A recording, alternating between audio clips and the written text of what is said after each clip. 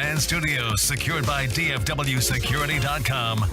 This is Sean and RJ on 105.3 The Fan. Adamitis fires it back. Robbins puts it down. The kick is on its way. It is good. Yeah, baby. A 48-yard field goal by Evan McPherson has given Cincinnati a 34-31 overtime win.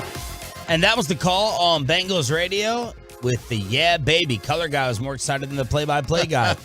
Good morning, Metroplex. It's a Tolo Tuesday edition of Sean and RJ live here on DFW Sports Station 105.3 The Fan. Glad you're waking up with us, and we got a very, very, very entertaining Monday Night Football game. Trevor Lawrence injured and hurt, and the Cincinnati Bengals with a backup quarterback, highest completion percentage in a quarterback's first or second career start, 86.5% for someone named Jake Browning. Yeah, Mr. Washington. It's a good day. It was a good day Monday for the University of Washington. Sunday and Monday, but that was a clean quarterback game. You know, Lawrence only had 7 incompletions. Browning had 5. I was stunned. I did not think. I had Jags -9. I did not think that since he had Jags -9. Yeah, I mean, they've been rolling. They've been playing really good football. They won 7 of 8. We hadn't talked about them at all. No. And that's the thing.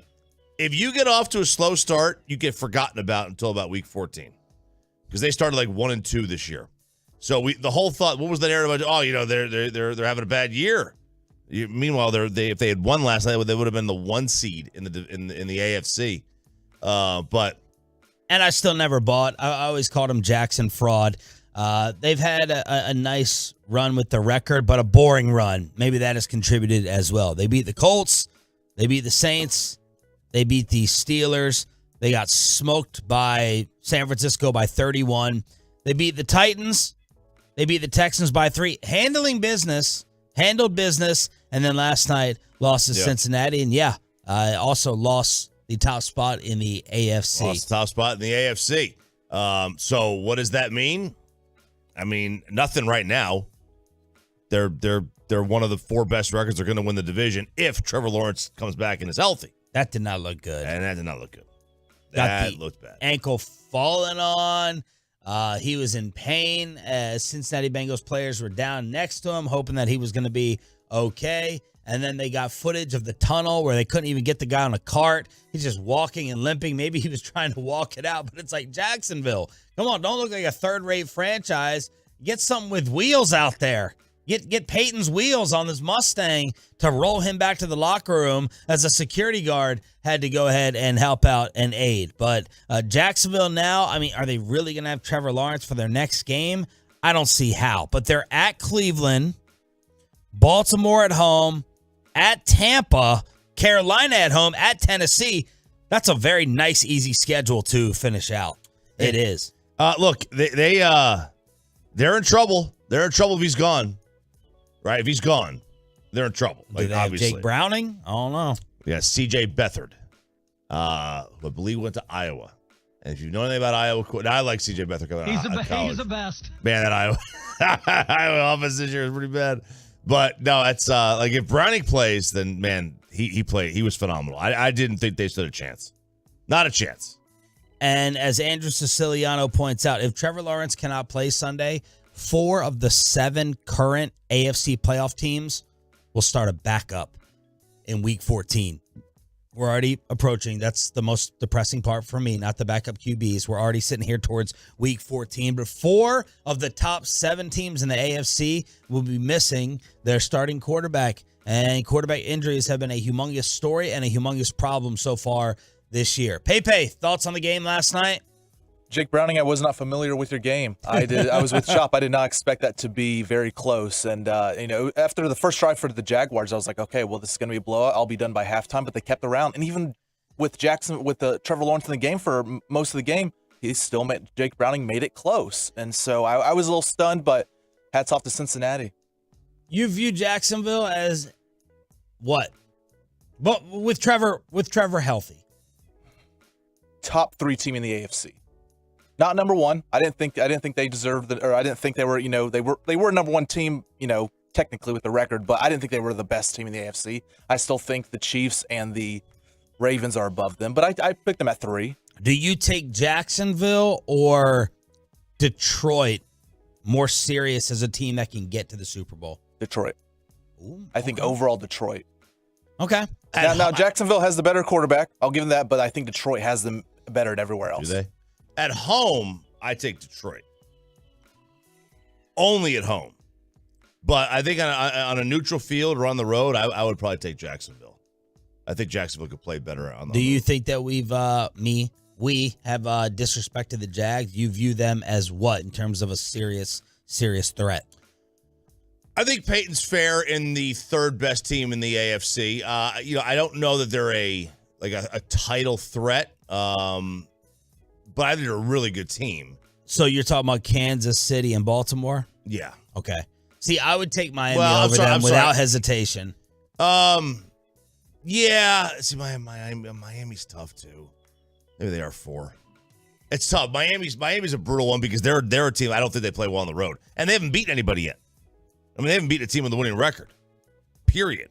That's a little telling.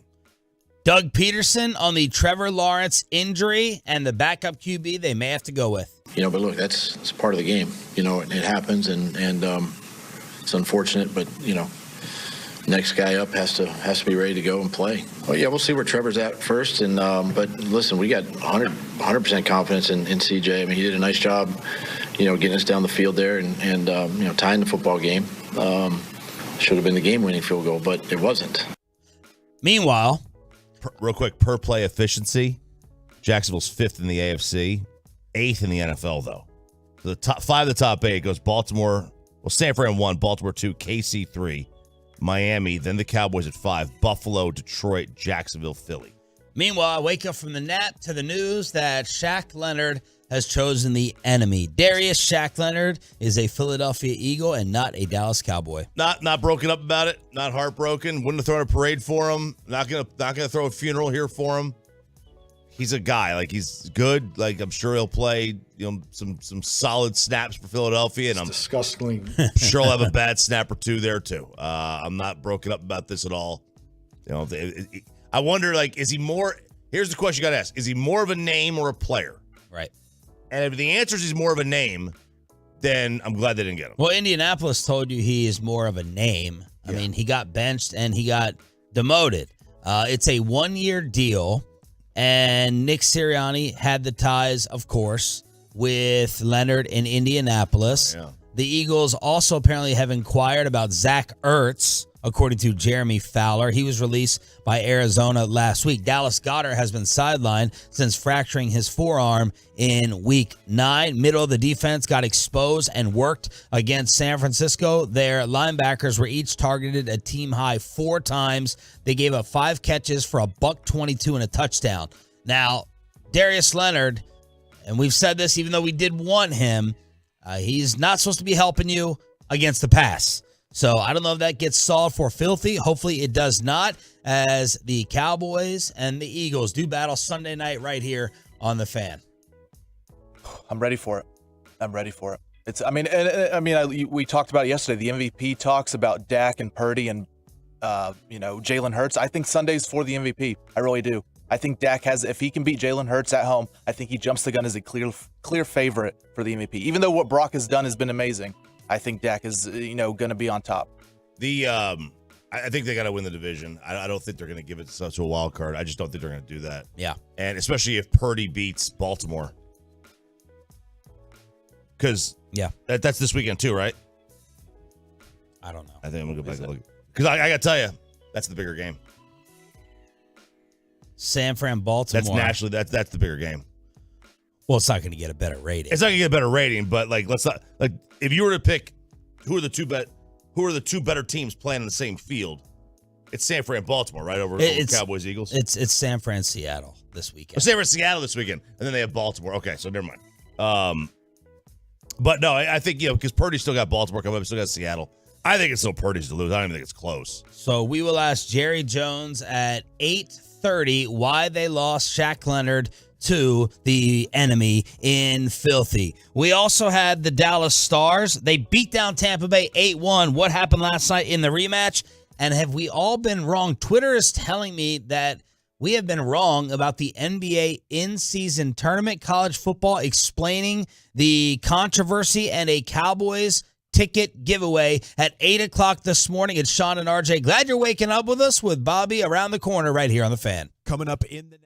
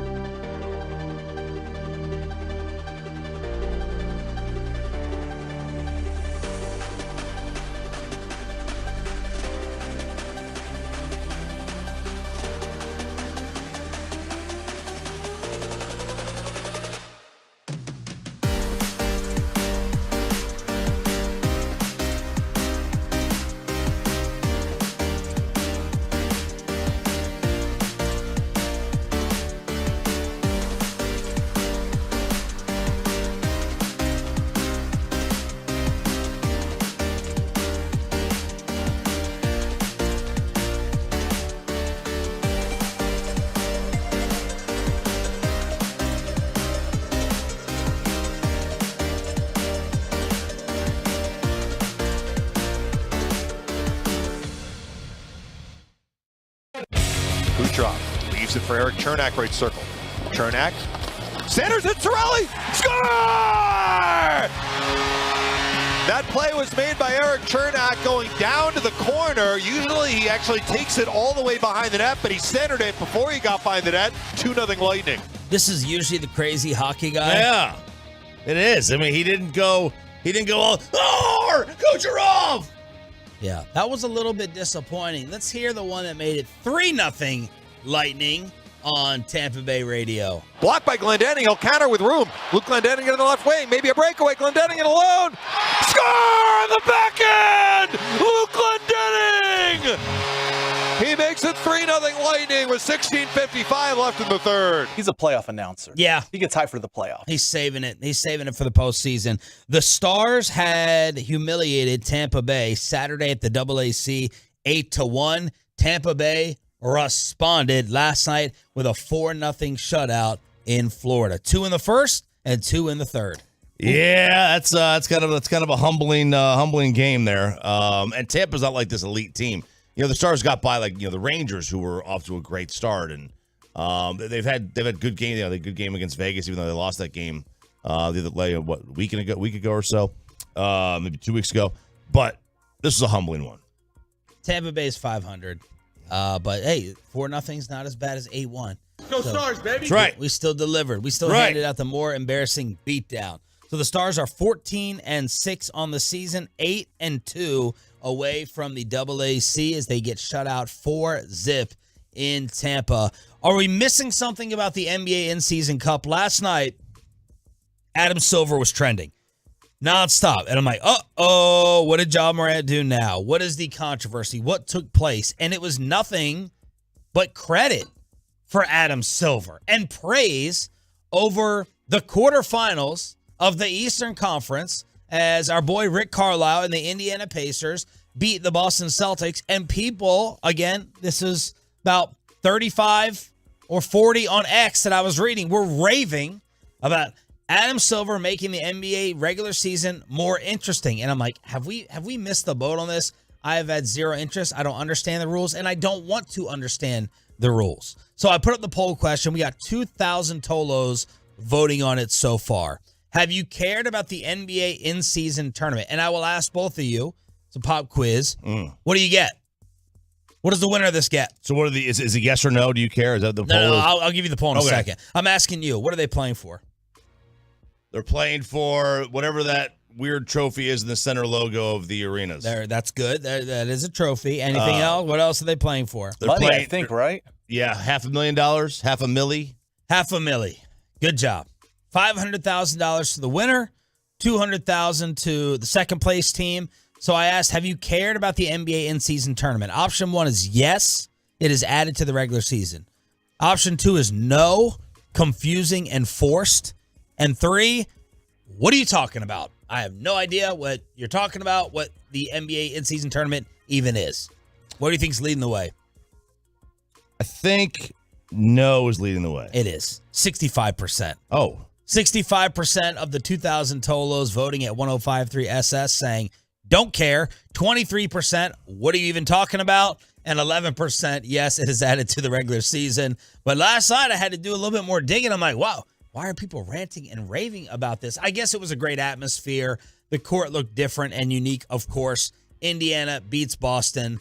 But again, it means nothing towards playoff seeding. No. Zip zero, nada, just some extra cash for the players. I was talking to some people at Sandler's charity event. Well, Chuck Cooperstein. Yeah. Well, I didn't want to out him. I'm like, who's the only NBA person? I don't want to out him. Well, Damaris was there. McMahon. Did you have to pay to talk? You would have had to pay to talk to McMahon. I did. Damaris, the one who doesn't respond to us? Damaris never responded to me. I don't think the Metroplex knows just his last name. Damaris. And Cooper's like, it's tough because we are conditioned as Americans to root for one trophy. We are conditioned to root for one trophy per year. And in soccer in Europe, you've got your regular season EPL trophy, then you got your Champions League trophy, right? So you got 2 trophies you can root for: the regular season champ and then the playoff champ. And we don't operate that way. So it's just difficult. It doesn't move the needle with me. I don't care about the NBA in-season tournament. I respect the idea of trying to play for more than just one title at the end of the year. I like the idea. I wish we would give more credit to winning a 6-month regular season in the U.S. than we do. I do think that I wish we would do that. I think there's some value, a lot of value, in being the best team over 6 months than being the best team over 6 weeks. So like that, I like that, but that's not the way that's not the way we operate. What is going on with Josh Giddey? What is the very latest out of Oklahoma City? So the girl's family has lawyered up, This is the investigation of the underage relationship. Did it take place with this Thunder player who is still on the court? Still on the court, which tells me that the NBA knows something that we don't know. So her family has hired Gloria Allred, a very famous attorney. She advocates for women in cases against powerful men and celebrities for decades. They got no comment. The police in Newport Beach said its detectives are conducted and My tongue doesn't work until 6 a.m. Yeah. Okay. Till when? When this is never mind. Go. Starts working when I get home. Keep going. The police say they're conducting this investigation. The NBA is investigating. Now, we know nothing about this girl. Okay, it's amazing. We know nothing. This girl is almost being as hard to figure out as Plain Lady was. Yeah. Now, this girl's a minor, so that plays into it. But this happened 2 years ago. Giddey was 19 at an over 18 club. They're saying now that she was a junior in high school. She could be 16. She could be 17. I suppose she could be 18 at the time. She could be 15. You have no idea. Right? We have no idea. Best case scenario for Josh Giddey is she was 18 years old.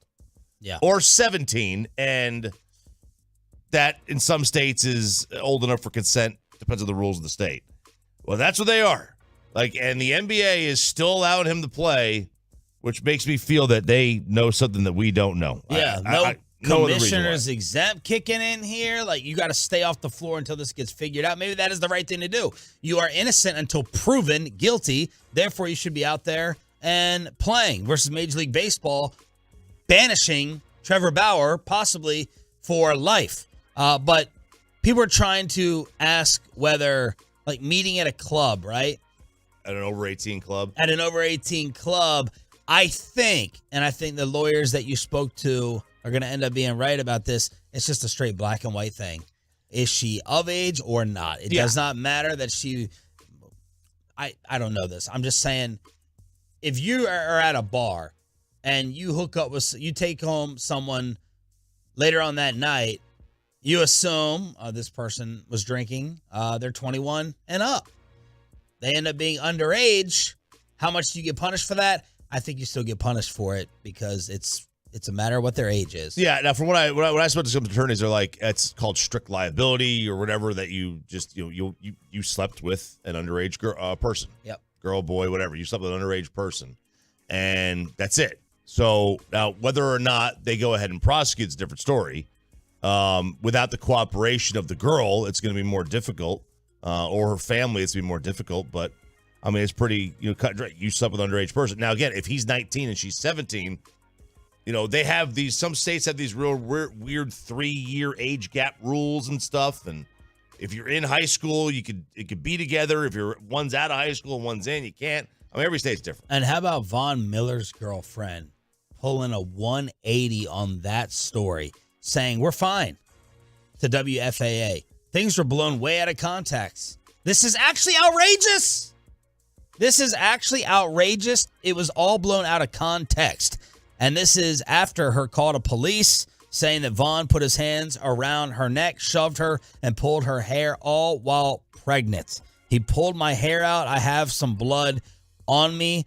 And she kept yelling, "Stop, I'm pregnant." And hours later said, "Nope, that didn't happen. Don't know what you're talking about." So, my goodness. 877-881-1053 is the truckwreck.com text line. 877-881-1053. Here on Sean, RJ, and Roberto. We got Peyton and Ryan in the back. We are live on the Fan Cam, Twitch, and YouTube. Bobby thinks that the cracks are starting to form in Philadelphia. We're getting some current players fighting with some former players in Philly leading up till Sunday night. Is Dak now the favorite for MVP? And why did Shaq Leonard choose the enemy? Our Cowboys Insider Bobby Bell joins us on Sean and RJ next. We will.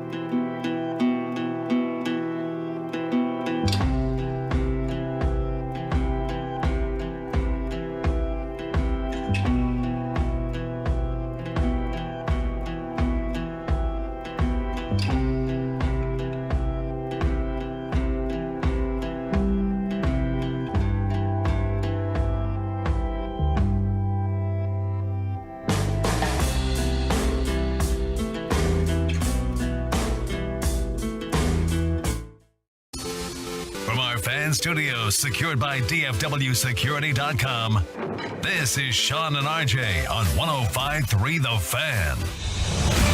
From news and notes to the coaches and players for America's team, let us go inside the stars on 105.3 The Fan.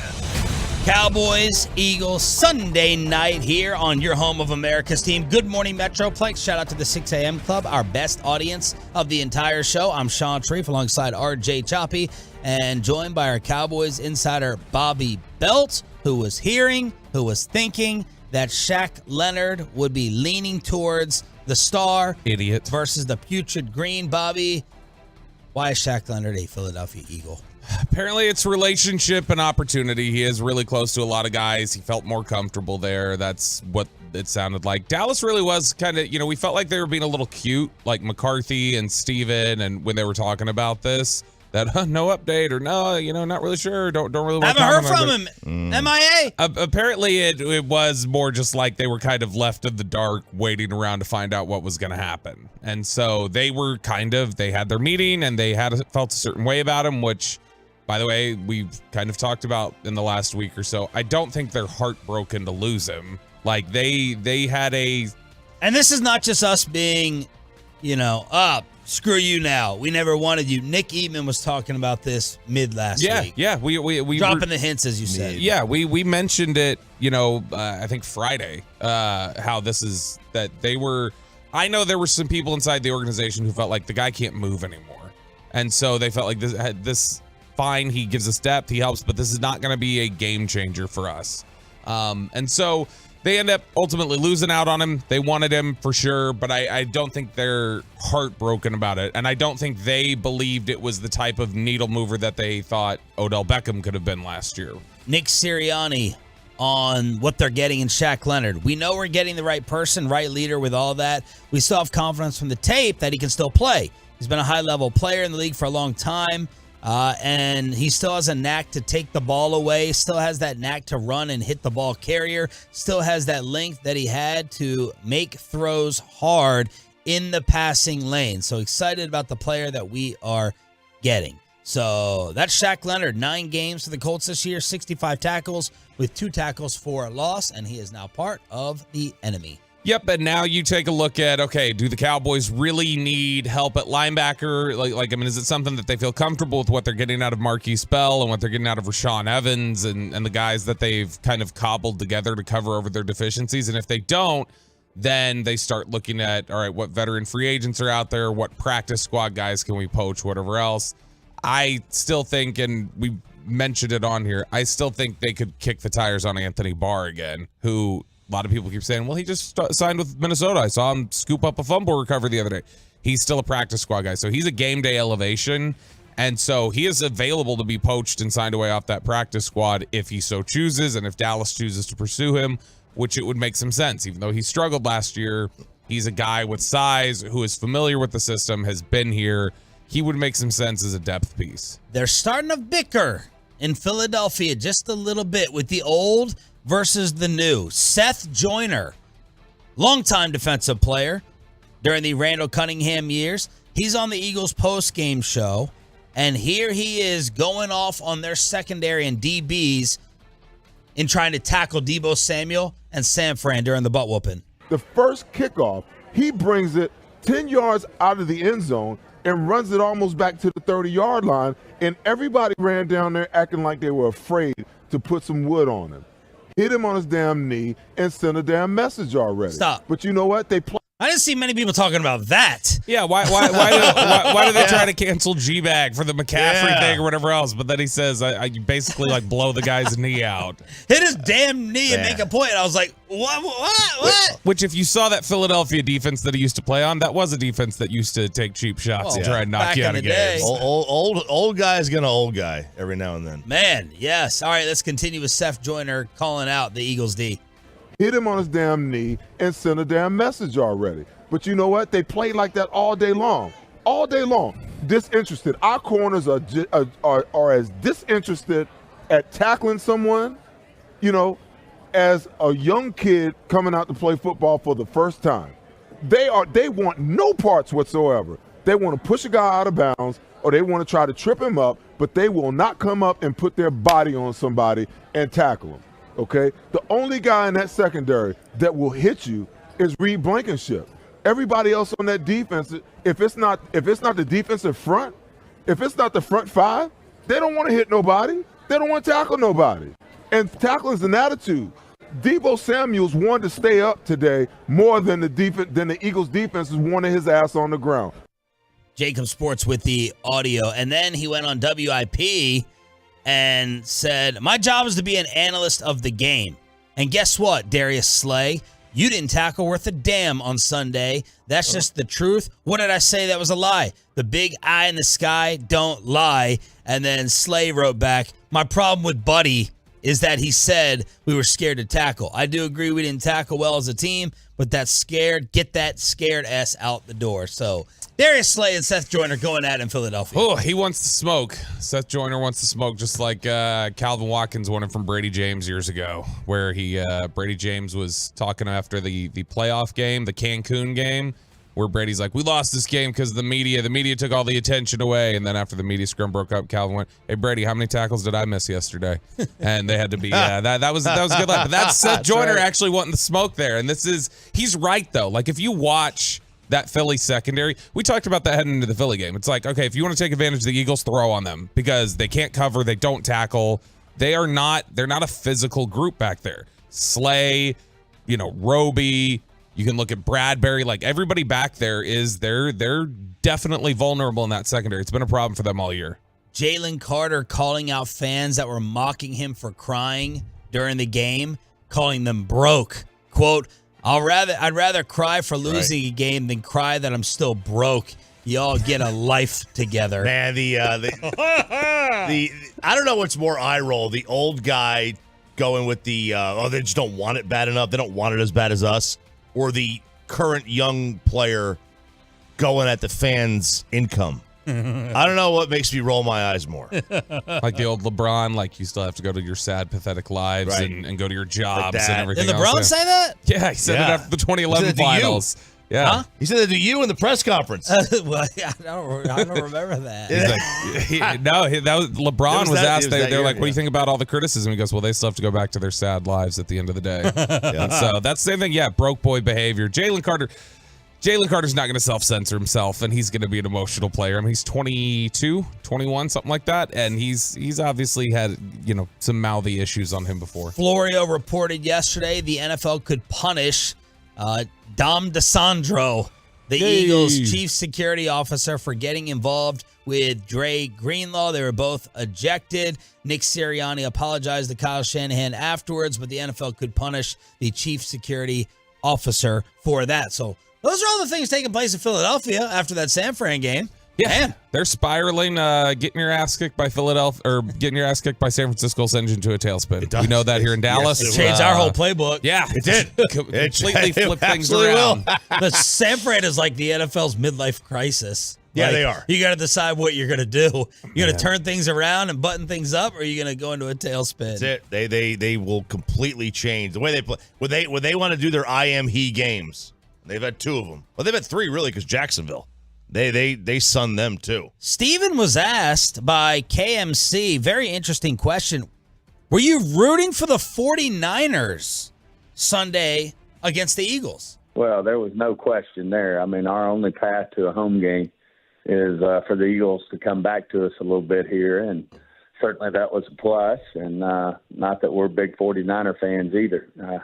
Usually we're rooting for them to stumble, but I'm sure they do the same with us as well. And certainly Detroit's out there with they had a great day yesterday. We paid a lot of attention to it. So, right there at the top, there's a, really good group of teams there.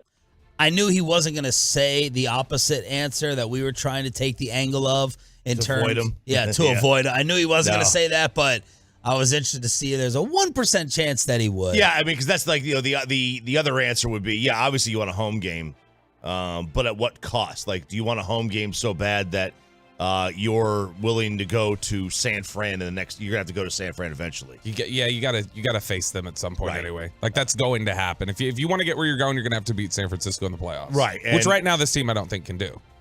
I don't think they can. I think they can at home. They can at home. I don't think they have a chance on the road. Dak Prescott from Bet Online is your new favorite and leader for MVP. Man, every site, there's like 75 different. Because yesterday I was like, well, no, this guy's here, and then Dak and Hurts are right there, and then every site has their own odds, obviously. Yeah, and I don't know what the website was I saw yesterday, but there's one of these websites that I think it's Vegas Insider or whatever. Yeah, Vegas Insider. They take like the top 8, and then they create basically a consensus one, and that consensus had Dak as the MVP favorite. And so if he wins MVP, it will be the RJ and Choppy show. I won't be able to do this with him. It might be insufferable for a really long time. Might. Yeah. There's no response. There's no counter back to it. You can just you can just drop MVP whenever you want. Exactly. Your comeback could be Rich Gannon. You know that he's like gonna fall off? No, that he won an MVP. No, and it's not that big of a deal. It's gonna have to be our comeback because we both started hitting the eject button. But I'll own it. Man, it would be insufferable. Whenever Broadus does the draft, like goes through the draft process and they're watching tape, when they used to sit at the start to watch tape, if anybody ever disagreed with him, then he'd go like this and he'd point up at his Super Bowl football. That's what I would do. If you guys just started saying anything, I'd just go MVP and I'd just drop that line. Steven was asked, Bobby in a good mood because of that. Let's change that mood. Steven was asked how much credit Coach McCarthy deserves for this possible MVP season. Mike's been able to clean up some of the things that, if people were to be critical of Dak, which is hard to do because for the most part, he's played at a high level from the day he walked in the league as a rookie. But I do believe some of the things we're doing has cleaned up, some of the interceptions, which we all know how critical turnovers are when it comes to winning a football game. And certainly Dak's cleaned that up. I think he's thrown some of the, one of the quarterbacks in the league that's thrown the fewest number of interceptions. We're protecting the ball. And, I think we're just doing a really good job of getting the ball to the right people, executing.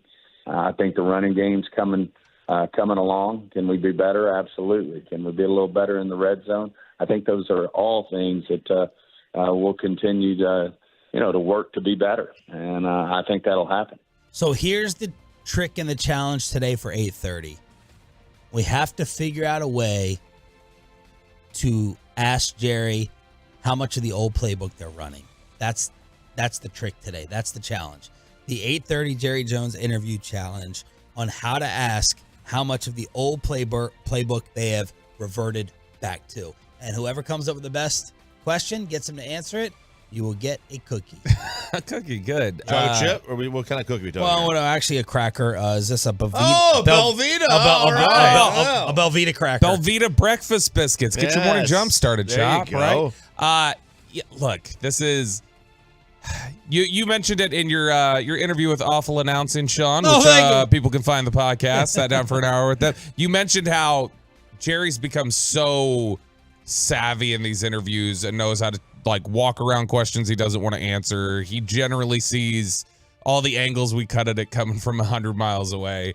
So I don't know. We're going to have to come up with some way. I don't know that there's an easy way to get him to answer that. But here's the thing. Do you have eyes? Do you have eyes? Have you watched football? You can see this is not the same offense they ran the first 5 weeks of the season. No, it's just not.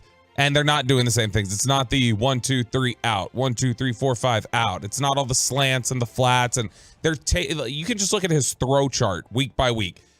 The direction that the football's going, where he's throwing it over the field, it's just different. And so it looks more like what they've run in the past. They're just having more success with it. Dak's playing at a higher level. Did college football admit the truth yesterday? Why is SMU getting thrown into the controversy? And apparently a lot of the country has Nick Saban's phone number because the GOAT is getting harassed. Little college football fallout next on The Fan. Let's get you over to K-Post.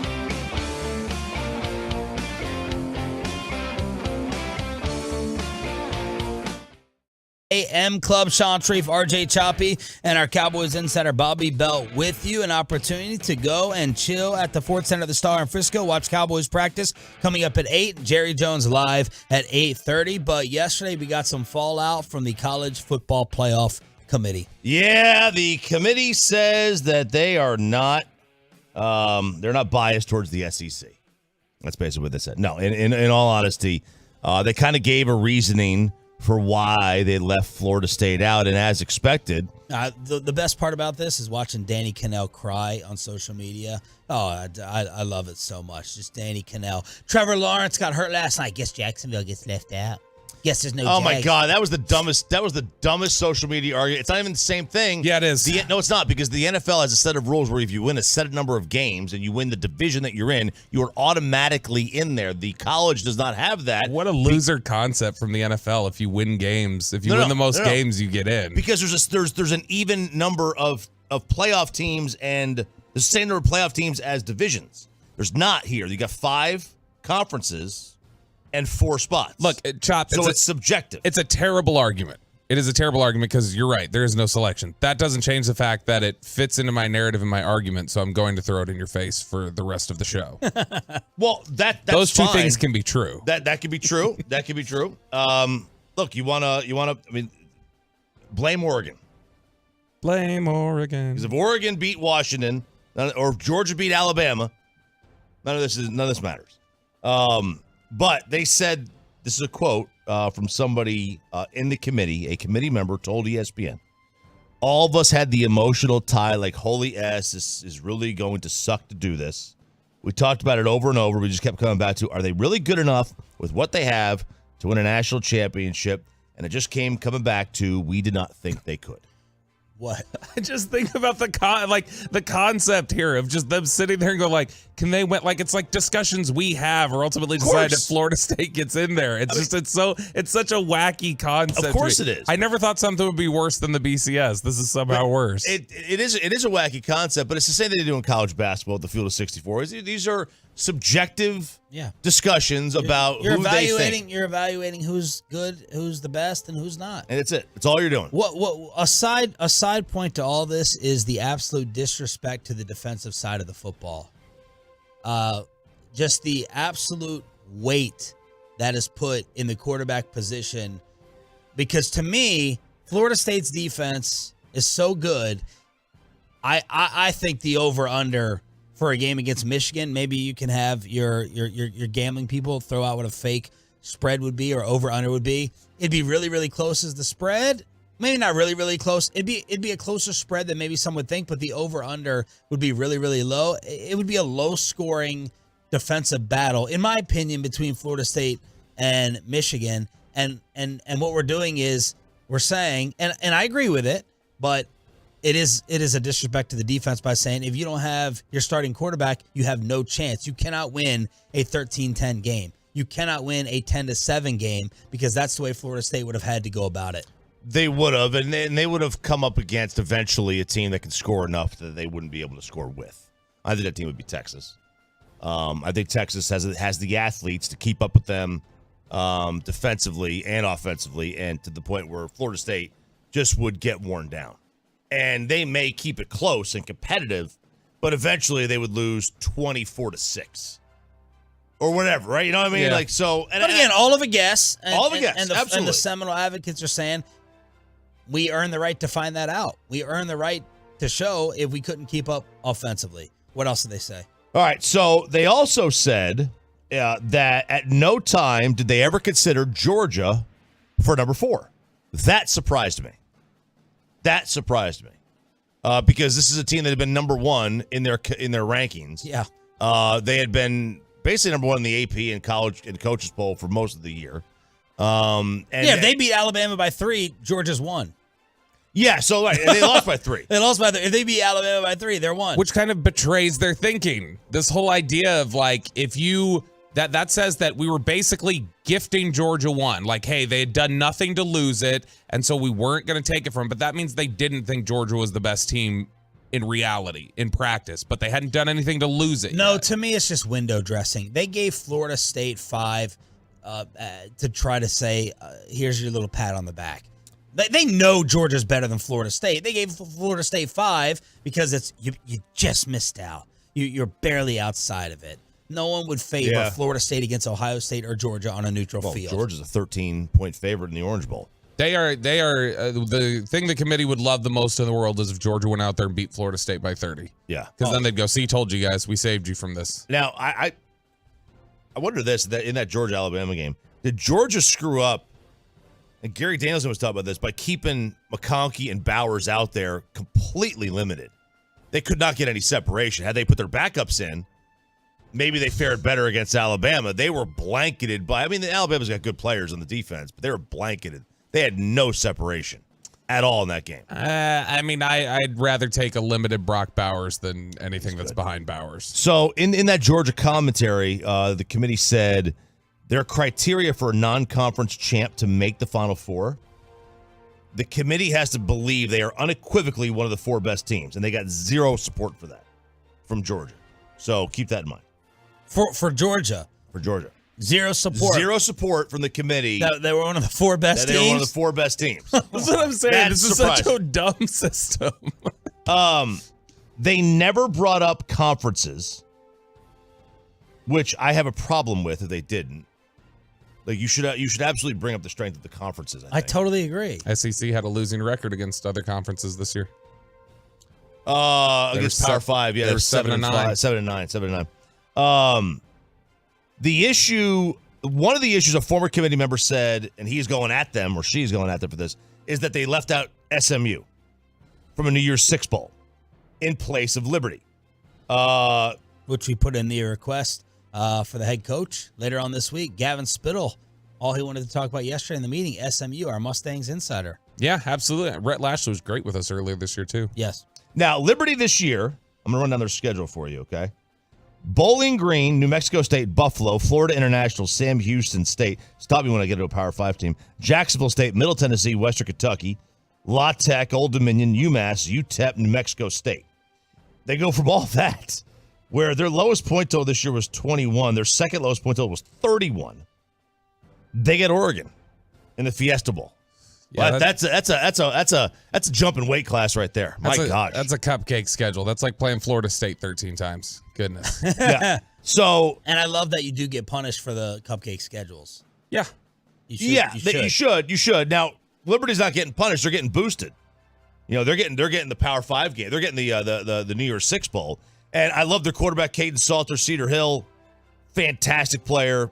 You can make a Heisman argument for him if you want to. So they got a guy, they got a player, but so that was Liberty's schedule. That was Liberty's schedule. Oh my gosh. Yeah, SMU. I go to SMU's schedule real quick, but they played a much tougher schedule. They obviously play TCU every year, but SMU's schedule, they had Oklahoma, they had TCU on the road to Oklahoma, on the road to TCU. Wow. Let's see, they played. Memphis, Navy, North Texas, Rice, Tulsa, Tulane on the road. So that's 2 ranked teams in Oklahoma and Tulane. What else did you take from the committee, Bobby, yesterday? They're definitely in a. They knew, like it's not often that you get anybody from the committee to talk like on or off the record in any sort of like a piece like this. Like they knew they were going to have to talk about this. Yeah. Like you could tell that this is something that it's like, all right, we got to do some damage control. We've got to do something to like explain our thought process here and talk about the decision that we made. I respect the end game of what they're trying to do of let's get the 4 best teams or whatever else. It's hard to take seriously, like what Choppy's referencing there. When they say, well, Georgia doesn't even come into the conversation in the top 4 at all. Really? Yeah. They don't come into the top 4 at all, but that's also at the same time as you're telling me it's not one of the top 4 teams, you're also trying to give it as like, well, how can we leave Bam out? They just beat Georgia. Like, I mean, that's so huge. Yeah, like the thing that screwed everything up, a couple things screwed everything up. One is Florida State winning screwed it up.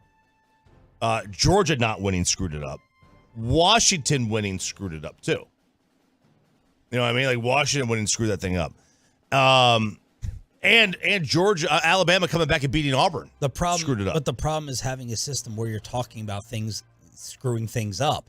That's not the way sports is supposed to play out. That's why next year we'll solve all of this it will make these conversations go away. It will suck for us not to have these fights and these debates and these divorce proceedings between Bobby and his wife that I'm going to fund and pay for. But like, this is. But like, they need. If only this would have happened, that's not the essence of what sports is. No, but like when I got to college, when I got to the University of Tennessee in 1997, Well, Michigan and Nebraska were tied atop the polls. Michigan played Washington State in the Rose Bowl, and Nebraska played the number 3 team, which was us, Tennessee, in the Orange Bowl. And they split the championship. Yeah, at least they're playing this out. It's At not least worse. they're- yeah. It's not worse than the BCS. At least they're Well, getting that was pre-BCS. That was the Bowl Alliance or whatever the hell it is. Then the BCS was 1 versus 2. At least you got 1 versus 2, even though you may not have thought it was actually the best 2 teams in the country. And now you get the 4 best. And I'll tell you, this year, for the first year, and I can remember, you have more than 4 teams that can actually win this thing. what they're telling us with these comments is if Michigan would have lost to Iowa and Washington would have lost to Oregon, they still weren't letting Florida State in as the only Power 5 undefeated. They weren't putting them in there regardless. Probably not. I do think if Georgia won, they would have put them in.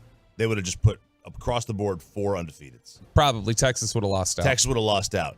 They knew they had the moment Alabama won. Alabama was going in regardless. I think if Alabama won, because and I'll say this: whether you call me an elitist, SEC, whatever. When you've won 14 of the last 17 championships, your conference deserves to be in, whether it's a down year or not.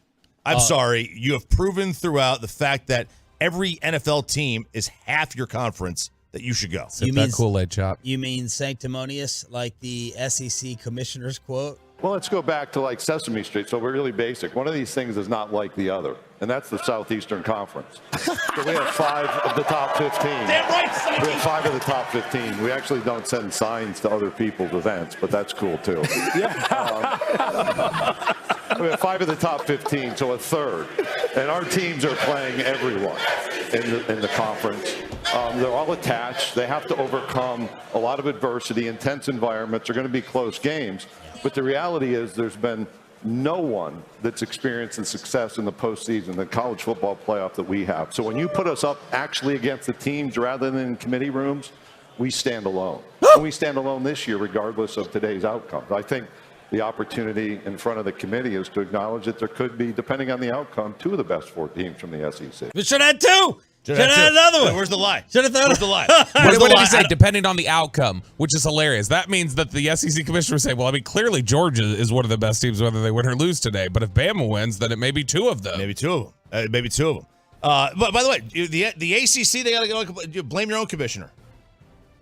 He's the one who stopped. The 12-team playoff was supposed to start this year, and it was held up by the ACC commissioner. I would just absolutely love it if we got more of like Roger Goodell and Adam Silver talking like the commissioners of these conferences who are all trash talkers and like they let it swing out there. Yeah, they do, man. They do. But Right. it's a beauty contest. It is like that. It's an imperfect way to find a champion. And popularity contest. 100%. You're not going to keep out the entire SEC. Why? Because it just means more. I need some help and advice from the Tolos with the news in the Sharif house yesterday. I need some advice on having a daughter next. Let's get you over to Platinum Ford in Terrell. You can head on over.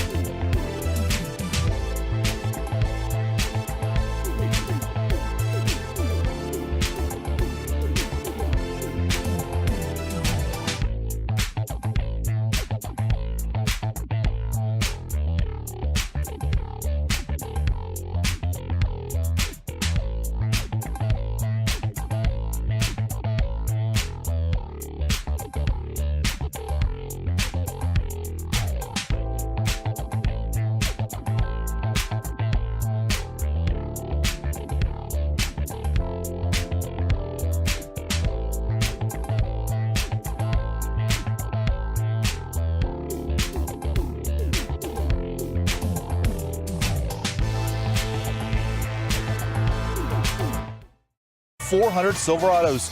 Shop them all today at ClassicChevrolet.com. This is Texas. This is Classic Chevrolet. Relax and enjoy the difference and find new roads. Little bit of personal news yesterday. Got the 5 o'clock condolences from Peyton this morning as the wife posted that we are going to have our first daughter. Geriatric pregnancy in the street. Geriatric. Yeah, that's what they call it. It's like everyone's obese. We're geriatric, I believe. Yeah. Me and Kevin Hagelin and Gavin Dawson. Wow, I had no idea they called it a geriatric pregnancy. You're 42. Yeah, man. I had no idea that's what it's called. Well, probably more so for her. You know, she's 38 or 39. You're not sure which? No one knows, Bobby. You're going to find out soon. Once you get past 35, you lose track. And you don't want to know either. You don't want to know. That's true. Kristen's already past 35, or almost, anyway. She's what? She'll be 36 in April. 36, and you are?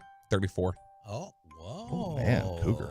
Yeah, that's right. So, baby girl Sharif is coming in May, and I join the likes of, finally, Dak Prescott, Luka Doncic. Baker Mayfield, Kyle Yeomans, and Zach Wolchuk. There's something in the water in DFW because girls everywhere. Yeah, girls everywhere. I don't know. Everywhere. I don't know the triplets that Yeomans is having. He's having triplets? Yep. I don't know that he said that. Yeah, he posted it 3 times. He said he was having baby. Yeah, but Kyle follow him on Yeomans. social Well, media. whatever. Be more specific. You're a He said play-by-play guy. triplets. He said triplets It's about on Twitter. detail. Yes. Both of y'all shut up. Talk to me about social media. Per source. Per Gosh, source. triplets. Yeah, Ugh. triplets for Yeomans. Hard pass. So, Bobby, you don't really have a say. No, you don't have a say in that one. Choice. You don't have a say in it. Although I will say this. If you're going to have your first, Get him out of the way. get your have twins, get them out of the way, and then move on. Have a boy, girl, then move on. Boy, Or could two you imagine boys. going from no babies to all of a sudden you're Chiafalo? Like that I know. overnight. Chop has 2 boys. I have 1 boy. Bobby has 2 girls. What am I in for? Roberto and truckwreck.com text line. You are. I am. Like, I want to do like a time capsule. Like, I want to have like audio clips, an audio time capsule of you reacting to certain things today. That then in 2 years we hear you react to the same subject, and it'll be much softer.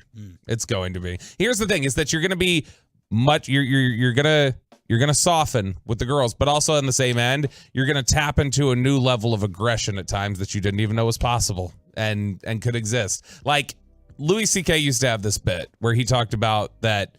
You know, his 5-year-old daughter. He's like, kids play on the playground, whatever else they do. He's like, but something just. When it's your girl, when it's your daughter, he's like, you see your 5-year-old get bullied on the playground or whatever. He's like, you irrationally think, I'm going to kill this 5-year-old child in front of me right now. Yeah, Peyton came in. He's like, yeah, congrats, but, I'm sure you wanted a boy. I was like, no, I wanted a girl. I want a girl first time around. I'm looking forward to the possible changes that you're talking about. I know I'm dead inside, so I'm looking. You're gonna have fingernail paint. I'm looking for some type of slight turn and possible adjustment to see what a girl could do. Could you imagine what Bassick, like with all his rage, would have been like had he not had a girl?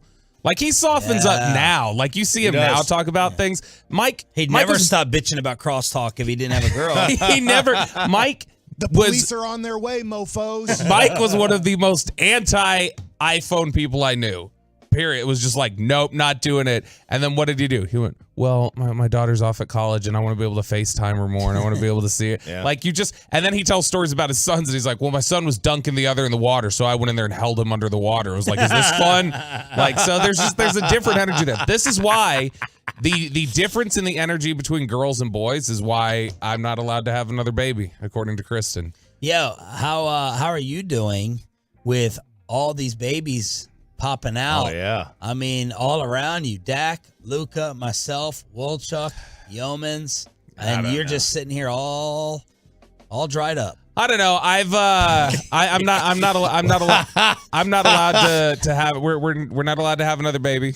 Partially because Kristen's like, nah, because if it's a boy, you're gonna be a jackass, and you're gonna be too hard, and I don't want to deal with that with everything else that goes on around. So it. she's not relenting. She's not. You feel like this is a hard stance. Yeah, and I've kind of given up on it. I've moved past it. Really? Yeah. Really? Yeah. Yeah. I don't know if I would sign off on you being a dad again as you lose your keys, your wedding ring, get drunk at kids. It just shows you I'm lost without a baby. That's what it is. Yeah, Like, you would have everything attached to you. Exactly. If you had a child. If we had another baby, it'd save my scatterbrained nature. You know how the babies have like with their pacifier, they'll clip it. We need to clip it to Bobby's shirt. Like, that's please, right. Just anything important, just clip It's it to got your a body. hook. It's supposed You to. should My clip it kids to are your body. supposed to. You really should. It's got a what's it called? Caribbean. Yeah, that. I am dreading being this old with a newborn, playing on the ground all over again. As I look at you guys, and don't you play on the ground with your kid now? He's young enough, right? I mean, not like a baby Not crawling. like crawling. Yeah. And then staying up and not sleeping and all that stuff. I know that this one will be easier than my first one. This boy is a drama king. Oh my God, he is so sensitive. He acted like a little angel the other night. Yeah, That's Sandler's but thing. you didn't see him for the second half of the event, like Spittle. I put, You mean for the entire event? I put him in the Marcus Simeon bounce house back there. But I know a girl's supposed to mature faster, right? She's gonna accelerate faster because she's got an older sibling to learn from. But this gonna suck being this old and the pains and the aches and the pains. It is. I know it is. I look at y'all and I'm like, man, you're almost done. You're almost out. You can go travel to other countries. You can go on vacation. But I'm going to be cooped up in Sunnyvale for the next 3 years. Yeah. Next 18 years. Yeah. Glad I got 2 HOAs I'm paying for. Apparently I'll need them both. 972 says, congrats, Sean. Welcome to the girl club. Have 4 of them. So if you need any advice, got you. Mine are 5, 14, 16, and 20. Yeah, everyone's saying boy better early. No. Girl better early, boy better late. The girl drama will be much worse than the late boy drama, but early girl better than early boy. I'll tell you this, like my Luca, my oldest one, he'll be 14 at the end of the month. Like he is turning fast into like my best friend. Nice. Now Sarah is my best friend, but from a guy standpoint, like there is nobody I want to no offense, guys. Nobody I want to talk sports with more than him. Nobody I want to I can't wait to have a beer with him. Like he is quickly, now my younger one will eventually get there when he gets out of his lunatic stage. But that's the one thing. Like for me, like having 2 boys, I can't imagine. Sarah wants me to have a girl. She wants me to have a girl. Why? She thinks it'll be good for me. I'm like, I produce men. Again, I produce alphas. Man, and that's like I said, you soften, but you find a new level of rage. And that's what the Trek.com fan text is saying. 817 says, the moment you're going to soften up until the moment someone hurts your daughter, you will literally be ready to go to the penitentiary at any given moment behind her. That's what it is. You soften up. Kristen always talks about the girls having me wrapped around their fingers. She's like, they're going to get away with so much stuff when they're teenagers because you're just going to blindly oh, that's my baby. Those are my princesses. Because I know I'm mean to him. He instantly just runs right into her, and because she coddles him, and it'll be probably opposite and reverse. Here's a Kristen. This is a bad story. I don't think she'd like me telling it on the air, but here we are. She knows this. There was a neighbor's dog that we were watching one time. This is like 2 years ago, and Addison had made some sort of aggressive move, made a quick move to go to the back of the house or something. She jumped up, and it startled him. It startled this little dog, this nippy dog, and so he just jumped up and bit her ankle or something. And she went to the ground and started wailing, and she loves dogs, so this was super painful to her that why would a dog bite me or whatever else. And Kristen had to step in between me and the dog because I was about to kill that dog for biting my daughter. Yeah. That was about to get really ugly. And she had to go get out of the house. You need to go just step outside and walk, just get away. I'll take care of this. And so that's what you're going to run into. My favorite message yesterday was Texas William making a meme, and it's the hooker coming up to my car saying $50 and it's whatever you want, baby. And I'm saying, can you babysit? So, there it is. I'll be ready to babysit. I'll be living vicariously since I can't have one. I have no idea what it would take for my wife to let you babysit. I am a great your wife caretaker in a cocaine heartbeat. Let me do it. I don't know. I'll do it for free. Who would you trust more, me or drive Peyton? Anywhere on your bald tires. I got new ones. Who would you trust more to babysit, me or Peyton? No, that says it's Peyton. You're hesitating. You're trying to save my feelings. I don't know anything still about Peyton, really. Peyton has. Have you changed a diaper before? She thinks Chop's never. funnier. Peyton's a better babysitter. No criminal records. I'm a clean guy. Come on. No Papacitos incidents? No. You have changed a diaper? I have not. Yeah. I would trust Bobby. That Papacitos incident says that I'm a protector. So now, how are you going to approach this now? You're even older than me. Gramps? I am.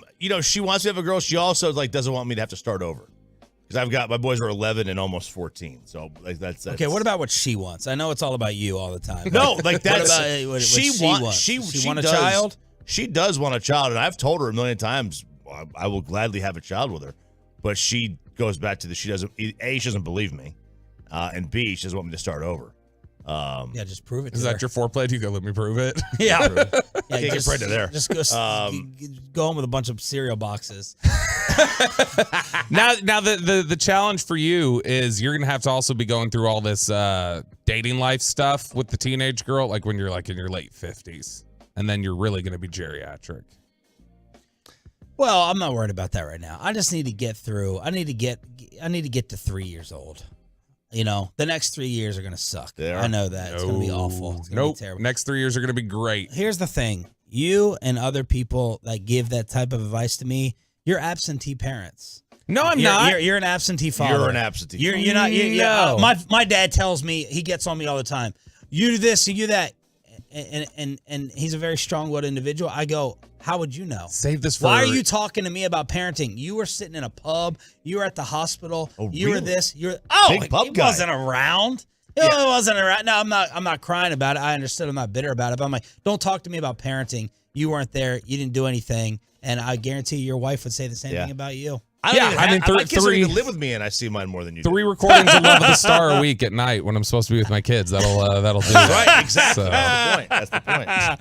877-881-1053 is the truckwreck.com text line. And in all seriousness, thanks to all the Tolos for all the congrats and all the messages yesterday as May. I think it's May. I was like, man, could you not have done this? Would we not have timed this for July so I wouldn't have had to go to Oxnard to wake up as they push us on the other practice field, because I know that surprise is coming. I know the Cowboys are surprising us with a boot away from where the players sleep. Yeah. Talk to your buddy about it. Be like, hey, coach, sorry, we'll be quieter this time. We'll be quieter. Yeah. So, when did you say the date was? May? Yeah. Ooh. Okay. I'm trying to think. What is that? Is that Taurus? What's Cancer? the sign? Does anyone know a May? It's Cancer. Sarah's May. It's Taurus. I have no idea. And what are those characteristics? What is the date? May what?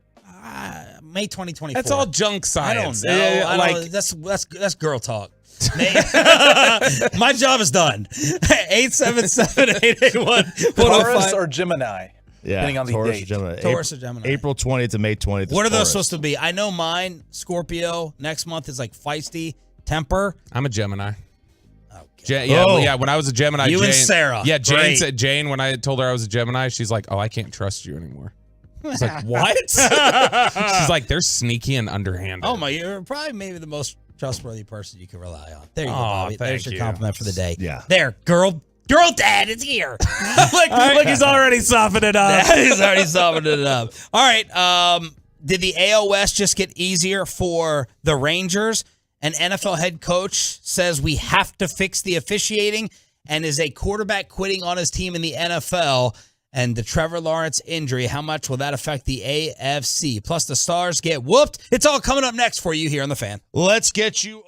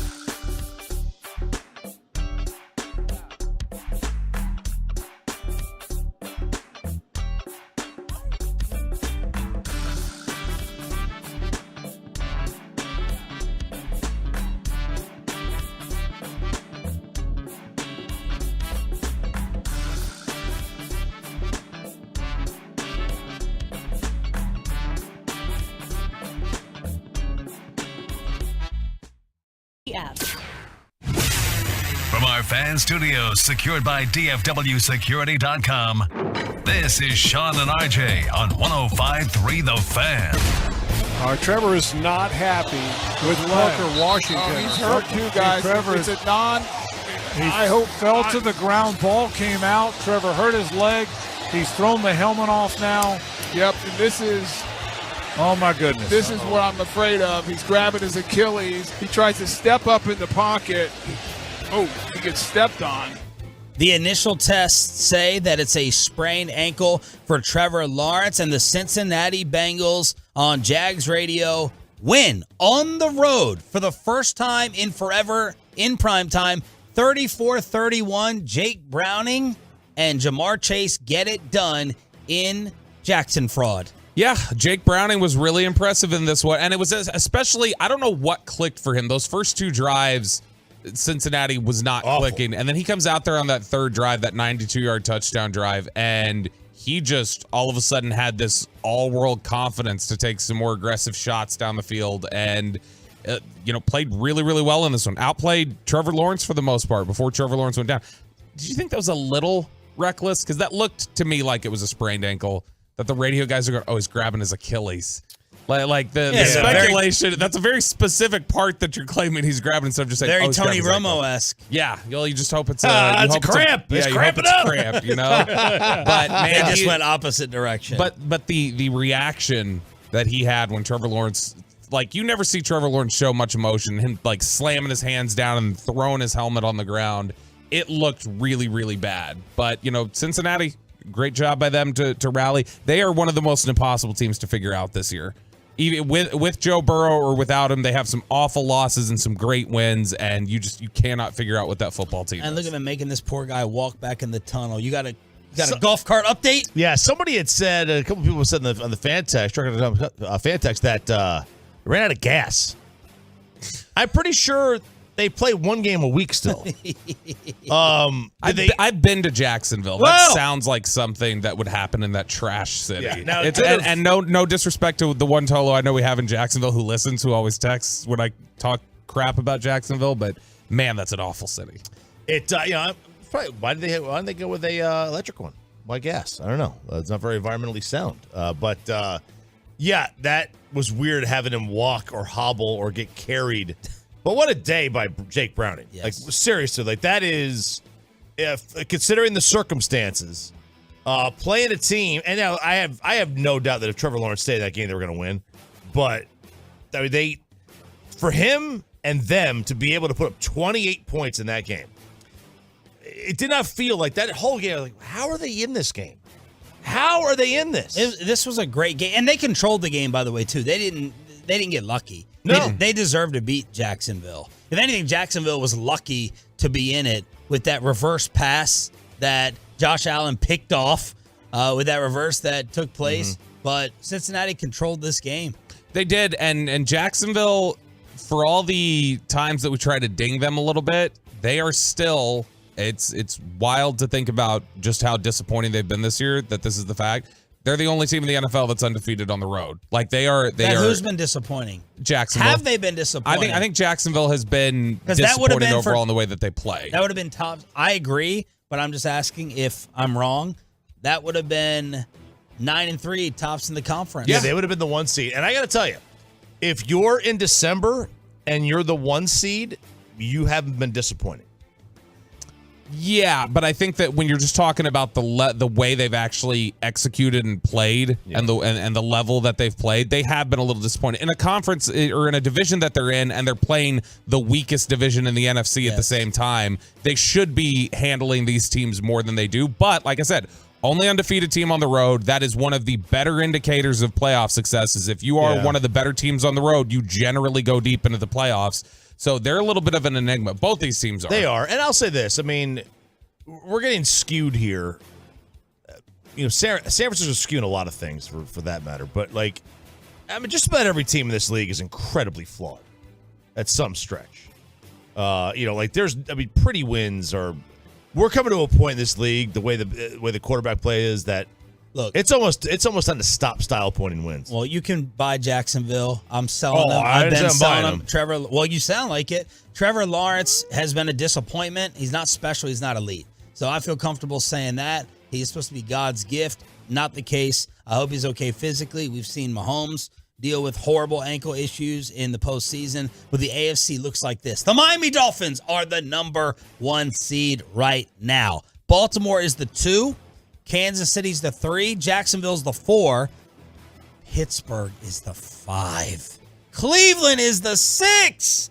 Indy is the AFC more gross than the NFC? Yeah, it is right now. I mean, you got from 4 on, from 5 on, Pittsburgh, Cleveland, Indy, Houston, Denver, Cincy. The Bills are the 11. Yeah, I mean, think of it this way. You've got no Joe Burrow. Josh Allen might miss the playoffs.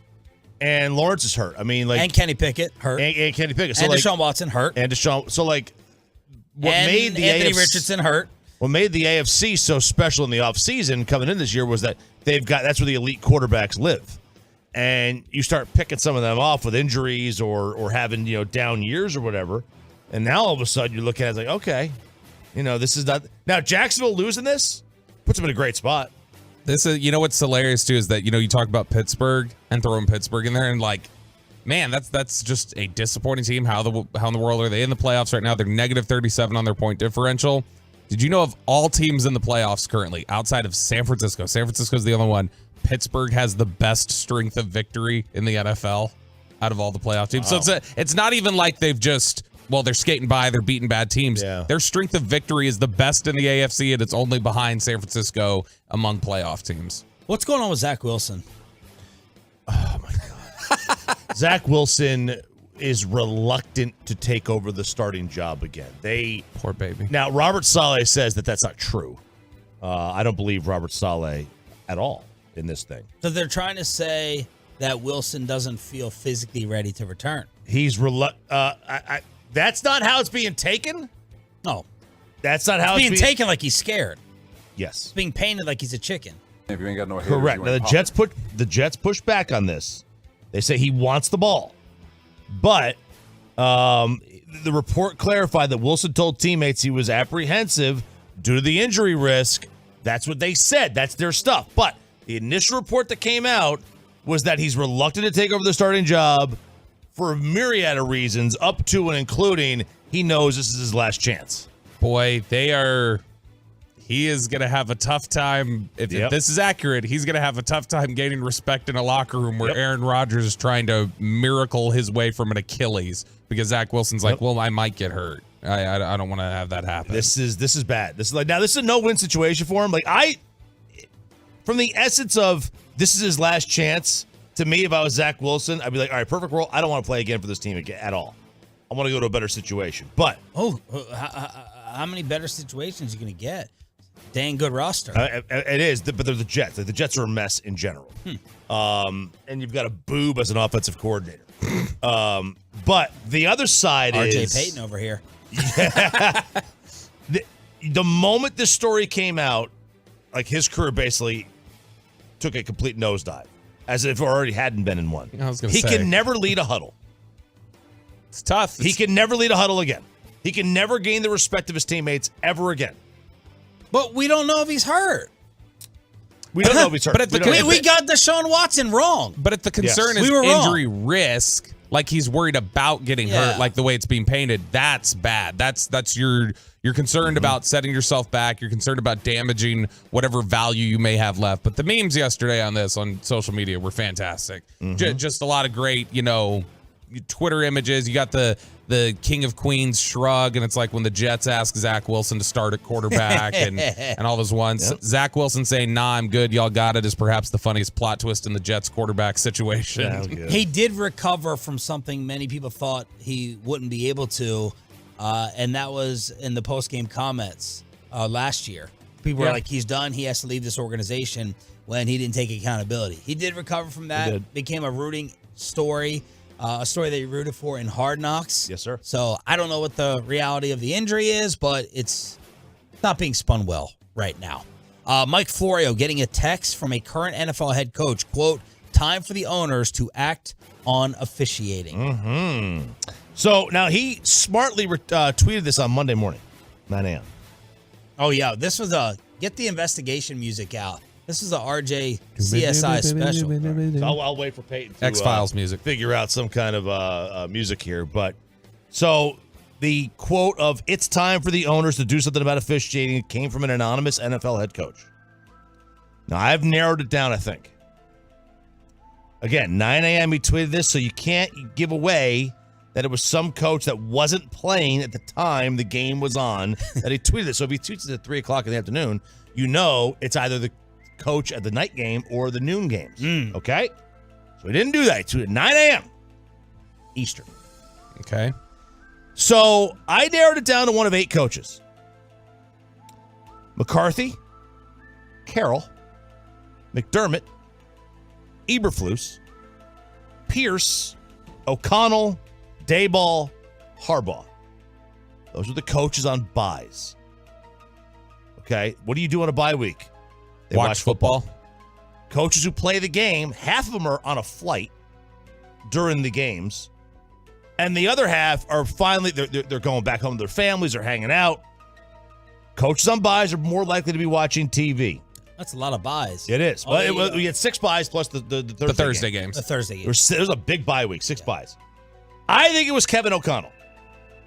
Minnesota. Why? He had the most to lose on Sunday. The moment that pass from Patrick Mahomes to Valdez-Scantling was not called a pass interference, their playoff hopes dipped a little bit because it's another team fighting with them for a playoff spot. Kevin O'Connell's got a lot of connect. He's well liked around the league. I think it was Kevin O'Connell. That's my guy.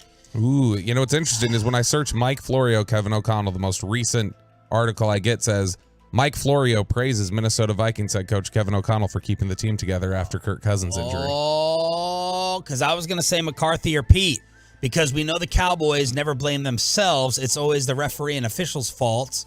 And Pete Carroll was furious in the first quarter against us. He was furious with the officiating. Who's 1-2 in the NFL in penalties this year? Seattle and Cowboys. Yeah.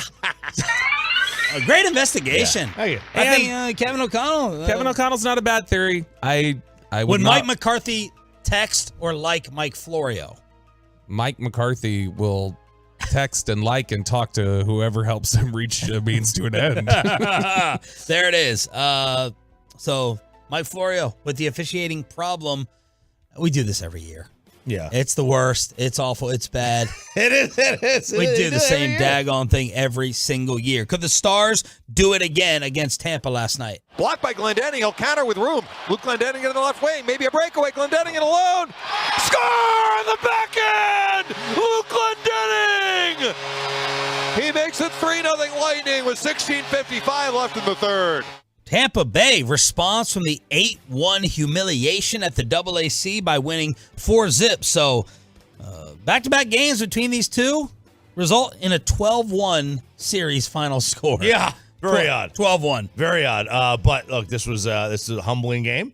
Tampa Bay's not great this year. They are not the normal Tampa Bay, and now they've got a difficult one coming up in Florida tomorrow night against the reigning Eastern Conference. Hamster. champs. Finally, some revenge for the city of Tampa. So Tampa looking for some revenge today against the Stars. No, this is because what was it? I remember the stat we had after Texas went in and just ran the Rays during the playoffs was, I believe, Dallas area sports teams in Tampa have won like 13 playoff games in a row when you include the Cowboys, and I think when the Stars had like played them there once, and so it's something that, or the Stars hadn't played them in Tampa. That's why the cup finals didn't. Bubble, that was right? the bubble, so it didn't count. So actually playing in the city of Tampa, Dallas has never lost in the playoffs in that city. They're undefeated, and so they get their revenge. The second dumbest Cowboys analyst on television said if Dak wants to win the MVP, he just needs to screw up more. Next, in the Expressway, then our Cowboys ticket giveaway on the home of America's team with Sean, RJ, and Roberto next. Let's get you over to the greatest.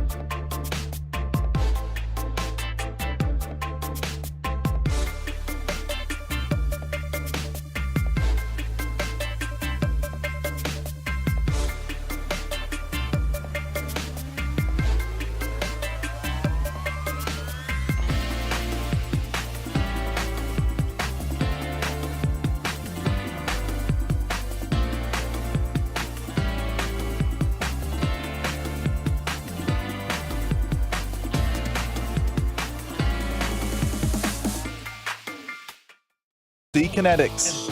Here we go. It's the Expressway.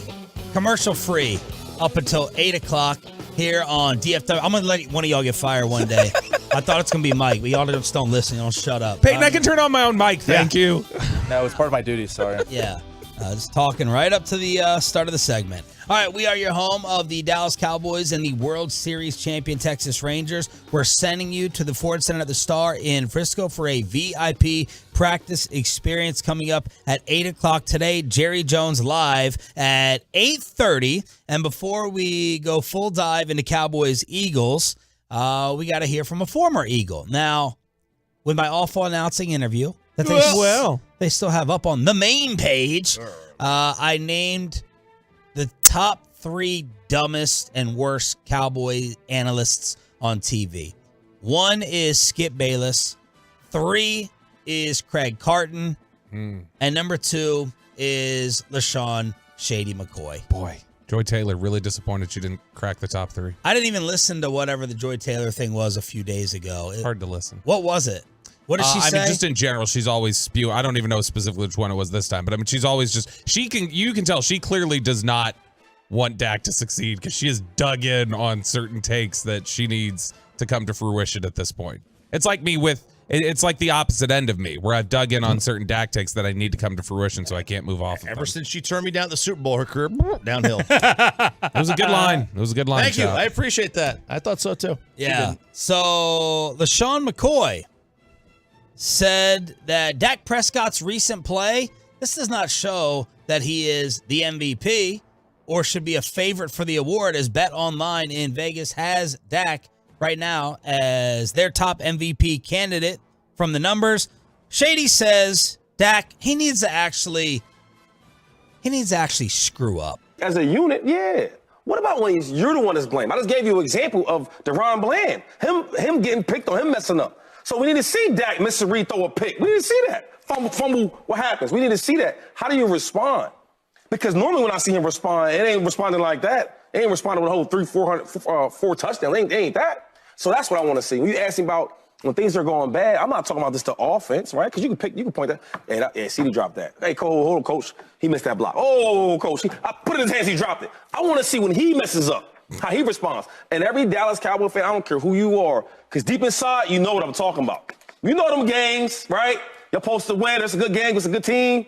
And Dak starts slipping a little bit with the plays, with the picks. And you like, oh, here it goes again. When that happens, I want him to respond. Hey, here it go again. Yeah, but you gotta give some credit to him not letting that stuff happen, though, Shady. Yeah.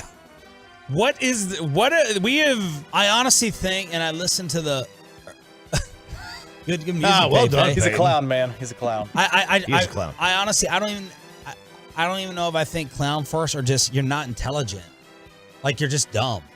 Like, the first clip that he tried to use in this argument made 0 sense. And everyone else on set was looking at him like, what do you... So you want him to be worse and mess up so he can respond to that in order to get more MVP consideration when your entire offseason, along with ESPN's, was built around the fake overblown narrative that he committed too many mistakes and was turnover prone. Silver spoon. He's a silver spoon guy, Dak, you know? Oh, that's my nickname for him. That's it, yeah. Everything has gone perfect, and there's never been any mistakes for Dak. We're 8 years into this, and look, I mean, we just have no idea what it looks like when Dak plays bad. Shady's right.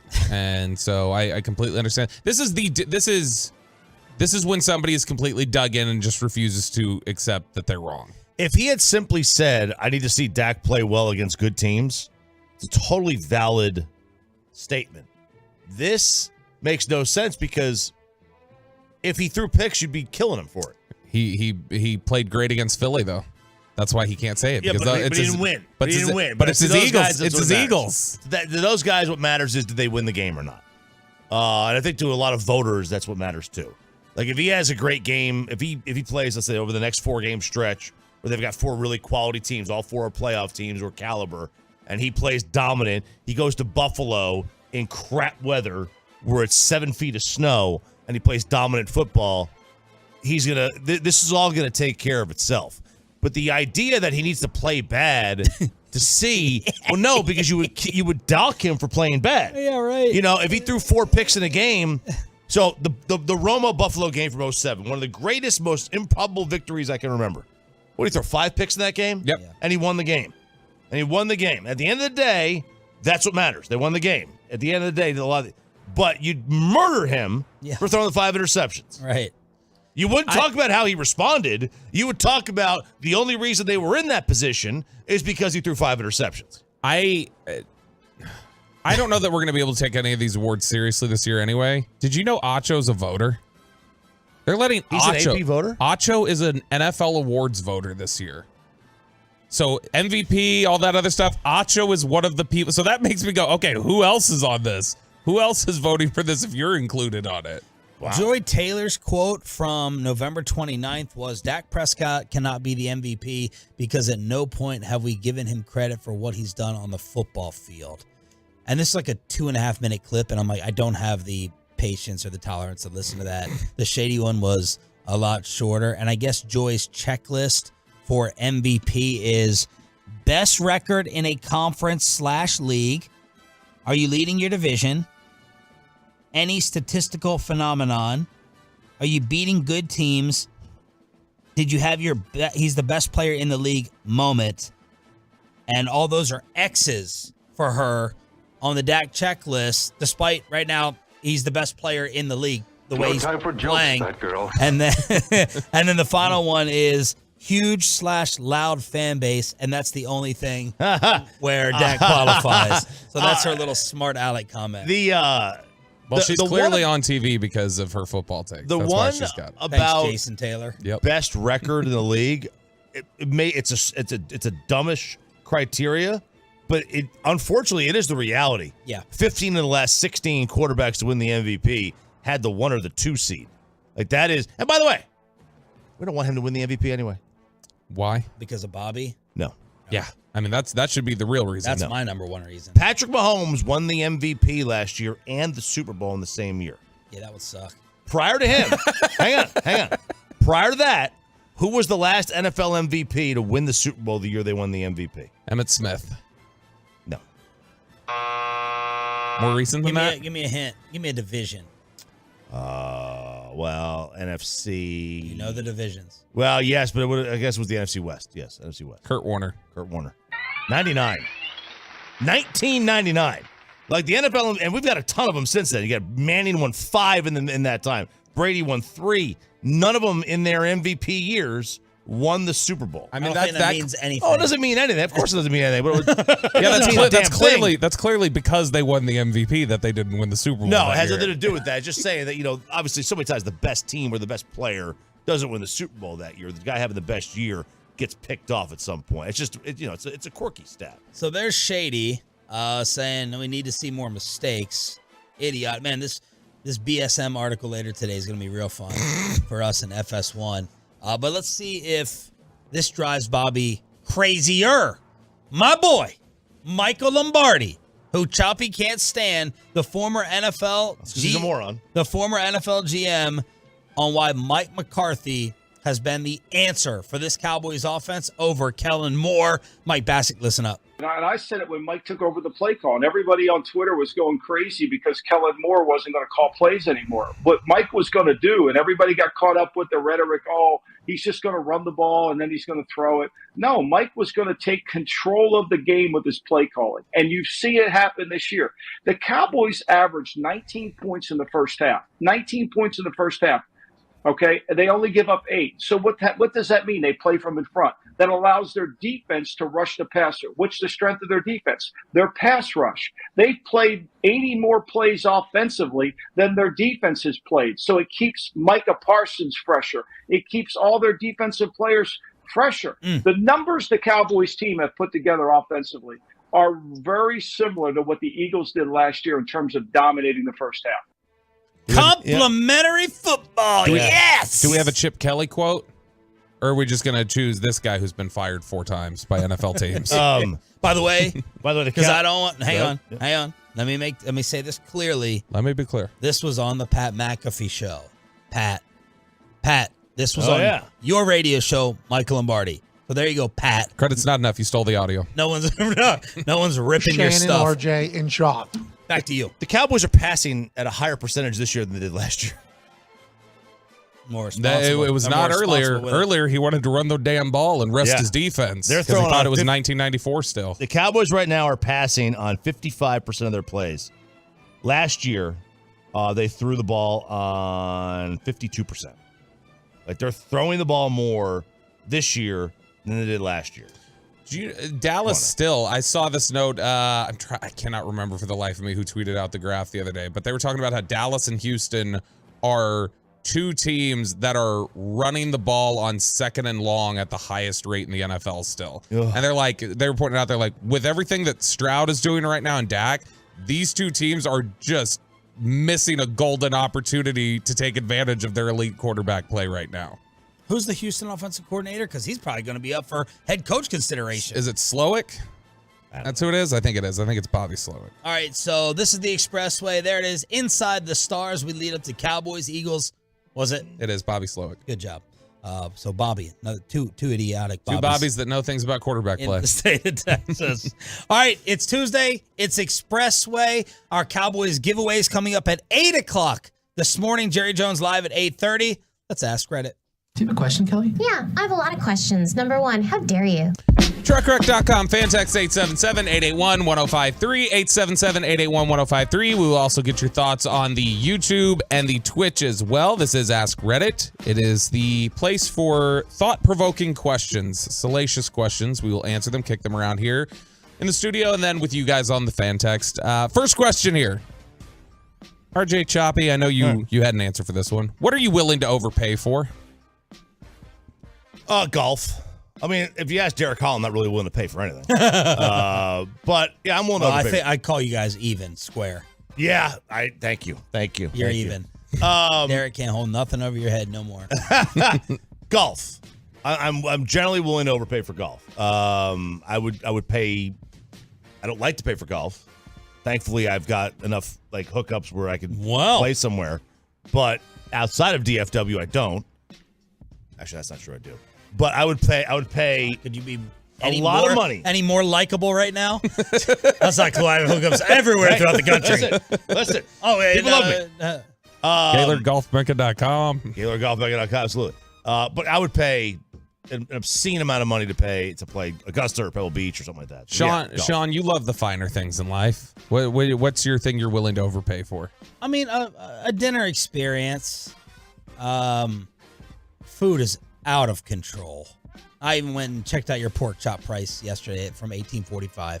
You can't go anywhere and not have a $60 steak. I mean, a $60 10-ounce or 8-ounce steak. It's insane. But if you get the right people, you get the right atmosphere, you get the right pregame, then when I'm laying down the credit card at the end, it's not as painful in the moment because you're having fun, you're having a good time, you're out and about. But then you wake up in the morning and realize you paid $70 for an 8-ounce filet. So I'll say a restaurant/dinner experience for the overpay. 469 a tube of toothpaste. Stop it. Nobody said that. They did. 469 said it. We've got a lot of people saying steak. Good answer here, I think, from the 214. 214 toilet paper. Oh, yeah. I will never, Yes. I will always pay. I made a mistake. I made the mistake at Costco. I got the wrong one, and it was really like a death sentence because I'm not throwing it away. Yep. I have to keep it to go through it, and it's a torture chamber. Kristen's mom, Kristen sent her mom to the store, hey, can you get a couple of these things while we're moving in? And she came back with whatever the store brand toilet paper was. Oh. And Addison was horrified. She was like, can we throw this away? Yeah. Can we go get the right one? I don't like this one. And so toilet paper is a great answer. Mine, a hotel. I will go a little more for the nicer hotel. See, I think the nicer hotel's overrated. I've always believed. Now you travel more than we do, Bob. But I do. Very rich. I've always believed on the Cowboys' dime, on this fans' dime. Yeah, the Cowboys are very rich. Yes. I believe I could put you in 4 different hotel rooms. In the room. In the room. In the room. It's my blind eye test. It's my blind eye test, and you would not be able to tell me If one was a Ritz, one was a Hyatt, you might be able to give me a lower one, but you would not be able to tell the difference. That's my theory. I think if you get to the Ritz, you might be off on that one because the Ritz may have so many more advantages because it's like the number one or whatever. But you're right. If you get in to the room, yeah, if you just in the room, you can't. I don't know, like a Fairfield Inn, a Hampton Inn versus a Holiday Inn, Marriott, Hilton, Hyatt. Yeah, you get to the upper echelon, the Four Seasons and such, you might be able to tell. But what's I funny think is largely you're right. You pay more for that, and then you get fewer amenities. Like I find the free Wi-Fi is usually at like the cheaper hotel. The nicer hotel, it's like, well, it's $20 a day for Wi-Fi. The cheaper hotel gives you free breakfast. The nicer one does not. Best internet on all of our road trips. What do you What do you got, Peyton? Mine is car labor. I just Obviously. just give me a price. I'm going to do it. I'm not going to take the cheap road. Just fix it, and I'll be on my way. RJ made me stop for 4 minutes this morning in the parking garage to check Peyton's tires. Yep. Did you see the new ones? Do you like them? Yeah, they looked great, man. They look look rubber like any other with tire. tread. Yeah. It was amazing. But you were surprised that all 4 were good because we thought you just got 2 replaced. Yeah, just 2 because they told me the other 2 were fine. For whatever reason, that for 4 years, the other 2 were fine. Yeah, it seemed like, so you got the ones on the front. You put them on the front? Yeah, which I know those wear down quicker than the back. It seemed like your back left tire had far less tread than your back right. For whatever reason, I have no idea why. It just odd to me. One last one here on the truckwreck.com fan text, because I do agree with this one. They say they upgrade the Uber to XL or Black. I won't do that, but I will do the Uber Comfort so that I can choose what the air conditioner is. You shouldn't have to pick that to choose. I know you shouldn't, but it's the reality is that if you pick the regular Uber, it'll do that one. So what about agree flights? Flights could be number 1 on here. You're gonna upgrade to RJ always upgrades, but it's a free upgrade. You're gonna upgrade for boarding. You're gonna upgrade for bags. You're gonna upgrade for first class. What about travel? I won't fly. I don't do that. And my wife gets mad at me. I'm supposed to go get that the pass. I'm supposed to done TSA? it for 3 years. Yeah, pre-check, the eye thing, the pre-check, all of it. I haven't done it. The eye thing's expensive. Pre-check's like $80 for 5 years. The eye thing is like. Well, it's just not. I just don't want to go and do the interview or whatever. It's especially with my last name. It takes. They're going to interview you anyway. I don't mind upgrading for like more leg room, but they've made it to the point where I don't want to pay for that. It's $75 at some flights, $50. But I won't fly. I won't fly Spirit. I don't have to do all that where you get nickel and dimed for everything. You know, I just want to give me a Southwest or American. That's fair. We're doing Ask Reddit here on 105 through the fan, truckwreck.com, fan text 877-881-1053. Sean, what's the quickest way you've seen a coworker get fired? Well, I saw one get fired in 10 minutes. 10 minutes? That fast? Yeah. I don't think I've seen one fired like really, really quickly. I was working on a show where they hired a producer and he lasted 10 days. And because he was having personality conflict with the host, the PD called him into his office to talk through some of it. And in his frustration talking about the host, he started dropping F-bombs and his descriptions of everything. And the PD was like, I'm not putting up with this. You're fired. And they cleared him out after 10 days. That's all it took. Okay. So I misunderstood what you were saying. I can't think of a time where I've seen somebody. It's hard to get fired around here. Yeah. Because you can do a lot to get fired, but they don't want to go through all the paperwork. Yeah. So it's hard to get fired around here. That's why I haven't seen too many come quickly, even though I may have a lot of blood on my hands. For those that may be going, yeah, yours take a lot of work, but I mean, I distinctly remember a day in November in 2009 or 8 where we went on the air at 7:00, and by 7:10 he was told to go home. Oh, wow. Oh, Grego? Yeah.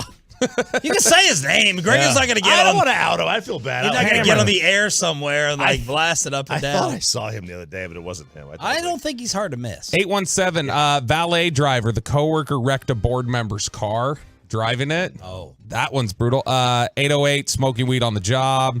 I know a guy who applied to be a sous chef, but he went into the restaurant and tried to immediately suggests like changing the main menu items. I know who you're talking about. I know who you're talking He went about. in and he's like, I think like this multi-million-dollar place needs a little shifting. We don't need your help there, son. Yeah, they're like, chop the onions and shut up. He was going real quick. At Denny's, they hired a new manager. They were onboarding her for her first day. Then I never saw her again, and nobody ever mentioned her. After a couple days, asked what happened. Figured she was working a different shift.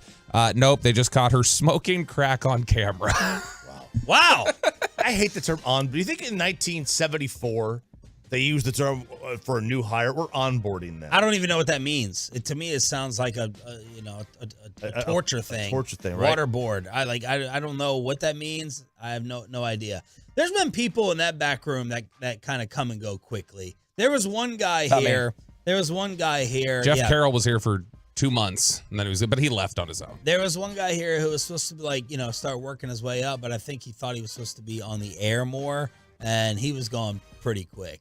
Pepe, can you recall any back there or your own experiences? Yeah, some experience here. This was probably a 2 to 3 month period, but yeah, I just so this guy he got on the same schedule as me because he didn't have a car, so his goal was for me to take him to work every single day, and sooner or later, follow? No, it wasn't. This was back in I think the summer of 16 or 15, and so after 3 or 4 times I was like, hey dude, you got to pay for some gas money here and there. It's add another 15-20 minutes on my ride every day, and he was like, oh yeah, I got you every day. And then it got to a whole week without him paying me. And finally I said, okay, I'm done. I'm done taking you.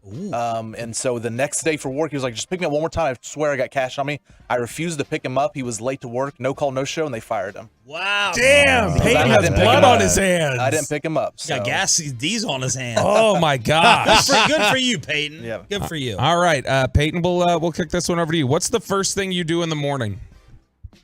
Ooh, well, so with the early wake-up call, I have to get out of bed before I turn my alarm off because it's happened twice now since I've been working here that I've hit snooze and I didn't get out of bed, and so I go back to sleep.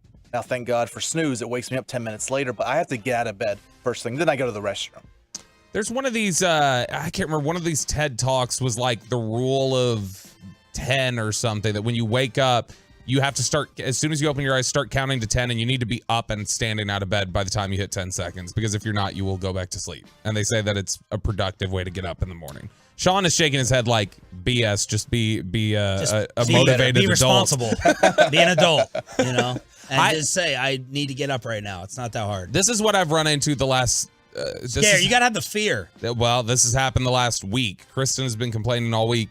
I have every hour for some reason over the last week. I don't know if it's just since I came back off of vacation, I've been worried about it, but every night I've been waking up on the hour. So 1 o'clock I'm up, 2 o'clock I'm up. I woke Laura up last night because I jumped up out of bed and was like, oh, I'm late. And it was like 1:15 in the morning or something. Wow. Yeah, it's been happening a lot lately. That sounds healthy. Yeah, totally. Even with all the drinking, you can't stay asleep? No, I think that's why. I can't get into REM sleep. Like it's a very shallow sleep. Yeah, I've read if you wake up between the hours like around the 2 o'clock, so 5 hours in, it's a sign of your liver's not functioning properly.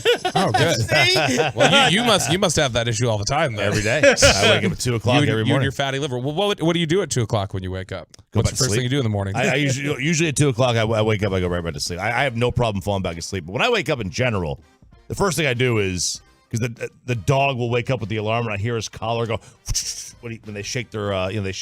Mm-hmm. The first thing I do is I let him out because he is still in that puppy training stage. He hasn't pooped in the house lately because he wants to poop on that nice turf you have from Emerald Custom Pools. Absolutely. So it's fantastic. So he's the first thing he does is he gets out of the house, and that's the first thing I do is I let him out. And sometimes I will throw underwear on. There are other times because it's 4 in the morning, I just walk out there stark naked. Oh. And I'll tell you, this morning, it's cold. A little cold. Little cold. I walked back in the bedroom and Sarah didn't recognize me. 469, Bobby, it's the Adderall. No, I haven't had the Adderall for 3 weeks. Maybe that's the problem. Maybe I get a better sleep from the Adderall somehow. I think this is kind of proving that you're cool without it. You've been fine. I haven't noticed. You haven't been. Let Let me think. There before I are say certain this. things that are better and things that are worse when I'm not on it. I haven't noticed the dramatic change like I used to, so I think it's good. Yeah, you've complained about my prep email more frequently without the Adderall. Yeah, that was when RJ was out. Yeah. How many alarms are you in the morning? Since you're Mr. Self-Motivate. Two? How far apart are they? 3 minutes.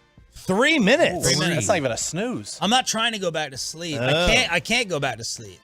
I've got 429, 432, something like that. Oh wow. 450 is my best intention. 5 is the reality of when I'm actually going to get out of bed. 5:10 is in the event that I fall back asleep and I don't want to be late. My snooze is not to go back to sleep. My snooze is like, all right, just in case, like 3 minutes after, get up, because I want to push it the latest possible.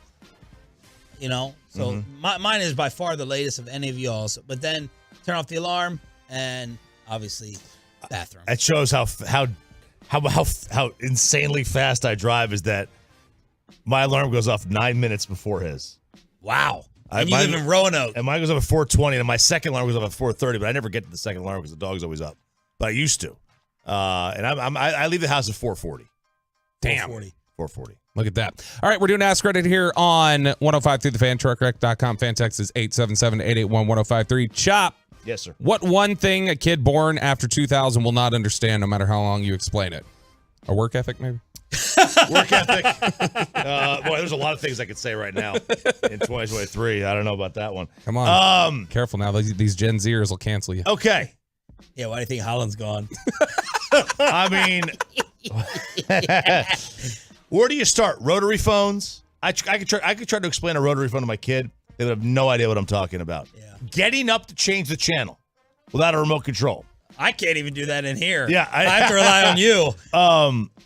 I'll tell you one, that my kids have no concept of life without backyard fences. Life without when I was a kid, we would just, to go to my neighbor's house, My kids don't even have a yard. We would just cut. Yeah, now I grew up in a small town, but like we would just cut through the backyards of our neighbors to get down the street instead of walking on the street. Yeah. And if we were thirsty, we would stop at their hose and turn their water on and drink from the hose. And drink out of their hose. Stop at the hose. Drink out of their hose. You still do that as an adult when you're thirsty. They don't know. They're like, what? You drank out of a hose? Yeah, I drank out of a hose. If I was thirsty. Or a water fountain? I would go to a water fountain. I go to somebody's hose and I would drink out of it. The concept of somebody else's parents in your neighborhood disciplining you. Oh, that. You can't even discipline your own kids these I can't days. tell. I got spanked by my neighbor's parents as a kid. So like I give all my friends free reign. Beat them. Beat them. Do what you got to do.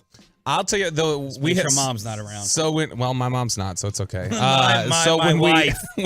God. we were when we were moving the other day, we got the U-Haul, and Kristen was like, we were driving it back, and it's an old U-Haul, so it still has the manual window thing for the car.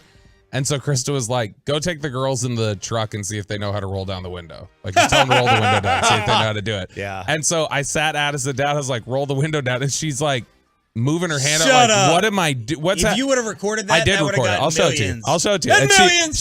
She's like looking for it. Laura actually pointed out, she's like, it's that. And then Addison turns it. She goes, this is so hard. Why did you guys do this? And then when she rolled it down, she goes, how do I roll it back up? Oh my I was like, the same way. Go the opposite way. My kids thought they asked me the other day, what kind of what was your Spotify like when you were a kid?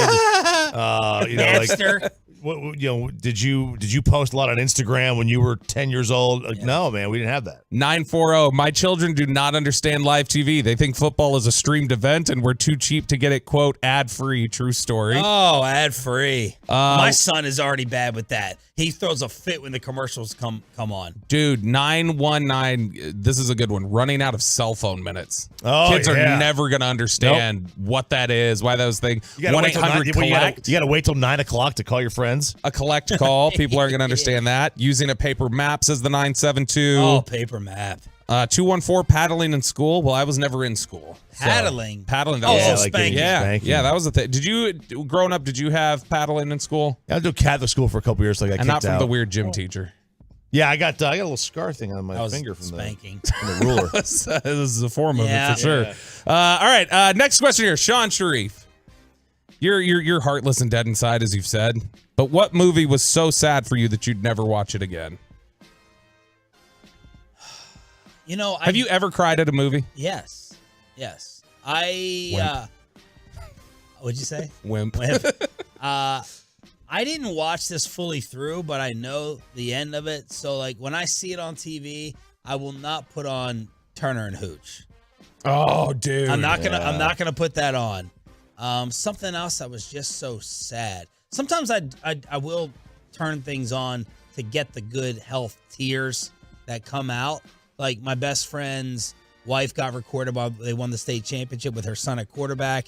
That brought me to some joyful tears the other day. But Turner and Hooch, I will stay away. Old Yeller is one that gets Steve from Tyler says Old Yeller's the answer. Yeah, that's so sad. G-Bag. Yeah, I was about to say that's so sad. Gavin won't let him play it on G-Bag anymore. So for me, this is an easy one, and I'm going to spoil the movie. I don't care. It's 20 years old. If you haven't seen it yet, sorry. I think we're going the same one. I don't think so. Pay It Forward. Never seen it. No. Oh my gosh! It's this whole idea of like the concept of paying it forward. It was something that like had become really popularized through that movie. Haley Joel Osment, Helen Hunt, Kevin Spacey. So he's this really idealistic kid who's trying to make the world a better place through this thing. The news starts covering him, and he feels bad because like I've been paying it forward this whole time, and I've been neglecting my buddy who's getting bullied by these kids. So he steps in and tries to like fight, and then the bullies pull out a knife and they stab him, and he dies, and that's how the movie ends. Is Haley Joel Osment gets stabbed to death after making the world a better place. Oh, and so it's I cried my eyes out as an 11-year-old watching that. I was like, I'm never watching this movie. I can't watch it. Absolutely. Peyton, you cried a lot of stuff. Yeah, so much stuff. No, this was a Tire movie prices. from my yeah. Which, by the way, we just got a Tolo that DM'd us saying, I'm your tire hookup, Joshua. I won't say his last name so he's not inundated, but there you go. We got a tire hookup. This movie was from 5 my years. childhood. Remember this message There in you 5 go. years. Childhood movie here, Bridge to Terabithia. Have we seen it? No. This is with Josh Hutcherson in it. It was a movie. I might spoil a little here, but it was a movie. Two younger kids, they go through school, fall in love, and then they're building like a bridge to get to another, made up fantasy land. And then one day he goes off. The guy goes off to a field trip, and she goes and wants to build the bridge on her own. She falls in a creek and drowns. And that was like because it was just out of nowhere. So anything with death will get me, and dog movies, of course, will make me break down. Boy, it is blowing up on the truckwreck.com fan text. Four Brothers says 903. Iron Giant says 317. Brian Song 817. Chop, what do you got? Life is Beautiful. Oh gosh, Never Kristen. seen it. I want. It's a great movie. It is. And You I gotta want read Kristen to see subtitles. it. You gotta I read want Kristen to see it. She won't. Yeah, it was a. Tell us about it. See if you can break down here. No, I won't break down. It was it's a movie that was in. I think it's in Italian, but it's about the Holocaust. It's terribly sad, sad. But you got to read subtitles, which it's another reason that you wouldn't want to watch a movie again. You got to read the whole time, Right. And I'm a terrible Italian. I don't really speak the language at all. First half is great. It's very light and funny, and the second half is nothing but here's the Holocaust in its most brutal form. Even more of the mess is explained at Texas A&M. Is Dion already losing control and more college football playoff fallout? RJ Choppy with a little college football kegger, followed by Jerry Jones and a Cowboys giveaway all next. Let's get you over to QC.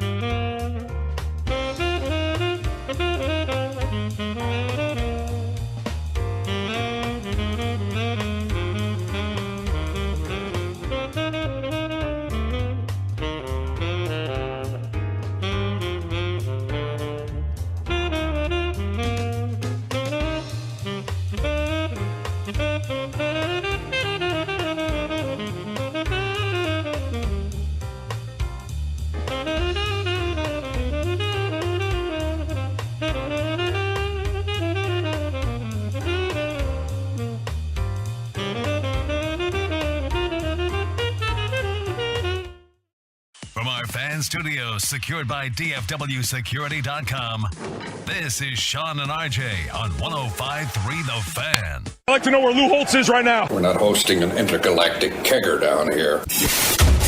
College football! Oh, baby, what is going on with Jimbo Fisher and A&M and all the stuff that's happening there? Because that was a scathing situation that we have. Did they fail to pay out their $30 million recruiting class, Sean Sharif? Wow. Cheapskates. Evan Stewart, part of their class, their rumored $30 million class. He's a stud. Is he? Yeah, he's good. I don't care for him. I don't like people who wear number one. There's a look at me number. Like that, 23. That tracks, Kelvin Joseph. That's not look at me in baseball. Don Mattingly. Not only did you wear 23, you sign it. Yeah, well, that's more of it. Yeah. That's a look at me. Yes. That's a look at me. But no, so he basically said, thank you, man, thank you, to what was another post saying exactly what I just said. Seems more like we came here to play football, not a they promised us money and we got nothing. But some people are saying that they did not get what they were promised. Hayes Fawcett posted a quote from the A&M defender Bobby Taylor, another member of that class, who say, no way 2 years ago you could have told me Jimbo will be fired, coaches leave, and half the class dip. How's that happen? And what they are basically saying is that I saw it coming freshman year. I did not, this is a former top recruit, I did not get paid $1 from A&M, but sliced bread had y'all thinking we was millionaires. He was the one, sliced bread was the account, an online insider who was pushing the $30 million rumor. So one of two things happened. Either A&M didn't pay up or that $30 million rumor was a complete and utter lie and fabrication by that insider.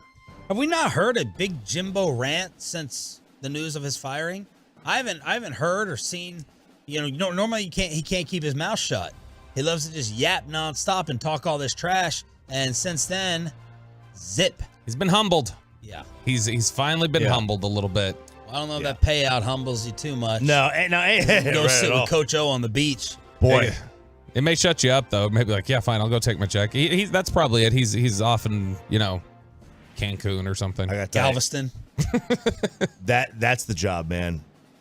If your kid is playing college football or not even playing college, get into coaching. Just become a grad assistant at some D3 school and work your way up. Try to become a coach, and you get paid to sit on a beach.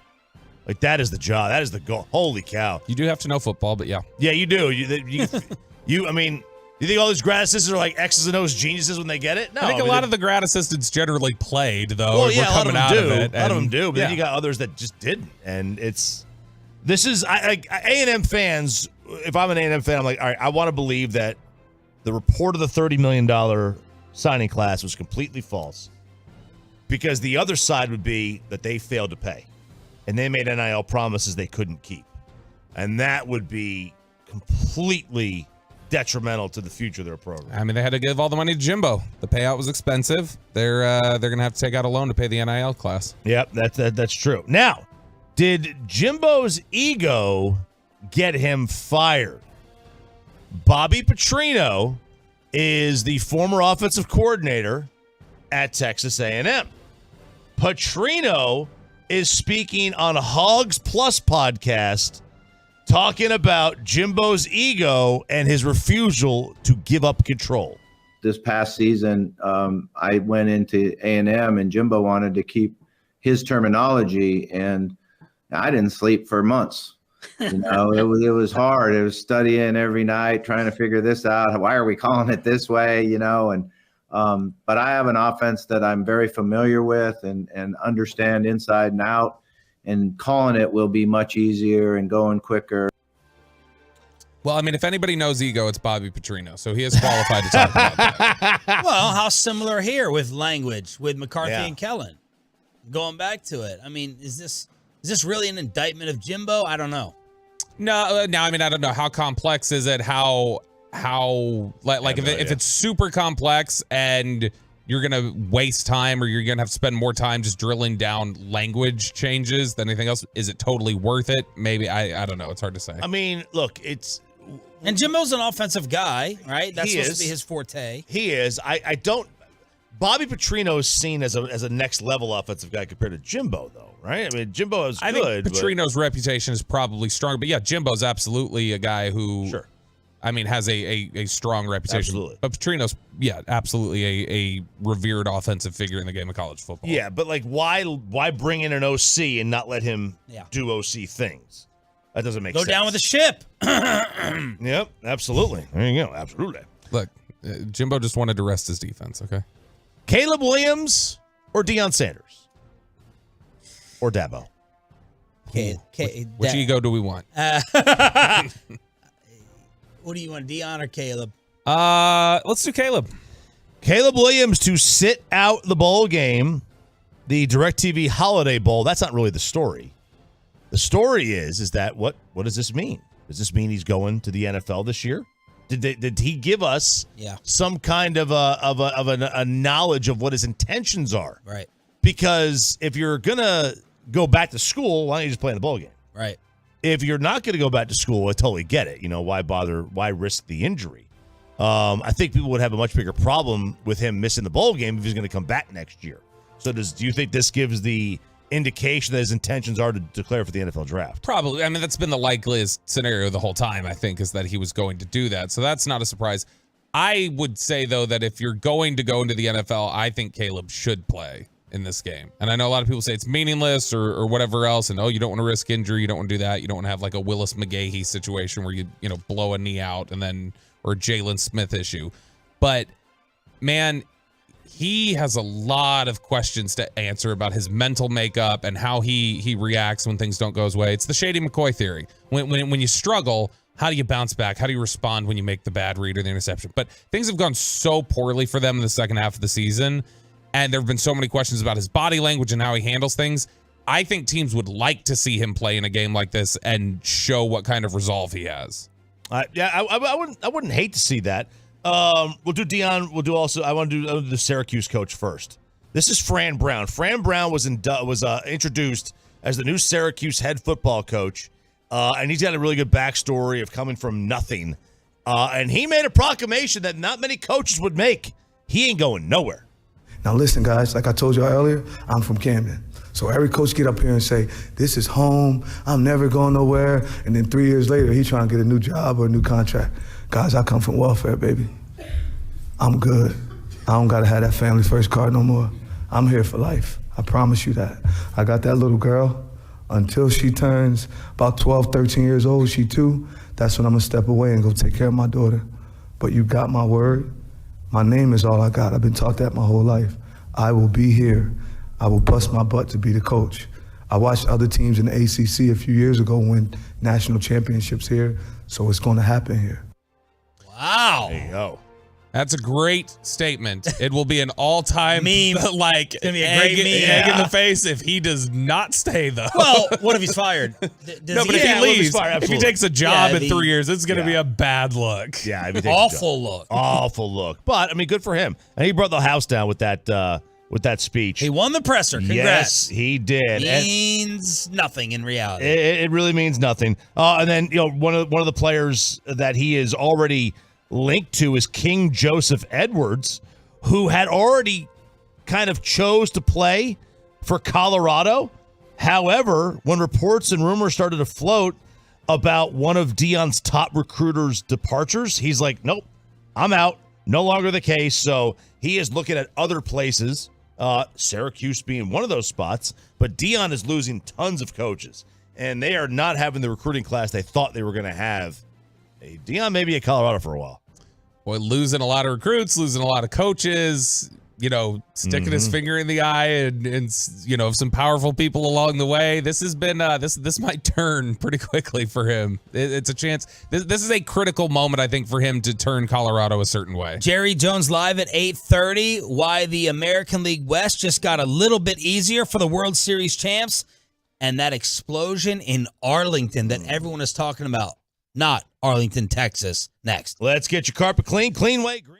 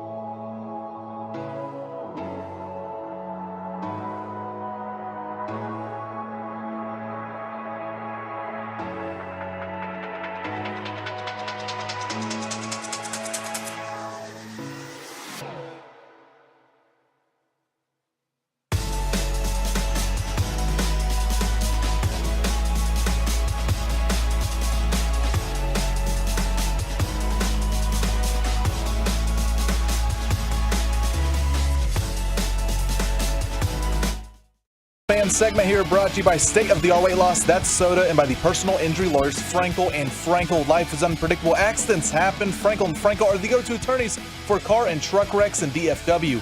If you or a loved one have been in an accident, contact the Frankels for free at 214-817-333-3333 or go to truckwreck.com. Kucherov leaves it for Eric Chernak, right circle. Chernak, Sanders and Cirelli, score! That play was made by Eric Chernak going down to the corner. Usually he actually takes it all the way behind the net, but he centered it before he got by the net. 2-0 Lightning. Lightning get their revenge on the Dallas Stars after the 8-1 butt whooping at the AAC. Tampa wins last night, shutout fashion, 4-0 on Lightning Radio. Good morning, Metroplex. This is Sean, RJ, and Bobby. If you're new to the show, if you are new to the station, we are your home of the Cowboys with Jerry Jones every Tuesday at 8:30 as we preview Filthy. Find out why Shaq Leonard did not pick us. That's coming up in about 13 minutes.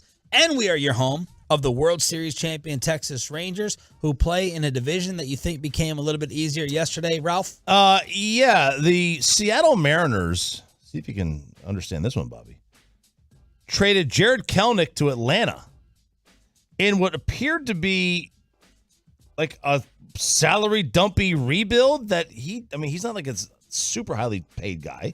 Clearing space for Ohtani. Yeah, maybe. He's 23, Sean.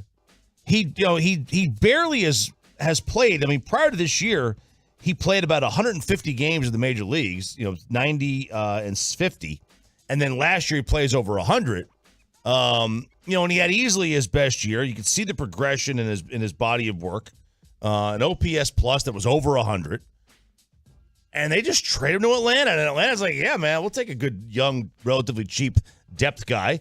And Seattle is like, are they clearing any kind of salary space for Ohtani, or are they already given up, throwing the towel in, and going for a rebuild? Tank time, rebuild. These you can't tank a rebuild with that pitching staff. They have a win now, ready to go pitching staff. And the Braves keep lingering in these Ohtani rumors as well. Yeah. With the Rangers, of course, being out.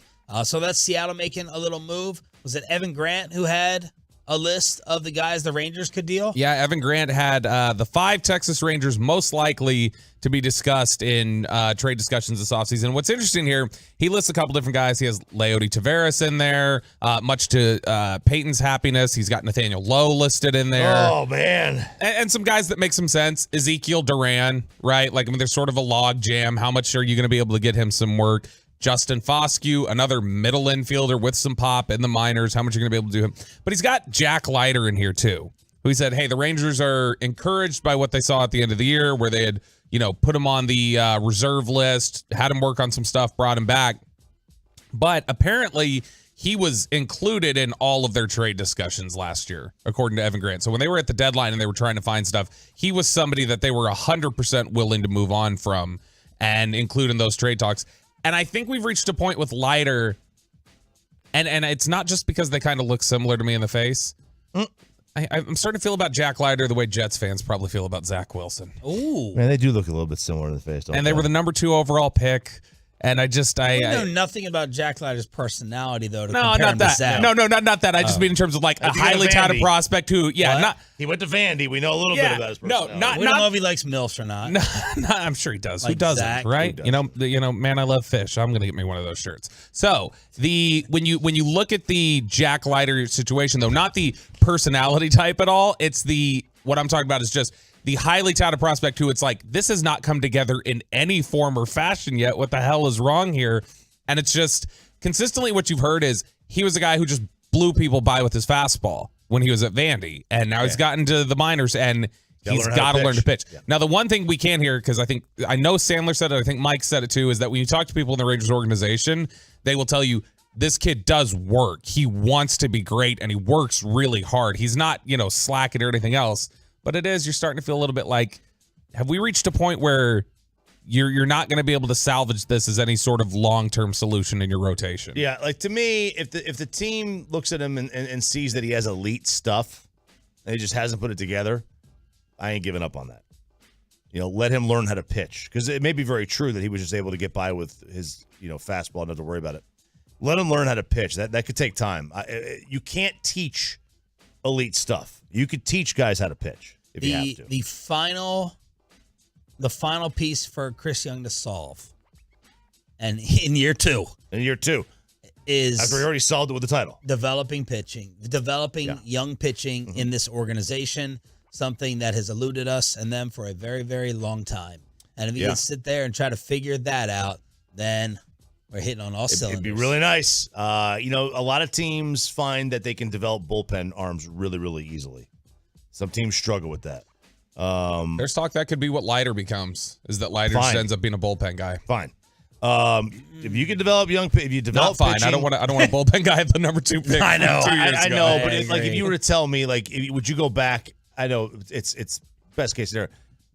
If Mariano Rivera was drafted number 2 overall, you'd be totally fine with that if that was his career. Tell me he's Mo Rivera. But I understand. I get it. I think that's the best case scenario. But I mean, if he becomes Craig Kimbrell, you're fine with that. You know the biggest reason why, not just the pressure like Sean just mentions there of like, hey, you've got to show that you can develop pitching. The biggest example of, okay, now it's time for you to prove you can do it is Cole Reagans. That Cole Reagans went to Kansas City and became one of the most dominant pitchers in baseball as soon as he left here. Mm-hmm. It's like, that's bad. You guys have to show that you can take this talent and put it together. Losing Duran would sting me a little bit. Sandler sold me on him in our preview, and I'm like, okay, whatever, Jared. And then during the year, I'm like, dang. And then I totally forgot he was on the team at the end. So why would they move guys like Tavares and Lowe? So he says Tavares would be to free up a spot for Langford. He said Lowe could be because he's going to likely double his salary and make $9 million this year at arbitration. There are a few years of control. He'd be an attractive trade option. And that it would free up a combination of maybe being able to work Foscue and Duran in at first base. I mean, look, the depth guys, and this is a good problem to have when you've got guys pushing the good players, the regulars on the big league roster out. Like, that's a good thing. When Wyatt Langford is already to the point where he could be pushing Tavares out, that's a good problem. We're gonna forget too the miracle of Evan Carter. He was not supposed to play on the. We were looking at his throw out. I remember driving back home from my Emerald Pool meeting, and they were throwing it out there on KMC, and Mike's like, I think they're gonna bring him up, throw out a flyer. This offense is done. It's desperate, and look how it turned out. Yeah. It's crazy. It was a flyer. I mean, you could make an argument if he's not a part of their playoff equation that they don't get to where they're going. I mean, and this is a tough thing for fans to have to deal with, but you can't fall in love with these guys just because they were on a special run. If you can find upgrades, you find the upgrades, and if that means there's no Tavares and there's no Lowe on the team, I like Nate Lowe. I do. I know Peyton does, but if that means that they're not there, but you have upgrades, that's how you sustain success. But you can't be the Mavs either. You can't be the Mavs, win a title, and then undervalue the role players that you then let walk, and then it falls apart. Absolutely. Because you're going to have injuries. I've waited for Peyton twice to fight back on the low things we're throwing at him, and he hasn't won. He refuses to. I'm just not going to say anything. Good. Charity boxing event. Peyton Russell versus Nate Lowe. By the way, Arlington explosion in Virginia. 4:45 p.m., police were called out to a report of possible shots fired.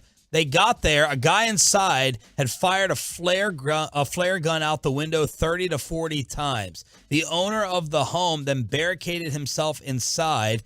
They got a search warrant, tried to execute it. He apparently fired multiple shots at them. Then at 8:45 at night, there's video of this house exploding, leveling the entire property.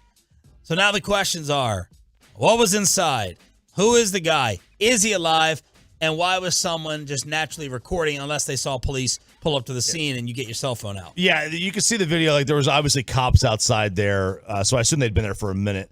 I have no idea what was going on the inside, but it is clear.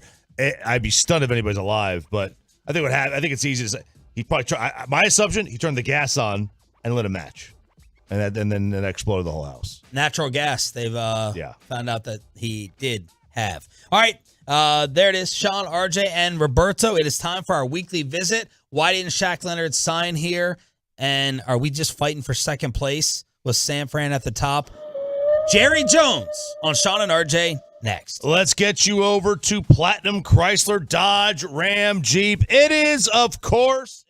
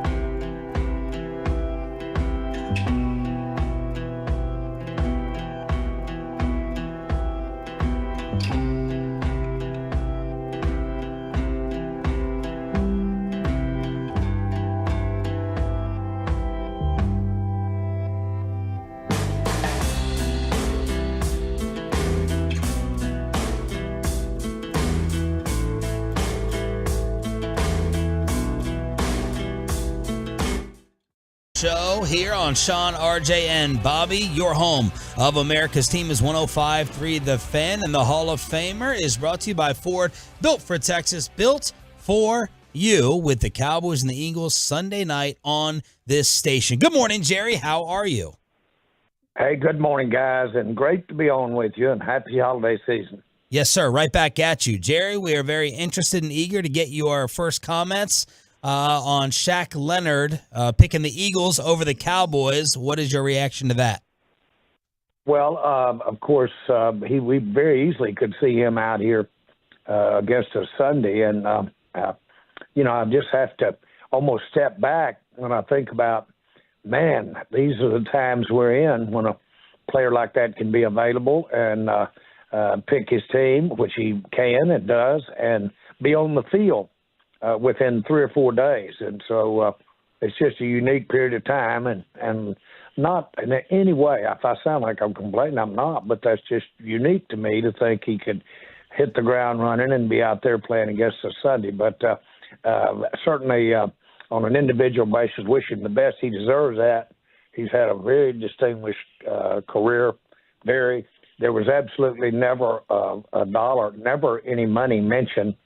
I met with him, had lunch with him, and had a good visit with him, but there was never a financial issue at all. And so that wasn't the case in any way. He apparently wanted to go where he thought he had the best chance. And again, certainly recognize and honor his decision there. It never was an issue for us regarding our confidence that we've got in our linebackers. And one of the things that you do is when you bring a player in at any position, and if you have players that you really want to keep active and want to stay involved with at that position, then you deactivate somebody at another position. And so it's always a squeeze as you are in the season as to who's going to be active on Sunday, who's not. And that has a lot to do with where you're trying to bolster up your personnel for a game or against a particular opponent. And so these things don't automatically have the fit that you say, oh, my goodness, that can help the Cowboys get him, even if it helps them a little bit. But there's a lot of moving parts that you push that you compromise with in another way. So I know that's just enough to sound confusing, but the main thing is that we certainly have enjoyed our visit with him, and we'll get to see him Sunday. No, it was a good detailed answer. We appreciate that. So, Jerry, was your understanding that, or you may not know, playing time was also equal across the board? Opportunity for playing time?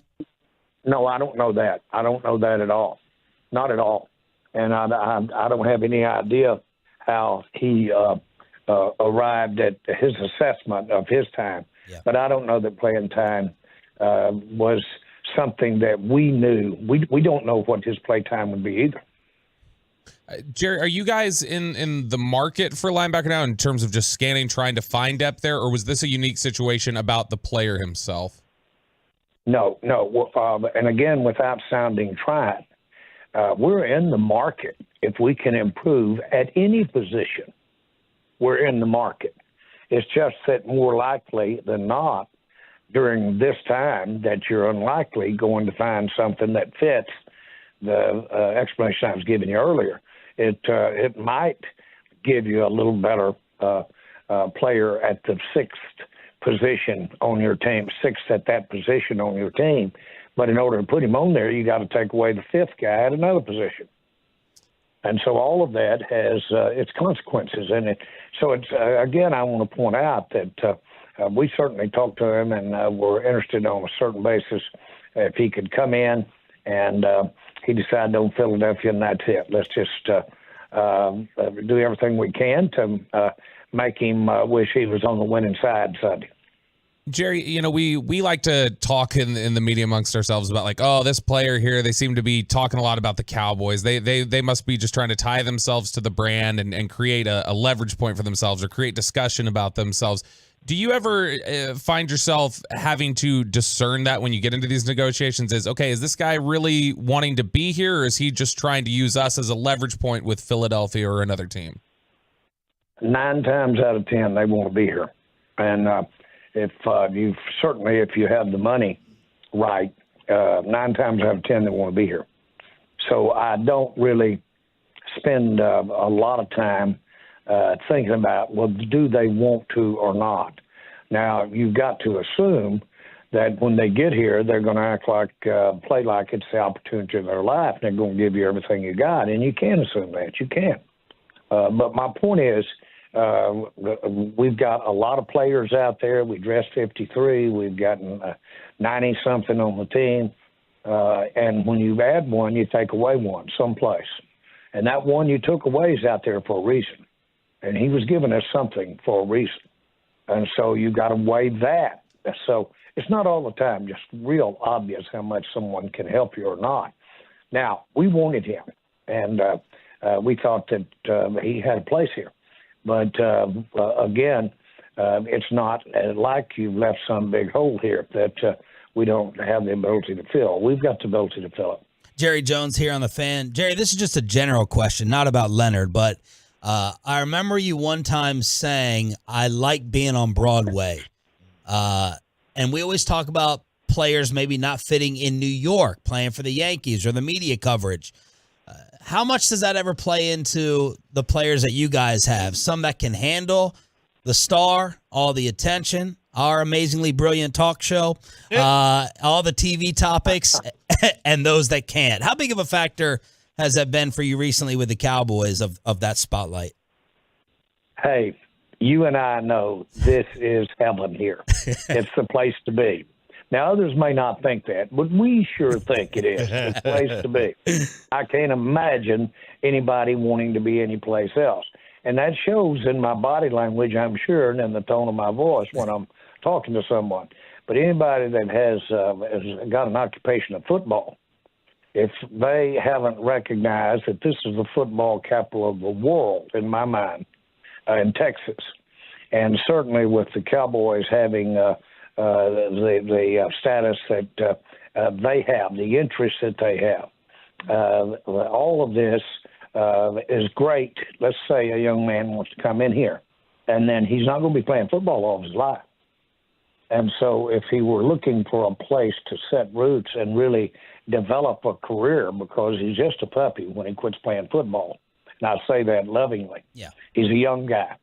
And so this is a fabulous place to have created affinity for yourself, created credibility for yourself, and built a future. And that's pretty apparent. That's pretty easy that really is easy to sell. Jerry Jones joins us here at 105 through The Fan. All right, take us through the range of emotions watching the Eagles San Fran game. I know Steven said it on the station that you guys were you preferred San Fran win because of the division, but at the same time, did you have a uneasy, demoralizing feeling about how they've separated themselves from everybody else?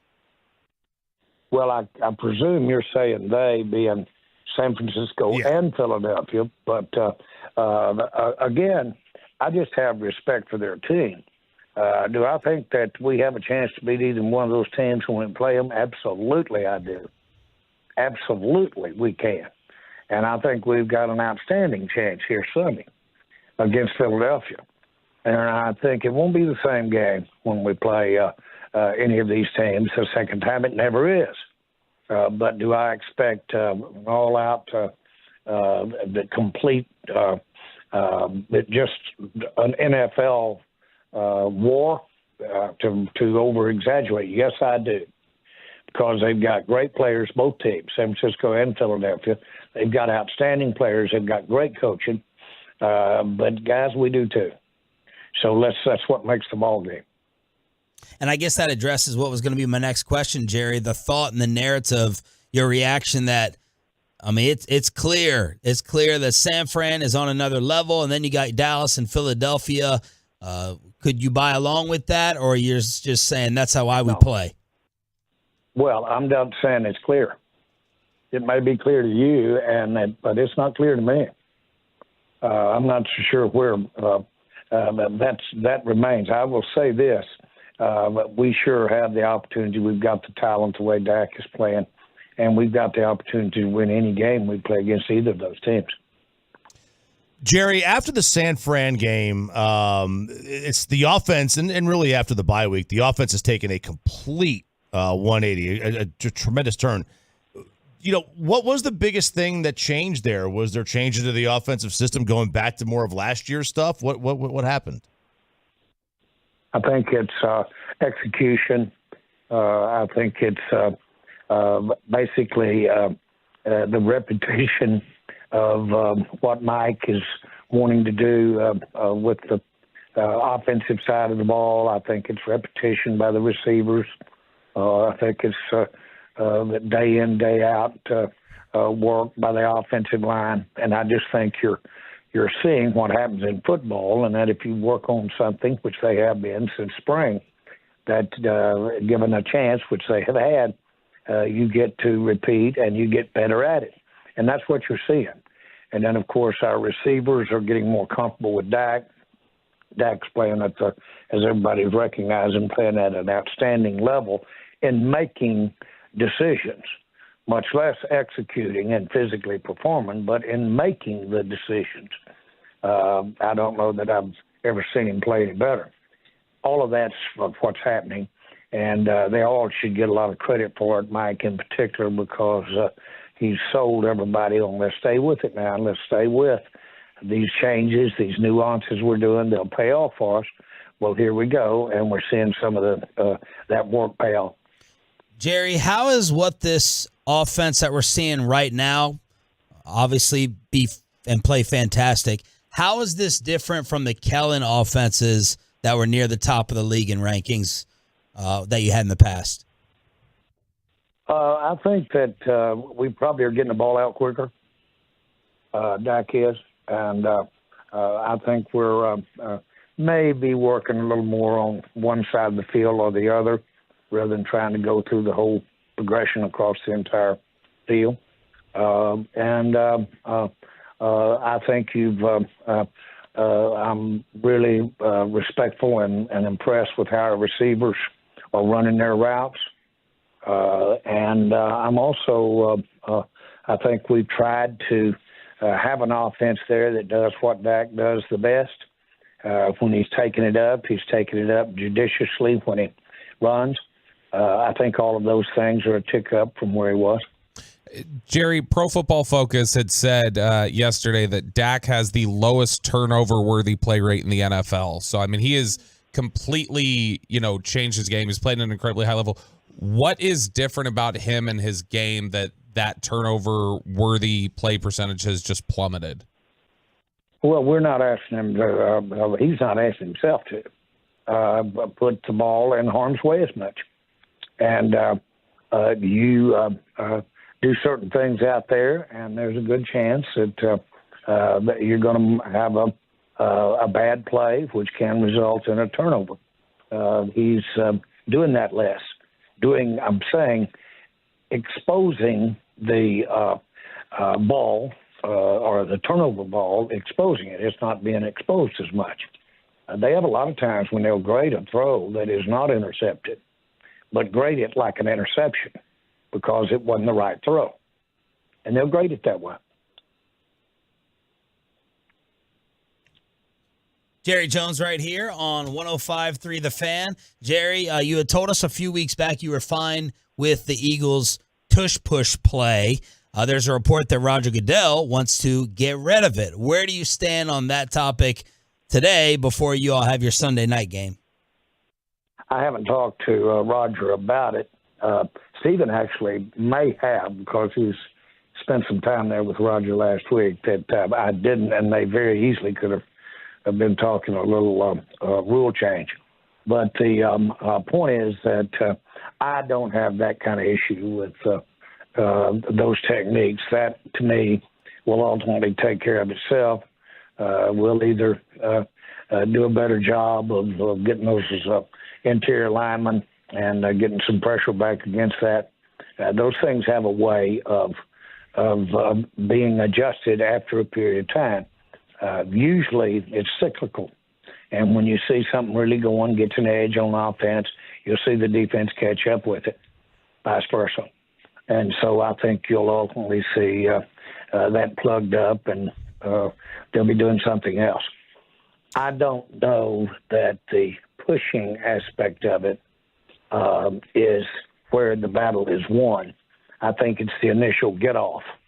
I think it's the initial positioning. I think it's the lineman getting underneath the defensive guy. I think it's the art of the quarterback to feel the soft spots, the crack. Now, I really don't know because I'm laughing, but I haven't done one of these. But I think there's an art of the deal here. And it to me is not a problem. Jerry Jones joins here, 105 through the Fan. Mike Florio tweeted that he got a text from an NFL head coach saying, quote, "It's time for the owners to do something about officiating." What can be done about officiating? It's not so much as something that they can just watch more tape in May. What actually could be done to make the officiating better? Yeah, I must have been in fog for the last 30 years. But any meaningful rule change that I've ever seen in any major issue, no matter defensively, offensive, passing game, running game, the owners approved it. So I didn't realize that we weren't approving officiating.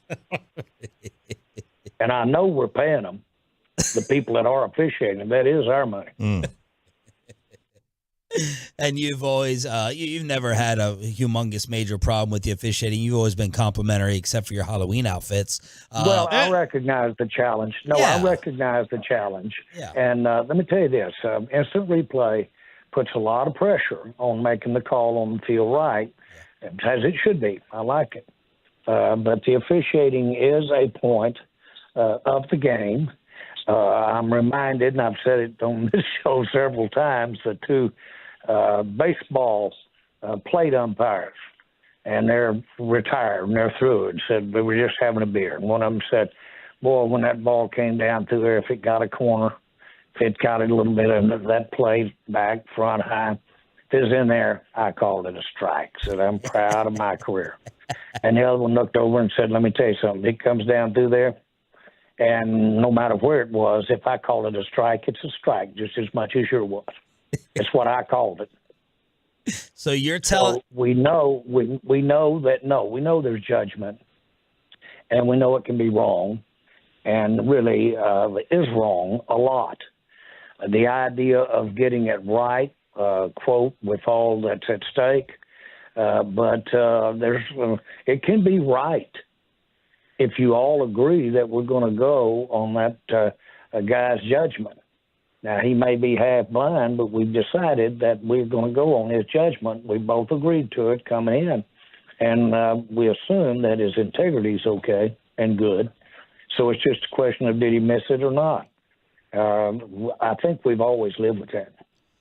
So you're telling us that during your son's games, you were never the loud Little League parent heckling the umpire, disagreeing with the calls? Can you confirm that? I didn't hear anything I said about the hit job that I've put out on officiating in my life. Or the frustration of the bad call or what have you. I didn't know that we addressed that one right there. And do I have more foibles than anybody regarding Malanos about a call going against me? I think I've got the record.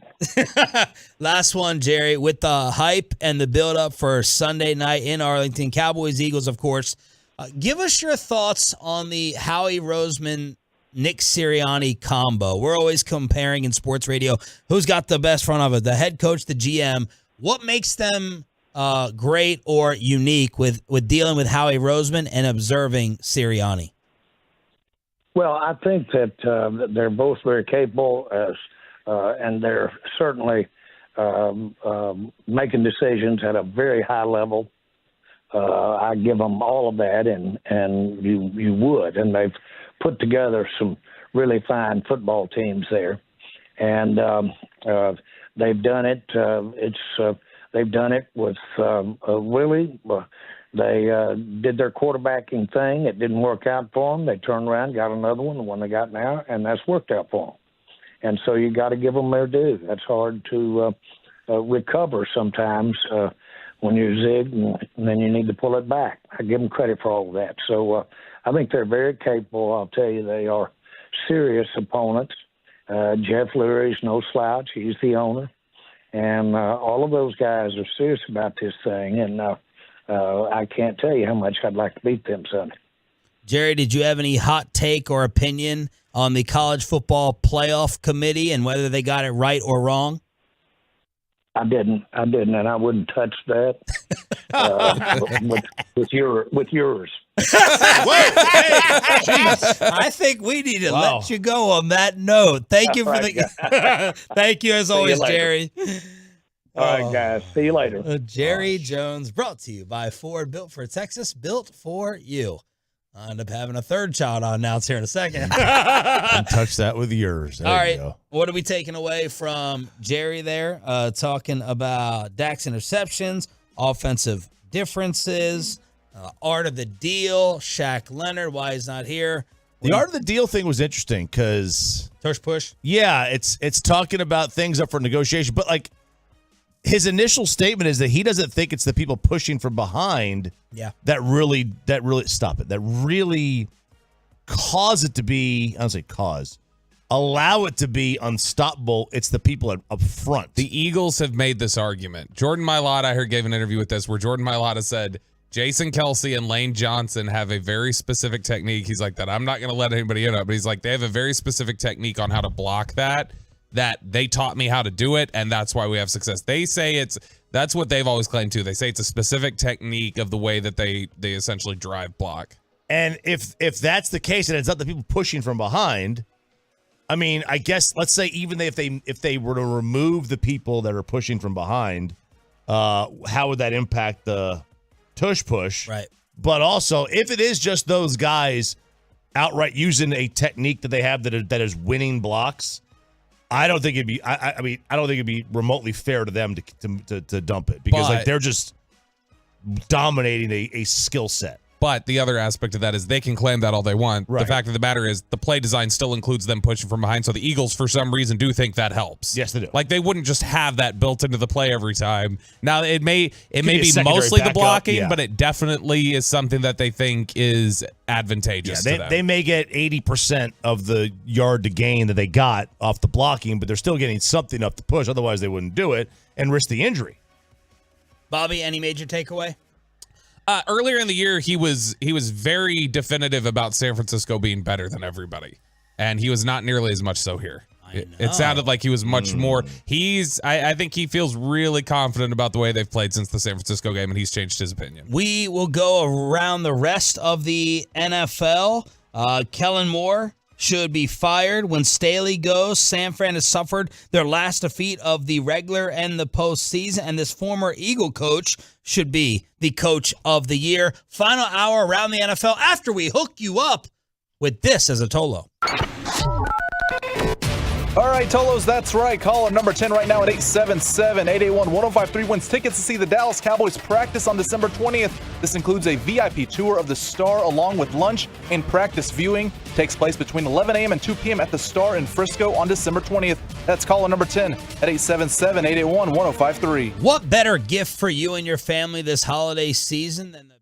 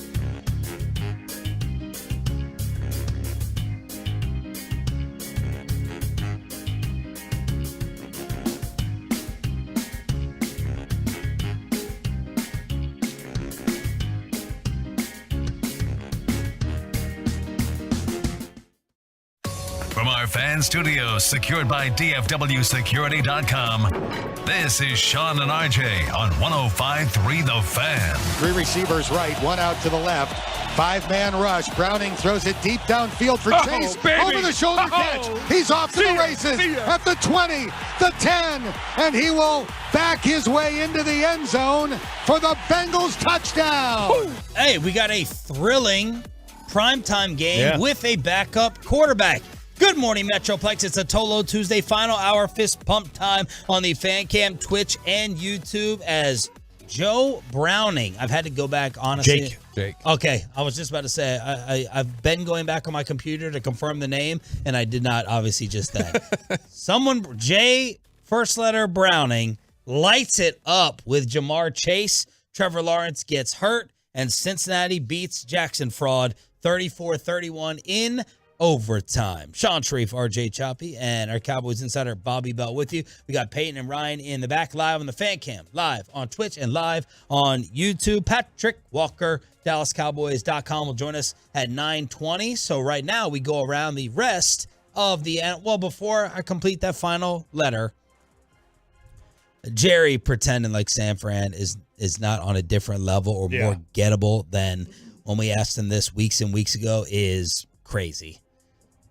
It's even more of a separation now, right? After what they just did to Philadelphia. He almost asked us back, what leads you to believe that? He almost did. He almost came back with, I don't understand where you're getting that from. And it was going to be 42 times 2. Yeah, that's like one of those questions where you start asking your wife a question and you're like, I don't want the answer to this. I'm just going to stop asking it. He realized, like, I don't want the answer to this. I'm not going to finish the question. Yes, he did. Tried to trick him with the Kellen Moore comparison offensively last year. He said, well, we're kind of looking at one side of the field more versus the entire field. Dak's just like not putting it in harm's way. The Cowboys, I know what you're going to say, so I'm No, you don't know what I was going to say. Well, mine will be smarter, so I'll say it first. The Cowboys fell for the narrative too. They really did. Yeah, they did. The team that lives with this guy, the team that studies, evaluates, and coaches this guy, they fell for the same turnover narrative that the rest of the media fell for. They did. It's crazy. It's mind-blowing. Yeah, and that's where because this is not some Dak crazy improvement. This is Dak being what he has been interception-wise, and last year was a fluke. It's too easy to just write it off to, well, he's not putting the ball in harm's way. We have seen him thread some throws recently that are, man, that if that's off by a little bit, that's getting picked off. So that's the thing I don't like. I don't love that answer where it's, well, it's just he's not putting the ball in harm's way. It's like, no, I'd say he's taking more risks right now than he has in the last couple of years. I mean, he's always been a really good quarterback. It's the question's been, quarterback. I mean, look, great. I mean, I do think there's a difference between elite, great, and I think Dak is on that, that greatish, goodish scale. But the issue has every quarterback goes through this. Some take 4 years to figure it out. Some take 6. Some take 8. You just figure the game out.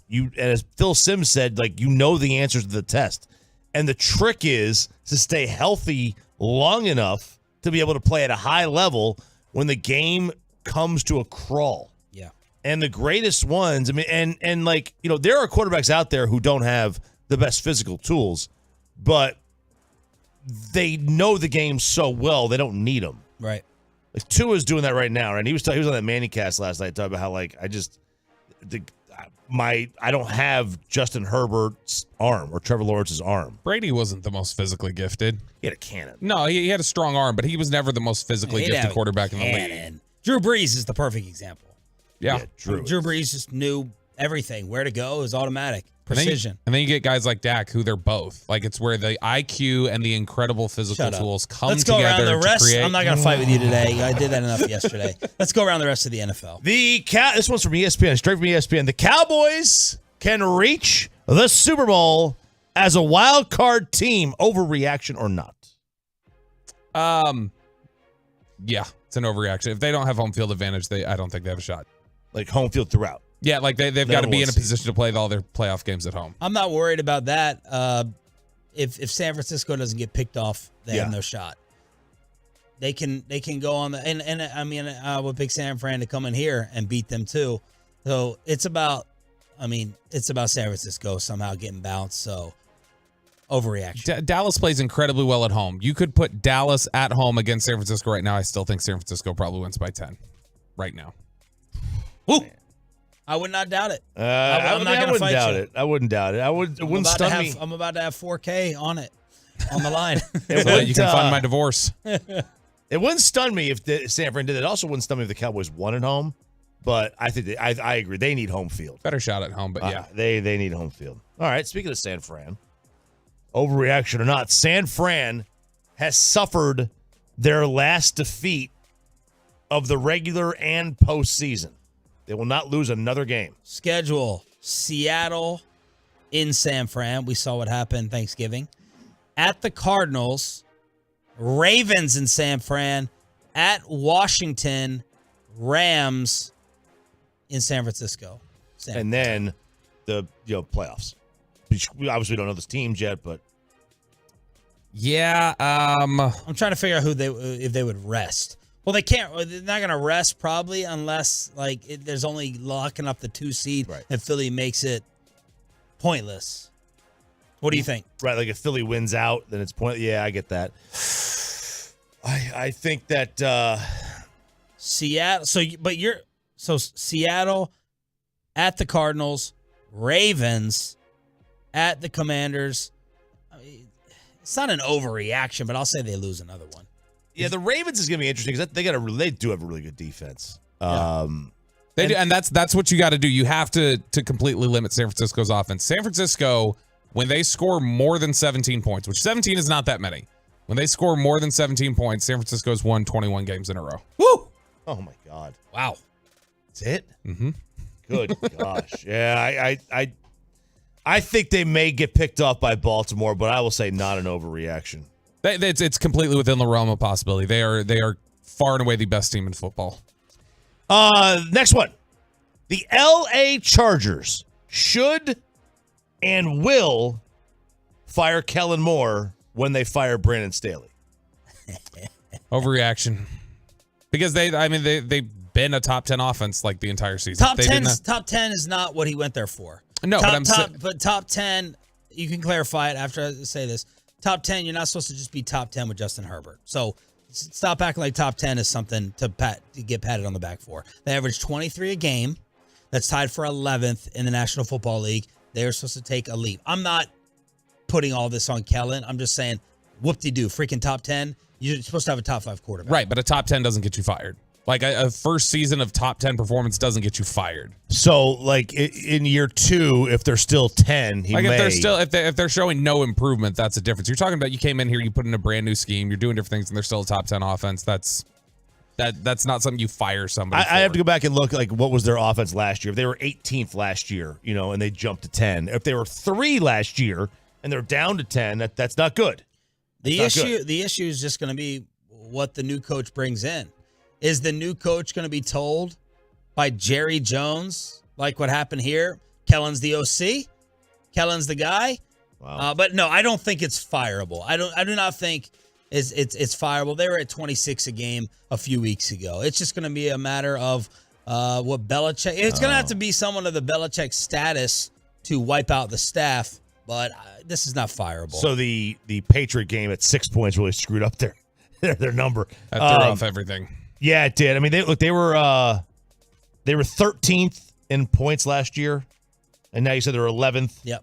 They're right at 23 a game both years. Like you have Justin Herbert and Keenan Allen and Eckler. Yeah. You're not supposed to score more than 23 a game. 2 years. They've also been without Mike Williams. That offense was a lot more dynamic before Mike Williams went down. 2 years ago, it's always heard it's a miracle Keenan Allen's still on the field. 2021, they're at 28 a game, 5th in the league. So that's North Turner. So you said it's an overreaction? Yep. How did you phrase it? They will and should, or should, either one, fire Kellen Moore when they fire Brandon Staley. Overreaction. I agree it's an overreaction. The Steelers should fire Mike Tomlin for 2 reasons. One, you don't even have to finish this for this to be an overreaction, but go ahead. Well, no, hear me out, because I'm not advocating that he's a fireable coach, but A, you let him go coach a team that actually has a chance. B, he's too good for them to stink enough to get the quarterback that he needs to be able to actually win a championship again. This feels like some Shady McCoy gymnastics. No, overreaction. Okay. You don't fire Mike Tomlin. Well, he's just being creative. I know. Who can't? No, Mike Tomlin is to me. Tomlin is too good to let the Steelers be bad enough to get the quarterback they need to be good enough again to win. I mean, no. Tomlin is. I don't think you just walk away from arguably the best coach in football. Which is, I mean, he's right there. If it's not him, it's like him, Andy Reid, and Shanahan. Like they're all together. I mean, he's a no doubt Hall of Famer because this was how I will remember him. Not the two titles. This crap that he gets the 7-5 and in the postseason every year. It's annoying. I hate them. I can't watch them play. I won't watch them play. Oh, they're terrible. It's since the end of Roethlisberger, I cannot bear to watch the Pittsburgh Steelers offense. The total, the game over under against New England is 30. The Army-Navy game is 28.5. That's awful. That's like Iowa. They're like watching Iowa. Yes, it's so hard to watch. Yes. It's an overreaction. They shouldn't fire him because he might be the best coach in the league. He got 2 titles? Yeah. They have one more victory. No, he has 1 title. Yeah, because I was like, Roethlisberger don't have 3, right? Cowher's got 1 and Tomlin's got 1. They have 1 over the last 13 years. They have 1 more playoff victory than the Cowboys, though. The Steelers. Wow, that's surprising. Okay, next one. Shane Steichen should be in the Coach of the Year discussion. Yes. He is the most underrated, forgotten coach this entire season. I agree. What he's doing with Indianapolis is tremendous. It makes me ill that the Eagles had this staff all together. But he lost a starting quarterback. Everyone forgot. I mean, you're like, bam, who was supposed to be the rookie quarterback today? Are you saying Anthony Richardson? Instantly, he's doing it with Gardner Minshew. I know they're in that division. 7-5, Shane Steichen. They've won 4 in a row. No one is talking about it. Hell of a job. Hell of a job. Yeah, he should be in the discussion for sure. So not an overreaction. And if you need it, just look how Jalen Hurts has regressed. That should tell you how great of a coach Shane Steichen is. Is that what we're going to go with? Yep. We're going to take every swerve out of 3 lanes to run over the Eagles any chance we can. Not an overreaction. He's been fantastic this year. How was he regarded versus Gannon?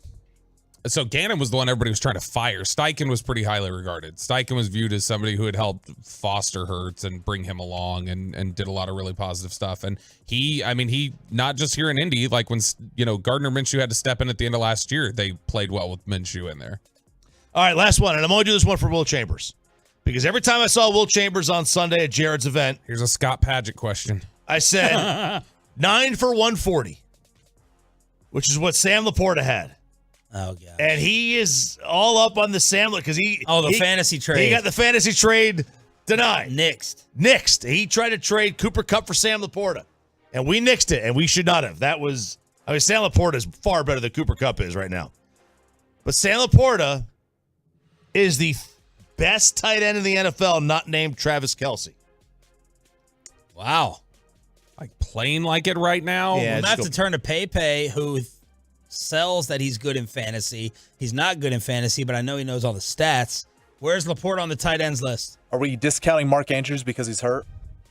I'm discounting Mark Andrews because he's Mark Andrews. Oh.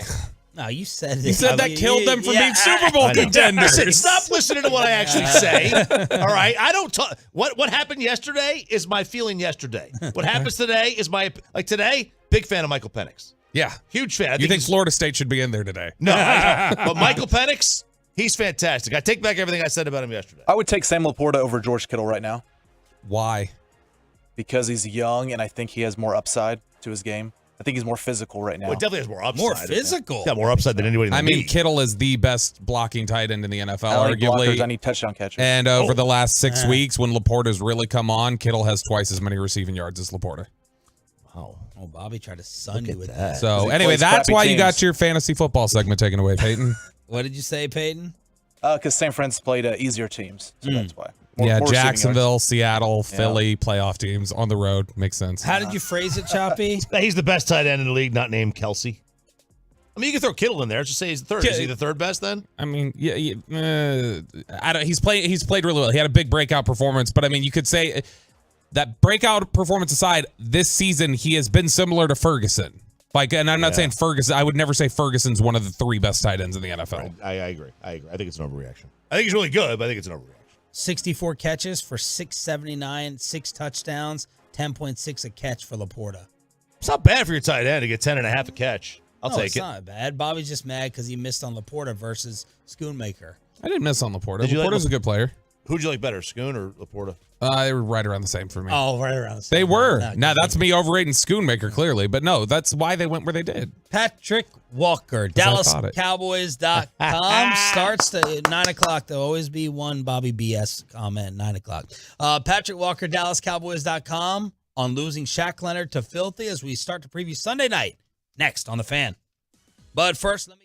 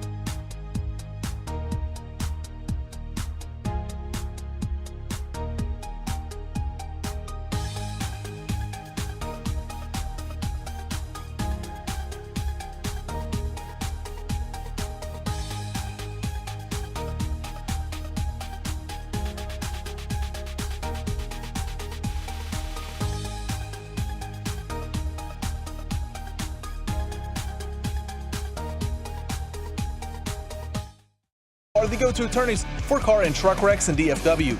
If you or a loved one have been in an accident, contact the Frankels for free at 214-817-333-3333 or go to truckwreck.com. Patrick Walker, DallasCowboys.com, joins us every Tuesday and Thursday. Brought to you by the WinStar World Casino and Resort. Proud to be the casino of the Dallas Cowboys. Please game responsibly. Patrick, how surprised were you that Shaq Leonard chose the Eagles? I mean, not entirely, but definitely it sucked. I mean, we'll be honest and say it did suck. I mean, like we talked about before, I mean, what the package that the Cowboys could offer and likely did offer him as far as defensive scheme, personnel surrounding him, defensive coordinator, head coach, the city of Dallas, lack of state taxes, we could go on and on. I mean, this is as attractive as a package as you'll get in the NFL if you're a free agent trying to make a decision. That said, he also went up to Philadelphia, and he has connections there as well. And I think two things were the determining factor for him. One, he sat back and wisely watched both teams and their defense before making his decision. And, yeah, the Cowboys had a bad day at the office, but the Eagles got absolutely blown out on their own field. So that probably, provoked Howie Roseman to reach out to him one more time and see if he could up the offer, whatever that might be. And Nick Sirianni obviously has history with Shaq as well from their time together with the Indianapolis coach. So, he made his decision and found it interesting what Jerry said to you guys not an hour ago as far as literally no money had been discussed between Shaq Leonard and the Cowboys, which means it literally was not about money when it comes to Shaq Leonard as much as it was where he wanted to be. And if that's the discussion, then now we know that his decision is 100% based on emotion and his reasoning and not anything the Cowboys did wrong. So he chose his side, and now you got to make him regret it. What is your top concern about the Cowboys defense today and moving forward? For me, I think it's probably just the consistency in run defense. We've seen them string together several games of very, very good run defense. But when they typically have a bad day at the office, it's because they can't necessarily get a handle on the run. And then they start trying to press to get a handle on the run, and that starts opening up some of those secondary routes, underneath linebacker routes get, kind of stressed and things like that. So I think it kind of begins and ends there for me. Cowboys definitely have the personnel. Not a couple weeks ago, I was talking about how, stellar and superb Jonathan Hankins has been playing on the interior. We already know what Oso Digizua is doing, but then you're getting contributions from guys like Neville Gallimore, Chauncey Golston. We know what the bookend is doing to Marcus Lawrence, Dorrance Armstrong, Sam Williams, Dante Fowler, and, of course, Michael Parsons. Secondary looks good. I mean, Bland had a bad day at the office until he didn't, right? So, but for the most part, outside of that particular game, he's not allowed a lot of yards. I mean, he's been doing the little things right as well as the big things right. So for me, it's just, clamping down on that run defense on a week-to-week basis, stringing those types of performances together as far as keeping, the lead runner to 60 yards in the game, 65 yards in the game, and the rest will kind of take care of itself. The linebacker core, Marquise Bell came in and saved the day, and I wonder when it comes to the Shaq Leonard conversation if also playing time was going to be a factor in it, because the Eagles, their linebackers got their asses kicked by the San Francisco 49ers. I mean, on every other down. So Sirianni, Roseman, follow up with Shaq and say, hey, look, we need you to come in here and be a starter, be an impact guy. But when you look at the Cowboys and Damone Clark and the emergence of Marquise Bell, presence of Rashaan Evans, Cowboys could have easily looked at Shaq Leonard and said, yeah, you're definitely going to play and make an impact here, but maybe not in the starting role because we have to figure out how to get Marquise Bell on the field as well. So all of those things are in play when a guy's trying to make a decision. What do you make, Pat, of the last 2 weeks, Washington and Seattle essentially seeking out Deron Bland? Like Bland has had such a good year this year, but these last 2 weeks, it's felt like Washington and Seattle were like, hey, this is what we're going to do going into this game. That's who we want to target. You know what it reminds me of, Bobby? It reminds me of Trevon Diggs when he was on his 11 interception season. And what teams were doing they were looking at the fact that, okay, well, he's getting all these interceptions, and they were treating him like Asante Samuel Sr., where it's like it's boom or bust. He's going to be aggressive, super aggressive. He's going to try to jump this route, so maybe he's susceptible to double moves and things like that. And that's kind of what they're doing with Deron Bland. And they're saying, hey, he is going to get an interception because he's going to try so hard to get an interception. Maybe we put a smart route on him. Maybe put a double move on him. And what you'll see is sometimes on those double moves, Duran, he's ready to jump the route, so he'll pause. We'll see that hesitation is just enough to allow the receiver to then get into the second portion of the route and then get behind him and go from there. So I think it'll all work itself out organically, because also on film for Duran Bland at several points this season are times when he's not biting the double route. Now, of course, you're sacrificing a little bit of aggressiveness on that respective play to make sure that you stay behind the guy, or to make sure that you're there for the possible PBU versus jumping the route and getting an interception and possibly a pick six. So that tells me, and that shows me there's a lot of skills as far as Duran is concerned. He is the resident ball hawk, but he can also play the ball and play the receiver very well. It's just on a play-by-play basis, which version of Duran are you going to get?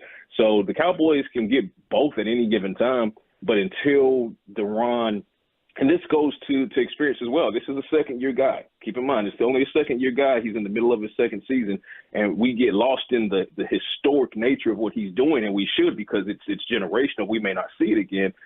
But he's still learning. He's still getting his football IQ where it needs to be, and that's where guys like Stephon Gilmore come into play. Patrick Walker, Cowboys Insider, joins us here 105 through the Fan. When the Cowboys lost to San Fran, we came in the next day. We were like, they're just better.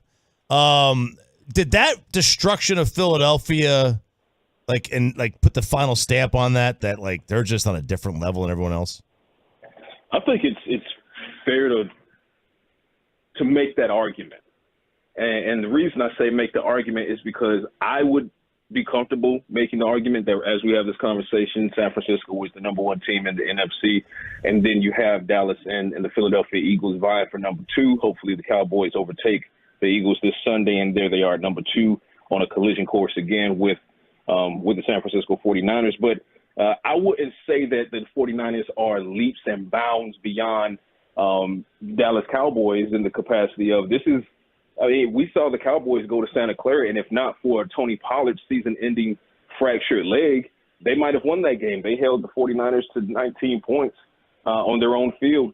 And then you go back and you look at, they got, mollywopped this time around in Santa Clara. But, when the rematch comes, if the rematch comes in this year's postseason, then we'll see how it goes. But you've also seen the 49ers struggle a time or two since that game. After the Cowboys lost to the 49ers, you saw the 49ers be a different team. They struggled against teams that they should not have struggled against. And then when you look at the Philadelphia Eagles, and I'm completely with Bobby here, I mean, how lucky could you get prior to that 49ers game? MVS, Valdez-Scantling with the dropped walk-off touchdown. Gabe Davis runs the wrong route, or Josh Allen threw the wrong route on a walk-off touchdown, things like that. And we're not even going to get into the officiating. Don't get me started. But so the Eagles definitely are not above the Cowboys as far as by anything more than the record right now. And there's the consistency of trying to figure out how to win games. But when it comes to the 49ers, they're the best in the NFC right now. And they're the boogeyman for the Cowboys. So until the Cowboys kill the boogeyman still exists. But they're not, 10 miles down the road. They're right there. They can get hawked down. Dallas as San Fran rematch in the playoffs. Where would you set that line if you were Vegas? Well, Vegas is probably going to make the Cowboys underdogs, and that's fair considering the boogeyman, right? So until you prove that you can defeat the boogeyman, he's still your boogeyman. I would probably put the Cowboys as underdogs in that one as well, but that also depends on where they're playing. So if it turns out that the 49ers get the number one seed and the Cowboys have to go back out to Santa Clara, maybe, Vegas puts that line at, +7 Cowboys. So Cowboys would be like 7-point underdogs. But if the Cowboys, and the path is now open for them with that 49ers defeat of the Eagles, the path to not only the NFC East crown, but possibly the top spot in the NFC, if the playoffs have to come through Arlington, then I don't know how, even with the boogeyman, I don't know how you make that a 7-point underdog for the Cowboys. I would probably put it even because even though that's your boogeyman, look at what the Cowboys are doing at home, the Seahawks game notwithstanding. But even with that one, they hung 41 points on the Seahawks' neck. And this was a secondary that I said going into this game was even better than the 49ers secondary. So home field advantage is going to be just massive for whichever one of these NFC teams going to the playoffs, and all three of them likely will. Just depends on where they land. Pat, when we look at the Shaq Leonard decision, are we underselling the angle that, hey, look, if I go to Dallas, I'm going to have to compete against SEC champion pedigree Alabama linebacker Rashaan Evans. I can go up against Georgia linebacker Nakobe Dean, and that's a much more vulnerable spot. Well, the thing about it is when they come out of the black and red and they put on that green and black, they deserve all the smoke. So sorry, Nakobe, but right. Rashaan Evans, I mean, he's coming along. He's progressing as far as his workload with the Cowboys. And no, Pat, we do because not he went to Bama. We do not he went care to Bama, one right? lick. Bobby didn't troll enough. That was a Georgia troll attempt. That's all that was. I know, and I know Bobby well enough to know how to sidestep those landmines. So, and that's why he's laughing right now, because I didn't take the bait. I'm not taking the bait. I'm not taking the bait. What do you think the top four should have been? Oh, man, I kind of feel like, Jerry, I'm not touching that with yours. I'll put it this way. And I've refrained from getting into the social media argument aspect of it simply because I'm only ever worried about my guys. I can't stress that enough. I'm worried about my guys, and if my guys are going to handle business. My dogs did not handle business. It sucked. It was a 3-point loss to Bama. But I could also make the argument that, hey, that's our first loss all season. I'm not even going to talk about the 29-game win streak. This season, first loss all season. We've had, several SEC wins from against ranked SEC opponents, and we dropped the SEC championship by 3 games to a top 10 Bama team who does not look anything like the team that Bama in the first half of the season. So I could definitely see the argument for Georgia getting in. But if anyone's wanting me to make that argument, I won't. And the reason I won't is because they should have gone out there and handled business. I feel horrible for the Florida State fans. I really do. I think that when you go undefeated and you win your conference, even though you lost Jordan Davis and Jordan Travis, and the quarterback question is there, and what would they look like if they go up against a Michigan? You give them a chance to do that. Because I think they've earned the chance to do that. But so I feel terrible for them. But I will say also that I'm not going to feel too badly for them when they line up against us because, hey, I mean, we're both in the same boat, so we might as well just beat the hell out of each other and then get on to 24. Thank you, Patrick. We'll talk Thursday. Yes, sir. Have a good one. Patrick Walker, brought to you by the Windstar World Casino and Resort. Proud to be the casino of the Dallas Cowboys. Please game responsibly. Have we screwed up by not hyping up the NBA in-season tournament? Crosstalk with KMC is next, but you are screwing up if you don't save the contact information.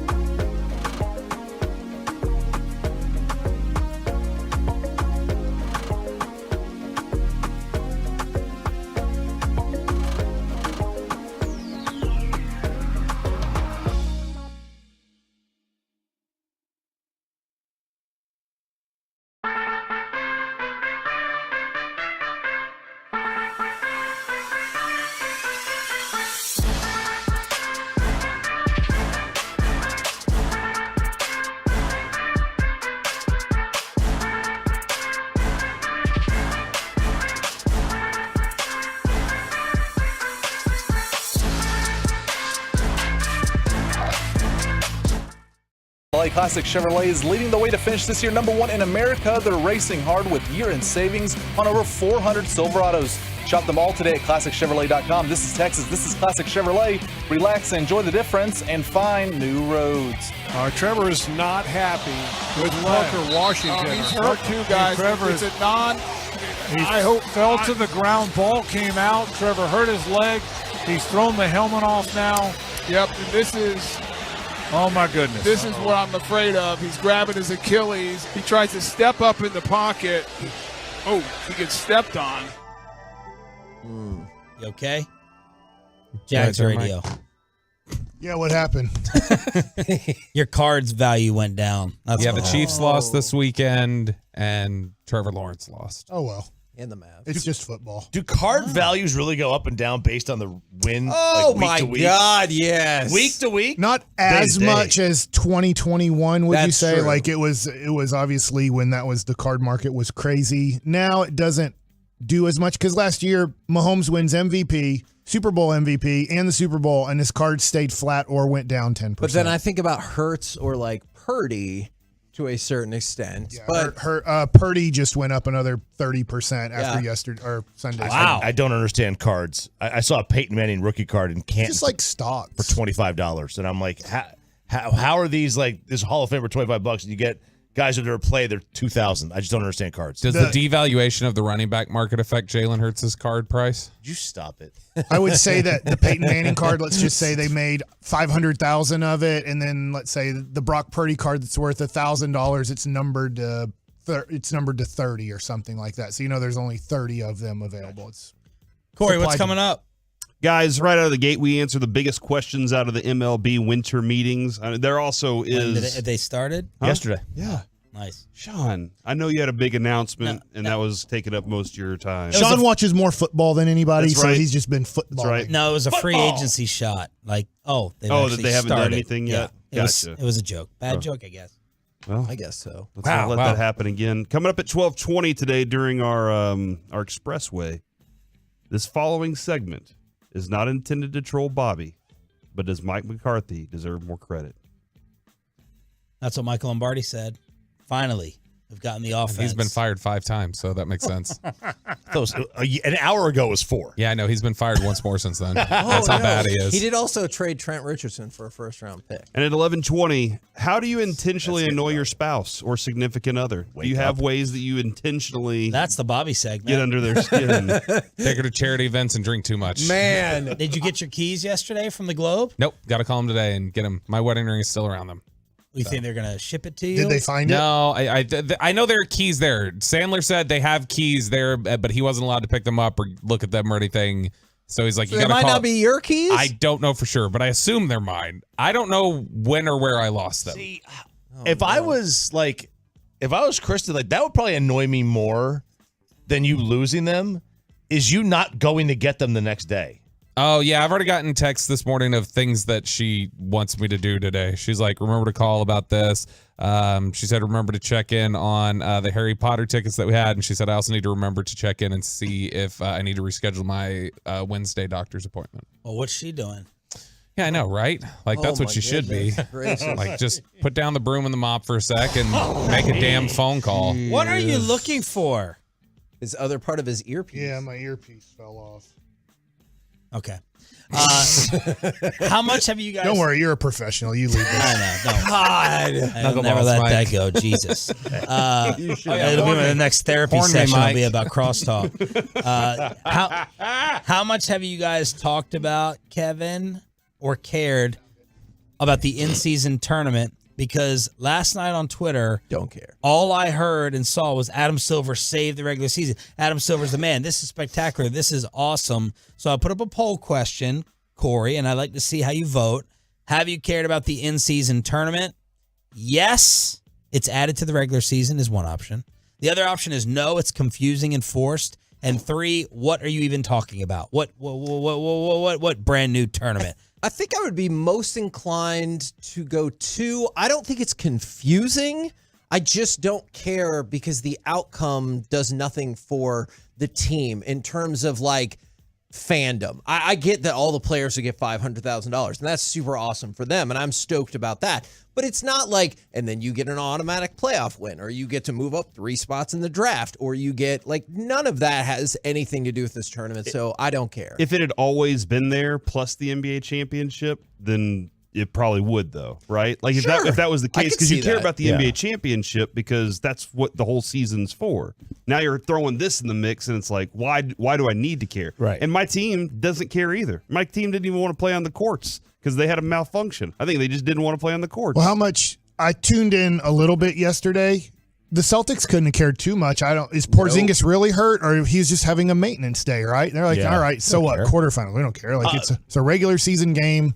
Porzingis isn't playing, so we advance in this situation. So there was a point on the Celtics a couple weeks ago that said that we don't care about this. Like, it doesn't mean anything. Well, and the confusing thing is, at least the final, if not also the semifinal, does not count towards your actual record at all. And I'm like, so in a day and time where we had to put in new rules to make sure players played games, we're going to throw a couple extra games in there? Yeah, and you get drawn. If you don't make the playoffs, the tournament, you get drawn 2 games. It's weird. Like, if they had told everybody that, hey, the winner of the NBA in-season tournament starts every playoff series up 1-0. Oh, my God, I would care a lot. You care a lot. Or you get home court advantage throughout the playoffs. Sure. You automatically, wherever you're seated, as long as you make the playoffs, that team gets home court advantage every round, even if they're the 8 seed. Or it ensures that you don't get relegated. Well, and that's because I understand, like, they're mimicking what happens in European soccer and everything where people care a lot. Which is super popular here. Yeah. Let's mimic what is something that they've tried to make popular here that has not been popular despite every attempt. So maybe in 30 years, people will be super in on the NBA tournament. Maybe. It's just right now, I don't care. I mean, look, we like the WB. It took 15 years for the WBC to really take hold this year, right? And it I mean, there was a lot of interest in that, but it took a while. Yeah.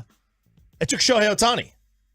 It took Shohei, and then everybody on the American team playing decided they wanted to play. Trout and Betts. Except for pitchers. Except for pitchers. No pitchers. But I get the pitchers not wanting to play. But what's the difference there? You can get Ohtani striking out Trout to end the WBC. Like, their team, like, there's something different there. This is just you're trying to place weird added value on top of regular season games that people didn't care about before.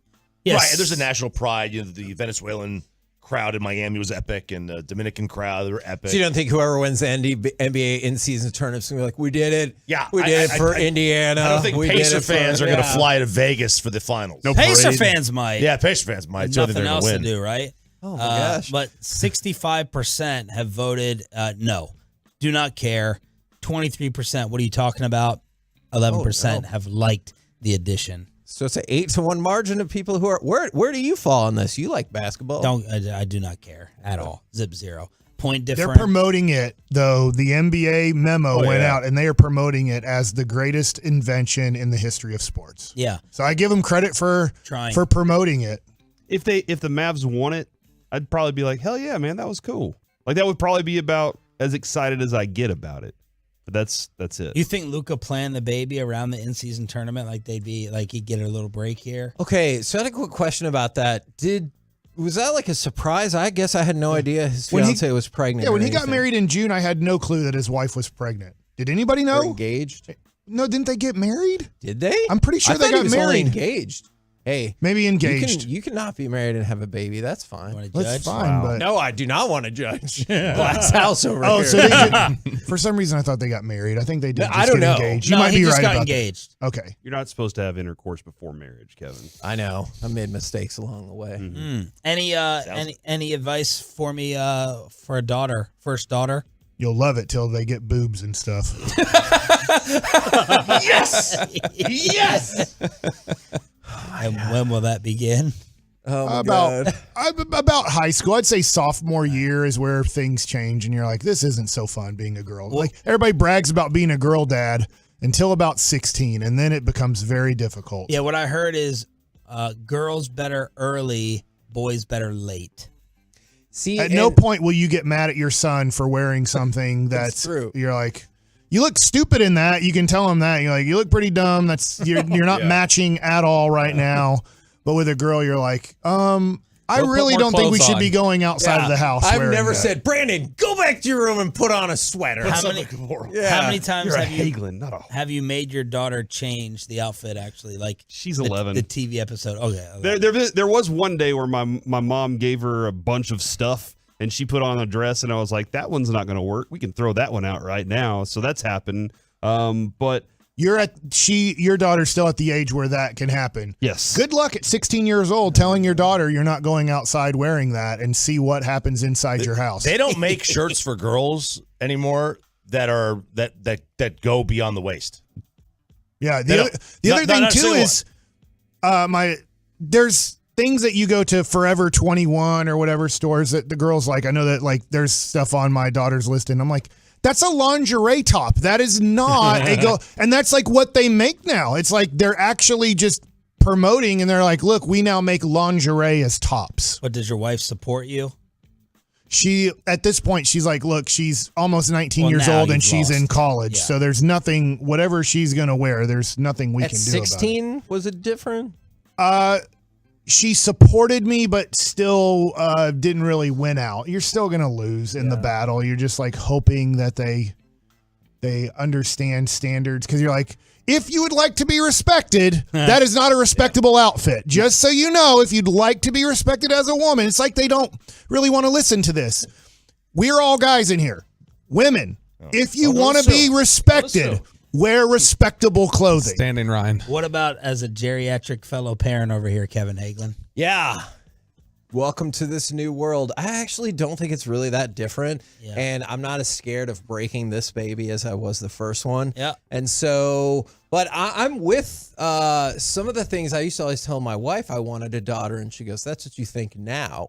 But just wait until they were a teenager. Boutique, you think differently? Yeah. What did you say? When they start shopping at Electric Boutique. What is that? It's the stripper store. Why do you know that? No things. I really thought you were trying to say electronics boutique, and I was like, I don't think that exists. You ever been there before? My daughter softened me up like more than anything else, but also at the same time, I get angrier in relation to things that happen to them than I get angry about anything else in my life. And now Choppy's up next. I want to actively fight 10-year-olds that bully my daughter. Announcement time? No, God, no. God, no. You can't get rid of that. I only make boys, though. So she wants me to have a girl. She thinks a girl would be good for me. So you're going to have to do it differently, huh? Gonna have to. Yeah. I do think you'll respect women a lot more with your daughter. Not you. I think men in general will respect women more when they have a daughter. Yeah, I think that's true. I think that's valid. I can see that, and I'm glad I have boys. All right. I hope you do have a daughter now, Chop. Yeah. Some people deserve them for the wrong reasons, and I think that's what we're talking about here. We're back tomorrow. The KMC Masterpiece. Why do you sound so defeated? I thought you did a very professional job. Yeah, that's all I was looking for. Topics, very organized. I thought you went from topic 1 to topic 2 to topic 3. Thanks. Appreciate it. You didn't hear any of it searching for your headpiece, but maybe tomorrow. KMC is next on The Fan.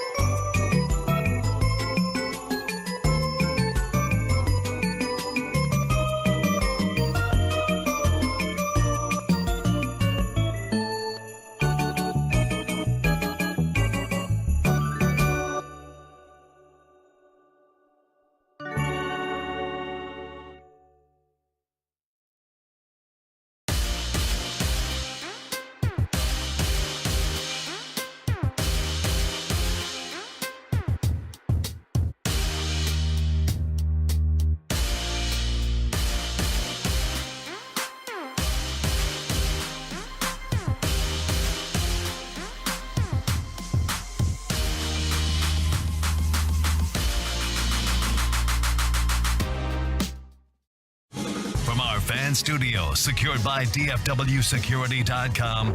It's the KNC Masterpiece on 105.3 The Fan. KNC Masterpiece right here on 105.3 The Fan. You got me, Kevin Hagelin, Corey Majors, who is in the middle of a tension-filled battle with Peyton Russell. We've got Mike Bassick, and returning for a 3-day limited engagement, it is Alec Medford. Gentlemen, good morning. It's a good morning. It is good. It's good. You weren't prepared for that, were when you? you said 3-day engagement, I was like, hold on. Mike's here for the whole week. No, I'm pretty sure. Yes. And so, but Alec. But we got Alec, too. For our 3-day engagement. Nice to have you. Thanks, Mike. You can catch him on the Get Right, as we've heard him more and you more. You can catch him once to twice a week on our show, producing, along with Chris and Rigo and Ross and Reggie. Now, most likely not for a while. Occasional, but he'll come back during baseball season. Maybe. Maybe there's somebody else that we don't know of. Feels like we can discuss this at another point. Hey, good morning. Yeah. Hey, it's a good morning, Kevin. Yeah. I don't know about that anymore. All right. Already, There's my guy AJ Hinch on TV. Just got an extension, man. Oh, Hinchy. So I wanted to go through some of the big questions of the winter meeting, and then I wanted to ask you this seriously.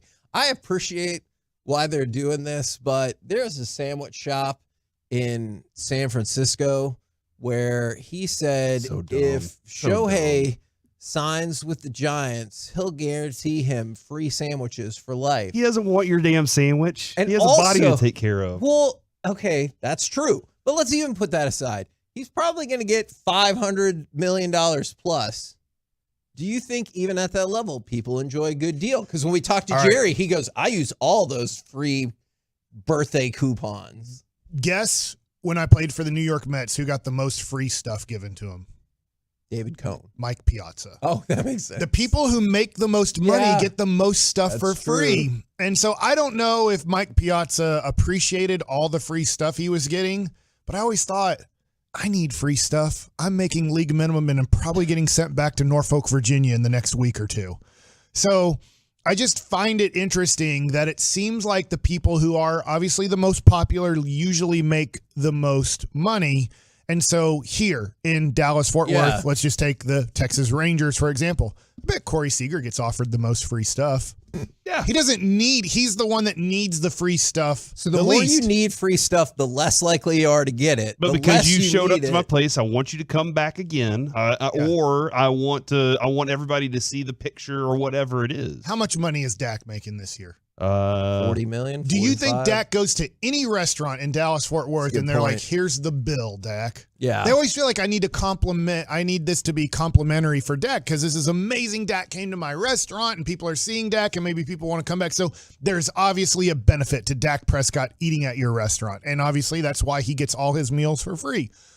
But when nothing against Kevontae Turpin might need the meal for free more than Dak does later in life. Kevontae Turpin, like it or not, Kevontae Turpin's going to have to work the second half of his life. And he's having a great Cowboy career. He's probably going to be on the Cowboys another 2 to 3 years. He's probably going to be in the NFL another 4 to 5 years. But there's a good chance Kevontae Turpin is not done working in his life. So Kevontae Turpin needs the free stuff more. Sleep Number, give Kevontae Turpin a bed. Real. That is a very fair point. Now, which team, there's some questions that MLB.com put out as the winter meetings have begun, and I know Sean made a super on point joke about that, but obviously not a ton has happened just yet, but it feels like people will say that until Shohei signs.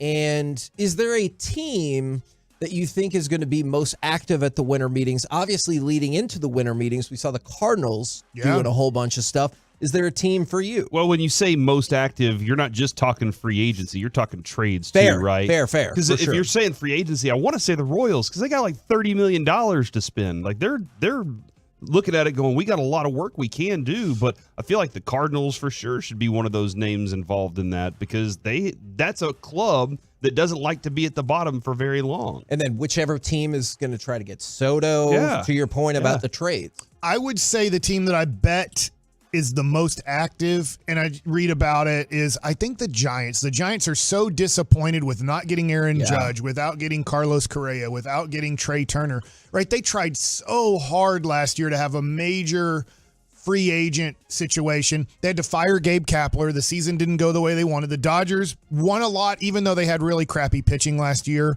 part due to injury, part due to just guys weren't performing up to the level that they wanted to perform, and that's why they got blown out in the playoffs. Then Arizona came out of nowhere and made the playoffs and made the World Series. And the Dodgers are still there. Yeah, so I look at San Francisco. They look at it. Look, they have a great stadium. They're in a major market. I look at San Francisco and say, I just don't think San Francisco wants to come out of this offseason without having 1 to 3 major signings. Question number 2 makes me a little bit nervous because MLB.com writers were answering this, is which major free agent is the most likely to sign by the end of the meetings? And this was one of their answers. Here's the set and the pitch. Swing and a miss. He struck him out. Threw that curveball. And Caminero is out on strikes. 5 strikeouts for Jordan Montgomery in 7 innings. 4 coming on the hook. And I might be wrong about this because the other answer they gave was Yamamoto. That's what's going to be mine. And Yamamoto makes a lot of sense to me. I guess I've started to get in the headspace for Jordan Montgomery, and y'all could tell me if you think I'm off on this, is I definitely still think the Rangers can get Jordan Montgomery, but I think it would be a much more likely scenario if all of these things happen and Jordan Montgomery is still sitting on the shelf. You know what I'm saying? I hear you, because the Rangers the last 2 years, we got used to this. They beat the market. In they were the ones first to go, we're getting Seager and Simeon and John Gray. Those were the major 3 guys that they got. And they're like, we're getting them before the strike. We are gonna hit before this happens. And they were the first team to do it. Last year, I remember being in New York around this time for vacation, and the news came down. Jacob deGrom signs with the Texas Rangers. They were the first one to kind of strike in the marketplace to hit the big free agent pitcher. Then it was later in Christmas that they got Nate Eovaldi. Yep. So I look at it and go, we're used to now the Rangers setting the market quickly, and the Rangers are publicly stating, we are not going to set the market. We are not going to be first in the bidding wars on these pitchers or on a certain position player or maybe on a trade. I still want him to be, because I know that Chris Young is great at his job. I know he's very aggressive, and maybe he has to sit back for the first time, kind of being part of the general manager situation or the general manager. He might have to sit back a little bit and maybe unfortunately, he might have to wait for Jordan Montgomery and Blake Snell to sign and see what the leftovers are. To your Cardinals point, can I make this point real quick? Wouldn't you rather just re-sign Jordan Montgomery back knowing how good he is than signing Lance Lynn and Kyle Gibson? Yes. Those 2 guys' money get close to what you're going to have to pay Jordan Montgomery. Wouldn't you rather have Jordan Montgomery back as a Cardinal than signing guys that are past their prime? Yeah, but that's they wanted to make sure they had some of these, because I mean Lance Lynn gave up 44 home runs last year. He led the league in giving up home runs. I didn't think that was effective, an effective sign for them. Maybe they're hoping that's a back half guy, but I don't think that they paid him like a back half guy. Just weird. Like the Cardinals are just signing all the former Ranger all-stars from 2 to 4 years ago. One of the things, Kevin, that you like Jordan Montgomery. I just saw a text that said he needs to be the number 1 Rangers target. Agreed. And I have to sit back and say, how do we define the difference between contract season? That's one of the 3 major motivating factors, and that dude was getting to get contract season on the biggest stage out there. So his number went up. For whatever he was, if he wasn't on a World Series team, Kevin, if he wasn't on a playoff team, I agree with his you. number would be lower. I agree with but you. because of what he did on that stage, so now I have to ask myself, am I going to get that same pitcher, or am I paying for a pitcher that was on contract season, a pitcher that had a grudge, a pitcher that had fun babies to take care of? All of the things that you just said. He has fun babies. No, that's what I'm saying. Like those are the 3 factors. No, I understand everything that you're saying right there, and my argument to that would be is this is who he is. Like post-pandemic, which is a weird way to put this in terms of his career, but 2021, really good season. with the Yankees. And if you just want to look at it like this, 3-8. Next season, 3-7. Got traded to the Cardinals, 3-1. Back with the Cardinals this year, 3-4. Yeah, but how many games did he start?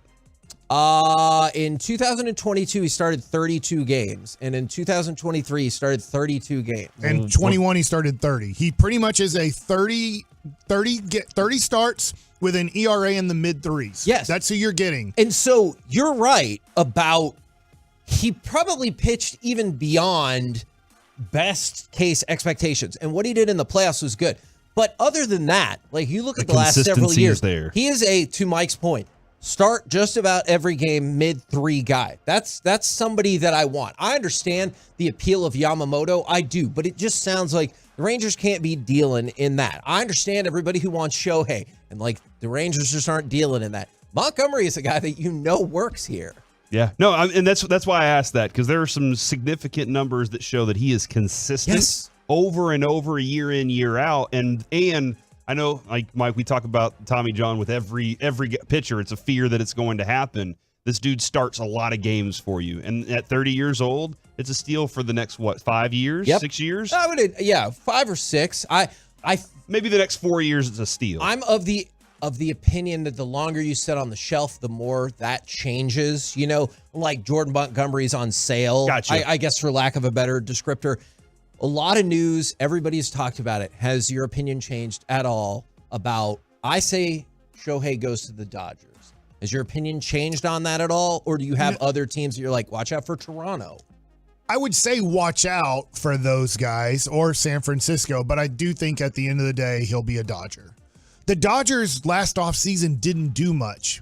And you even heard, why are they not doing much? They're so close, and they won the 2020 COVID championship, but that was a weird championship. It does count, just like it counts for the Lakers. But you look at it, and it does have a little bit of, I think, an asterisk to the fan, like the fans. They're like, yeah, that was a weird year, 60 games, but it does count. And it stopped their streak from 88 to 2020. But why are they not doing anything? And that was in January of 2023. They're like to prep for now because they're going to go get Shohei, because they are letting people go and they are not doing certain things so they can get Shohei. So then we're 11 months later in the process. So I'm just assuming if they knew their plan was in the beginning of 2023 to have Shohei from 2024 to 2034, I'm assuming that that's what they're going to get. Look, Ron Washington doesn't just play games to play games, Kevin. When he said, I don't have anything to say about that right now because I don't want to let anything out the bag, that tells me that the Angels have something in the bag that they want to get. So, like, that's what? So the Angels, I think the Angels are still trying to bring that dude back. I would be shocked. I just don't think he's coming back. He's been there 6 years. They haven't even been competitive. And I just wonder this. As soon as Shohei signs with another team, which I 99.9% believe he will, I wonder how quick the rumors come out they're trying to move Mike Trout. They just need Mike Trout's permission. Yeah. So I think that hasn't even been part of the offseason yet. But as soon as Shohei signs, let's say with the Dodgers, I do think all of a sudden the articles will come left and right, a zillion of them. Are the Angels going to move Mike Trout because they are in a complete rebuilding stage? Will Juan Soto get traded to the Yankees during the winter meetings? Or you might think he gets traded elsewhere. 50-50, yes, he gets traded by Thursday. And I say specifically to the Yankees. I say the Mariners.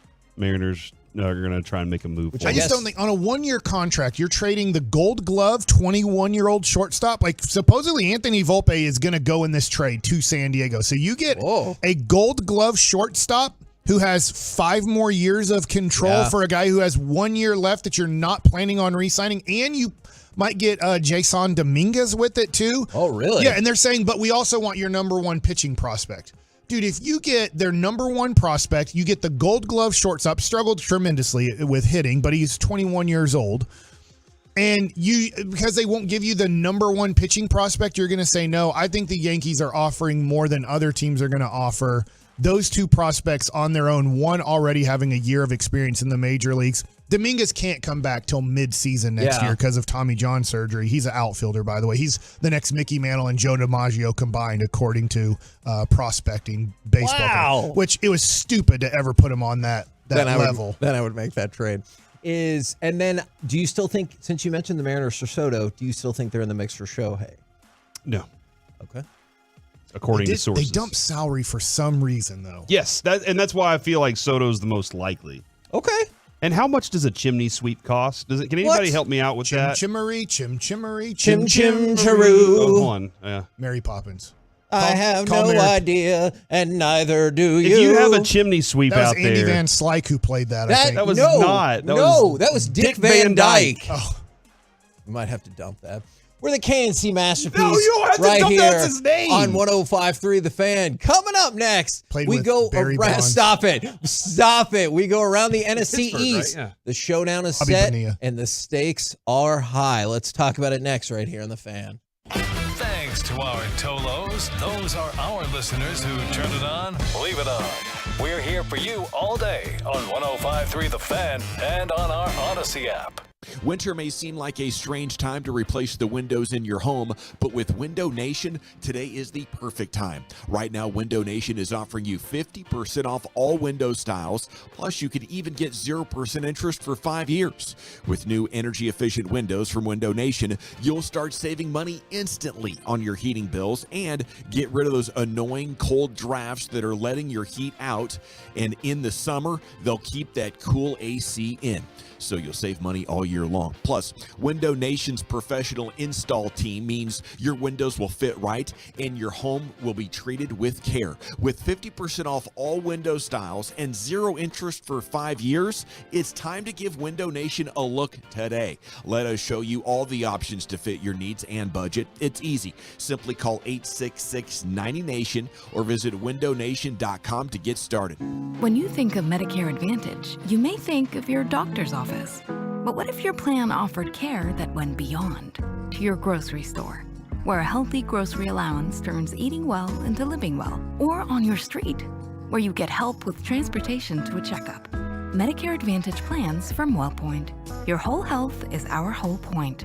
Services are provided by WellPoint Texas Inc. or WellPoint Insurance Company. WellPoint is a Medicare Advantage plan with a Medicare contract. Enrollment in WellPoint depends on contract renewal. Your customers count on you. Do you have an internet provider you can count on? Switch to Verizon 5G Business Internet. It's rated higher quality than T-Mobile, which means you get the highest quality 5G internet in America. So don't settle for anything less. Switch now to Verizon 5G Business Internet from the network America relies on. It's your business. It's your Verizon. Learn more at verizon.com/business/switch. Based on outperforming T-Mobile FWA for consistent quality and Open Signal USA Fixed Broadband Experience Report, May 2023 National Experience Results. Sean and RJ's Firehouse Tour brought to you by C4 Energy will be in Wiley December 8th. Swing by Fire Station number 4, 3200 McMillan Drive in Wiley, 5:30 to 10 a.m. Grab some cans of C4 and get your morning jump started. Come early while supplies last. Brought to you by C4 Energy. Hey, Cowboys Nation, Zach Wolchuk with ya. And this NFL season, Crown Royal is celebrating the generous hosts that make game day royal.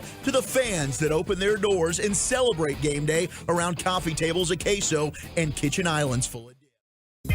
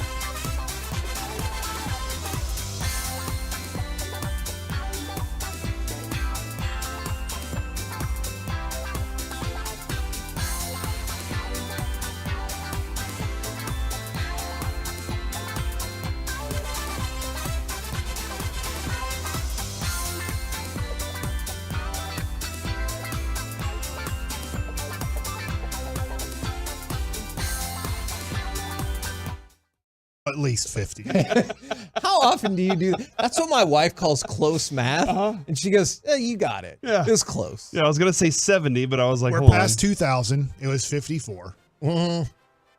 So you know it's at least 50. You weren't able to piece together it was at least 60, but I would say 70. Okay. Rounding up. Good enough. All right, you guys want to go? So the point is, hey, Commanders are terrible. So try not to act surprised when Ron Rivera gets fired. You want to go with the Eagles, the Cowboys, or the Giants? Cowboys. Good decision. The Cowboys, because they're almost in first. That's true, are tied for the longest consecutive run of home games scoring 40 points or more. They now have done this 4 straight games. That is tied with 4 other teams, including the 1952 Detroit Lions, who won the NFL championship. Really? That was a long time before we had the Super Bowl. There's the final 4. There was Green Bay, Detroit, Chicago, and the Giants. I think those were the 4 teams in the NFL at the time. They had a 25% chance of winning. You know what? I don't think that is accurate, but I don't think it's as far off as one would guess. When did they start expansion? No, they had 12 teams. The Cleveland Browns, the New York Giants, the Philadelphia Eagles, teams you know, the Pittsburgh Steelers, the Chicago Cardinals, the Washington, we don't call them that anymore, the Detroit Lions, the LA Rams, the 49ers, Packers, Bears, and the worst team in the league, the Dallas Texans. It's amazing how fast they found gold in 1949 in San Francisco and then started having professional teams there. Yeah, that was pretty quick. I turned that around. The New York Giants were close to moving there. The San Francisco 49ers are like, we found gold. Put a football team here. I'm not doing that today. All right. Now, the Dallas Cowboys, as I've told you, have now scored 40 points or more in 4 straight home games. But they've also scored 40-plus points in 5 games this year, tied for the most in franchise history with 2021 and 1971. 1971, first time they ever won a Super Bowl. So they need to do it one more time. And then they'll be the best. And then they will have been better than Kellen Moore's offense. You know what? We're going to get to that at 12:20. I got some pretty strong But arguments there. you do it one more time. Yeah. And you were the best. Because McCarthy did say last year, I don't need to light the scoreboard up. We still want to score a lot of points, but we don't have to light it up at the expense of our team. And I think that's important. Yeah, no, I agree, but still, yeah, it's helped in a couple of these games for sure. I think that, yes. You know what? Well, I'll save that for the 12:20 segment. Okay, all right. So we will get back to that. Now, a couple of other amazing statistics for the Dallas Cowboys.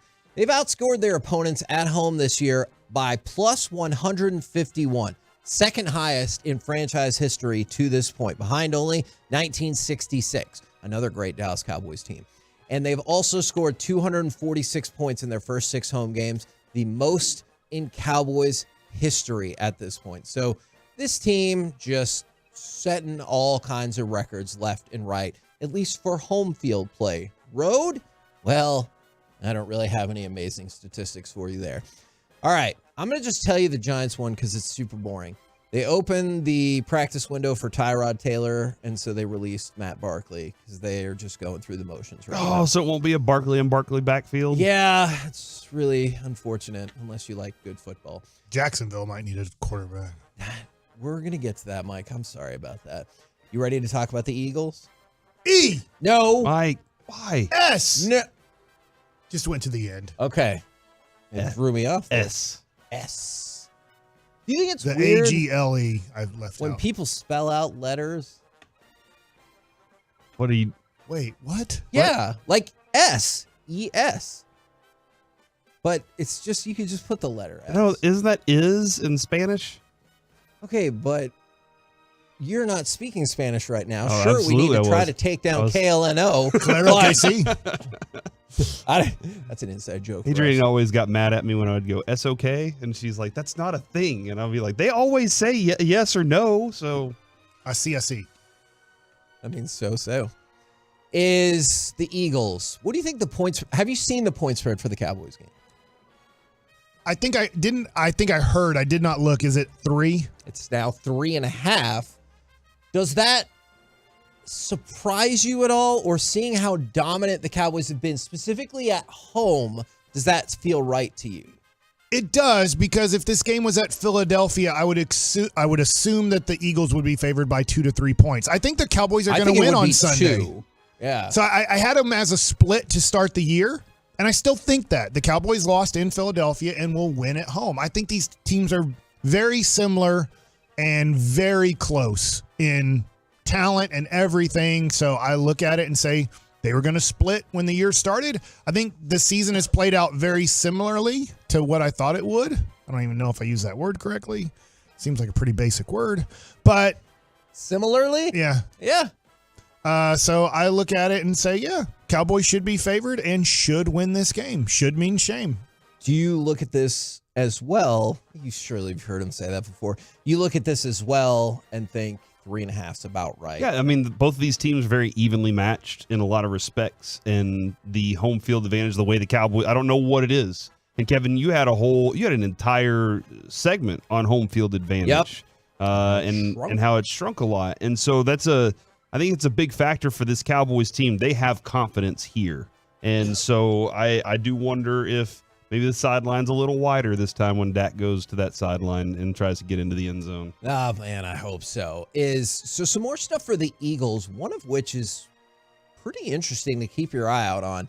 Jalen Hurts, they lost against the 49ers. Obviously, they got crushed pretty good.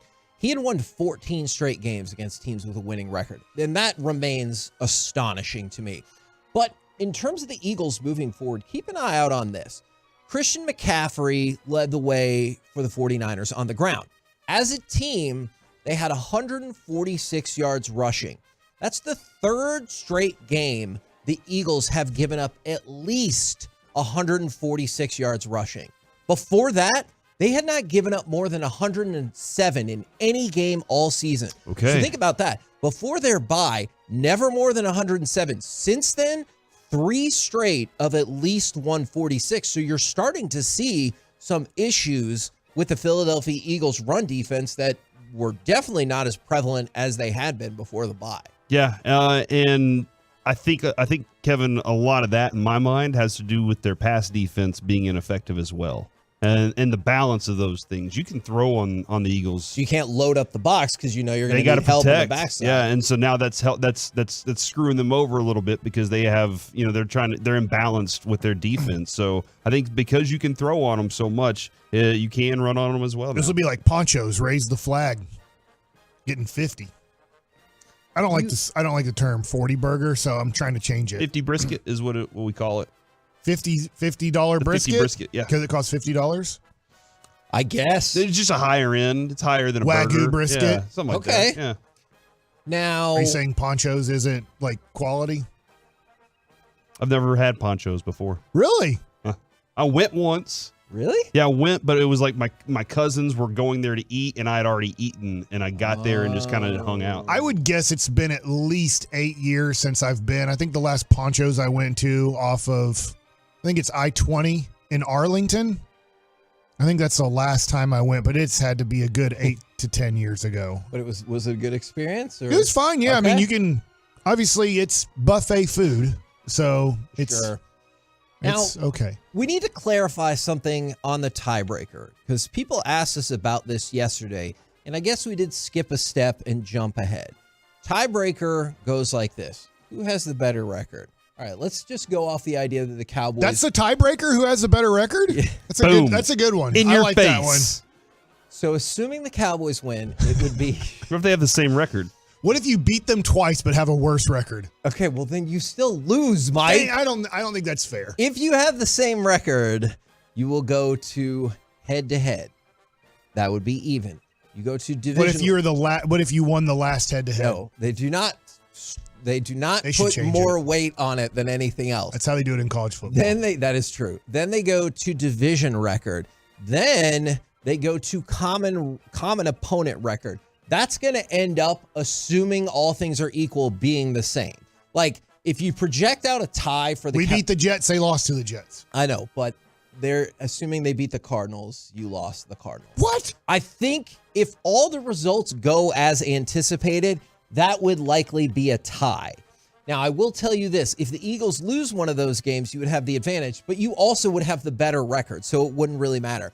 So I still think the tiebreaker it's going to come down to is conference record, at which point the Eagles would have a better conference record because the other team they lost to was the Jets. And so that does not ding them as much. So it is true that common opponent record is the next tiebreaker after divisional record, but I believe that will end up being the same record. Fine. So that's why we skip ahead to conference. Yeah, but it's really, Kevin, it's more about on Monday. Can we roll in here and say we're first in the NFC East? You can say you're tied. You're by percentage points, you are ahead of them, right? You are not.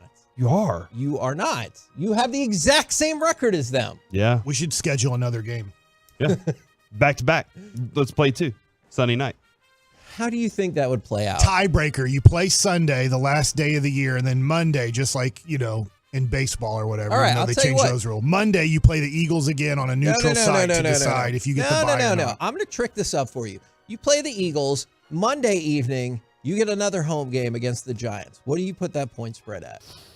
I mean, the over-under, I'm putting it 14. So if you played on Monday? Against the Giants at home, what's that point spread? And the Giants are off this weekend. Cowboys by 10.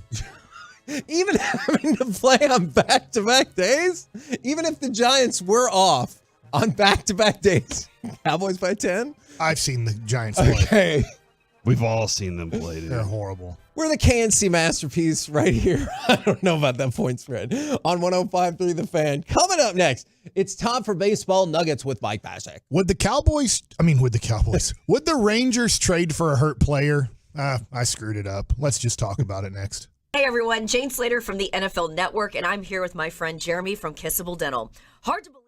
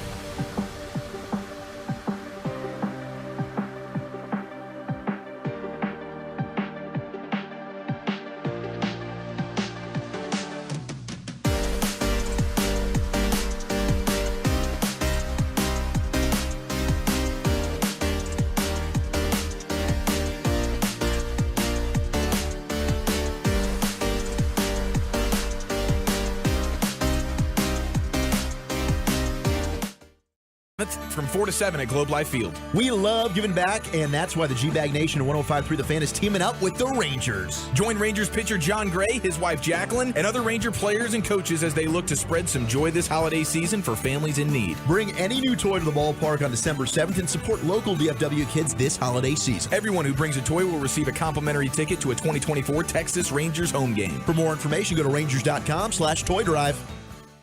Classic Chevrolet is leading the way to finish the year number 1 in America. They're racing hard with year-end savings on over 400 Silverados. Shop them all at ClassicChevrolet.com. This is Texas. This is Classic Chevrolet. Find new roads. 3 balls and a strike. Here's the pitch. Goalie swings, and it's a high drive to right field. Going back is Carroll. He's at the wall. He leaps. That ball is history. Adolis Garcia has walked off the Diamondbacks in the 11th. My goodness, he's done it again.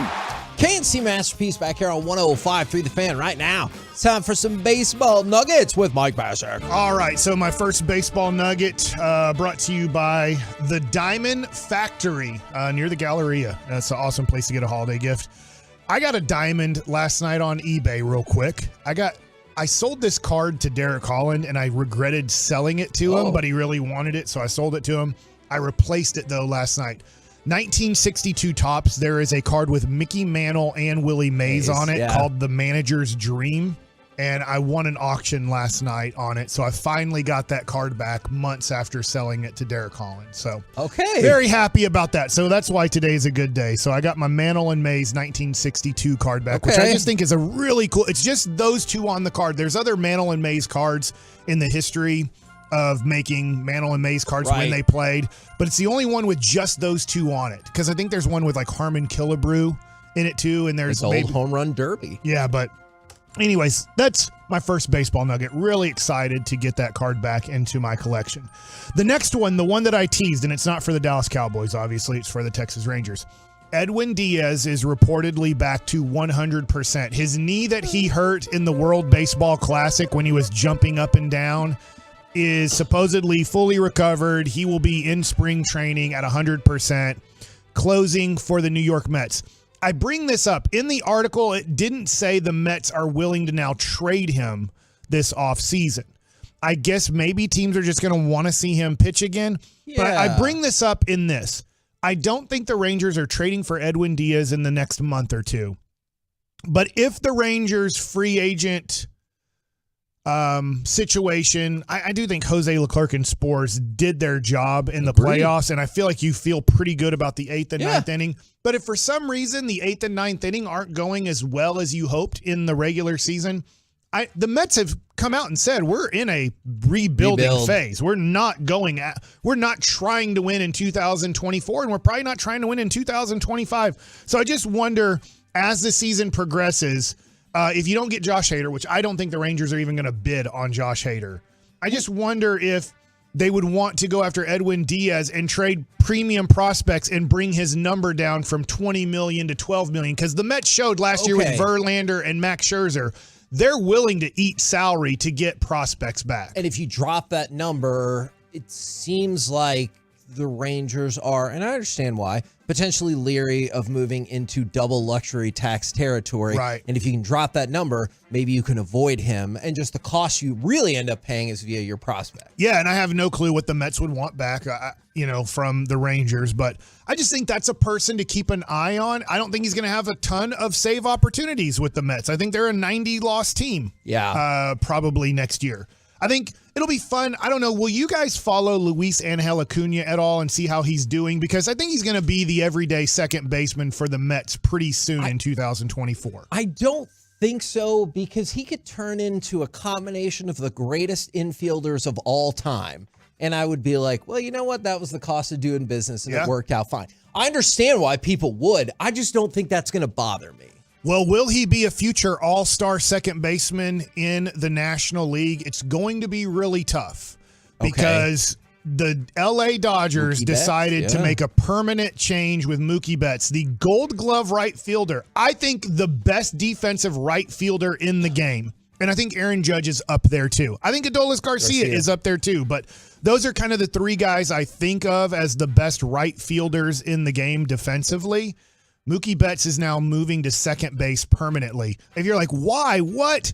He came up with the Boston Red Sox in their organization as a middle infielder and really primarily as a second baseman. Why didn't the Red Sox keep him at second base? They had borderline future Hall of Famer. Do you think Dustin Pedroia is going to get into the Hall of Fame?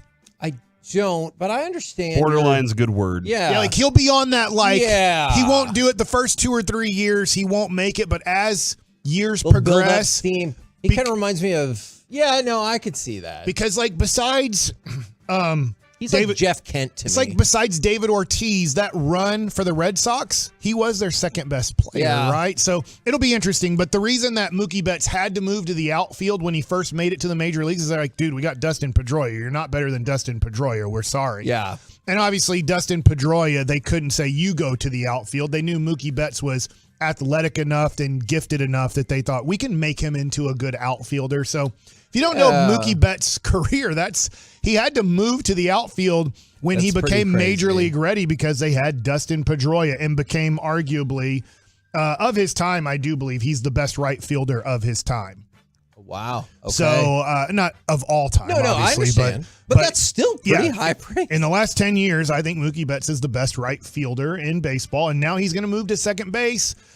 They're hoping that, why am I drawing Gavin Lux? They're hoping that Gavin Lux comes back from the injury he had in spring training. He was supposed to be their everyday shortstop after losing Corey Seager, then losing Trey Turner. They're like, we're fine. We have Gavin Lux. We've developed him. It's taken a little bit of extra time, but we believe he's going to be the everyday shortstop, and he got hurt in spring training. They're hoping he comes back and is able to contribute at a high level, so they would have Gavin Lux and Mookie Betts as their middle infield combination. Let's move on to our rival in 2 stories, and it will also include the Texas Rangers. The first one, the Houston Astros have come out and said, if you were listening to us, if you're Toloing, thank you so much. They have said, we are not trading Alex Bregman. Okay. Alex Bregman has 1 year left on his contract. It didn't say they're going to work out an extension. Right. But they said they are not trading Alex Bregman. In the article, though, it pretty much says the Astros believe they can, win it all next year. Hey, It's hard to argue against that, seeing as how close they get. Right. I do think that they are going to be big-time competition for the Texas Rangers. Have the Texas Rangers taken this over? Well, you can say yes. They beat them in the playoffs. We won the damn World Series. And won the World Series. In fact, Alec, just so we can remember that we won the World Series, I know this isn't on the run sheet, but if you'd quickly like to just give me the Eric Nadel call of Josh Spores striking out, I think it's Ketel Marte, if I remember the hitter right. I just watched the double play turn in that, or that Marte almost beat out, and it's still just golden watching Seager and Simeon flip and throw and then do that moment and share that moment together. Just in case Alex Bregman forgot, here's the last call of Major League Baseball in 2023. 2 balls, 2 strikes. Spores kicks and fires. He struck him out looking. It's over. It's over. The Rangers have won the World Series. Ranger fans, you're not dreaming. The Rangers are the World Series champions.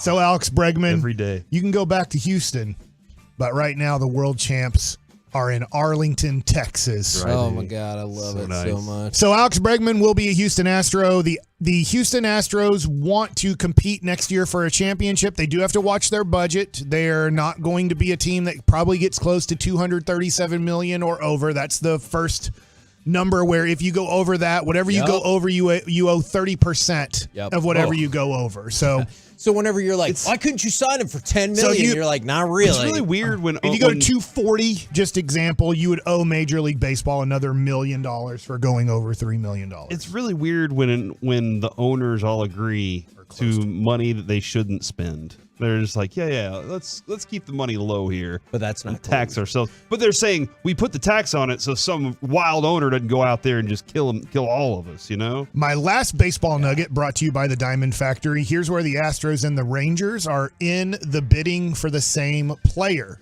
This is according to John Heyman of the New York Post. The Astros, Rangers, Cardinals, and Orioles are among the teams with interest in right-handed relief pitcher Jordan Hicks. Now, what's interesting is it seemed like the Rangers weren't super interested in him at the trade deadline.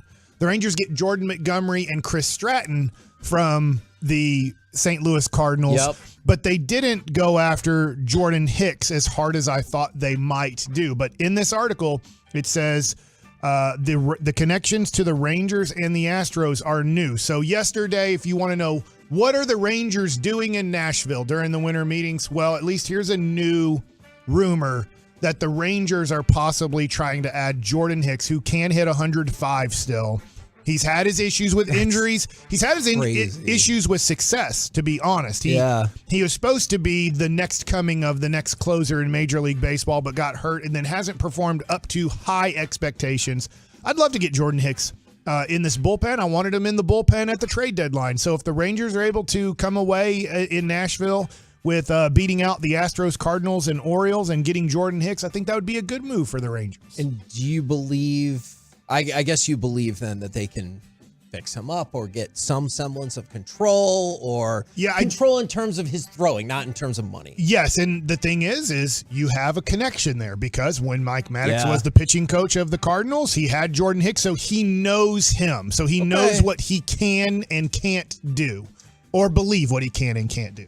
We're the KNC Masterpiece right here on 105.3 The Fan. Coming up next, the Stars make me eat my words from yesterday. Plus, we will talk with our Dallas Cowboys insider, Mickey Spagnola. All of it next right here on The Fan. You can hear Kevin, Corey, and Mike anytime and anywhere. Take the KNC Masterpiece wherever you go.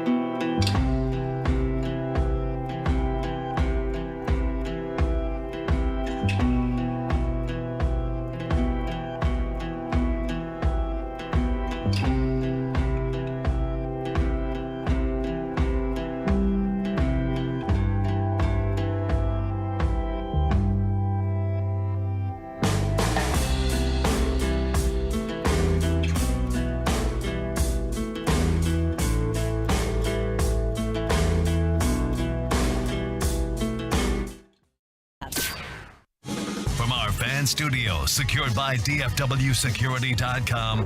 It's the KNC Masterpiece on 105.3 The Fan. KNC Masterpiece right here on 105.3 The Fan. Right now, brought to you by Ford and your North Texas Ford dealers. Ford is the best in Texas. It is our Dallas Cowboys Insider, Mickey Spagnola. Good morning, sir. Good morning. How's it going? We are doing very well indeed. Now, on the Cowboys front, I was going to say, they're doing well health-wise still, right? Like, I realize with the mini-bye, putting aside the people that have been put on injured reserve that we know aren't coming back, it feels like this team is pretty dang healthy. I would say incredibly healthy for this time of year to have come out of that short period of time when you played 3 games in 12 days and you went into the third game with nobody basically. I mean, they were on the injury report, but everybody was full, right? Yeah. Fully practicing. And I don't think they came out of the game with anything. And now you've had 10 days. So, yeah, to be this healthy and really only have, well, what would you say, 2 starters missing? Yeah, would you just Diggs and LVE. Van Der Esch? Yeah. Yeah, because I guess you don't really like Goodwin. I mean, wow. Well, I guess you can count him as a and that has caused some problems on how they've had to call players up or use them from the practice squad to help out with the special teams, right? But it looks like, I mean, I don't know how you quantify a guy's missing on special teams, but it looks like they've kind of got through it okay without any catastrophe so far. We heard Jerry this morning say they feel like even though they lost out on the Shaq Leonard efforts, that they have people to fill the spots, fill the roles. Does that mean that they don't want to pursue anybody else to be another middle linebacker to replace LVE, or they think you mean on the team? Yeah, that's what. Yeah, because is there another? I mean, option Damone out there? Clark has done it, right? Mm-hmm. And then now you were trying to replace Damone Clark, and they've done it with Marquise Bell. But this late in the season, I don't know that anybody's sitting out there in free agency, right? Or recently got cut that can come in and immediately start on Sunday. Unless you guys have an idea for me. I did see a headline that had Anthony Barr insinuations there. But he got signed, didn't he? I did it. Is it that's done? I mean, I thought Minnesota brought him back. Maybe I'm mistaken. Maybe they would like to poach him from their roster somehow. Poach him from like the 53? Yeah. Well, the trade deadline's going. Give me a minute, Mick. Help me out here. Yeah, I'm confused, Corey. We'll circle back to that. Unless you can pay I don't know if you can go under the table and pay the Vikings to just release them. Man, I've thought about that a long time, Mickey. I'm Did really, you? I'm really He's glad been that you added brought to their that up. practice squad. Oh, he's on the practice squad. Yeah, you can take him. Okay, you can do poach that. Okay. And I didn't know if that would be something that they would be interested in bringing him back for that role. I think at this point, the fact that they didn't bring him back in the first place probably means that ship has sailed, right? I would think. Yeah. And I don't know that, I mean... He was asked to be an outside guy last year. I don't know how much that changes with the role that LV had. That's what they would be. I mean, that's what Leonard is, though. Yeah. Right? He was an outside guy. First and second down, probably. But you put Parsons there, right? So, Mick, I do have a little bit of concern with that, and I agree with you on what we've seen a couple times this year when he's been washed out of plays or run straight at. I agree with you on that. But in my mind right now, Mike has been asked to go forward. I know he plays a percentage of linebacker plays, but he's been asked to go do this one thing very well a lot this year. And I wonder if now asking him to do something else, you take away from what you have on your defense. Now you're asking him to go fill different gaps and also go lateral as opposed to vertical. And so I'm a little concerned about just saying, well, Micah can do it. Well, that's how he got here in the first place. I guess, yeah, right? I guess that's the other part was they said, hey, now go be a defensive end at some point in the season, the middle of the season. He did that well. And you can still use him on third down as a defensive end and first and second as a linebacker if you feel like you have a deficiency there. Marquise Bell's played pretty well. If you look at what happened the first Philadelphia game, they just didn't get any pressure on Hurts, right? Mm-hmm. It's not that they ran on him. He did the running, and they didn't do a very good job of keeping him in the pocket. Now, you noticed what San Francisco did, right? They kept him in the pocket. Now, I don't know, if the injuries, the knee, hitting the head, and then they stayed away from calling run plays for him. But he didn't hurt him with his feet as much as what did he throw for like 298 yards? He only ran for 20 yards seven times. And, I don't know if there's a linebacker out there that can stop the 1 yard touchdown run, although they did what I thought they should do. Did you see the one play? It didn't quite work quick enough, but one of the DBs jumped over the top and horse-collared Hurts from behind. Yes. And that was my idea, but I don't know if you can do it fast enough because he's in the tackle box, right? So he's a runner, and you can horse-collar runners in the tackle box. I like that you're looking to take full advantage of any loopholes in the rules. I appreciate that. And he yanked him from behind. He grabbed the back of his shoulder pads and yanked him back, but it wasn't soon enough. Now, Dan Quinn yesterday was talking about, I think it was yesterday. It was. Talking about resiliency of the defense. And so I've been curious. Now, we could talk about the Seattle game, but I'm just curious about this point on a broader spectrum is how do you break down the performance of a defense where they struggle most of the day, but when the game is on the line in back-to-back series, obviously they came up very well. Yeah, actually 3 in a row, right? Yeah, I guess that is true. After not stopping them the whole game, and then when the game was on the line, they got them out 3 times on fourth downs, if I remember correctly. You know what? It's about making plays when you have to make plays, when you definitely have to do that to go win. I heard a comment. It was Saban after their win over Georgia, and he said, "You've got to figure out how to win games. That you just got to go figure out how to win games. It's not about, and he didn't go into this, but what he meant, it's not about the numbers. It's not about the snaps. But when it's time to go win, you got to make plays to go win." And, that's kind of what they did against Seattle. It sure wasn't pretty giving up 35 points and basically not stopping them. And Geno Smith, passing for 600 yards or whatever the heck it was. It was a lot. Like, yeah. It was a lot, though, right? And it was Geno Smith.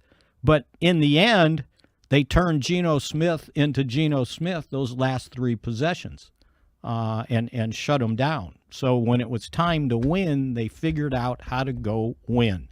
And I think that takes precedence of everything. And I think, when he was talking about resilience, you could use Deron Bland. Yeah, he was getting lit up the first half.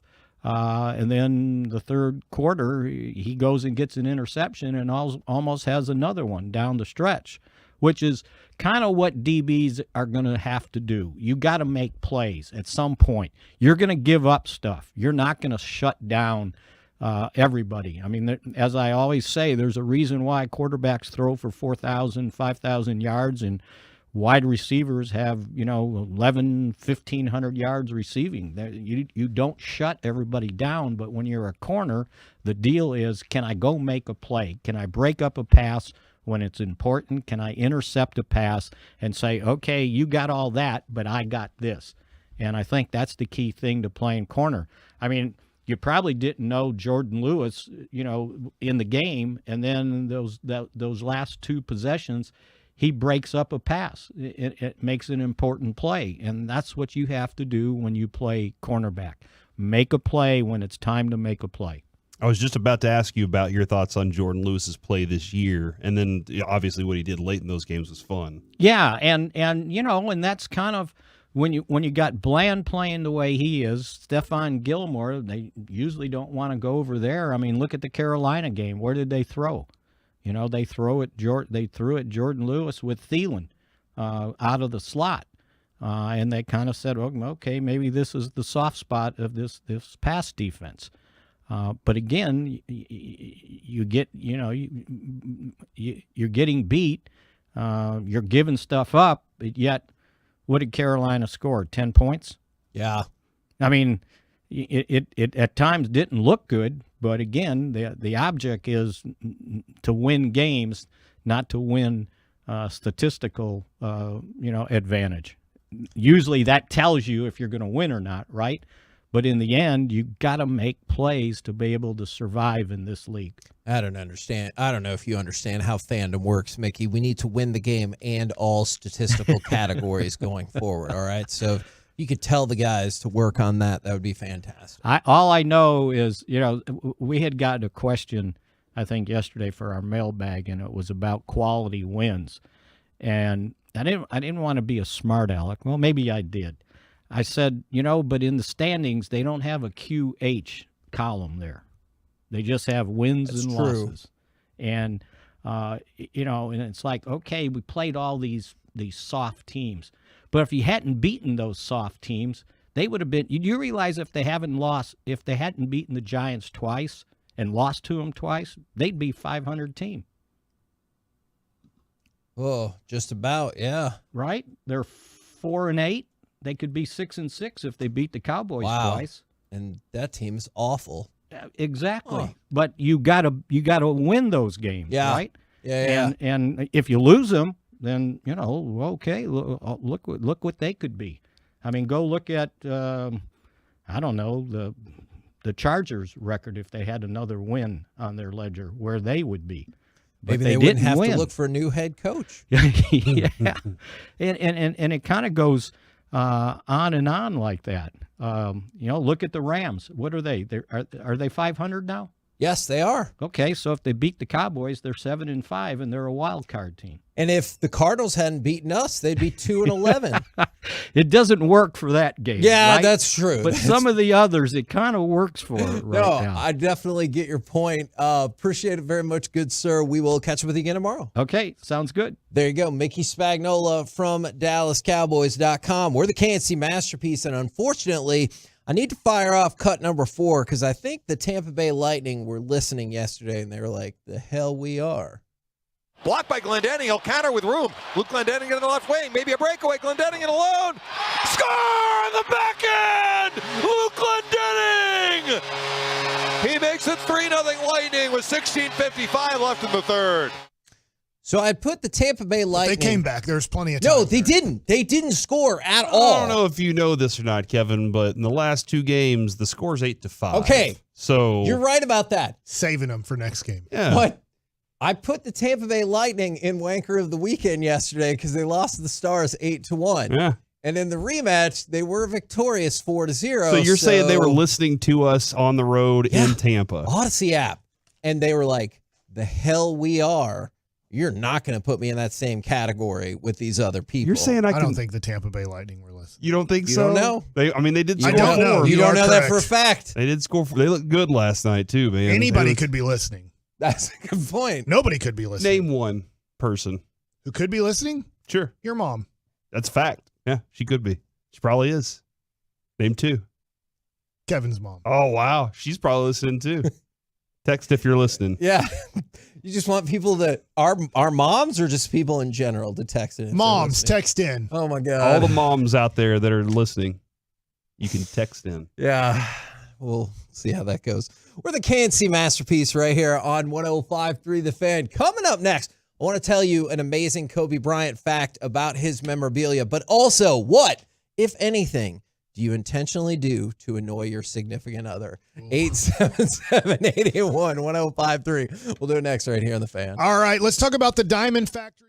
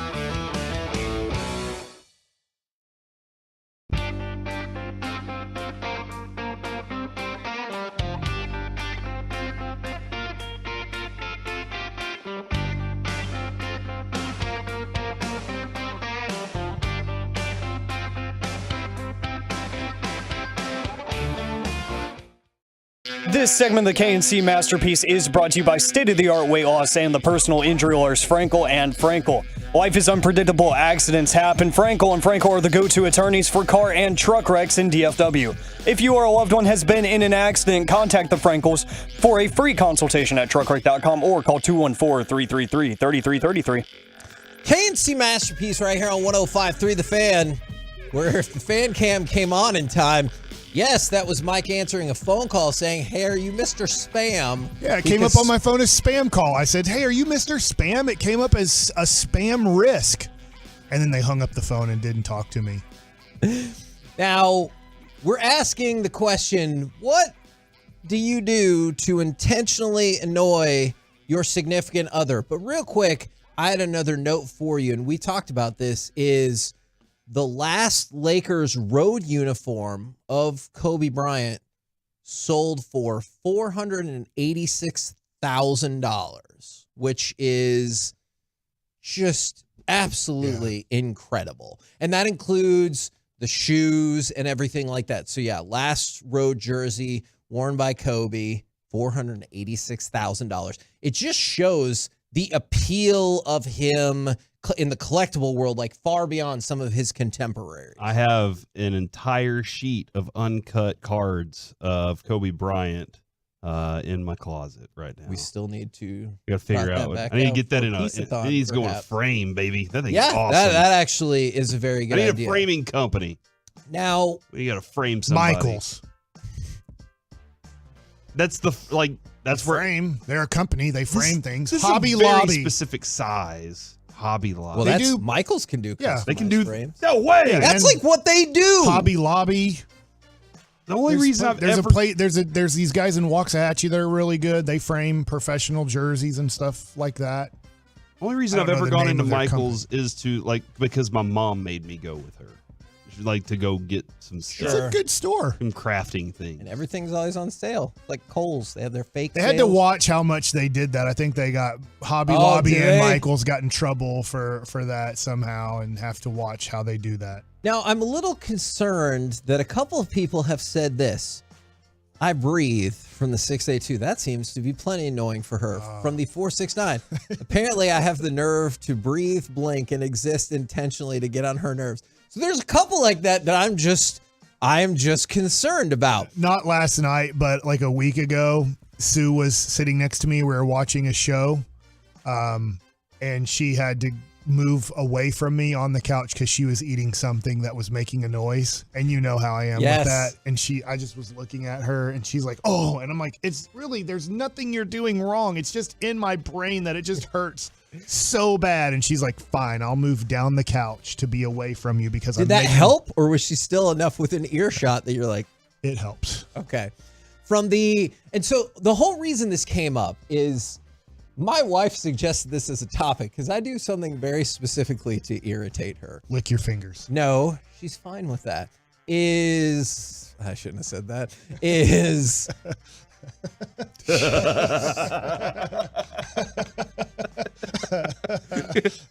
Winner. Of course she's fine with that. Dang it.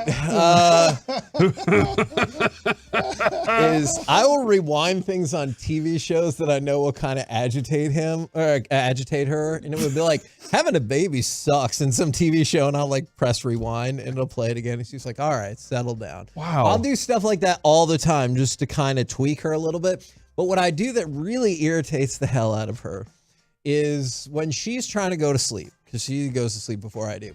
But if we're laying in the bed together and she's trying to go to sleep, I'll do the loop back button on DirecTV where it goes back like 6 seconds. And so like if the BK commercial is playing, I'll just keep going back and going, at BK, have it, and play it again. BK. Yeah, exactly. But the whole reason I've continued to do that, because she'll be like, will you stop that? Is we were watching some show and I kept rewinding the intro and she didn't realize it. This went on for like 2 minutes until she finally goes, how long is this intro song? And I just died laughing. So when I know she's not really asleep just yet, I like to troll her by running back over and over through something. Yeah, you wouldn't make it through night if I was in bed with you. Because that once, if you wake me up. What would you do? I'd put a pillow over his face. If you, here's the thing. Violently? I don't know. Maybe I wait till he goes to sleep, and I don't have to do it that violently. I just leave it there, and then he's no longer with us. But that's Does that work? I don't know. You'd be in big trouble. I woke up. Anyway, Mike, that's not the point. When I'm in that state where I'm almost asleep, if you wake me up, I won't be able to go to sleep for the night. No. Okay, hold on. I'm floating into sleep. You're right. And now you're doing something that woke me up, and I can't go back to sleep for the rest of the night. You should wait till Kevin goes to sleep and then flick him in the area that hurts the most. Oh, my God. You're right about that. It'd wake him up. This is the difference where I can tell she's not sleeping because she likes to move around a lot and keeps flipping her pillow. And then I'm all right, so you're not really... Me. You're not I do the really same thing. going to sleep at this moment. Adrian hits the pillow and falls asleep. It's and amazing. me, I'm sitting there trying to find my comfy place. From the 713, man, some of these are really funny. From the 713, I disagree with every political opinion she has. Not even if I really mean it. It's just so much fun. From the 254, I intentionally disconnect the dishwasher so she has to do the dishes by hand. Man. What? That is... Bobby, jeez. That is... I don't know. I feel like that's something Bobby's going to do. If that was Bobby Belt. Now, Mike, is there something that you do? Because I don't think so. But your reaction to that... You know, Sue one time did say, perfect husband right here. That's what she said. Did she? You know what? Actually... Never mind. Crab.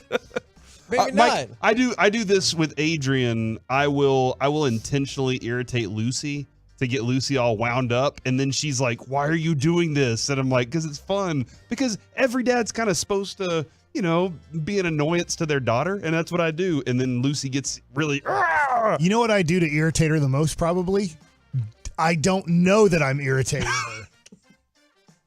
Yeah. It's like, wait, probably what irritates her the most usually is when I'm coaching our kids. That's usually what irritates her the most. Are you too harsh? Yes. Okay. According to her, I'm too harsh. Okay. Are you like on the field or off field? It could be wherever. Okay. But probably irritating her the most. How they salt their food. Probably when I get mad quickly is probably what irritates her the most. I could see that. Yeah, no, that makes sense. Or if you complain about having to take them to the dentist. From the... Supposed to do that today, but I'm going to Carter for Bishop Lynch versus Carter tonight. Basketball. Why does Adrian get mad when I don't lock the back door? Somebody can break into your house. I'm in the house just sitting there watching TV. Oh. I wonder if it irritates her because I do scare her a lot, which is just fun. God. What do you mean you don't know what you do to irritate her? I don't know because it scares her. I don't know if that's the word irritating might not be the right word. I do like scaring her though. Okay. Like, give me a setup. How does it go down? So I'm like, hey, I'm leaving. I'll see you later. Oh my God. And then she's like, all right, bye. And then I open and close the door so she hears it. And then put a ski mask on. Then she gets in the shower. And then I walk back into the bathroom and I go, hey. And is she always freaked out? Yeah. Yeah, I don't do it all the time. Just enough where I know the scare point is still high. God, Mike, that is so terrible. I do that to Avery, not the same way, but Avery will come out of his room and go towards the bathroom, and for some reason I'm standing right next to his door all the time. Yeah. I'm just like, watch out, and he's just like, why do you always stand next to my door, Dad? Yeah, I know. When she's like done going to the bathroom, and then I'm standing where the door is closed, and then right when she opens the door, I'm just standing with my arms folded so that she just sees a hello. Big man. Yeah, From me. It's great. It's so funny in my head. I think we need to revisit what you do that you don't irritate her with. From the 817, making dad jokes. From the 946. But here's the thing. But your wife loves my them. wife loves those jokes. That supplies joke is she can't tell that joke without laughing.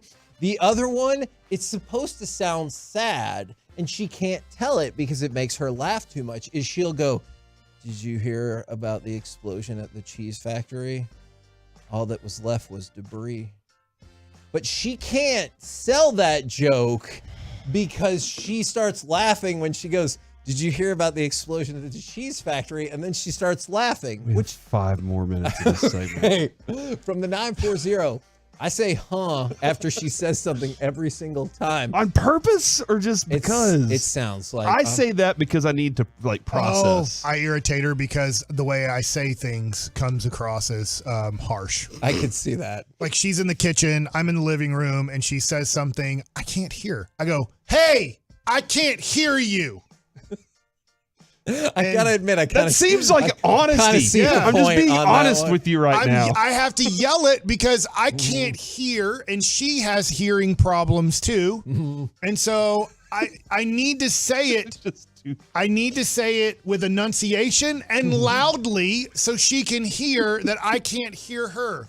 So if she wants me to hear her, she needs to yell it louder or come into the room to say it. Bobby Belt texted and said, I refer to every male Kristen knows as her boyfriend, and she hates it. Oh. I bet that's pretty irritating. I could see that from the 817. My wife can't stand the iPhone duck quacking iPhone ringtone, and I refuse to change it just to make her mad. Why? See, this is the thing. I don't intentionally, like the one thing I do is I do intentionally irritate Lucy. And when Avery was younger, I would intentionally irritate him with the Taylor Swift song.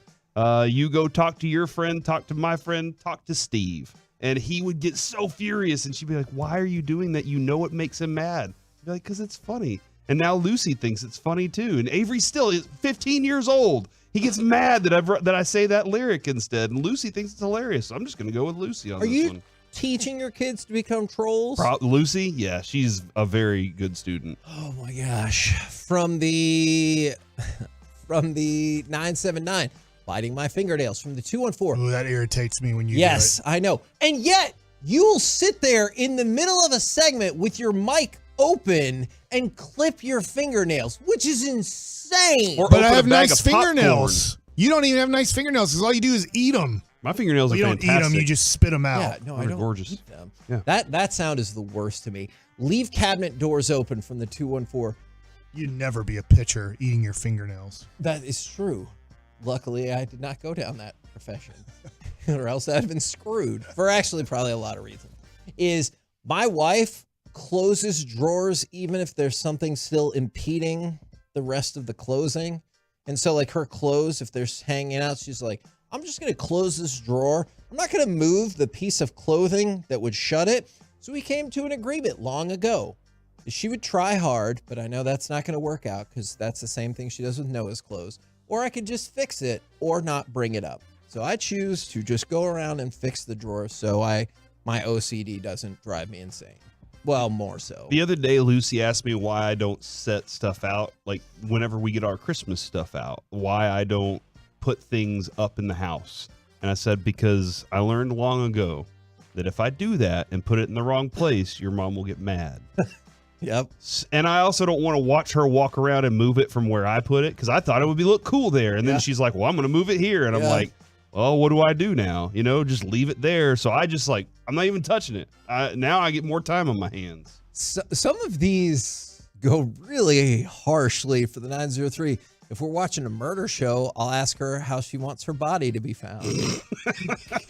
Golly. And that makes her mad?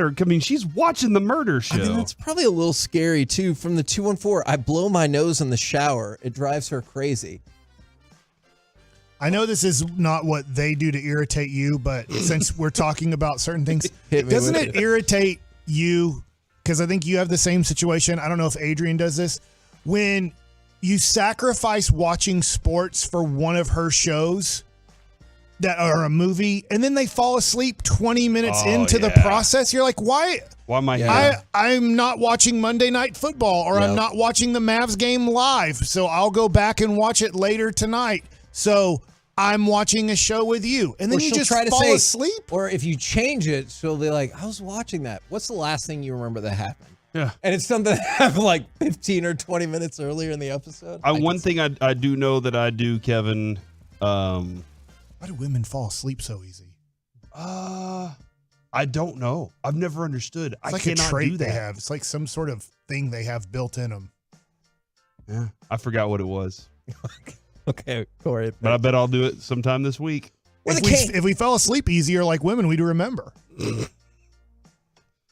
Yes, maybe. We're the KNC Masterpiece right here on 105.3 The Fan. Coming up next, the catastrophic Monday Night Football game from Mike's Jags. We'll talk about it next right here in The Fan. Will we? The Fan continues to grow.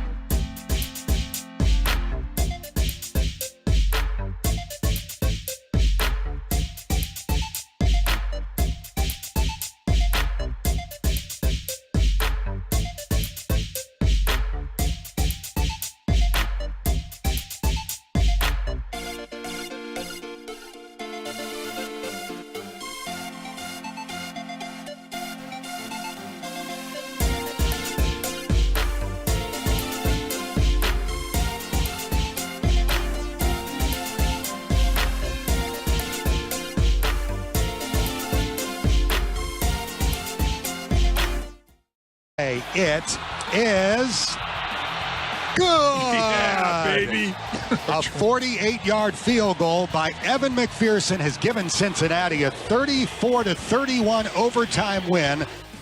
KNC Masterpiece back here on 105.3 The Fan right now. Time to go around the entire NFL and dip into some gridiron gravy. I don't know. I thought 48-yard field goals were impossible to hit in Jacksonville. Ask the Jacksonville kicker.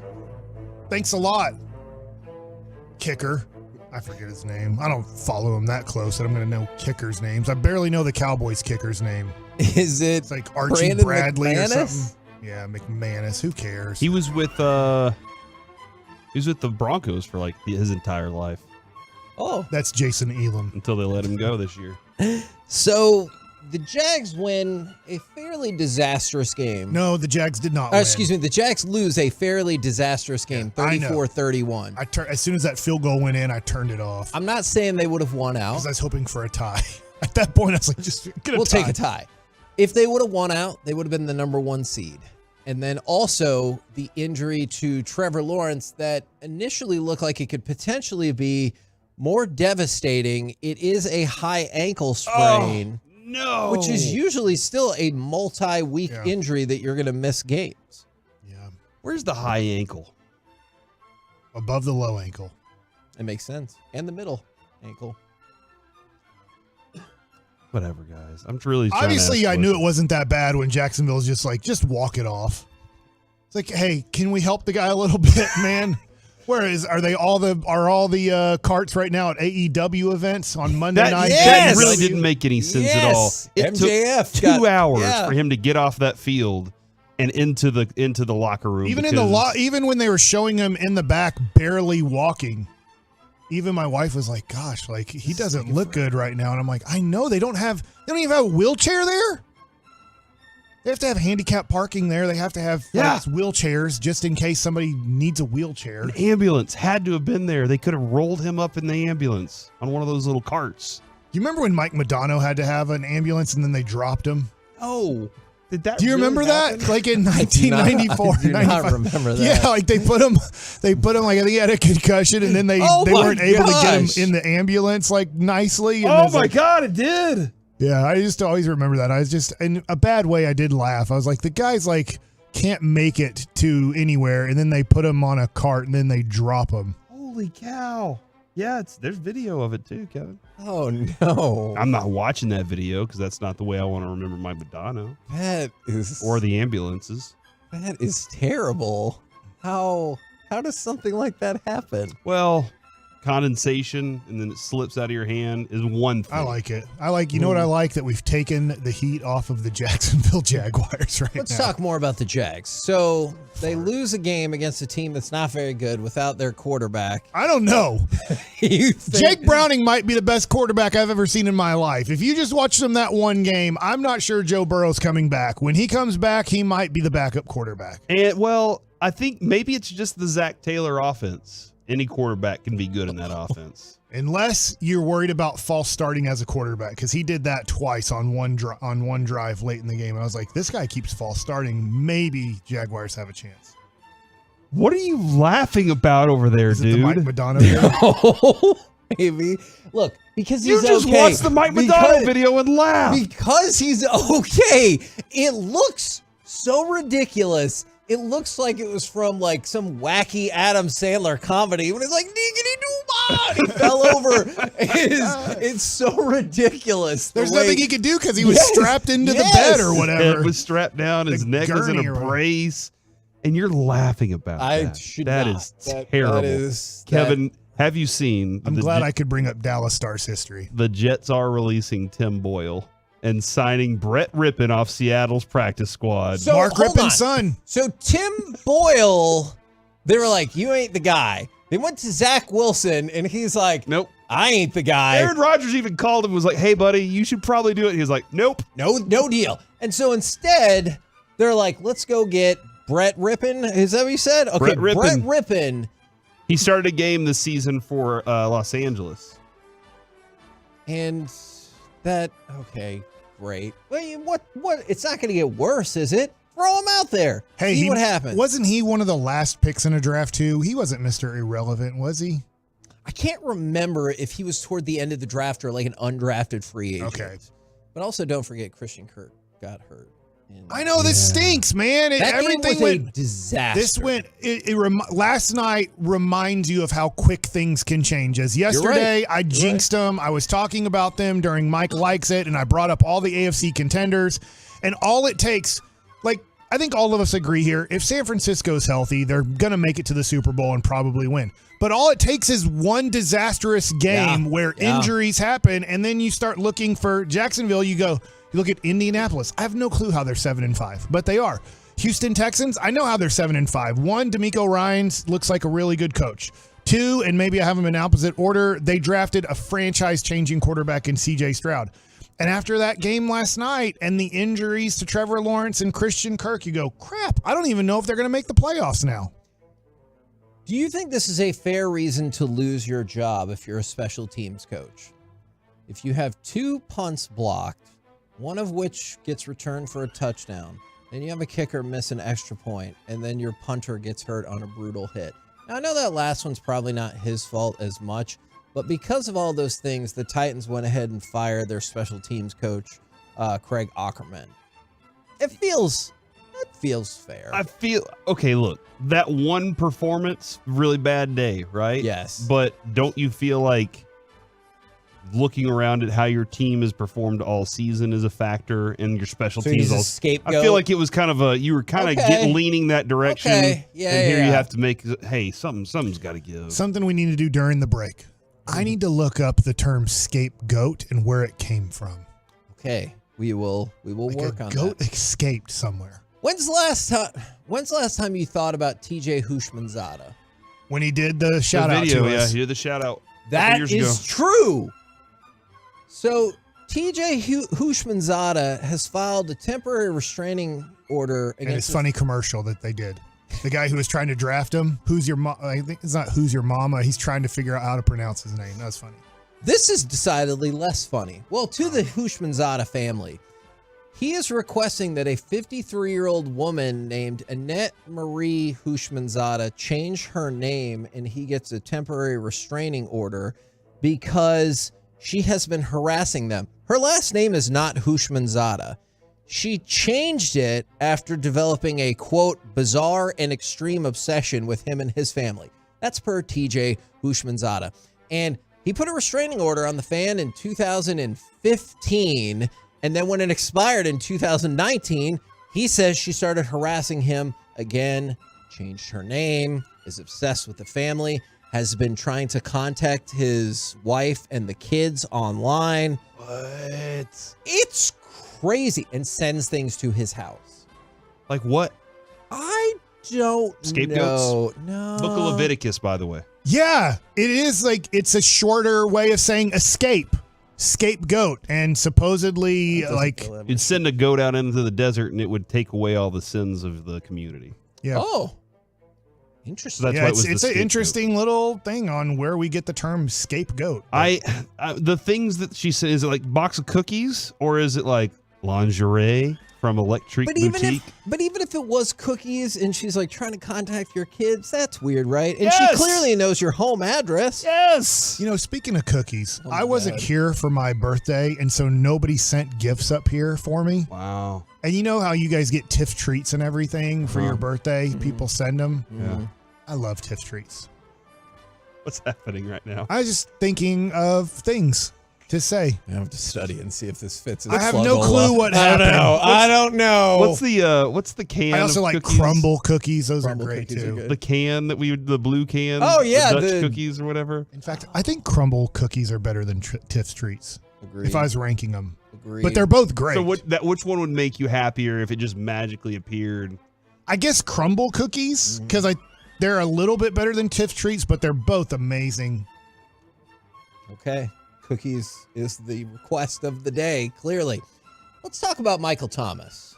Not my possibilities, Michael Thomas. Dang it, you took my joke. Is, even though he's hurt, that hasn't stopped I can't believe him. he's hurt. I know. Well, he's the worst. Is because he's also been posting things to X now it's still Twitter, that he's now deleted. Doesn't that sound bad when you say you posted something to X? It sounds like, oh, you're on a porn site. I agree. Adult film site. Michael Thomas posted about wide receiver A.T. Perry being wide open on a play that resulted in interception and wrote, "When your eyes don't work, you get people hurt. It's no mystery, and it's something that needs to be studied." Now, the Saints head coach has come out and said, "We'll keep that in-house, but I guess I was made aware of it last night." I'll bet that you were. Yeah. Because that feels hugely problematic for him to just be taking shots at the active team right now. Yeah, what I would probably do, Kevin, is quote tweet that with yikes. Sure. Because, yeah. God, man. What do you do? What do you do about it, though? Cut him.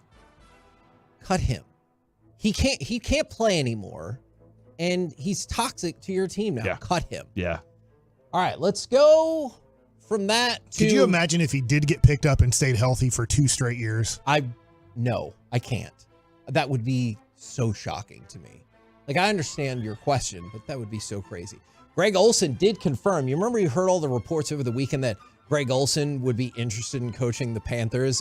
He did say, obviously, this is a city I love. This is a team I played the bulk of my career for, and said he would be open to the Carolina Panthers coaching job. That feels like that would really make some people angry, right? Can you say stuff like that? You can tamper. Like if you're a broadcaster? Yeah, you're a broadcaster. Can you say that? He's under contract, right? Like if I was like, hey, I would be open to taking the Cowboys job.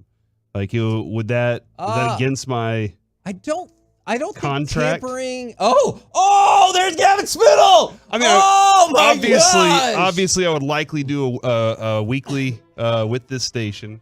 Likely for money with the midday show or the morning show. It depends on what show. He just flipped the lights on in the office meeting too, in the meeting room. It Crap. Sounds like you're about to have a meeting right there. Why would you, if you're Greg Olsen? Don't do that. The time you get to spend with your kids, remember, because he talks a lot about he's the coach of his kids with Luke Kuechly and some other stud like NFL former player. Like they have this unbelievable staff for like 11-year-old flag football or something. Is why would you want to take a job that pays you a lot less and then your hours become, hey, guess what? From about 6 a.m. to about 8 p.m. you need to be at this office. And you're probably going to get fired within 5 to 6 years of this job. Or you can just stay calling the major game of the week on Fox for $20 million a year. I think that would be the route. Or you can make $10 million a year and never see your family again and really not be a husband or father. Seems like an easy decision. We're the KNC Masterpieces. We wish Corey good luck in his meeting. Coming up next, Mike asks all the football questions. Oh, no. I have tons. Okay, good. We'll do it next right here in The Fan. DFW's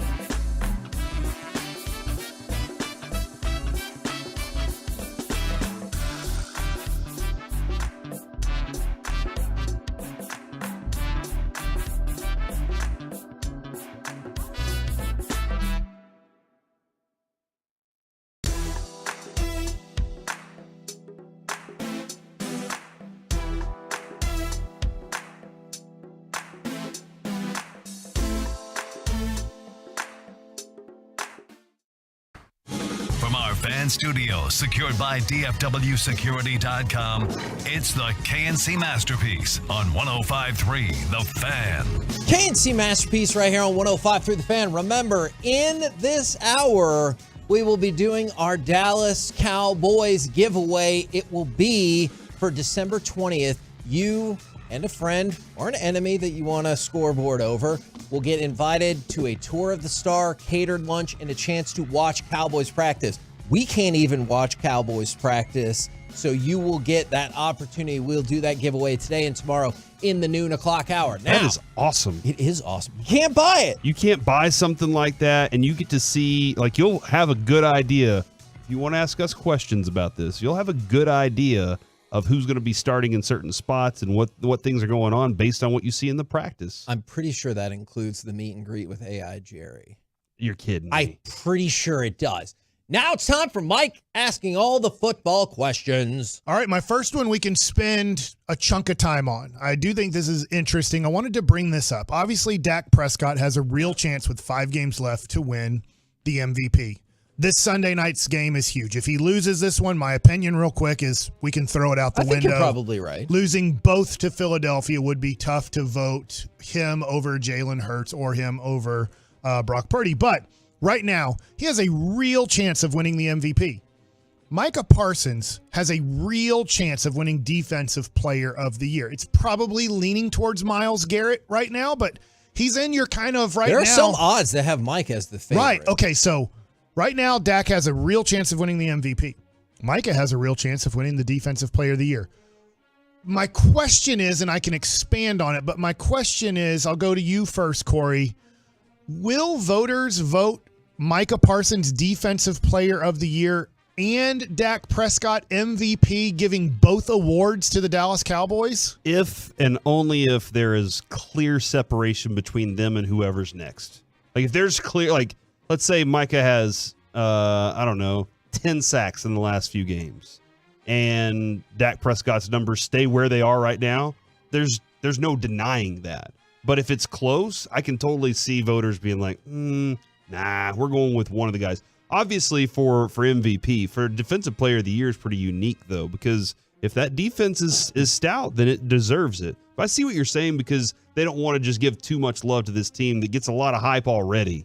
Isn't that what, like, now, Kevin, you answer the question, but isn't that kind of what happens when you go to whether it's Manager of the Year, Coach of the Year, and MVP? Like, we don't want to give all of it to one team. And that's why I'm conflicted about this, because I know we've talked with Mickey a couple of different times when Player of the Week came out, and like you didn't give the award to Brandon Aubrey because they're like, well, the Cowboys also won this and this week, and so you weren't going to happen. So I want to say no, but then when that gets thrown out, I am conflicted. I'm going to say that won't be a factor in this, but I understand your question. Yeah. I understand Corey's answer, and I could end up being wrong. I know this is different. I'm going to give an example. I'm going to, humble brag, I guess, here. I get to vote for the Duncanville Hall of Honor because I'm part of it. And sometimes I start going, I don't want to vote for 4 girls basketball players. Now, I know this is a little bit different, right? It's like, how many Duncanville has a great history of girls basketball. So you try to even it out a little bit when voting for these things. Is that fair? It might not be fair, but that's the reality of humans. Sometimes you look at it and go, I don't want to vote. I don't think Mike McCarthy's up for Coach of the Year, but I don't want to vote for Cowboys Coach of the Year, Cowboys MVP, Cowboys Defensive Player of the Year. And I wonder, kind of expanding here to further the conversation, is I just wonder when you're voting and a person has to vote for all these pretty much at the same time, if they're like, dude, Dak is in a close race here. Micah's in a close race here. I'm going to vote for one of them, but I'm not going to vote both of them Cowboys, because if it plays out that way, do we just want it to be a Cowboys award show? And did they outperform? Did the Cowboys team, did these guys outperform all of the NFL? In that instance, then, do you think the default would go to Micah, who has already consistently been up in the mix, versus Dak, who there was buzz in 2016. We all remember that. But since then, not really, where Micah has been in second place. Do you think people will default where, I'm going to go with Micah? It's a great question. I think, unfortunately, you'll have both ends of it where somebody will default to Micah Parsons and then some will default to Dak Prescott, Corey, and then Dak didn't get all the votes that maybe he deserved. Micah didn't get all the votes that he possibly deserved because these voters are going, I'm going to vote for a Cowboy. I'm not voting for the Cowboys. Yeah. And then do they both lose the award based off of, because sometimes we look at Brock Purdy and Christian McCaffrey and go, who are they going to vote for? Or when you go to baseball, and I'm just going to a baseball thing, is, am I going to vote for Shohei Ohtani and Mike Trout if they're both having a great year? Like, I don't want this to all go to one team, so I'm going to add more teams in there. And I just think that there's a strong possibility that if both of these guys end up kind of in the awards for, like, they're both in the final three, that voters are going to go, I'll vote for Dak, but I'm not going to vote for Micah. I'm going to vote for Micah, but I'm not going to vote for Dak. I'll put them second place on my list, but not both of them first. I will add this too, like somebody, and I think we needed to probably add this at the beginning. Cowboys went out. That's definitely that conversation for the top three guys in this in those votings, right? Like, right. Cowboys went out. If they lose a couple games, that's not going to matter. I probably should have done this. I didn't do it. I just don't remember in the history of football since we've been around a whole bunch of Lawrence Taylor and Phil Simms. I both didn't won look it. this or up. I should have. Tom Brady and, help me out with one of their best defensive players, of their time. They both won the MVP and the, it's really tough to find in the history of this. They try to even it out almost. Like, we're not going to give all the awards to just one team. It's just going to be interesting if the Cowboys win out and they have a real opportunity at MVP, a real opportunity at Defensive Player of the Year. Would the Cowboys sweep this? I think it could happen from those two perspectives. I understand the thought that they would not.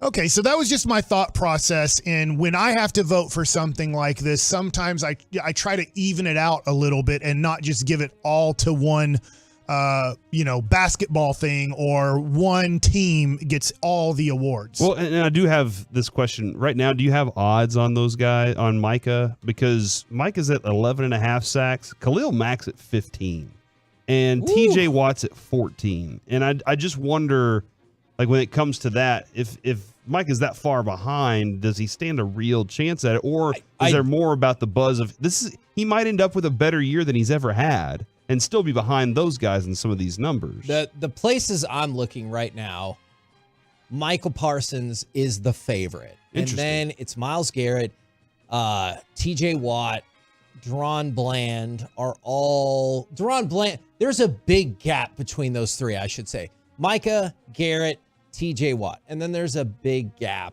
until you get to Deron Bland. Because remember, the other argument that's going to be made is Micah Parsons' versatility and being able to fall back into the linebacking core when you really needed him.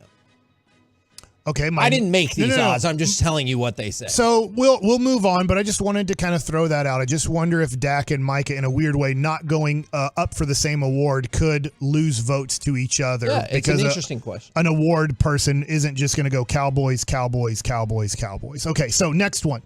The Eagles and the Dolphins right now are the number 1 seed with 5 games to go. Do both of these teams hold on to the number 1 seed at the end of the year? And if not, who doesn't and who takes it? No. Agreed. I think the Dolphins can easily lose out to the Ravens in this. And maybe even the Chiefs if the Chiefs can figure their crap out. And I think the Eagles are about to lose a couple. I think they are. So I think both of them obviously, if they lose to the Cowboys, the 49ers, as long as they win, take over the 1 seed because they have the head-to-head win. Yeah, and that was going to be my argument is I think neither of them hold on to the number 1 seed. San Francisco makes a lot of sense to me, and what Corey just said, I could see the Ravens. So you think both of you agree that both? You're saying now you'd say Ravens and 49ers are the 1 seeds at the end of the year? Yep. Okay, yeah. Although Ravens and Dolphins going head-to-head is going to be great because you might very well see that decided in that game. Okay, so pull this up if you don't have it pulled up already. I gave you guys a little bit of warning. Is who won't make the playoffs that's in the playoffs right now, and who is going to make the playoffs that's on the outside looking in? I think that the Browns and Vikings won't make the playoffs. and I think that the Texans and Rams will. So the Browns and Vikings, because I'm looking at Browns and their quarterback situation just puts them in peril. And I think that they have they have the Texans. The Texans have an opportunity to beat them to put themselves into the playoffs late in the season here. There's a possibility maybe the Colts fall out too. I'm amazed that the AFC South might have 3 teams in there in the playoffs at some point, and if Trevor Lawrence is okay. But then on the other side, I just don't believe in the Vikings. They've been very. I said to you earlier this morning, are they the most irrelevant team to you? Because I just don't think about the Vikings, and you said they were irrelevant to you last year. Yeah, and they won 13 games. But I do think the Rams are on this stretch that's putting them in a better position right now to make to get a spot in the playoffs. So I think Browns and Vikings are out. Texans and Rams make their way in. I did less work than Corey, but we came away with 2 of the same answers. Okay. I think the Vikings will miss the playoffs, but I think the Texans are in. You look at the Texans schedule, and winning that game over Denver, I wouldn't have thought this about a month ago, but that was freaking huge for them. I'll tell you real quick, I am worried that Jacksonville's not going to make the playoffs. So I guess here's I am worried about that too, and then that would maybe be the Texans Colts winning that division.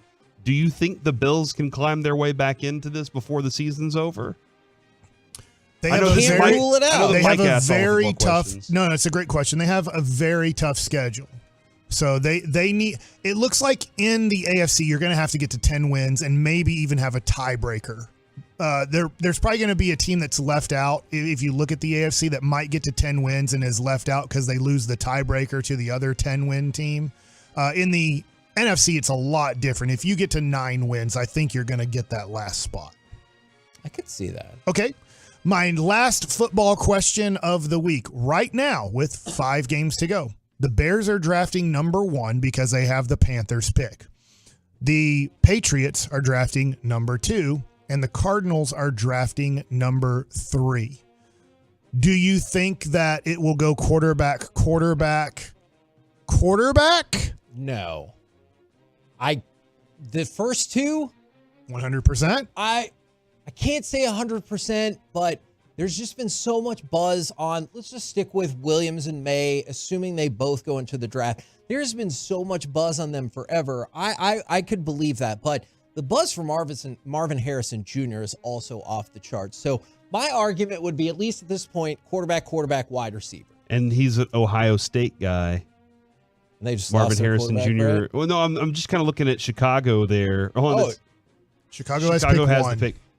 And add him to DJ Moore with Justin Fields. I'm feeling I know they need an offensive lineman. Hey. And if they stick with Justin Fields. And if I'm Chicago, I consider making this not the exact same deal as last year, but looking for another team that's at 3-4. This mock draft has Caleb Williams going to the Bears at 1, and then Joe Alt, offensive tackle of Notre Dame, going number 5 to the Bears.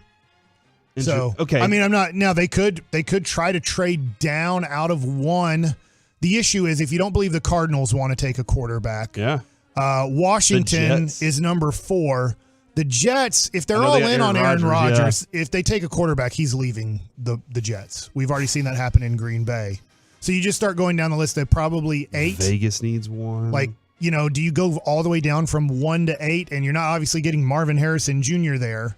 And then at 10, they have Jaden Daniels. I wonder how high up, we're out of time, but I wonder how high up when we get through. I bet he kills it at combine stuff. And I bet Jaden Daniels finds his way into the top 5 of this draft because he did have the numbers. And then I bet at 6'4", 210 and what he's going to do combine wise, somebody's going to fall in love with him in the top 5. That could be the situation for number 2, though.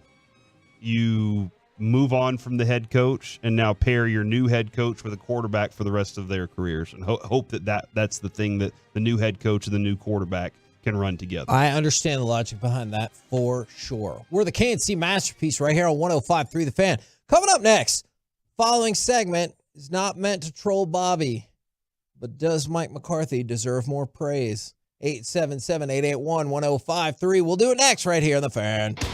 Are you ready for some commercial-free K&C Masterpiece? Yes, of course.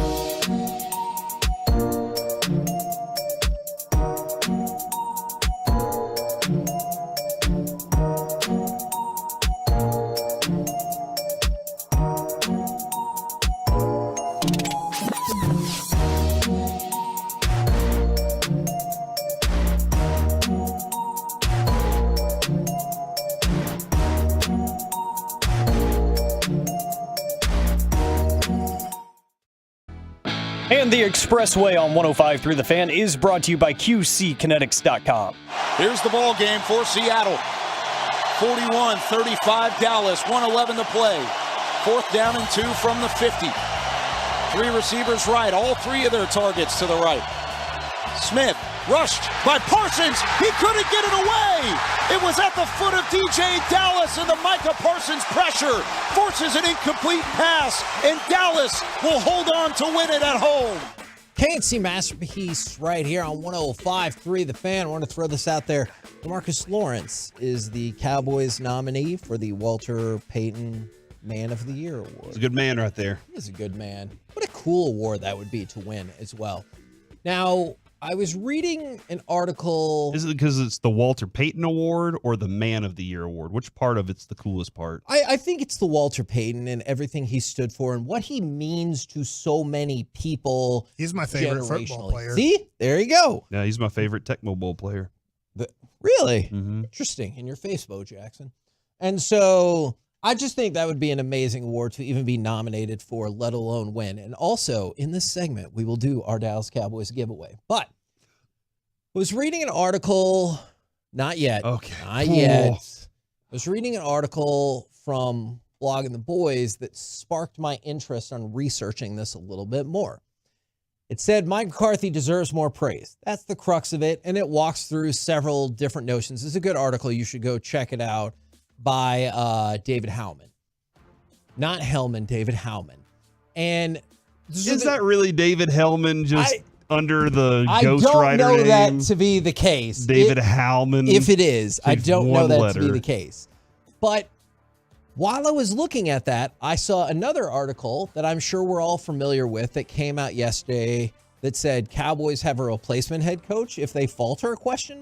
And then it was like, hey, if the Cowboys don't make a deep playoff run, they're already ready to replace him with Quinn. And yeah, that was like from Sportskeeda, right? Yeah, I saw that too. I was like, what is happening right now? And so just those two things popping up at the same time I thought was odd. So I wanted to just ask the question first, and then we'll dive into why I think the answer is yes.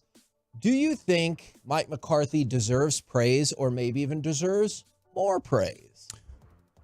He deserves more praise. I guess I don't feel like he's getting any praise. Yes. Do you feel like it's almost like they're waiting for the Cowboys to lose in the playoffs, which, let's face it, they probably will. Right now, they're going to have to go on the road for 3 games to try to make it to the Super Bowl. And it's like, I don't want to praise him because I want to demolish him when they lose the playoff game they're probably going to lose. Like, he is doing a heck of a job. Dak Prescott is doing it himself. You always give credit to the player first. He's never been better in his career than this year. And I get it. As you age, he's in the prime of his playing career. But let's face it, Mike McCarthy, this is his first year to call plays, his first year where him and Dak, like it or not, whether Dak likes it or not, if you hear from some people that are in Dak's camp, he's getting the most out of Dak, and Dak is doing his best job. So to me, yeah, he deserves a lot of praise. This team looks like they might have the MVP at the quarterback. They look like they have a good chance of winning the division if somebody falters. Like, maybe everything falls apart. Maybe we can blame McCarthy at the end of the year for a whole bunch of things. But right now, Mike McCarthy deserves a lot of praise for what this team has accomplished.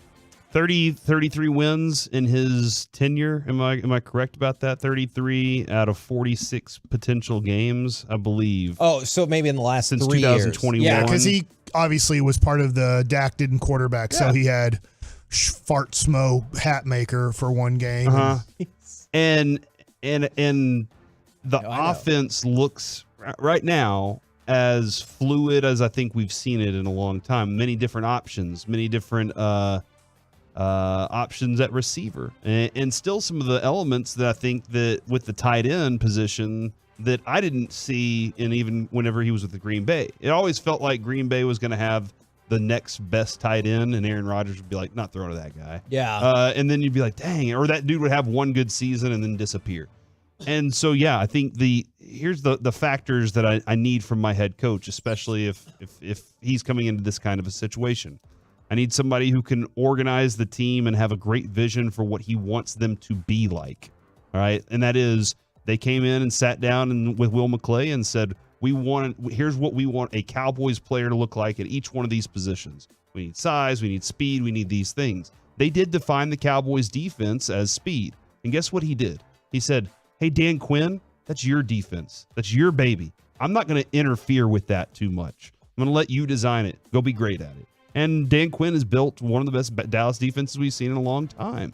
And so I think the ability to kind of put ego aside on some things and say what's best for the team is the most important thing. And he's done that so far.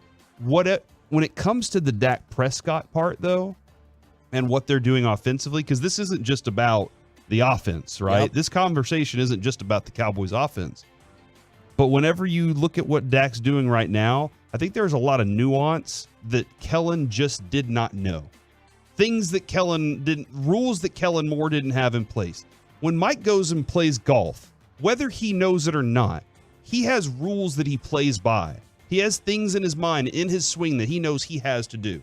Me, I go and I try to hit ball, and that's about it. And I have no rules to go on. Now, if I had those rules and things, it might help me a little bit. And I think there are nuances that Mike McCarthy, with his quarterback school or whatever, and other quarterbacks that he's worked with over time, that he thinks you have to do these certain things. And maybe Kellen Moore just didn't know some of these other things, much like watching him run out of bounds or slide instead of always trying to put his shoulder into somebody. That's one little thing that is making Dak more effective this year. And I think I continue to go back to this in the credit discussion from the 682. All last year it was Dan Quinn or Kellen Moore. This year it's Dak. McCarthy never gets any credit. And I guess my argument to that would be I think he deserves some. And so I wanted to look at a couple of different things. So this year, and I did focus a lot on the offense, but some of this does work in cooperation with the defense. The offense is 7th in time of possession, but perhaps more impressive, they're 2nd in drive success rate. And essentially drive success rate determines, first downs, touchdowns based off of percentage of offensive plays you actually have. Mm-hmm. So they're 2nd in the league in that. They're also to who? San Francisco in betting. Are they? That's a similar stat to earlier that I showed you. And Kevin, it is San Francisco because both Cowboys and San Francisco are almost on historic seasons offensively. And if with that in mind, don't you feel like Shanahan gets all kinds of credit? Oh, for sure. And I'm not saying that McCarthy is Shanahan-esque or at that exact same level. I'm just saying it feels like if you're right behind the team where the coach gets lots and lots of credit and the quarterback gets lots of credit, being on the team where the quarterback gets lots and lots of credit, you would at least get some credit to go along with that. And for anybody right now that's like, well, I mean, it's clearly Dak that's the reason for all this. But then you go back and you point out that, hey, Mike McCarthy has had success as a head coach calling plays. And immediately they go, yeah, but it was Aaron Rodgers. Well, I mean, we have Dak. So shouldn't we just be just fine? I mean, it's Dak. It's like he's just like Aaron Rodgers is basically what you told me until you needed the other side to argue against it. And right now, Dak's on pace to have the 2nd best QBR of his career behind only his rookie year. But I decided to look into something that came up in a crosstalk maybe last week about Justin Herbert. All right? So if it was Kellen Moore and then he went over to the Chargers and the Chargers have been dominating and everything like that, yet they have not. And here's a couple of things that I looked up about that. Justin Herbert, his QBR this year, it was better 2 years ago. Like it is on pace to be better than it was last year, but it's also on pace to not be as good as it was 2 years ago. Last year, the Chargers offense averaged 23 points per game without Kellen Moore. This year with Kellen Moore, 22.9. So it's literally almost exactly the same. Last year's team went 10-7. This year they're on pace to go 7-10. Juxtapose that against the Cowboys offense. Last year, they vaunted Kellen Moore offense, 27.5 points a game. This year's Cowboys offense, 32.3 points per game. And so the thing there is, I agree, Dak definitely deserves credit for this, but I don't think this is a 100% deal. I don't think you can say the success of this team goes to Dak Prescott and Dan Quinn. Like, I know there are plenty of other people involved, but I would think if that's your pie, that Mike McCarthy would get in there somewhere. Yeah, no, absolutely, man.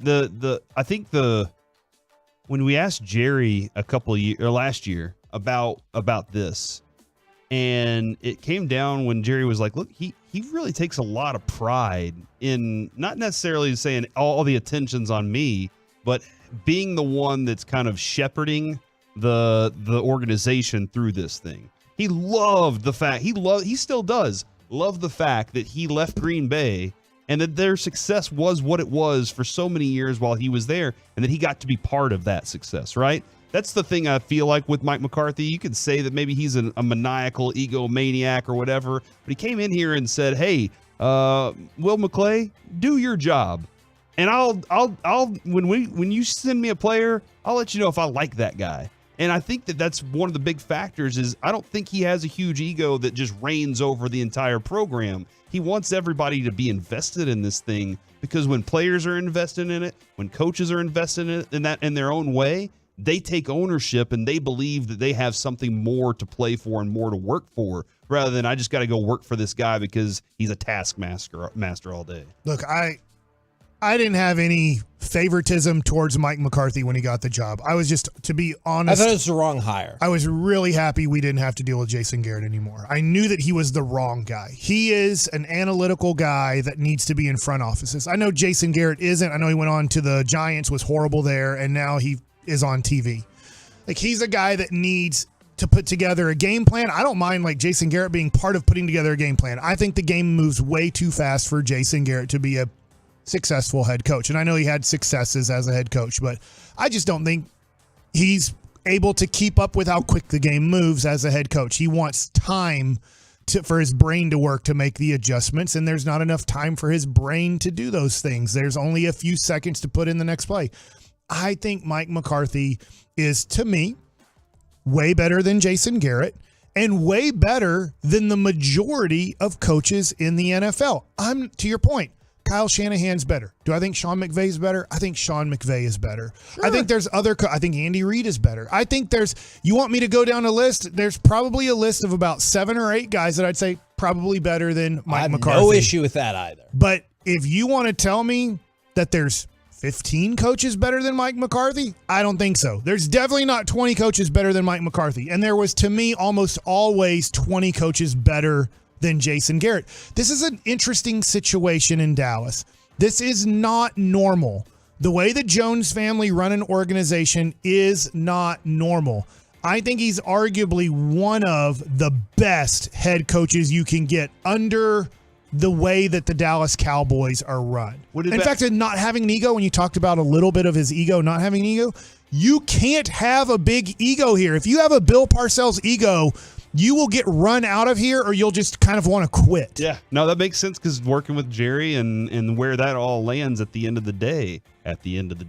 Right. But somebody did bring up Schottenheimer and young Shotty and the way that he, we had our chance to interview him. He's a great communicator. He was. He has a wealth of knowledge about the game, and he and McCarthy are on the same page too about what they want to accomplish. He even told us, look, it's not going to be a ground and pound. That's not our goal. Our goal is to be a good, balanced offense. And he also did say some weeks it's going to be this guy, some weeks that guy. It has a bad coach would say, you know what? I don't care that CeeDee Lamb can help us more. We're doing our system, and that's what matters the most. Instead, they said, going to CeeDee Lamb is the best option we have. Let's make that adjustment. And I think that's totally fine for a lot of Cowboys fans, right? Hey, you want to give him some credit? No problem. Like, I don't think this needs to be a zero-sum credit game. And so I think multiple people can get credit on this. I just want to make sure that this is clear to people. I give most of the credit to Dak Prescott.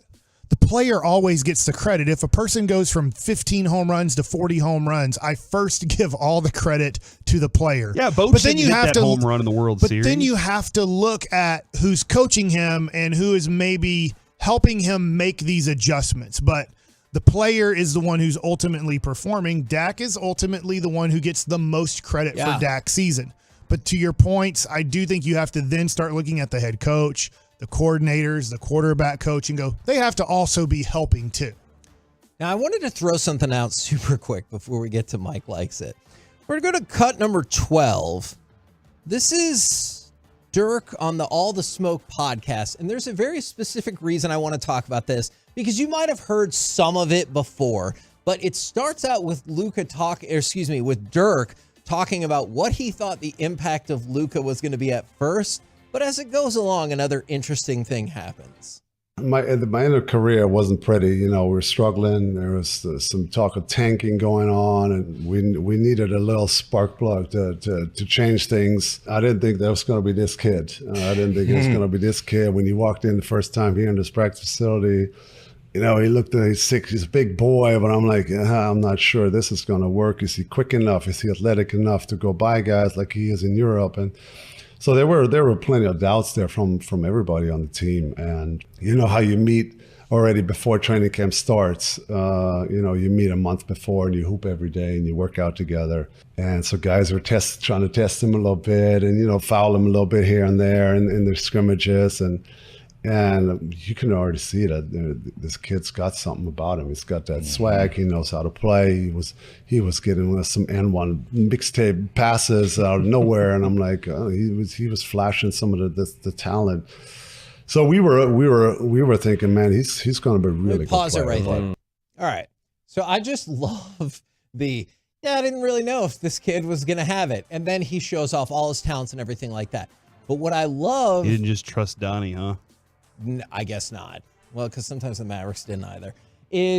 Let's pick it back up. I love in that Mark Cuban interview with Follow. He's like, yeah, nobody knew. Analytic people knew. It's like he made sure in that to make sure I am giving no credit to people who aren't here anymore. No freaking kidding. Now, I want to pick up the rest of what Dirk says from there about his relationship with Luca, because that led to an amazing social media moment. So we were thinking, man, he's going to be a really good player, but I didn't think he was going to go to that level. Right? I mean, my role with him. I guess we're friends. We're cool. When I'm in town, we go to dinners or whatever. A mentor would be a little strong because he doesn't really need me. I mean, he's as you guys see. Stop it right there. I guess we're friends, at which point Luca went to Twitter and quote tweeted this and said, @Swish41, you guess we're friends, ? With laughing face emojis. And I just appreciate that somebody clearly brought this to your attention and be like, hey, Dirk says he guesses you're friends. I just thought that was super fun. Well, that is kind of that is an interesting thing because, okay, let's use this with Reggie. We're friends with Reggie, right? Sure. But we're not mentors to Reggie, even though if he needed advice, we would give him advice. And we have done those things before along the way. But we worked with Reggie a lot closer than I guess we're friends. But he didn't want to say he was a mentor to Luca. That's what he was trying to get away from, was mentor is too much. I guess we're friends and I'm here for him. And that's kind of, he wasn't saying that, hey, maybe this guy has finally earned my friendship. That's not where I don't think that was going. But that's how you could tell they are friends, right? Because that's something you would say to one of your friends, isn't it? You guess we're friends? You can take your best friends to the top rope and throw them off. Absolutely. And then jump on them and then throw a ladder at them and then hit them in a chair. A couple times. Y'all all know it's because it's more fun. A couple times that's what Colby actually did. He actually did, yes. Now, Corey, could you imagine if, let's just say, I don't know, December 20th. Okay. You got the opportunity for you and a guest to take a tour of the Star. You got a catered lunch. And then you got the opportunity to sit in a special section to watch the Cowboys practice. Can you imagine being able to buy such an experience? Yeah, where do I go to purchase that? You can't buy such an experience. However, 877-881-1053, caller number 10. Hut.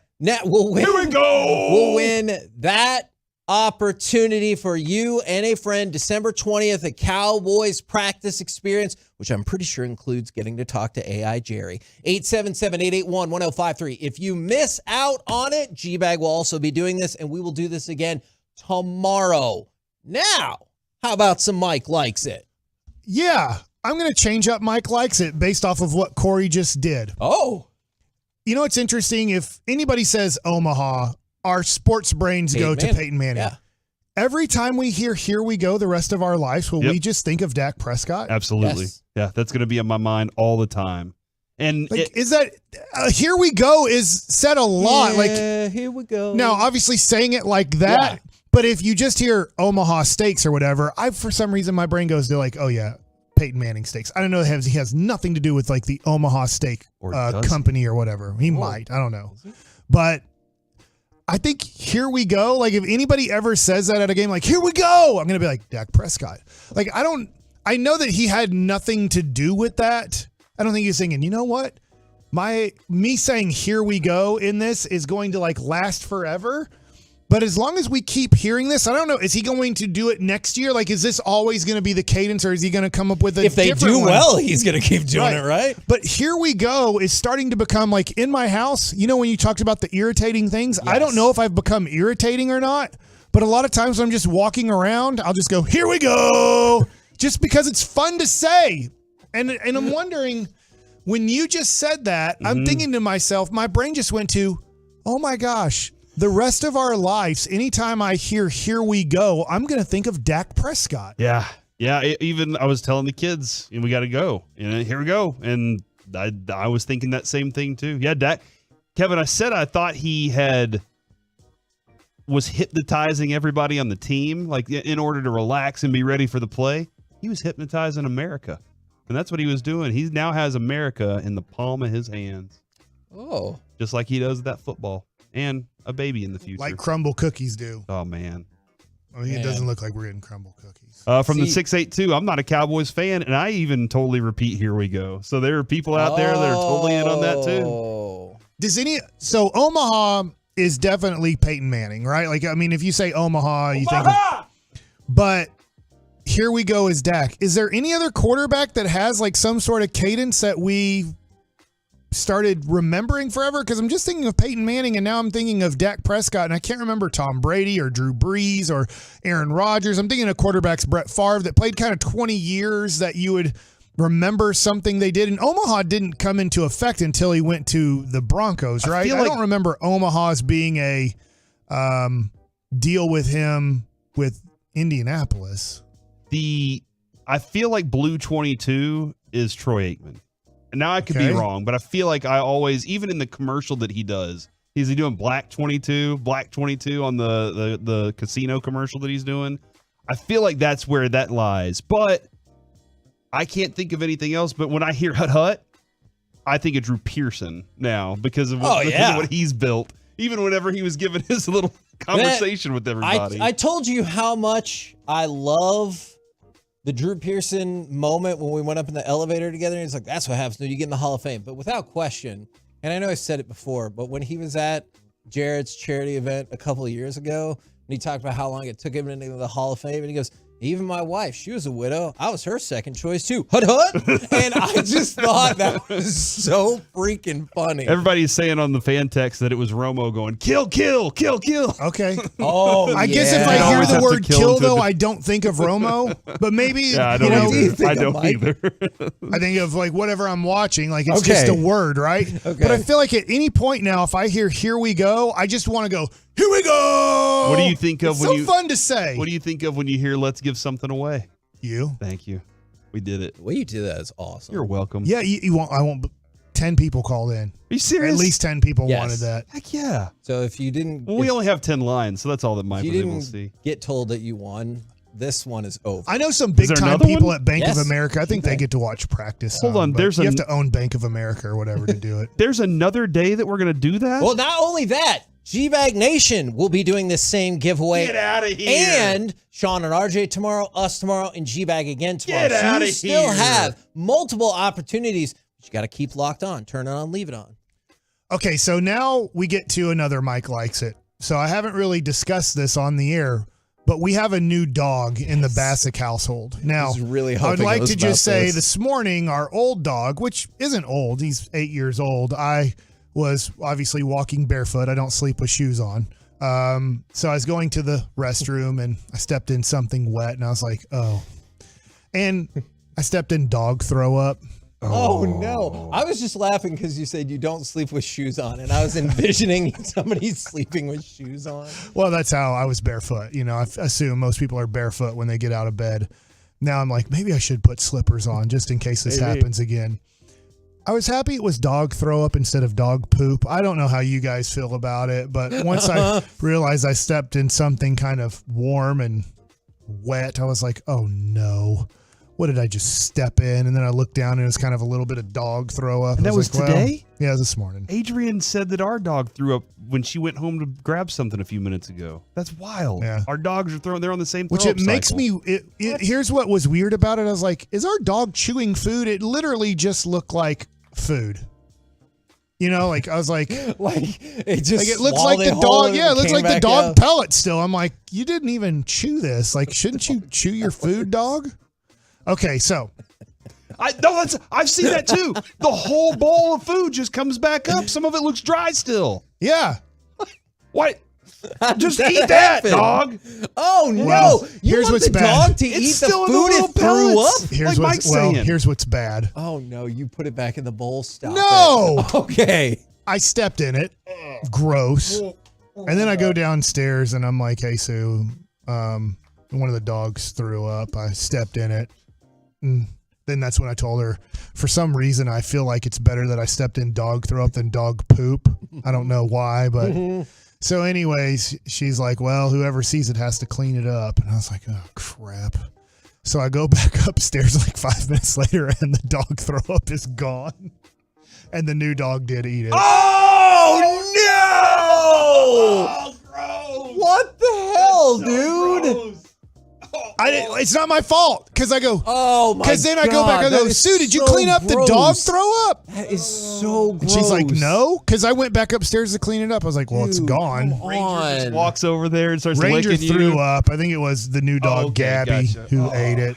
She was trying to show that Disgusting. she wanted to be part but at of the least family. it did look like normal dog food. I thought for sure It's a horrible you were segment going to so say, so my wife ended up cleaning it up after Yeah. all. I did not see that twist coming at all. Adrian cleans up the puke in our house, gross, whether it's gross, dog gross. or kids. That's I just still had to clean up some of it. I used like whatever the Woolite dog spray. I don't think I did a very good job. I'm hoping when I get home I can do better. I was like, I don't know how this works because it's not working well for me. Dear but goodness. Okay, so let's move on to the new dog. I have 2 minutes here. The new dog's name is Gabby. One of our friends' parents died, and so they had 3 dogs, and so these dogs were going to get put down, and so the family convinced me to have another dog, even though I really didn't want another dog. So this dog is a golden doodle. Yesterday I'd said it might be like a lab poodle or something, and then you guys said it was a labradoodle, and then I got home. It's like, no, it's a golden doodle. That's the type of dog we have. Okay. Well, a golden doodle has a whole bunch of curly hair, okay? So Saturday I'm at my kids' basketball tournament. Congratulations to Bishop Lynch as they won the 9th grade basketball tournament in Keller. They beat Euless Trinity for the championship. This afternoon they play Carter, so I'm excited to go see that. But this new dog, the Golden Doodle, needed to get groomed. And so Saturday, I get home from the basketball game, and this dog freaks me the F out. As I get home, and the dog is shaved, and it looks like a small greyhound. I had no clue that this dog was this skinny because it kind of looked fluffy and maybe, I don't know, maybe a little heavy. But I was like, ah! It scared the crap out of me. Like it looked like it was a freaking scary dog, man. And then Sue's like, no, tell her she's pretty. Tell her she's pretty. I'm like, I don't think the dog can understand English. You could have said can understand Gabby, its name. We didn't change her name. She's about a 7-year-old golden doodle. But man, when you shave down a golden doodle to just, it has a little bit of fur on it. It's not like, rat looking or whatever, but it's scary. Have you ever, but its hair was looked like a different dog in your house. The hair was so matted and everything because it hadn't been groomed in, I don't know, I'm going to guess over a year that the groomer said we just had to, the best thing to do was to shave its hair off and to then let it regrow back. But man, if you've ever had a golden doodle, I guess, and you've had to shave it, it looks like a completely different dog, and it still freaks me out. I'm getting more used to it, but when I come home, I'm like, you freak me out, man. That's what you say to the dog? Yes. Okay. But then like, now here's my question. We're out of time. Do you think the dog knows that it looks weird now? Yes. And it's probably ashamed. I know you guys say that, but how does the dog know? It's not looking in a mirror and going, what what in the world happened to me? It feels the cool breeze on its body more than it did before because now all those matted curls aren't there, and it's probably just sitting there going, why did I deserve this chill that's happening right now? And then it's kind of like when it has to wear the cone. They put that cone on them, and that's the cone of shame. Ooh, Bella does feel that way. I will say this Golden Doodle is a very good dog. So I don't know, breeds well, but this Golden Doodle seems like a very nice dog, pretty calm. Unfortunately, our stupid dog has taught it how to bark anytime anybody comes to the door like a madman. But that's just because our other dog is not the best dog. But anyways, Golden Doodles, nice dogs. Freak you out, man, when they have to shave them. Freak out scenario. So we need to keep this dog. Once it gets its curls back, we need to keep those curls. Curls for the girls. You know what I'm saying, Kevin? Oh, my God. We're the KNC masterpiece. Right. I do not want to be attached to that. I just wanted to say Jacob of Combine, Texas was the winner of our giveaway today. Congratulations. Nice. Don't forget. G-Bag will be doing this giveaway. Sean and RJ will have it again tomorrow, as will G-Bag. Still opportunities to win this unique once-in-a-lifetime practice experience. Coming up next, time for the C-Block starring Corey Major. Hey, Jerry talked a little bit this morning, and he agreed with me on a couple things, and I got some more stuff for you next on The Fan. We're excited.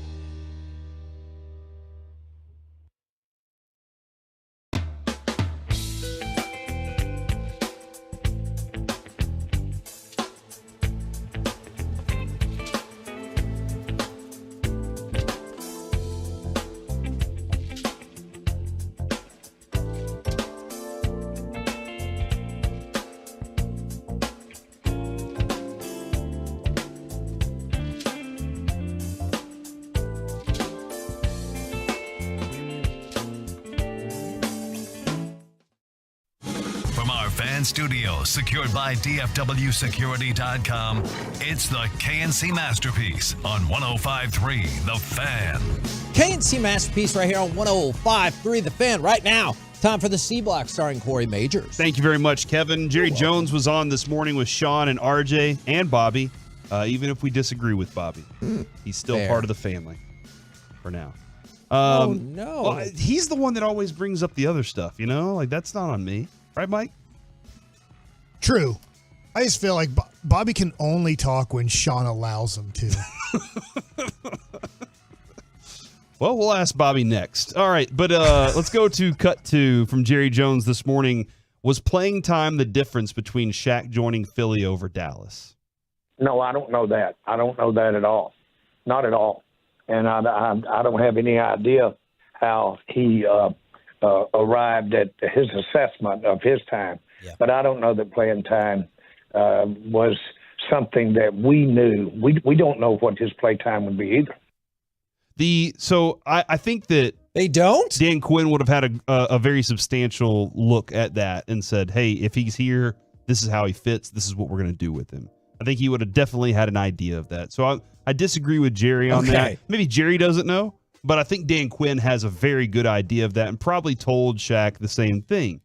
But there were 4 or 5 questions from them about that scenario. And Jerry Jones never would give Philadelphia the credit. Jerry Jones also would not discredit that people don't want to be in Dallas. And that's something that, like, this is one of those, Howie Roseman seems to win this over and over and over. Now, it hasn't turned into all the Super Bowl successes, but they're a successful team consistently. And the Cowboys, they've been, for the last 3 years, successful. Except for playoffs. That's true. And you say successful in terms of the regular season, and as much as I hate saying this, is you look at an Eagles team that has been in the Super Bowl and then won a Super Bowl pretty recently. Yeah, but it's just very recently. And I think, Mike, you can agree with me on this. Jerry Jones will never go, well, he chose the Eagles because.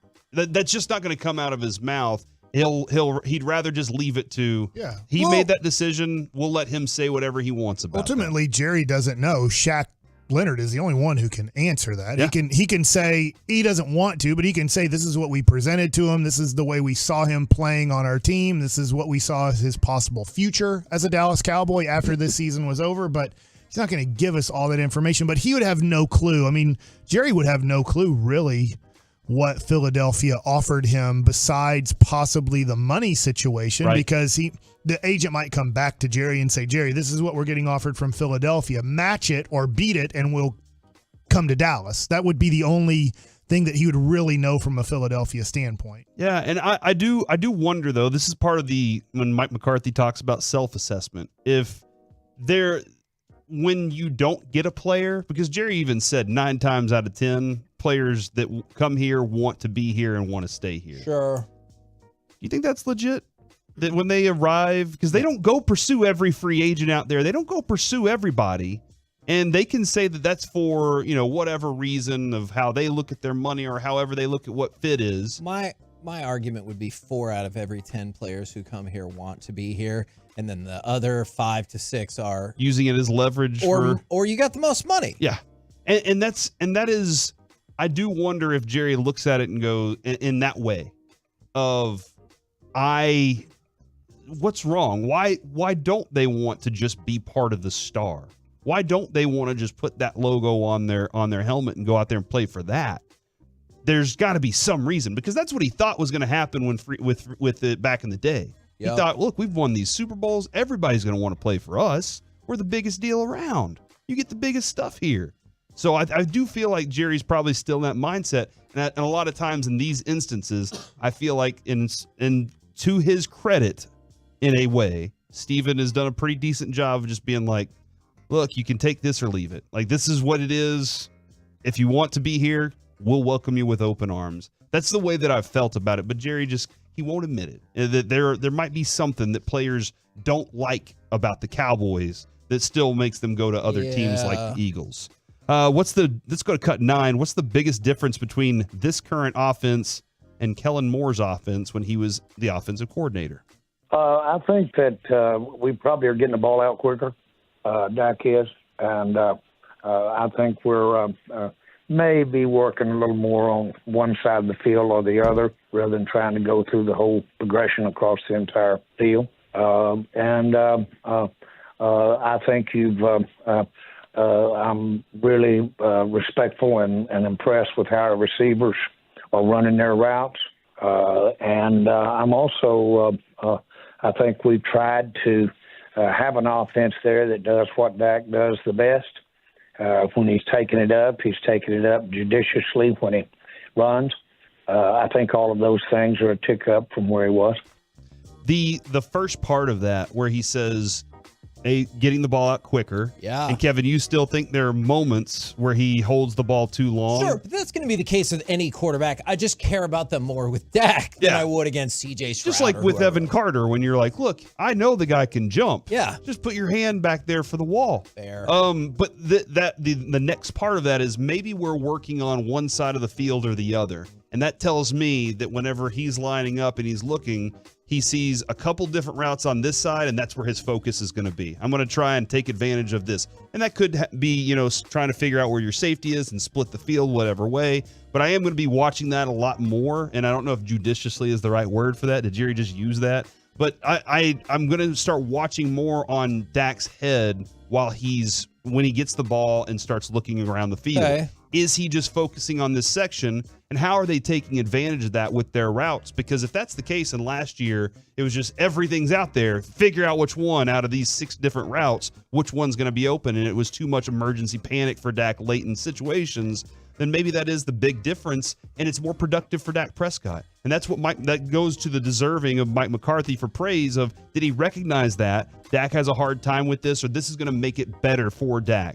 And that's something that I don't know how much of that was, maybe Mike McCarthy didn't want that to be spoken by Jerry Jones. That's one of those things where he's like, oh, crap. I'm asking this as a question. Wouldn't you want to watch maybe more of the all-22 that McCarthy is giving him more like 3 levels on one side rather than, because Dak might not want to just look to the one side because he wants that safety staying in the middle. So watching Dak's head might not be the key. It might be like watching an all-22 and going, oh, I see that McCarthy keeps giving him 3 levels on one side of the field, but Dak is kind of looking middle, so he's holding that safety because he doesn't want that safety roaming to the side that he really wants to throw the ball to. Absolutely. And that's why there are a lot of things that factor into that, but you're dead on, Mike. You want to see who he's trying to keep from doing what with what he's doing, but is he avoiding the whole other side of the field completely by not looking over there, or does that help, in those instances? So that's another little nugget that I wanted to kind of get in on a little more, thanks to Jerry Jones. And then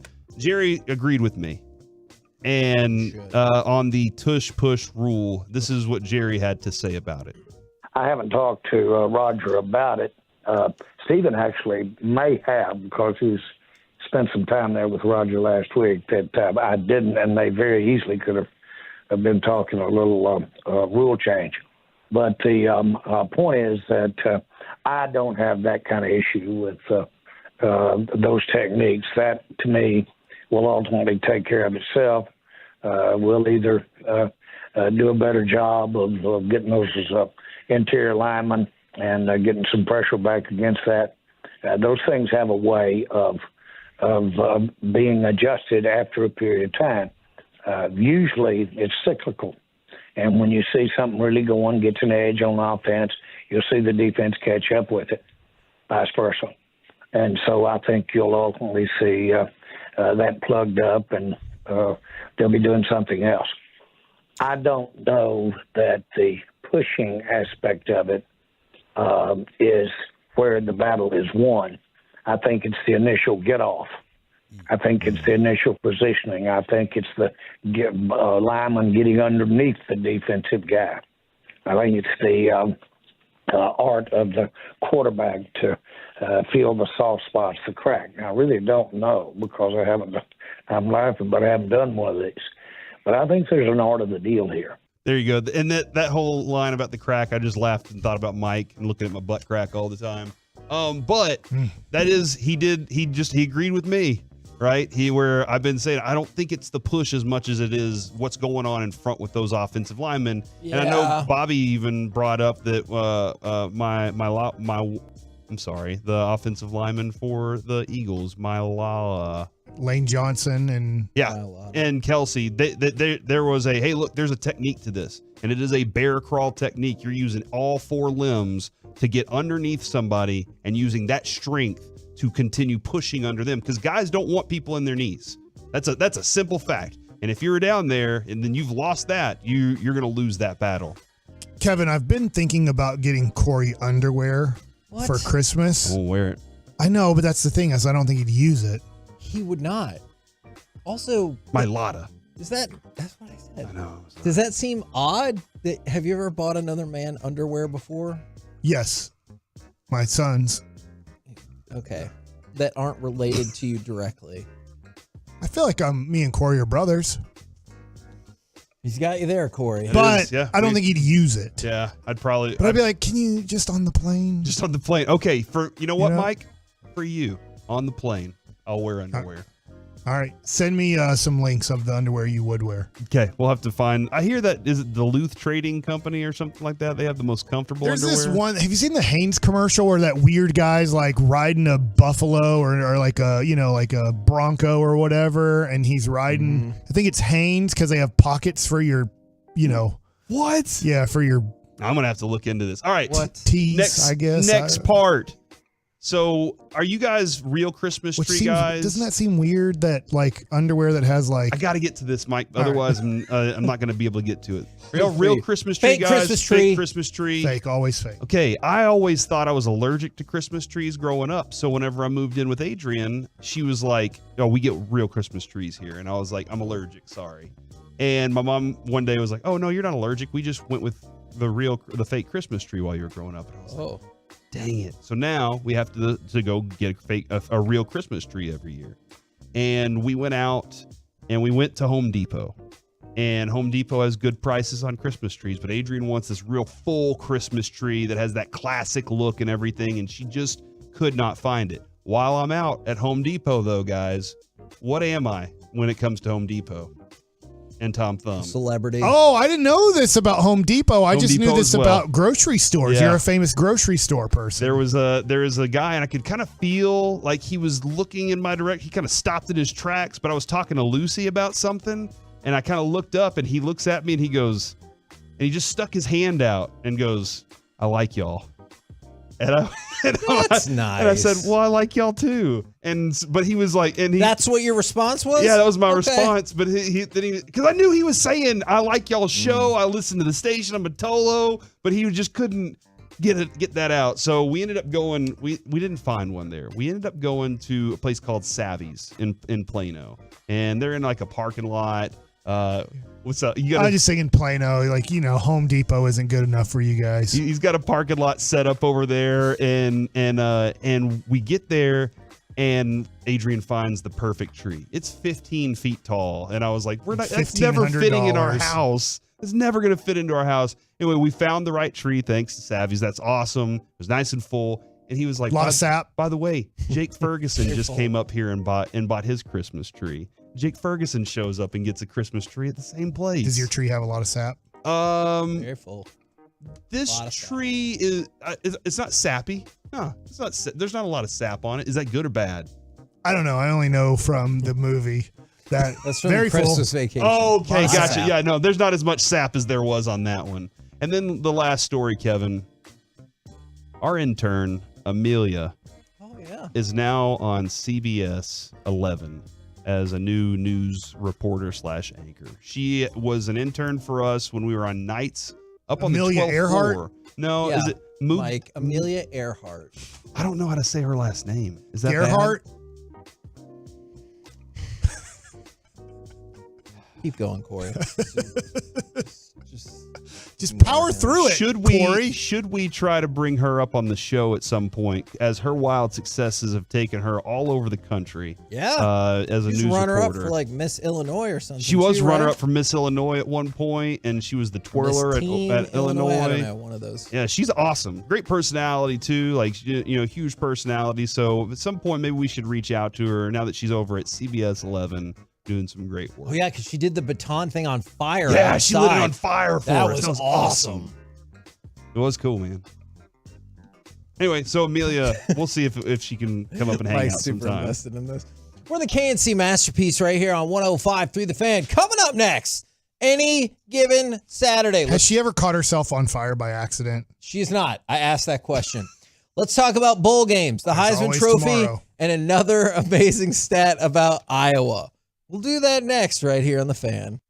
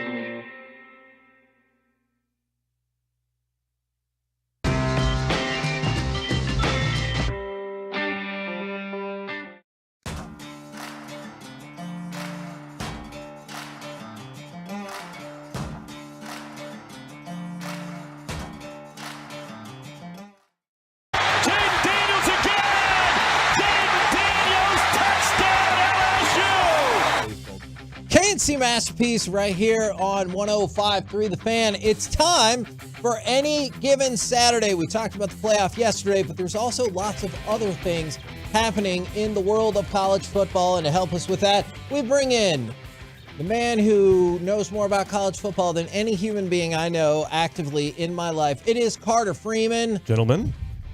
Jaden Daniels will definitely win the Heisman Trophy or probably win the Heisman Trophy. I think it's a definitely. I think if you look at all the Vegas odds now, he's far and away the favorite, and I think he deserves to be. I don't care that he lost 3 games. Even in the games he lost, it's much like RG3 when he won or Manziel, where he was just clearing away the best player on the field. Do you stack it as Harrison, or excuse me? No, I don't. Yes. Daniels, Penix, Nix, and then Harrison? Yes, I think so. Okay. What about Caleb Williams, though? He's not in the Final Four. Why not? Because he would quit before he got there. Oh, Start man. crying. That's what happens whenever you leave OU like that.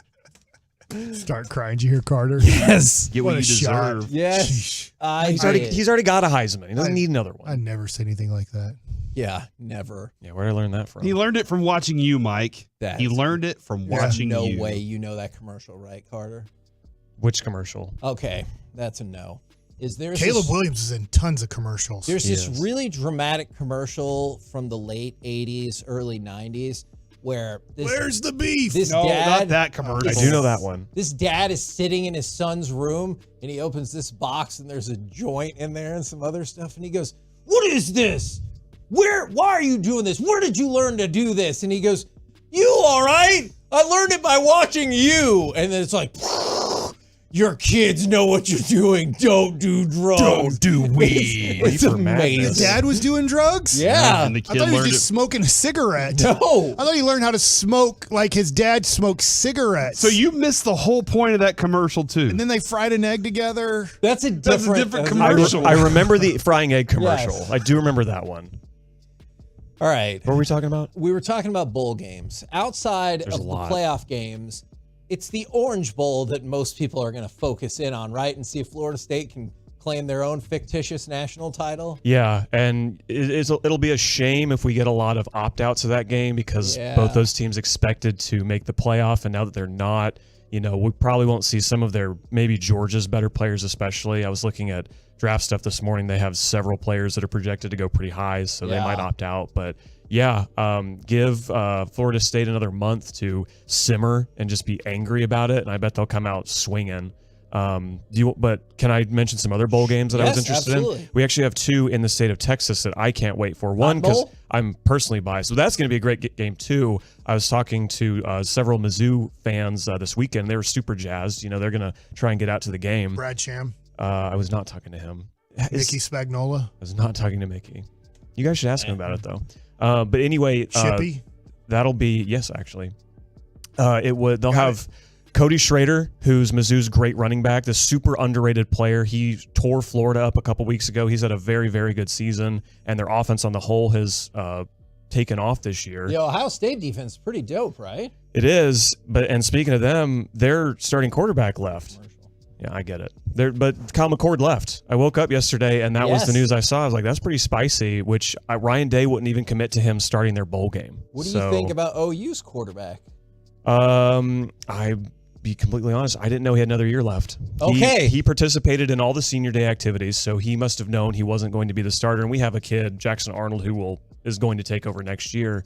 But yeah, the rumor is Oregon and USC was one of the teams I saw that he might go to. Interesting. So you mentioned a couple bowl games in the state. Was the Alamo Bowl going to be? Alamo Bowl's one. That's your highest ranked non-New Year's Six bowl. That's OU versus Arizona, 2 very, very good offenses.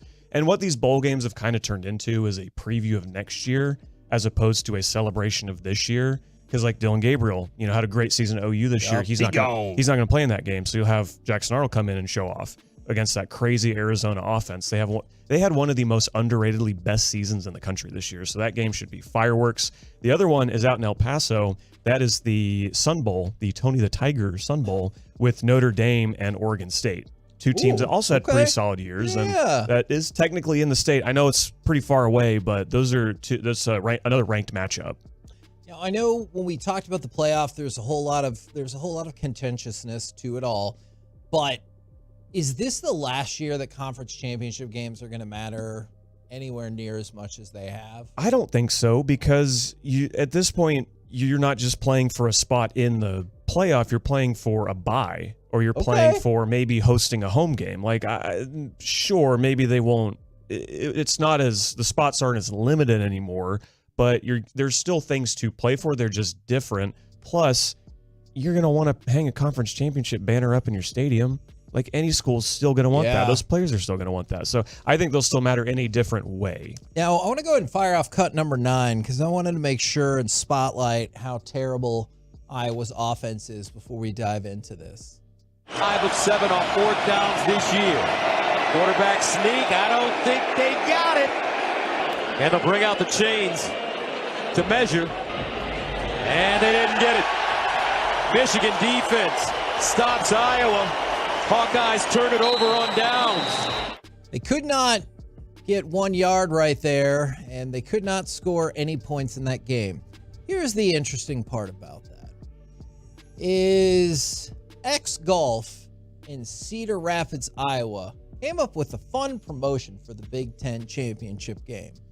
It was called Pour Until Iowa Scores, where they will be giving away free beer until Iowa scores. The issue, of course, is that Iowa didn't score at all in that game. Oh. And so everybody... They're just still pouring? Yes. Everybody who was there and had a bay, it's kind of like a Topgolf sort of thing, and had a bay could just get free beer for the entirety of the game. That's not bad. That's not a bad bit. I like that. Now they're going to come back because they think that was a great time that they had. Well, they are going to come back because they're doing the same promotion for the Iowa bowl game versus Tennessee. And here's why that's a bad idea. In the last 20 years, Iowa has played in 14 of the games where the over-under was 36 points or less. If you bet the under in every single one of those games, you would be 12-1-1 with 11 straight cashes. Wow. If you bet the under. So it's not looking super optimistic for Iowa scoring a lot in that game. But it's also not super optimistic for the Big Ten championship game in general. Final tale of the tape for the Big Ten West Division, 0-10 in those 10 games. Wisconsin lost 4 times, Iowa 3, Northwestern 2, Purdue 1. Average margin of defeat, 21 points. Wow.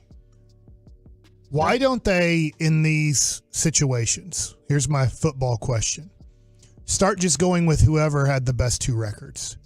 Now, I guess you'd get Michigan versus Ohio State back-to-back weeks most of the time. But then I feel like there's at times an issue with the SEC championship game too. Not this year, not every year, but I feel like there's times where you're like, number 1 versus number 3 could be happening right now in the SEC championship game, except number 3 is in the East along with Alabama. It might be Alabama and LSU are the best 2 teams, but we have to throw in another team that's ranked 16th in the country right now Florida, because Tennessee sometimes. Yeah. Well, going forward, that's going to be how it is. So the Big Ten's doing away with divisions after this season because they're moving to 18 teams. SEC's doing the same thing. So this is the last year. Every FBS conference except the Sun Belt is not going to have divisions. So you will get the number 1 and the number 2. And this year you saw that in the Pac-12. You had Oregon and Washington were both in the Pac-12 North in previous years. So they wouldn't have played each other. Washington would have played Arizona. But because they got rid of the divisions, you got the top 2 teams. All right, you say this guy knows everything, Carter. Yes. I'm going to bring up something that I bet he doesn't know in college football. I bet Let's go. Here we go. Do you know who, I hope I'm saying his name right, Omari, which I'm pretty sure I'm getting that name right, Abor is? I do not. He was the top-ranked defensive player last year at Duncanville High School. Okay. Who signed with Ohio State. He has entered the transfer portal. Where do you think he's going to go to school? He had 2 tackles this year. 1 solo, 1 assist. But do you see what I did right there? Yeah.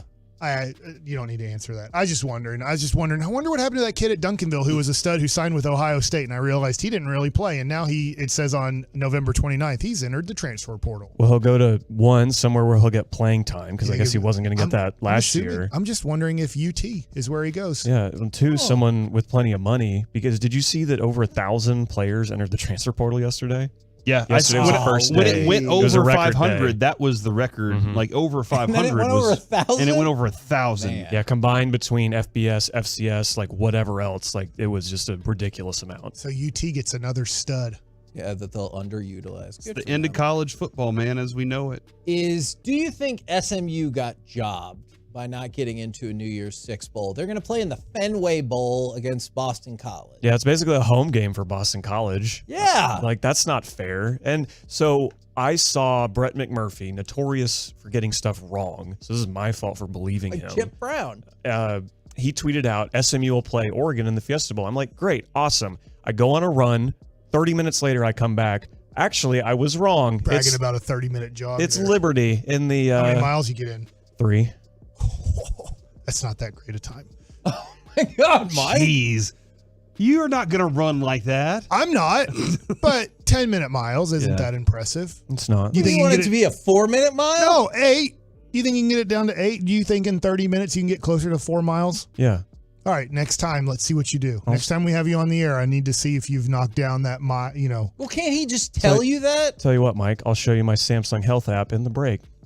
I'll show you how good I am at running. Okay. He's got health. But yes, SMU did get jobbed. Everybody has health. I guess if your quarterback gets hurt, just stop playing games because you're not going to get what you want. Because their quarterback got hurt in their final game versus Navy. They go on, win the American for the first time ever in their last season in it, and they get to go to Boston instead of Oregon. Playing Oregon, excuse me. Couple quick notes for you. The Texas defensive back, Derek Williams Jr., his suspension was upheld. He'll be out for the first half of their playoff game against Washington. What did he do wrong? He got ejected for targeting. So he's out for a half. A half. So dumb. Let me Take see. him out for the second half. Ooh, that's an interesting idea. Let me see what you think about this. Is NCAA President Charlie Baker wants to create a new tier of Division I for schools with the most resources that can pay NIL money. So we're going to section off now. NIL is, or Division I is like, I don't know, Super Division I, where you can pay all those people that you mentioned go into the transfer portal. Mm-hmm. What do you think of this idea? He sent this letter to all 350 or whatever Division I schools. So you can start deciding if you want to be involved in this or not? Yeah, it sounds like from everything I've read on Twitter that schools will have the option to opt in or opt out. And it's the next logical step, right? As soon as you start paying players, you're going to have the schools that have more money. And are they going to designate these students as employees? Is that how they're going to do it? Like, there's a lot to figure out before this ever happens. And Congress, the government has been they've had plenty of hearings about NIL and what should be legal and what shouldn't be, and like they still got to figure out the transfer portal and all that stuff too. But they want control. That's what it sounds like to me. Is they want more control rather than it being the Wild West, as we've discussed, right? Mm-hmm. Yeah. Now, Carter, is there any college football news that we haven't gotten to yet, or that you would like to enlighten us about that we need to discuss? Well, we were talking about Iowa earlier. Yes. And how wonderfully terrible their offense is. So shout out to Phil Parker, their defensive coordinator, because he just won the Broyles Award for the best assistant coach in the nation. And he had to do the Lord's work to get that team to 10 wins with them scoring less than 20 points a game. Where's Coach Bro at right now? He was a offensive analyst at USC. If you were Iowa, would you try to hire him as the offensive coordinator? Like, never as a head coach. Horrible as a head coach. But, like, I don't know. Like, I think I would. Could you, like, look at somebody like that and go, hey, defensively, we're doing tremendous. Offensively, we're miserable. This guy only knows offense and nothing else. What if we hired him to be our offensive coordinator? So it was the Kirk Ferentz's son was their offensive coordinator for years, and the fans did not like him. They're finally getting rid of him, so they'll need a new offensive coordinator. So, yeah, they need either a young mind or a mind like Kingsbury, where he's so singularly focused on that they just need someone who's halfway competent. And they probably would have gone 12-0 this year. Halfway competent is a good way to put it. Good question, Mike. Yeah, thank you. We're the KNC Masterpiece right here on 105.3 The Fan. Coming up next, let's chit-chat with those fellas from the G-Bag Nation right here on 105.3 The Fan.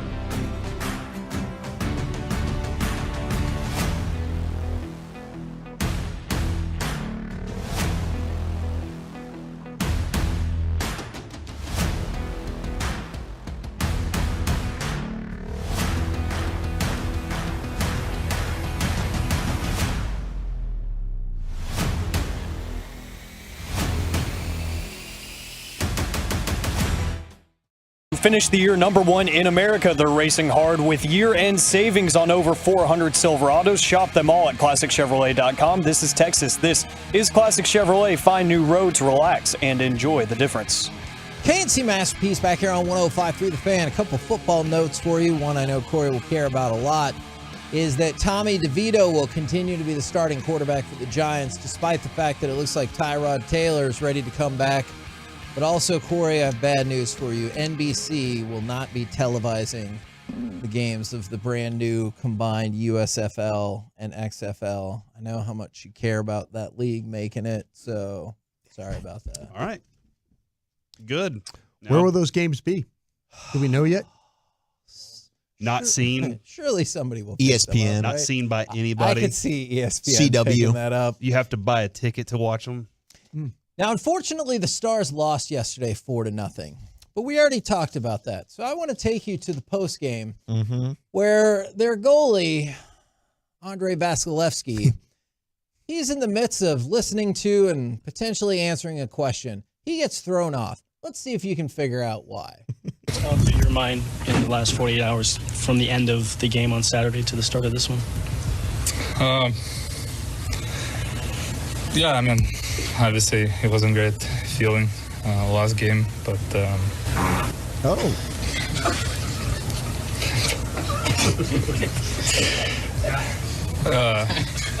was the question? Yeah, my turn. Yeah, so yeah, just sorry. Yeah, I mean, I was just. Was that flatulence? Yeah. Yes. That was a classic fart. His own fart. I don't believe so. I think it was a reporter, and I have had a fear in those settings of that accidentally happening. Oh, no. Yeah, but you also I've never had it when happen. you're scared. That's the scary part for Wolchuk. It's only been like math problems. You got to go farter. up and solve them at the board. Yeah. I definitely did do that one time in class, and that was an embarrassing experience. But yeah, I mean, no, Mr. Wolchuk, that is not the answer to 6 times 5. Fortunately, it hasn't happened, but that is a fear. Yeah. I was in a media scrum one time when Terrence Newman was involved. And Terrence answered one question, and it was kind of around him in the scrum, and he goes, "My gosh, who's already been drinking today?" Oh, man. And he goes, "Man, that's it. I'm not. No more questions." And like literally we all kind of looking at each other. And it was that time we were at training camp, and probably everybody had been drinking one of those things. Leftover from last night. But there was one guy in mind. I won't out him on this, but yeah, he answered one question. There was one guy in mind. What year was it? Mickey Spagnola. This was in San Antonio. And literally he answered one question, and he goes, "Gosh, guys, who's been drinking already?" You know, and he does. That's it. I'm out. And he walked out of the scrum. You know, the media scrum. But wasn't our guy, was it? No, wasn't one of our guys. That was my guess too. I know that might have been a thing in 2010. Yeah, that was my guess too. So a couple of Rangers awards to throw out there. And one of them, I want to know if you think there's something up with this award. Okay?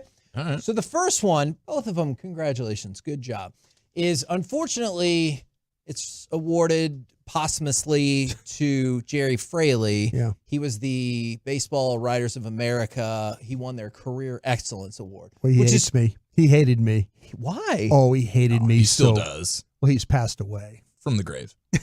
Why did Very he spiritual. hate you? One time You feel like a jerk he had to cover football. Mm-hmm. He had to cover the Cowboys, and it was the worst year of his life. He hated everything about the NFL. He hated the Cowboys. And so they put him on this beat, and now he has to ask questions and all that. So one time, like that, I made a comment. We're all sitting in the media room, and I go, "Damn, that Joe Madden," And I was saying it in a way of like in admiration, and he's like, "You don't know anything about baseball. What are you even talking about? Why would you?" And I'm like, "Jerry, he goes, "No, you don't know any." I mean, he just starts going in on me. And I'm sitting there, I'm like, "Jerry, wait, all I was saying was Joe Madden. What a great man." That's my angle. Like that Joe Madden. And he was thinking I was going to rip Joe Madden a new one for something that happened during the game. And so he just, from that point on, it was never like I said, it was one of those things. When he left that beat, I was like, thank God. Thank God. I mean, really. I mean, the man. Crusty baseball writer. But he literally, he was like, and I was just complimenting Joe Madden for the job. But anything to talk, if you talked about baseball around him in that football setting, you caught it, man. Okay, so the one time I was in a scrum with Jerry Fraley, it was the Father's Day party in 2010 for the Fan. It was super cool at AT&T Stadium. Yeah. And Jerry walks out there. The media horde surrounds him. I'm like, I'm going to go over and see what Jerry's talking about here. And Jerry Fraley is hitting him with questions. Yeah. He doesn't like the way Jerry's answering him, and he's like, oh, geez, come on. Like, in Jerry's face. Oh, my God. Like, oh, you don't really believe that. I was like, wow, this guy is aggressive and ornery. I was impressed.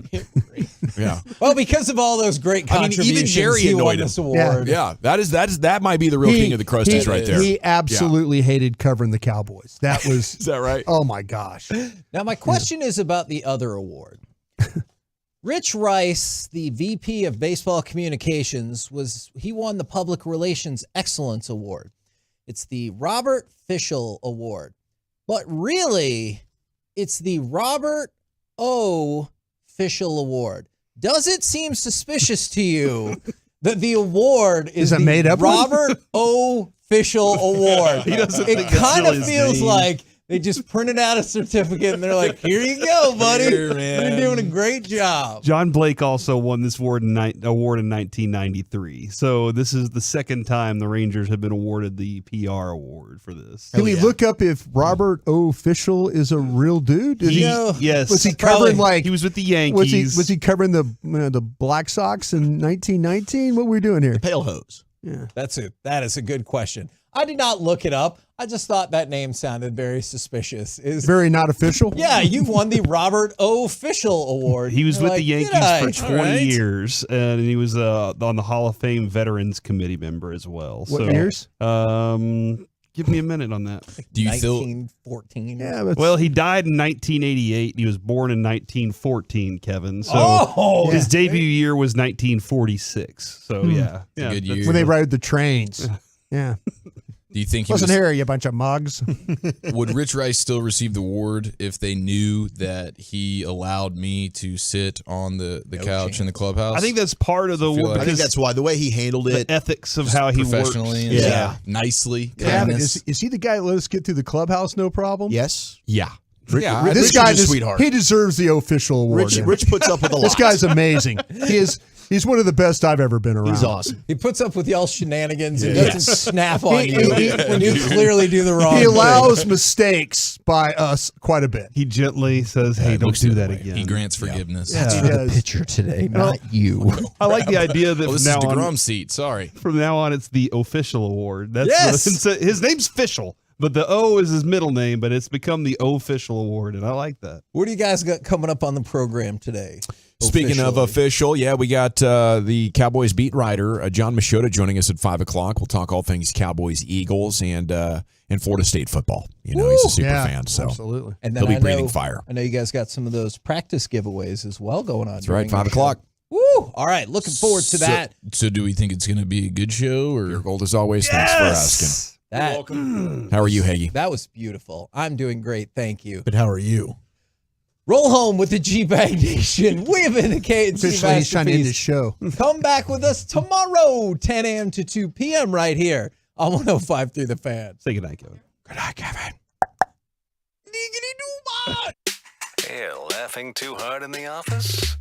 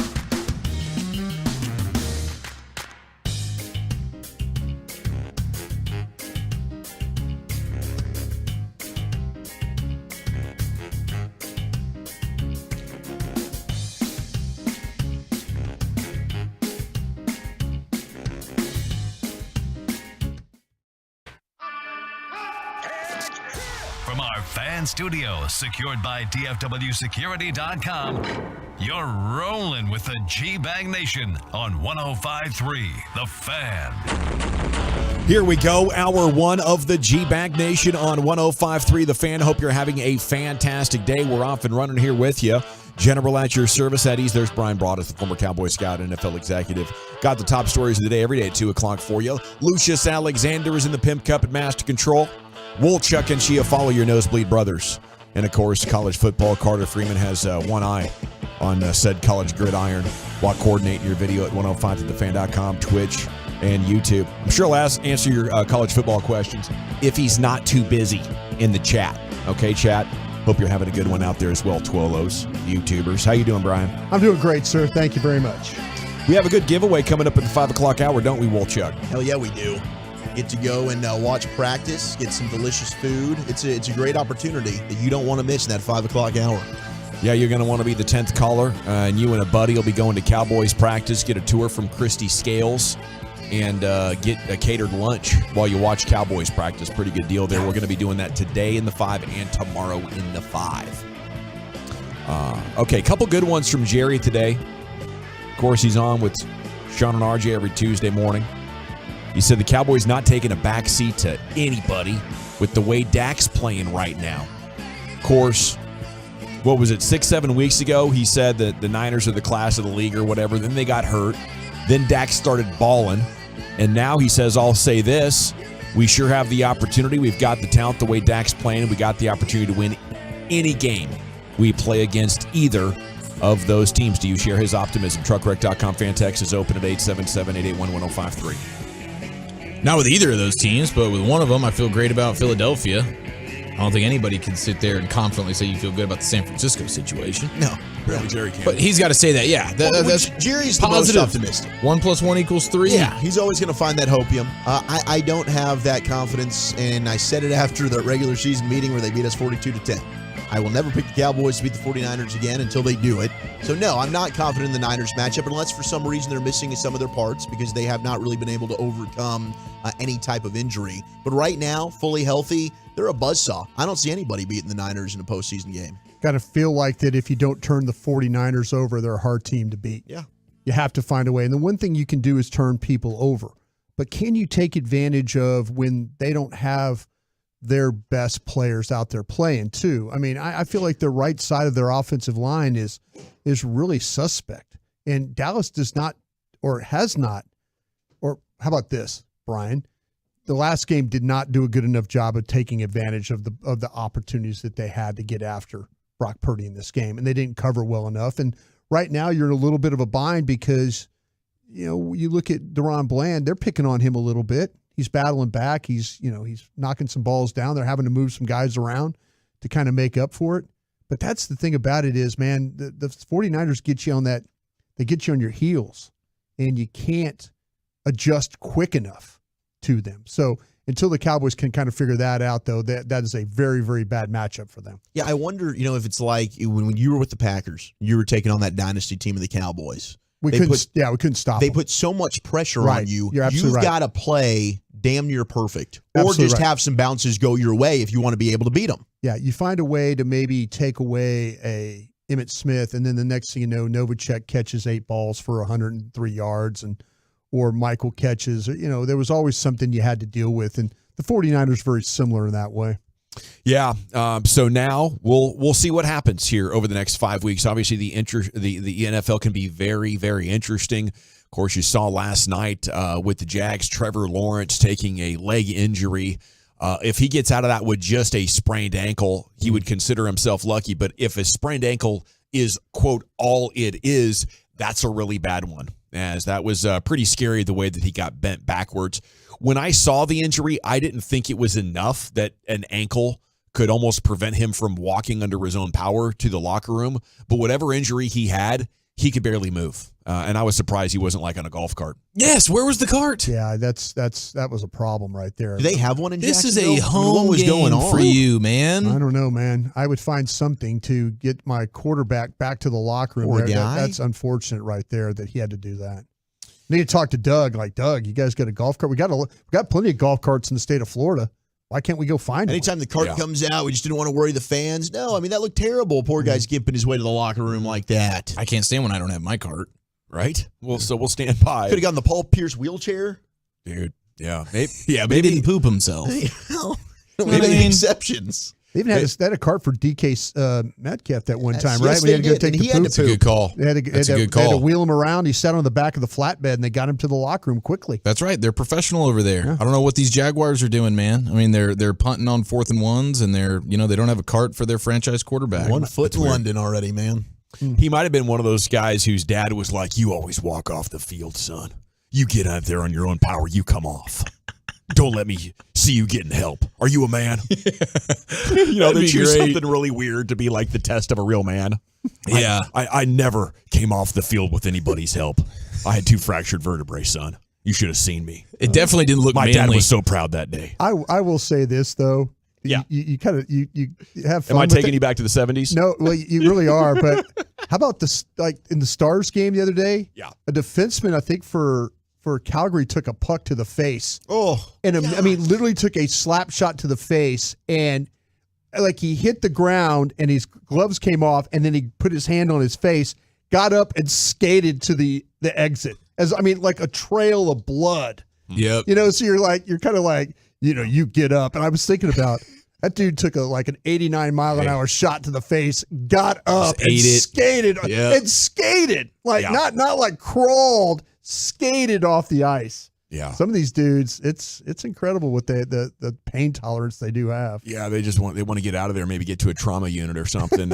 Jerry, also on the fan this morning, said absolutely never $1 any money mentioned with Darius Leonard. There was never a financial issue at all. So he's telling you they didn't go cheap on this one. It's just that Darius Leonard wanted to be an Eagle. Yeah, 1-year deal. So we'll see how it all plays out for them. Yeah, fingers crossed he does not help a lot. Does not help. Yeah. Yeah. Okay. They need him to help, though. But we have a day off today for the Cowboys up there, and they'll be back at it tomorrow when we'll be getting press conferences and practice reports and everything. We have reason to believe everybody's healthy, right?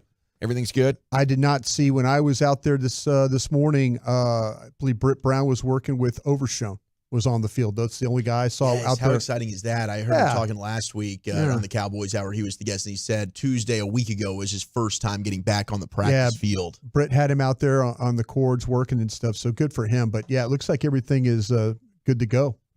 Well, interesting storyline for Philly this week. They appear to be okay in the injury department. I suppose we'll get more tomorrow, but they keep trailing at half in games.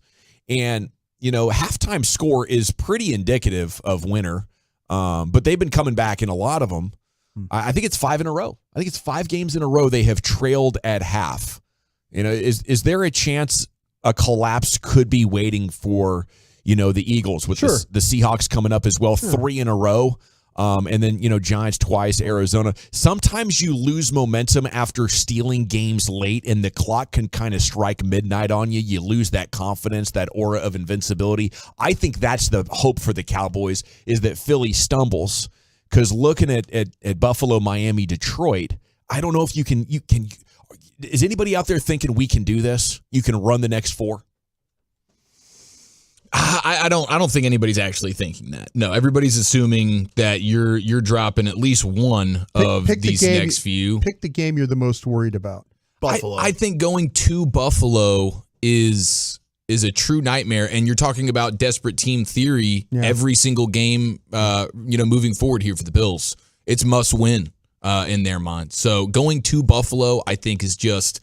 The Dolphins are like ridiculous at home, where they just seemingly win every home game over the last 2 years. But I still feel worse going into the potential elements of a windy, snowy, rainy disaster. Bills Mafia. That sounds awful. I feel the same way. Like preseason when the schedule came out, I kind of chalked the Bills game up to an L. I just felt that would be a game, cold weather. I think Dak's got a poor history playing in cold weather. And Buffalo, I didn't think matchup wise. When you talk about the running quarterback, which we always get scared about, Josh Allen certainly had a tremendous Thanksgiving Day performance here at AT&T Stadium. But, I do think both those games, Miami as well, we've talked about this, Brian, the speed of their receivers. We just saw the struggles that the Cowboys secondary had against Seattle. You could argue that maybe Miami, with their top 2 guys in Hill and Waddle, better than what Seattle's got. So, I mean, I think it's possible they can run the table with the way they're humming on offense, the way Dak's playing. But I thought that Buffalo game would be the one that's probably going to get them. If I had to power rank them, I would say I'm worried about Miami, Detroit, then Buffalo, then Philadelphia. Detroit? You get Detroit at home. Yeah, I do. I think Detroit's got some San Francisco to their game. The way they run the football makes you nervous. And the thing about Miami that terrifies me is their top 10 in pass defense and in passing offense. You know? Yeah, their defense is starting to get it together now. They are. Well, now they got Achane back. I mean, the way that they run the football also very reminiscent, of course, with Mike McDaniel and Cal Shanahan. Yeah, I mean, I'm not sitting here feeling good about the Miami game either, but I'm feeling worse about going into the cold. I feel worse about Buffalo. I think Buffalo might be a loss, but I think you need to find a way. This Detroit game can mean a lot. No question. It can mean an awful lot for you. Go ahead and lose to Buffalo and Miami. Yeah, I'd rather drop Philly the conference and beat Detroit. games, or the non-conference games. Buffalo has lost 3 of 4. They go to Kansas City, where they could fall to 6 and 7, and be looking at needing to beat Cowboys, Chargers, Patriots, Dolphins to end it, and try to get into the playoffs there with 7 losses.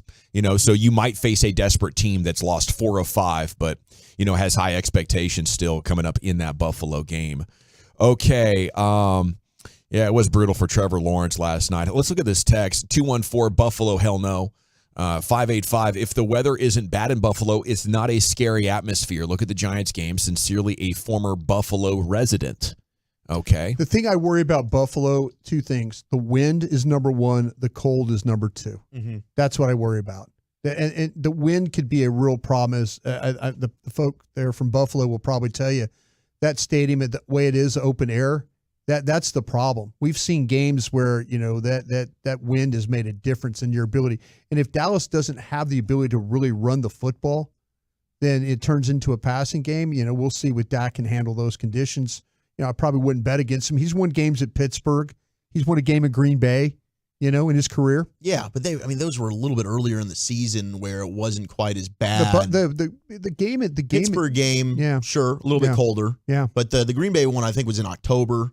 I think that was a good time to go there. But I mean, you're absolutely right. He has won in tough road venues. Yeah. 2-4, they could realistically go 4-0 or 0-4 in the next 4 games. I mean, I'm up for whatever. 0-4 would shock me. 4, I don't know what would shock me more. I kind of expect 3-1 or 2-2 in this stretch and a nice appearance as the 5 seed in the playoffs. They're in a situation right now where they actually have clinch scenarios for a playoff spot. Yeah, they can clinch this weekend. The worst opportunity for the clinch is probably somebody has to lose to the Giants. Oh, who's the Giants? I forgot who it was, but everything else kind of lines up to like a possibility but somebody has to lose to the Giants. Who is that plays? I should have looked it up. Let me see. I don't know. I got it. I'll figure it out. But there's all kinds of Dallas is involved in some clinch situations. Oh, the Packers. Yeah, the Packers have to lose to the in Giants. New York to the Giants. Not the way Jordan Love's dealing right now. Yeah, that's the problem. Guys spinning it. You got to clinch against the Packers. That's all I know. Yeah. Winter Meetings news. You cut the reports. Wow. Pappy's really ticked. I just want you. I'm just so proud of you. That was awesome. Hey, Alex Bregman's going to stay with the Astros, though. It seems he'll be a free agent after next year.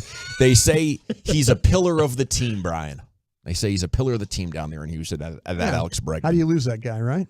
LSU guy. I mean, they let Correa go. I guess they don't have any intent of letting him go. But Kyle Tucker and Altuve are going to be free agents as well in 2025. John Heyman, CBS, says the Rangers favorites to sign Jordan Montgomery and that maybe his contract's going to fall around 80 or 90 mil, which would be great. He was elite in the playoffs, but I guess does he not profile as the kind of guy that would get huge money? Yeah. We know he's a freaking legend. Right. If you also don't have to pay legendary fee for him to keep him, that's the starter you want back. Yep. I don't want to go in the market and look for anybody else if you got Jordan Montgomery coming back at $80 million. Postseason run he had here, he's always going to be a Ranger legend. But yeah, I mean, that's the reason why 2 organizations were willing to let him go, and the Yankees and the Cardinals, because he has been inconsistent throughout his career. But man, was he amazing for the Rangers in the postseason.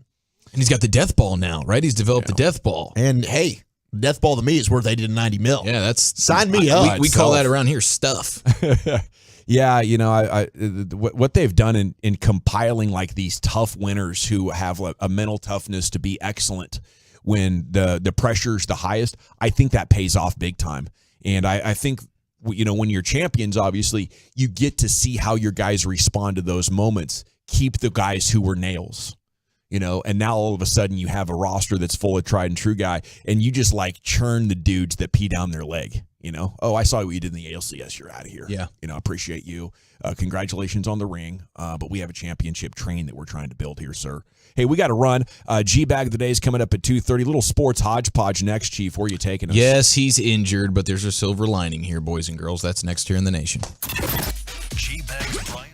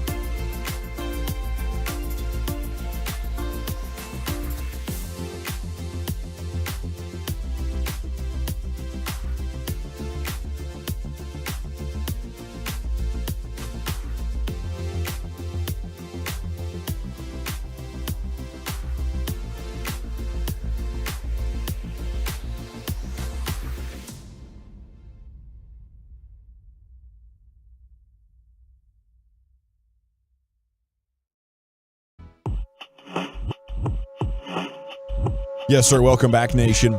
It is time now for a sports hodgepodge. And here's your hodgepodge host, Eric Chiafalo. Okay, a little housekeeping here and some good news for Mavs fans. It looks like tomorrow's home game versus Utah added to the schedule just a few days ago. So it looks like the Mavs are scrambling a bit to fill the arena, and it's a good opportunity for fans.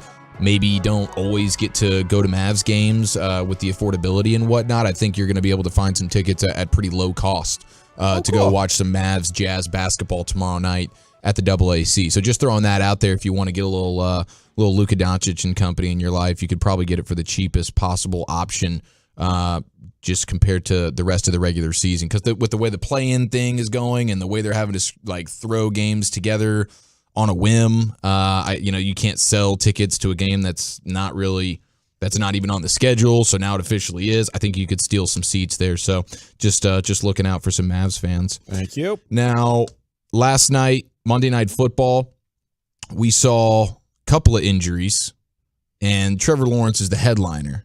But did you guys see Christian Kirk?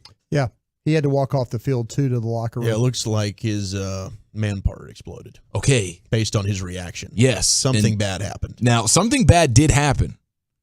He is going to need surgery on his core muscle. Ooh. And he's probably going to miss up to 8 weeks or whatever. Is this one of those abdominal wall tears or something? Yeah, it's some level of core. Let's see, core muscle injury is. He extended for that ball. He came down kind of funny. He went full extension to kind of get the ball. He was like wide open, but he had to. Lawrence didn't give him a really great ball to catch, and he extended and got it, and he came down really funny. And he immediately grabs his manhood area. Yeah, it looked like maybe he got hit in the nuts, but clearly it's worse than that. And so I take this back. It wasn't a hitting of the nuts. It wasn't. What was being alleged by the Twitter doctors was testicular torsion. Oh. Which means so he did have an eruption. It wouldn't be an eruption. I had to look this up. I didn't know what torsion meant. I was like, is he misspelling? What's the deal here? Twisting and pulling, right? It's twisting and pulling? It's a twist. Yeah. It's the action of twisting or the state of being twisted. Oh. So I say, hey, you got great news this morning, Christian Kirk. Or last night, I guess, because he probably knew it wasn't the twist up, but I think anybody is going for the core muscle. Let's get this thing surgically repaired. Yes. We'll see in 8 weeks over whatever the heck happens when you get a torsion situation. Is that a cross? Would that be a cross of maybe one of them going across? Oh, the little flipperoonie. Yeah. Yeah, I think two on one side. I think they're supposed to be where they are. Righty is righty and lefty is lefty. No, that's what I'm saying. Is that maybe the problem? Oh, they get the little swapperooski. Yeah. That's a problem when you get those elite. They're definitely supposed to be right there and left there. Wow. If you had a swap, could you imagine that? Yeah, our testicles aren't ambidextrous. I think we all have to understand that. For yourself. How did Twitter doctors figure that one out? Well, that was them guessing. They're looking at the video, they're looking at the tape, and they're just assessing it. In 5 seconds, here's what it might be. But thank God these guys were wrong, and it's just going to be a surgically repaired core that he will have to deal with. So he makes out pretty good. Somebody that would know this, somebody that would absolutely know this, just texted me. Ding! Said sports hernia, common. Yeah. Okay. That's what we're doing. Thank you, sir. Okay. I had one of those. Thank God we got people to listen to the show. We love you. Other than you over there butt cracking everybody with ball torsion sounds like you're going to be in constant ball crossing going testicular on. pain. That's what you do over there, ball crosser. No, he reported that it's a core muscle injury. I started with what the official injury is as it's what reported. The fear was by the docs. Thank you. On the line Twitter doctors. Yeah. Thank you. When have they ever been right? Well, maybe a couple. Constantly? No. Yes. Those guys aren't always right. Dr. Chow's pretty good. Listen, is he the guy that got fired? Don't doubt them just because they handed out too many pills to NFL players in the 90s and 2000s and now have to make money on Twitter. Yeah. Okay? That's the not same their thing fault. when people just spout out Broadus's name in random places. That's the the guy that got response. fired? Is that the guy that got fired? The guy that blinked the Cowboys for 4 years? Now, it's not the same Charger doctor who messed up the lungs of Tyrod Taylor a couple years ago. ago. That guy had to get fired. No, but he's the one guy that kind of messed up the diagnosis of guys. Maybe they said, "Whoa, we can't." Dr. Chow would be surgically repairing a torsion testicle situation on Christian Kirk right now that doesn't even exist. The poor guy couldn't have his hands there. He was just eye testing. As soon as he actually gets to be able to diagnose in person, maybe he would have gotten it right. I'd like to think so. Now, we are in a bad situation when it comes to some of these upcoming quarterback matchups. With the injuries. Yep. I mean, glad you read my NFL News of the Day tease. It's just it's all good. Let it out. I was just teasing ahead. I was teasing ahead. That's I wasn't my going guy. to actually give it to you. Gosh, you're a genius. But I'm just letting you know that Walchuk is going to inform you of something in the 3 o'clock segment that is going to be pretty disgusting when it comes to these quarterbacks. It's bad. Can I just read a couple of texts real quick here, Chief? 214 says, I've had testicular torsion. I can tell you it's the worst and weirdest pain for guys. My brother had that. You have a limited amount of time to get it fixed, or you lose a or both testicles. Dude, so this is, I guess, torsion is no laughing matter, even though that's maybe not what we had here. It is something to raise awareness for. I want to do a little PSA there for the fellas. Yes. And I appreciate that. You got it. Because I'm here to say I'll take the core muscle injury, surgery. I'll take it once a year for the rest of my life to avoid one act of torsion. I agree. And we all agree. What led you down the torsion path, by the way? The Twitter doctors, Jackhole. Are you listening? I'm not making crap up. I'm not actually ball sacking you here. Oh, I think you are. Literally. Literally. I can't even say that. You just became fascinated with the torsion part of this and had to do the story. Well, that's what it did look like, though. That's the area that he grabbed in extreme discomfort. Extreme. I do have another question for you guys. How do you feel like you should spell the word woolly? WOOLY. Yeah. Broadus? Yeah, same. You co-sign? I would. Walchuk, how do you feel about this? I'm fine with WOOLY. Because don't you sign it that way? That's how I sign it. Okay, it's being alleged that on the Baskey game chair that I usually sit in during the shows that we have peace-a-thon away to a generous Tolo, where we all put our signatures on there. It's being alleged that Walchuk spelled it and signed it WOLLY, like Wally Bully. Oh, wow. So now we're just all trying to figure out here how we want to go about the spelling. I know Walchuk was hammered when he stumbled in here from Peace-a-thon. That's accurate. And that's when he put the John Hancock on there. You guys saw me sign a bunch of these flags, and I went WOLLY, right? 2 O's? 2 O's. Man, I think you do some LLs. Every once in a while, he doubles the L instead of the L, just to kind of keep it like you never know what you're going to get. Yeah, I think there were a couple. I've been WOOLYing, but I might have done the double L here. That's so funny. For charity. Yeah, dude, for charity. Glad you half-assed your way to a little peace-a-thon love. Yeah. That is too good. Well, that was a vacation week, and I was 100% inebriated. I know you were. So I think I have an answer to why he grabbed his package. Okay. Okay. Thank you. I'm 16, skiing a lot, got a sports hernia. Yeah. And I went on for a while, but what I would notice is when it was like this sports hernia area into that urethra. That would be my guess. Oh my gosh, man! Yeah, that's why he would grab that. Yeah, that's a no joke situation. It terrified me when it happened. I was like, oh my God. So the first couple times it happened, I just didn't tell anybody, and it went away after a couple of days. You didn't want to tell anybody about the trickle. Yeah. No, yes, I was just like, I'm going to keep this to myself. Dick Trickle is your favorite player, though, right? Of course. Yes, love Dick He was Trickle. a damn good driver. Time now for the G bag of the day in the Pimp Cup. Here's Lucius. Check 1, check 2, so you know what to do. Wooly Bully. I've been spelling your name with 2 L's and 2 O's the whole time, fam. It's on every podcast with your name on it, fam. I'm not playing right now. We're getting a lot of texts that they like to spell it WULLY. Well, I'm just going to say, however the hell you like to spell it, you rock with Democracy. it. That's fine with me. all right. Well, yeah, I've definitely been spelling with 2 O's and 2 L's. You know what? I don't even Since know how I've the hell I met you, spell. fam. You get bonus points, Lucius. Since I've met you. 2 O's, 2 L's. Yeah, 2 O's and Let's 2 go. L's every day. Let's see. All right, G Bag of the Day. We do it every day on the Fan at 2:30. If you see anything floating out there on social media, you might hear it on the station.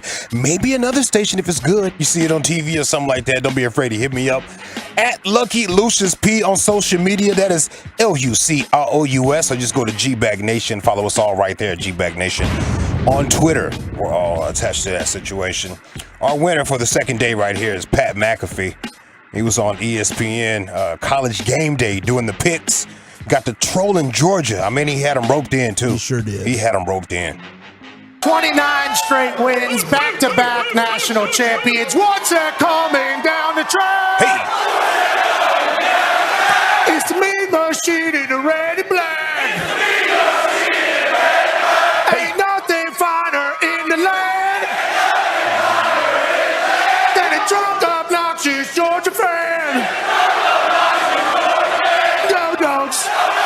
goats.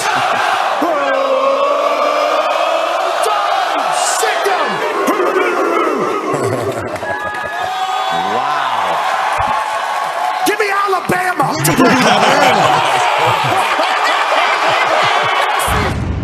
That is awesome. Yeah, what a troll job. They're playing it over and over on ESPN. I've seen it like twice this morning. It's good timing right there. That is really good timing. I'm zooming off this caffeine, by the way. Nice. That Boss Man Spittle dropped on me. You got that too? Cheers. Yeah, I'm zooming off this joint. I got the shakes. Zoom, I'm on a whole 100 milligrams of CBD, and I still got the shakes, bro. Woo! I don't know what you put in that coffee, dog. Hell yeah. Good stuff from Cowboys. But can I pass a P test? Lord! All right, let's go to this company named Solera. They fired their whole staff via Zoom. The audio is kind of shaky because it is secret audio. You know, somebody is recording this because they knew there was some shenanigans going on. Listen to the second woman respond, though. She really goes off, and she dry snitches on a whole other employee. Okay, I'm going into the severance information now. We definitely understand that this is about my stuff. Well, 20 years. I have over $5 million under my name. What are you guys going to do? I do sell through invoices for all the company. And we understand that this is definitely... You don't understand.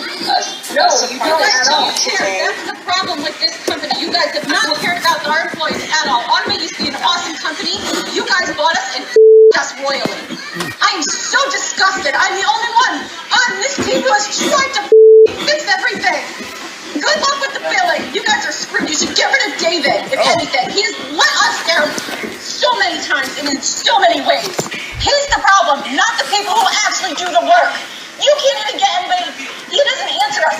I've got so many salespeople coming to me because they don't answer. You don't even...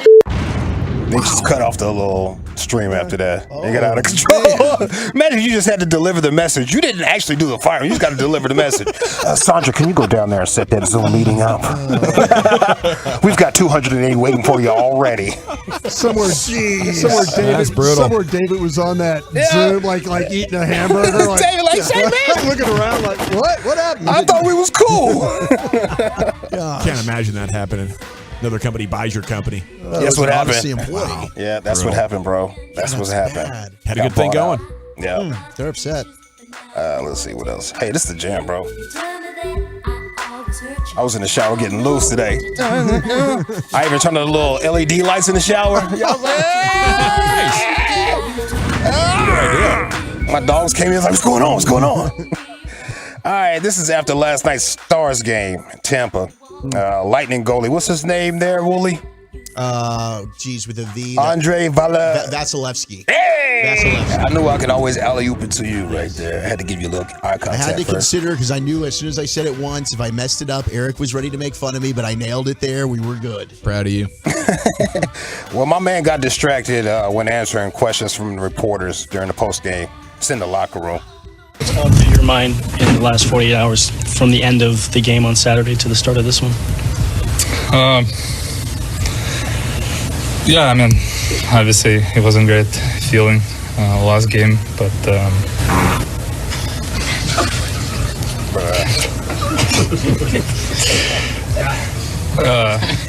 what was the question? My turn. Yeah, so just. I guess he's Gasilevsky now. Somebody in there farted in that locker room. You farted. Somebody farted. It was somebody else. Yeah, somebody has no couth. You see all this media in here? You just cutting cheeks, bro. And you can tell. You can tell when it was accidental. That was a clear. That was a forcible fart. It was a forced one. Let me get this one out the way. Fine. Good thing the athlete was okay with that. You know, he was. He's got a good sense of humor. Yeah, I would have been mad. Hey, man, this is my interview, bro. Yeah. Maybe that guy's a vegan. I saw a study. This is a factual He's a report. vegan. They say vegans fart seven times more than all that fiber. Non-vegans. Yeah, they get a lot more fiber. Well, a real vegan. They don't smell as bad though. A real vegan. Is that right? No, they don't smell as bad. I don't believe that. Have you heard smelling rotting vegetables are awful? Awful. Well, I mean, anytime you make broccoli, it's better awful. than rotting eggs. Better than a rotting steak. It's awful.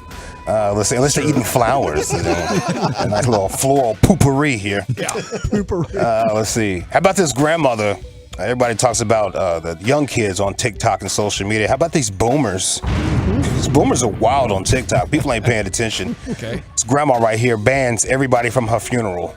Don't let Bertha in. She tried to hook up with my husband. Shame on her. 30 years My ago. mailman can't come either. He's handsome but rude. You all know Billy. He's the worst ex I ever had. And I know he's going to try to go to my funeral. His sister can't come either. She never knew when to stop talking. I'm going to haunt them all. Boy, that is morbid, man. That is dark right there. Grandma got death jokes. She got content, though. Got some good plays, I bet, off that.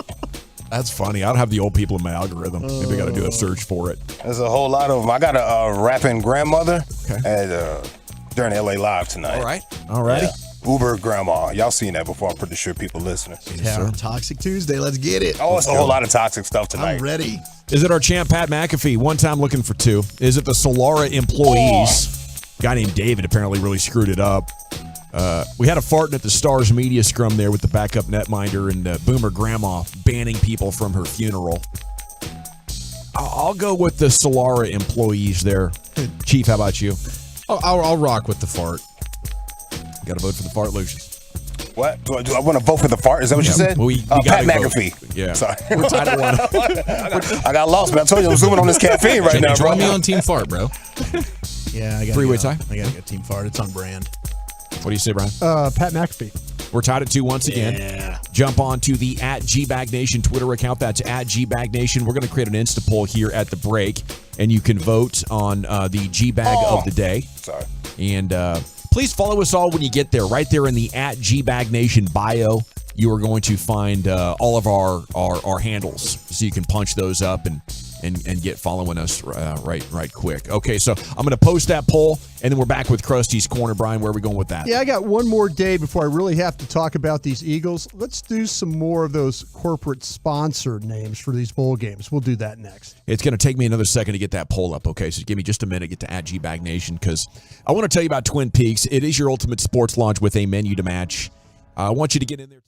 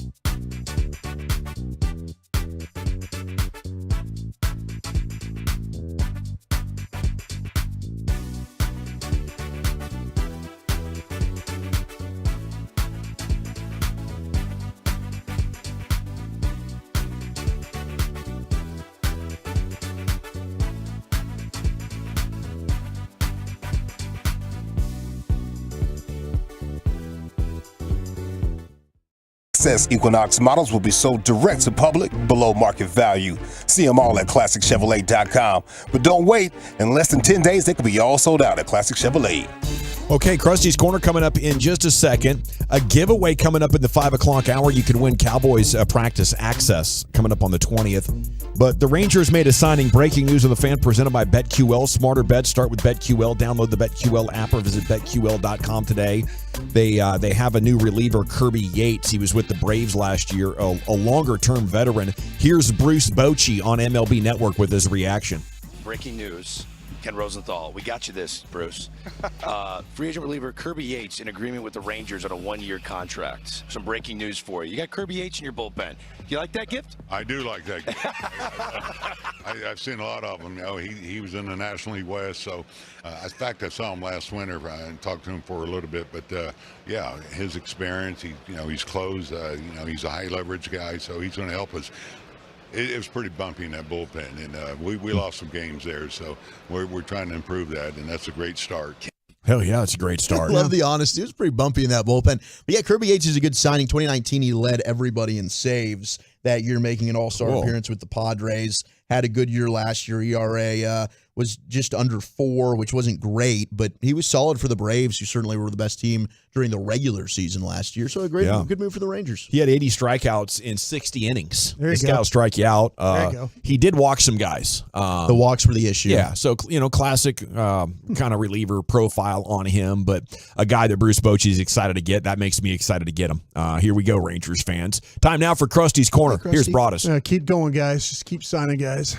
Keep the signings up. Keep signing them. Get more Kirby Yateses. Absolutely. All right. Yesterday, I had fun with you guys with the whether it was a legitimate bowl game sponsor or not. Mm-hmm. And I got one more day before I have to talk about the Eagles and their offense and defense this week. So I thought I'd do this one more time. You guys okay? You guys up for the? Let's do it. I'm ready. One more time. It's time to celebrate. One more time. Lucius, I'll get you involved with this guy. I appreciate your opinion as well. I got a lot of other stuff I got to do. Lucius got some work for well, Lucius, you don't have to play if you don't. No, I got you. All right, I appreciate you. All right, Wolchuk, I'll go with you on this one. Damn it! It's right off the jump. All right. Is there a bowl game that's sponsored by the Jolly Green Giant? I say yes. Gavin, pretty famous. That's the Green Bee. Oh, yeah. The Green Bee people. 100%. For whatever reason, like niche foods can gain traction around the holidays. They must cut them a hell of a deal on some of this marketing stuff. But yeah, I'm gonna buy that. How about you there, Chieftain?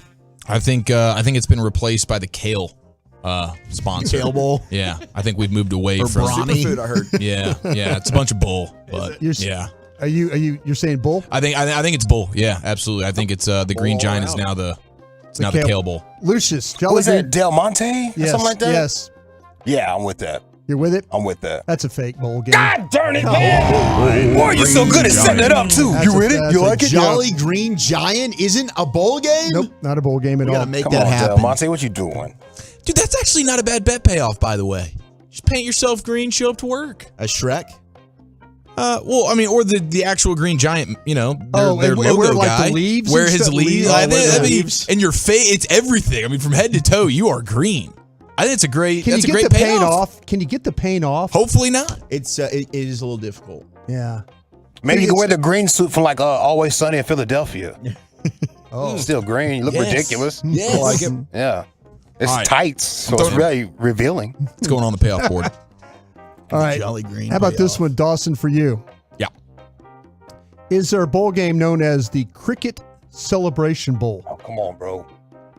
The Cricket Celebration Bowl. What would be the product? The phone? The phone service? Cricket? Cricket Celebration The Bowl. sport, or actual celebrating the bugs because they don't bite you. Oh, people do like to They're eat a fun them. bug. They're a better bug. They're edible. They take over, what's that, Middle Texas? Yeah. Central Texas? They take over Central Texas. And I will go to my grave saying, if you're going to have a bug take over your area, it should be the cricket. Yeah. I want it to be the cricket. You're right. Have we got this great gadget? It's called a Cricket. It makes Yeah. logos for T-shirts and Sure. stuff. But I'm going to say that's no. That's a Actually, no? that's the first obviously no one. I don't know where the hell you came up with that, Brian. How about you there, Chieftain? Yeah, I'm on to you right now, Broadus. No? That's real. That's real? That's real. Lucius. Yeah, Cricket's doing numbers out here. I'm going with it. They doing numbers out here. Cricket's for the streets. Wooly Bully. Because my initial was a no. I'm going to say yes. It absolutely is a bowl game. Oh, there we go. Florida A&M and Howard are playing in it this year. Hell yeah. That's a big time game. So it's cricket phone service? Yeah, it's phone service is what it is. Had cricket for a while. And I agree 2-1-4. I don't know why bad. Brian's dodging his bet payoff, but we'll get it done. No, here soon. I do have to drink a lot of beers. A lot of beers. A lot of beers. I'll get that done. I promise you I will. All right. Wooly Bully. Yep. No matter how you spell it. Okay. Is there a bowl game known as the Wasabi Bowl? No, there's not a Wasabi Bowl. No, there's not. Gavin. Yeah. I think that's something that needs to have awareness raised for it heading into the holidays. With some confidence.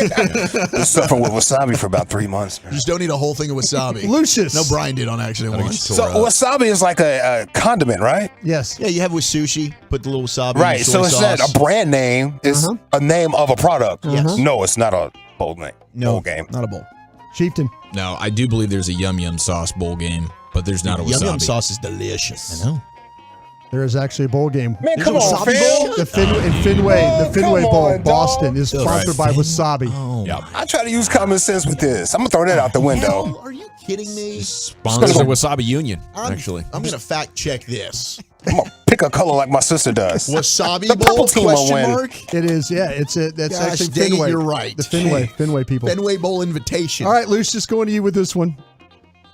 Is there a Donkey Balls Coffee Bowl? Donkey Balls Coffee Bowl. Yeah. Donkey Balls Coffee Bowl. The hell is Donkey Ball? Yes. Throwing out common sense. Yes. These people are ridiculous enough to have donkey balls. So I wonder what the mascot is, huh? What is the mascot? Yeah, what do you do? What do you get for an interception out there? Donkey Balls, Chieftain. Donkey Balls So Coffee South Park Company. guys bouncing down the street. I think this is real, man. I do. Do you? Yeah. All right. How about you there, Gavin? Are you looking No it way. up? Because the coffee's so big, and like Scooter's got their name, their Scooter's hats in the at ring, and you know Donkey Balls Starbucks Coffee is at probably the- involved. If you want to stay up with the other coffee folks, Donkey Balls is a coffee Y'all brand. heard of That's what I'm coffee? hearing. Y'all heard of donkey balls for real? I've never heard of donkey balls. Oh, okay. Chiefs big in this I mean, coffee game, coffee though, wise. I recently. mean, donkeys, I'm sure, have balls. Okay, This is I thought it was a honestly the real first time. thing. I rescinded my thing. I said it's no. You're saying it's no? I say I rescind. I'm going fart on that too. no, I'm truing all over this. I'm with Chief. I don't think Brian would make it up. He's a pervert. He would. That's not a bowl game. Donkey balls coffee. It's a ball Touche, game. Brian. Back in the You game. did a good job playing that off. I was thinking, holy crap, maybe there is. I'm having these last 2 days. I've had so much fun doing this. He's laughing. All right. How about this one? Okay, Chief. Yes, sir. Is there the Ford Built Tough Bowl? Ford Built No. Tough Bowl. See, he almost got us yesterday with one of these low-hanging fruit, like too obvious. It's too obvious. That's a hard, fast no. Lucius. Oh. Ford Built Tough Bowl. Yeah, for sure. It's Ford. How about you, Wooly Bully? See, Ford should have a bowl game, but I feel like it would be in Texas, and I can't think of a Ford Bowl in Texas, so I'm going to say no. That's definitely a bowl. Probably New Year's Day. Not a bowl I game. don't feel it. Yeah, I didn't feel it. Yeah. Is that a sponsorship thing? Are they too stretched out on sponsorship, so they just can't like just have our own bowl? Yeah. Pretty much. All the trucks in AT&T Stadium. Like, we don't have All any right. more to give out. I got a couple more minutes here. Is there, how about the Quick Lane Bowl? Quick Lane. Never heard of it? I'll say yes. Yeah, dude. Same here. No. Of course, there's a Quick Yes. Lane Bowl. Yeah, there's a Quick Yes. Lane Bowl. Absolutely. It's in Detroit. Yes. Quick Lane Bowl. Somebody got the Carter reassurance back there at one I point. know, not at all. Not at all. I'm looking at Brian's face. Are you just reading? You're reading his I'm face? reading his face now, man. All right. Like an HOV lane? The quick lane? Yeah, it's a Get your toll tag. the Hit the HOV quick lane. bowl. I think it's a for like oil changes and stuff like Okay. that. Quick Lane. Okay, nice. They're never as quick as they say they're. They always Oh they, my gosh. they fake you yeah. out on that. They, That they- 5 minute or less. They one. will air your tires though. Yeah. Quick lube. They do a good job. They'll help you out. Okay, Wooly Bully. Yeah. Is there a Slim Jim Bowl? Slim Jim Bowl. I can see there being a Slim Jim Bowl. Yeah, I'll say yes to that. It was on my top 10 convenience store items or gas station items. Slim Jim's big. Absolutely. The only people that like those are football maniacs from the South. Thank you. Yep. Absolutely. You say yes over there? That's a hard Lucius, Yeah, Slim my dogs Jim. love Slim Jim for sure. Yep. That's DOGs, right? Yeah. Damn it, Brian, I can tell by your face. You got us. Not a bowl game. Ah, come on. All my points gone again, bro. And the final one, real quick.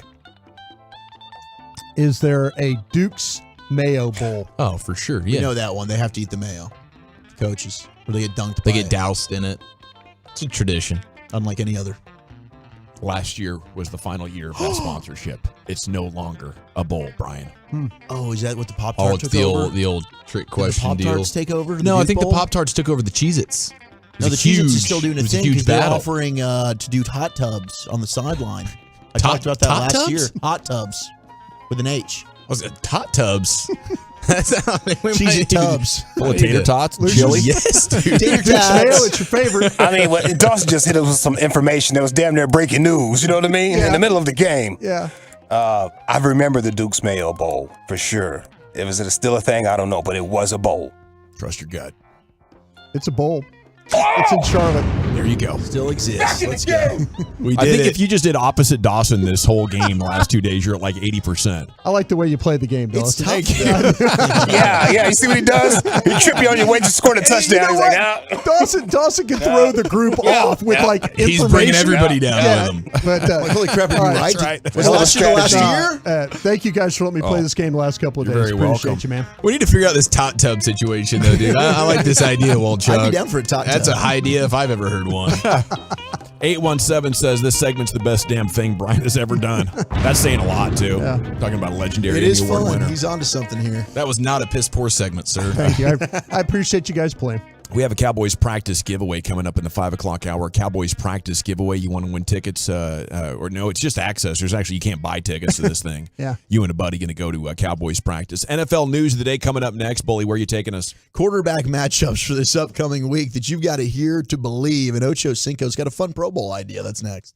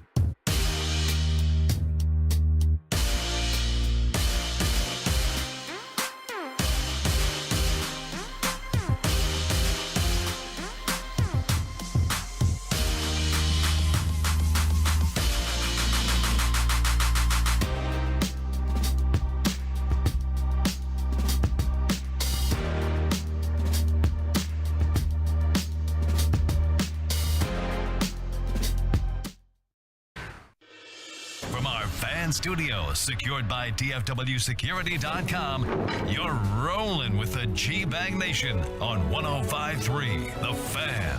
Welcome to the Nation. Here we go. It's hour 2 of the G-Bag Nation on 105.3 The Fan. And I hope you're having a fantastic day. Rangers have a new pitcher. It's Kirby Yates, and he was with the Braves. Has some pretty dang good numbers, and will step in and be the first piece of the Rangers offseason and be one of the better pieces of the bullpen immediately. So that is exciting. We have a giveaway coming up at the 5 o'clock hour. Your chance to win access to Cowboys practice for you and a friend coming up on December 20th. Alrighty. Biggest reasons to believe Cowboys will take down Philly coming up at 3:20.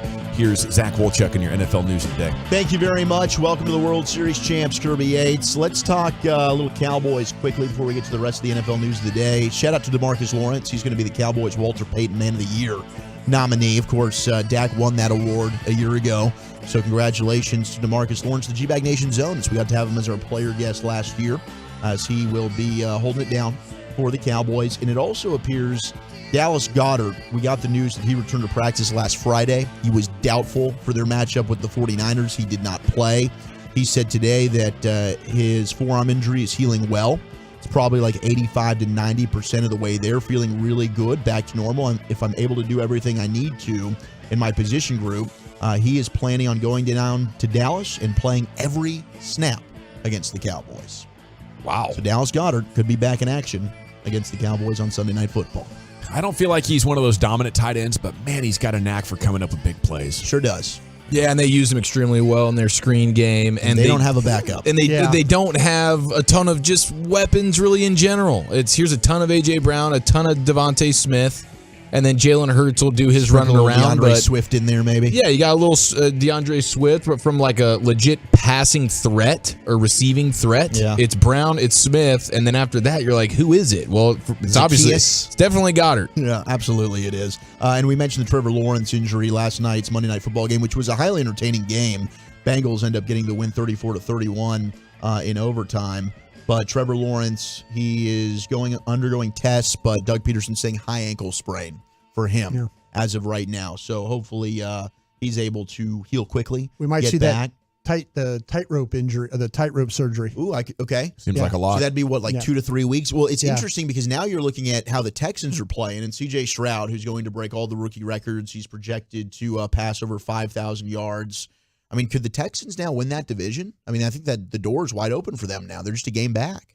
Yeah, depending on how long. That was a tough loss last night. I mean, allow Browning to throw. I mean, he didn't miss. How about Jake Browning? Jake Browning was fantastic. really good in that game last night, and that was a tough one for Jacksonville at home.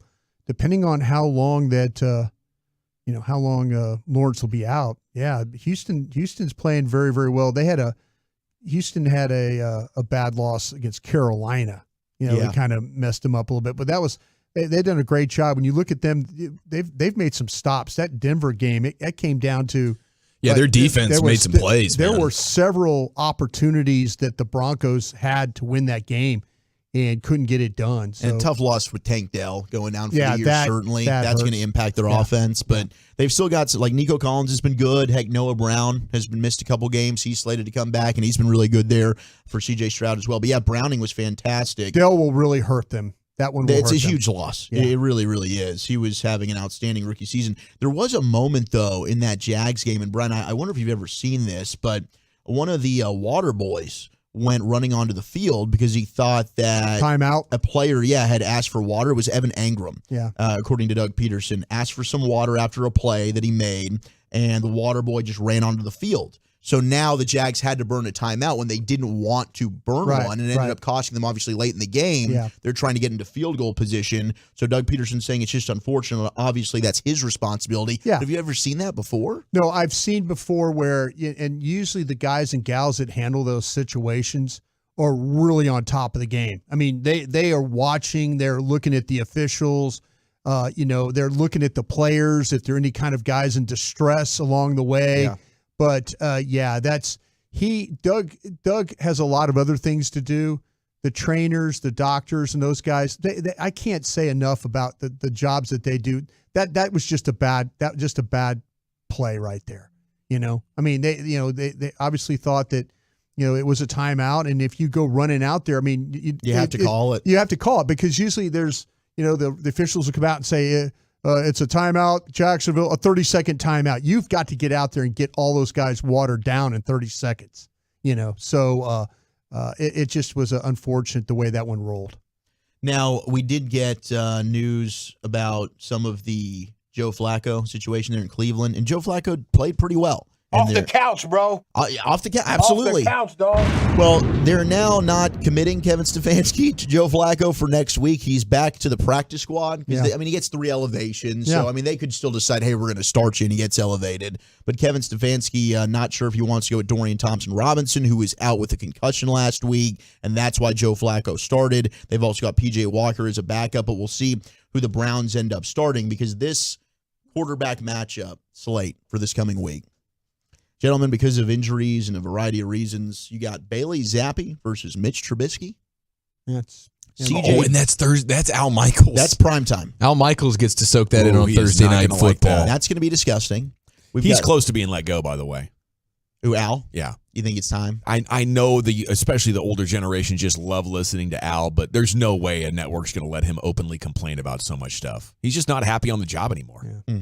And 2-1-4 said Jacksonville's backup looks great. Well, that's C.J. Beathard. Mm-hmm. He's going to go up against maybe Joe Flacco or Dorian Thompson-Robinson. I would go with the rookie there. You go with DTR? Yeah. Then you got Gardner Minshew against Browning, who we just saw last night for the Bengals. That's actually pretty star-studded if you ask It's amazing. me. The way Browning was dealing, we know our guy Minshew's got it. Good old Baker Mayfield and Desmond Ridder. Josh Dobbs and Aiden O'Connell, unless they go with Jaron Hall over Josh Dobbs, because Kevin O'Connell was flirting with that a week ago. That 4-interception game will make you not be so happy with him. Every good quarterback is playing a different good quarterback this week. It's an amazing slate. And then Bryce Young and Jameis Winston, because Derek Carr probably can't play. So, I'm excited, boys. I think this is going to be great. Jameis Winston is highly entertaining.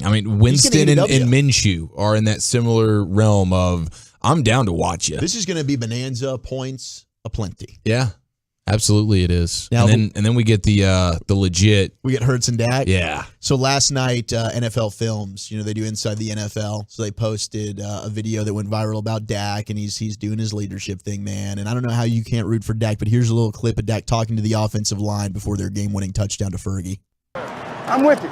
We probably could have given a little bit more, right? I know we're tired. Trust me, I know it. I saw it on you. I probably could have done a better job, honestly, of just saying that. Catch y'all's breath and we'll go at it. But that's what I'm saying. Y'all give me a little bit. You can say no. I'm with you. That's us. That's this line. That's this huddle. All right, let's go do this, man. What it's about, man. Gotta love this. Love who you do it with. Love these moments. It pays off. Seattle with that 5-point lead. 20, baby, 20. Yeah, here we go. Wait, 10. Prescott with plenty of time. Lofts it. End zone. Jake Ferguson. Let's go. Kidding me? You kidding me? Gosh, I love it. Second to none. Natural born leader. And I'm doing this here we go thing all over the place, boys. I don't know about you guys. Maya's looking at me like, what the hell are you? Here we go. I'm waking up in the morning. Here we go. Yeah. And I'm thinking of Lucius every time, too. Here we go. Yeah. It's amazing. It just gets in your head. It does. And they're making T-shirts and everything like that. They got to capitalize on that. It's kind of taken over. All right, last night we had an epic Manning cast. Really good slate of guests. It was Tua. It was Ocho Cinco. Kay Adams got on there. Tua, I didn't know this. Did you guys know he's a musically talented individual? That's awesome. I think he's from a family of musicians. Family of musicians? I knew he had the ukulele thing nailed. Talented people, good at learning stuff. He breaks out his guitar, and he starts playing a little song here. And, in fact, Darius Rucker, the Dolphins website, reached out to him and said, hey, we need to get Darius Rucker in here in studio for a jam session. And he quote tweeted it, said, I'm in. Here's Tua playing a little bit and some vocals from Peyton Manning. I could play maybe Tears in Heaven, Eric Clapton. Let's go. Let's see it. Let's hear it. Let's go. Wow. Good. If I saw you in heaven, would you call my Jumped off sides. Really good. It's hard to understand. No, I got this. Please no. No one wants to hear you sing. Keep going, Tua. Keep going. You're perfect. Great job of using the cadence. working her cadence, singing.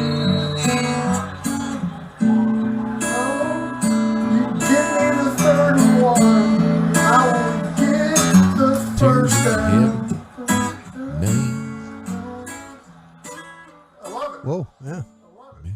Good job there, Tua. He nailed that. He did. Peyton Manning did not, but No. I thought Tua was going to absolutely sing. did. He didn't sing at all, but still, pretty good with the guitar. Takes me back to 93 with the MTV Unplugged. You had a great series of Hall of Fame musicians swing through their studio there in New York. They sure did. Put on some amazing concerts. That's a great song. That is a fantastic song. Hey, if you like that, man, jump on a Tiny Desk. Okay. Tiny Desk on YouTube. Okay. Yeah, it's just like MTV Unplugged vibes. Right on. Oh, dude. Anderson .Paak, I was telling you. really? He's got a freaking legit one. There's some really, really good ones. I was hoping you were going to say Eric Clapton got himself on that Tiny Desk. I'm about to be hyped, dude. Yeah, their unplugged stuff was really good back in the day. All those. Yeah, Jodeci. What y'all know about that Jodeci one? Man, that guy's a beast. Jodeci. Got a lot of love and respect for that guy. Dolphins also rumored to maybe be opening the 2024 season in Brazil for an international game. So we'll have to monitor that whenever the schedule release comes out, probably around March or April. I learned the most popular team, though, in South America is the New England Patriots. Really? Them in Pittsburgh are the None two. of guessed that. Steelers I could see maybe. I mean, the Patriots, it's just Well, like they just win Super Bowls just because for of the 20 last years. 20 years. Well, it was actually because of Tom Brady being married to. Giselle. Yeah. Okay. That makes some sense. Well, maybe they hate the Patriots now. They might, but Because at of the one divorce. time the Patriots were the most popular. No team wonder down they're there. bringing the Dolphins in there now, right? Yeah, the rivals. right, They're like, yeah. all right, we're turning to the Dolphins. We love you. Here's Ocho Cinco also on the Manning cast. And I don't think any of us are paying much attention to the Pro Bowl anymore. It's not really a game, but Ocho Cinco with a fun idea to maybe make it more watchable. I think you should implement next year when they have the Pro Bowl. They should have the Pro Bowlers, the current versus the past. What do you think? I like that. I like that.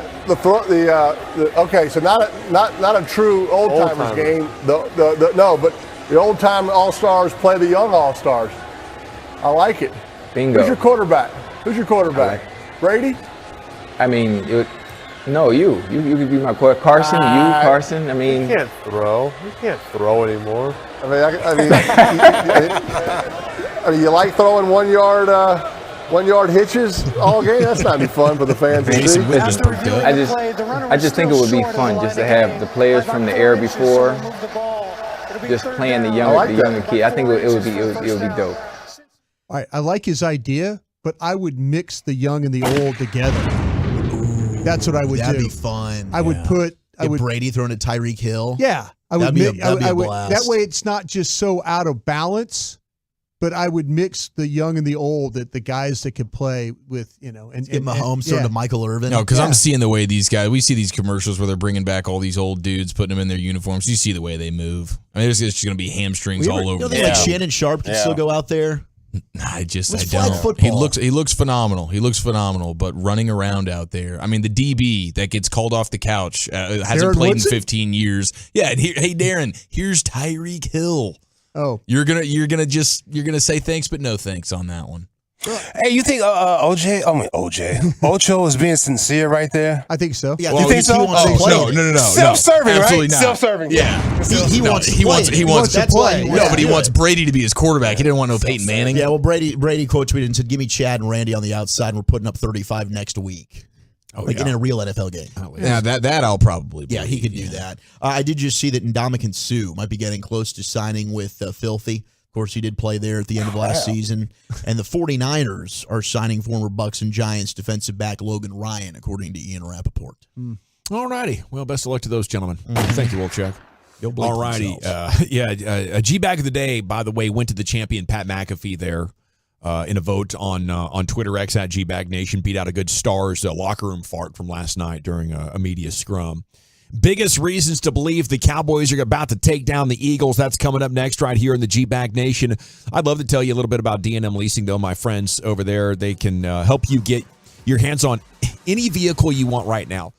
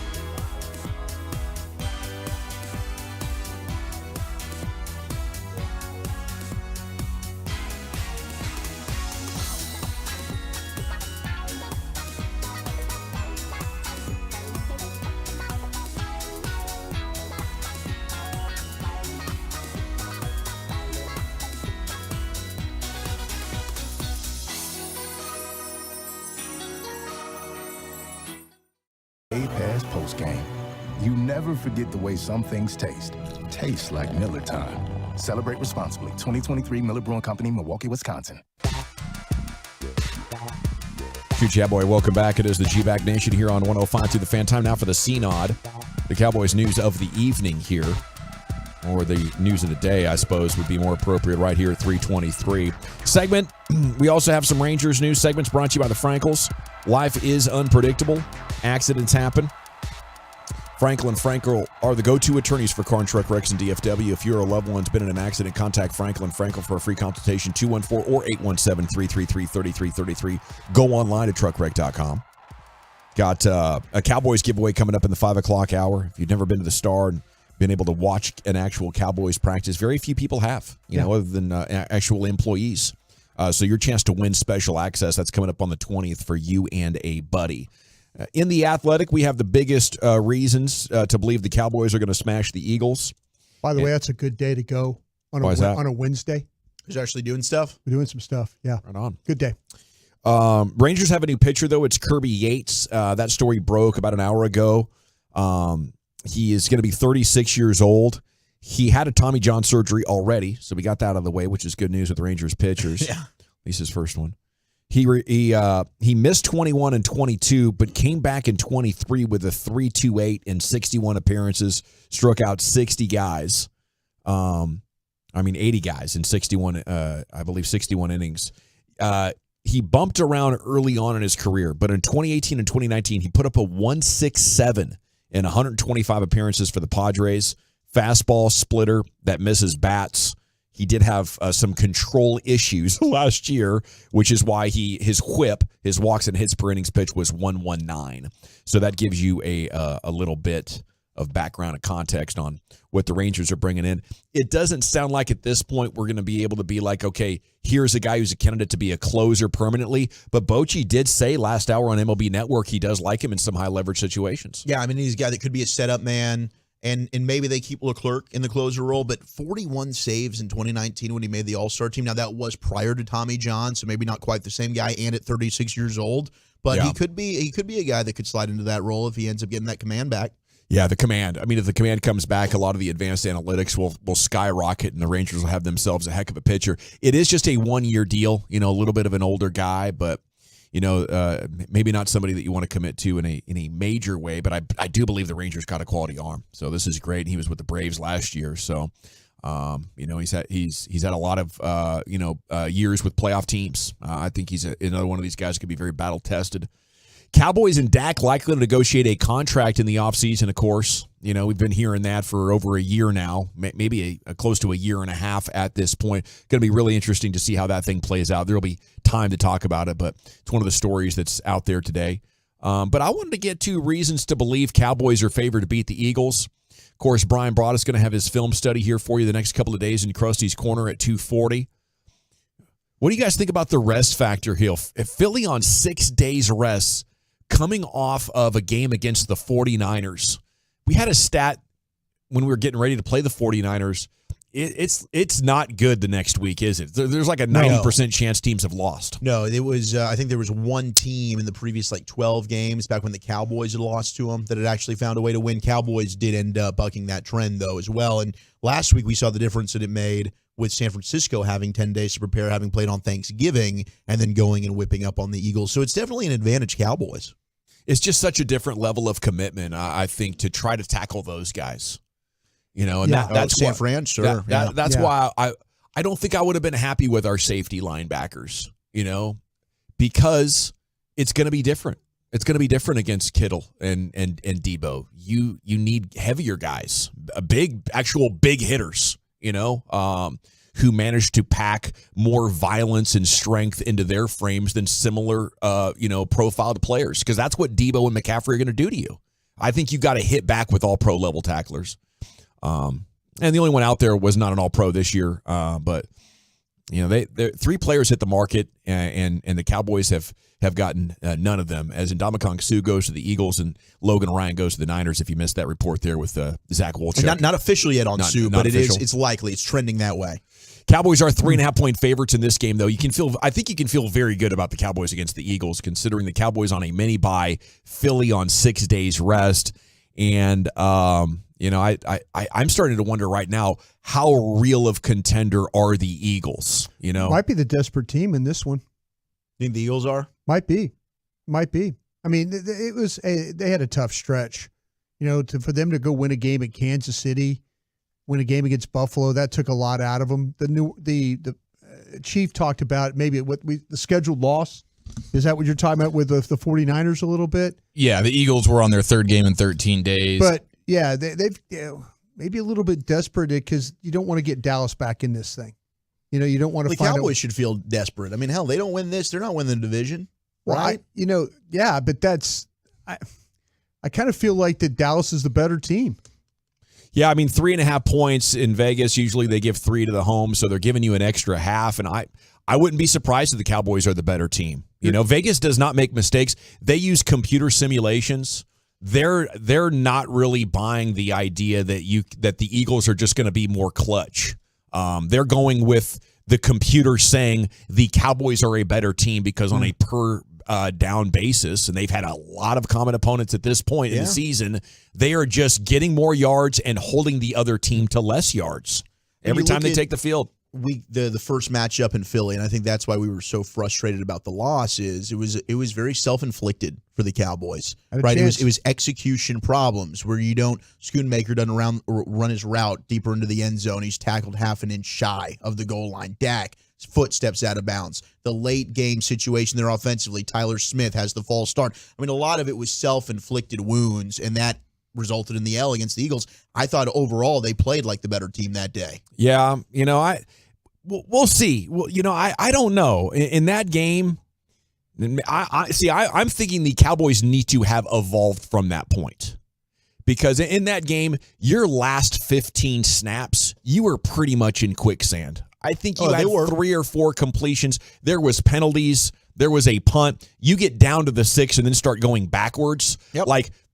That's something that I do believe in the end of the fourth quarter. The pass rush from the better team is going to melt your offensive line when you need a touchdown drive. And I think we've seen that time and time again from the Cowboys. Well, in that matchup, Hassan Reddick versus Terrence Steele. Yeah. Do the Cowboys give Steele help? Or is Steele now better and is able to play better against Reddick? But that was a dominant performance from Hassan Reddick. Yeah, you've got to send help Steele's way.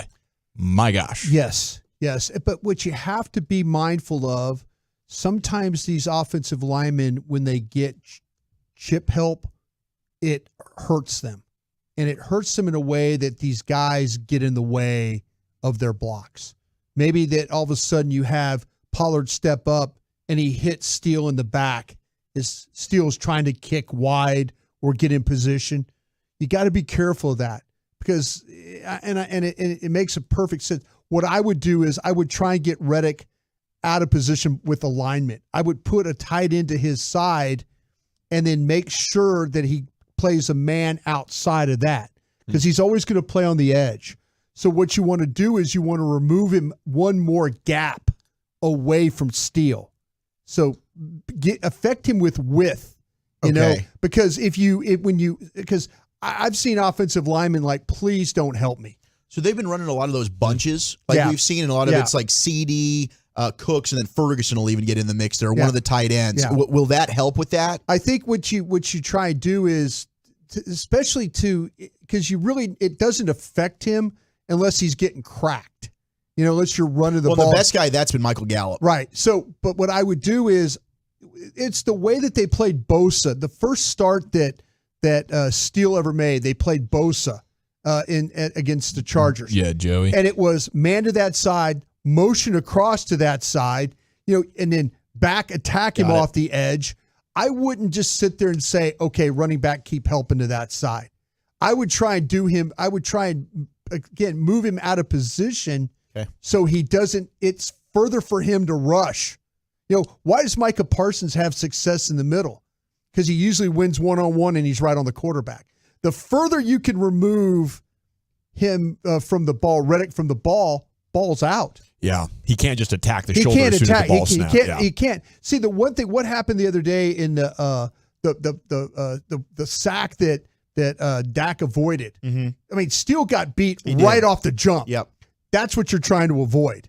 So you try and make it wider on the rusher. Okay. You try and move him a 2 gaps out. Okay, in the story here in The Athletic, we've already sort of talked about a number of the subjects in there, but reasons why the Cowboys are favored, or you should believe in the Cowboys against the Eagles. McCarthy's teams have gotten better as the year goes on. Since he's hired in Dallas, 11-2 in December, 11 years in Green Bay. The Packers were 33-13 in December.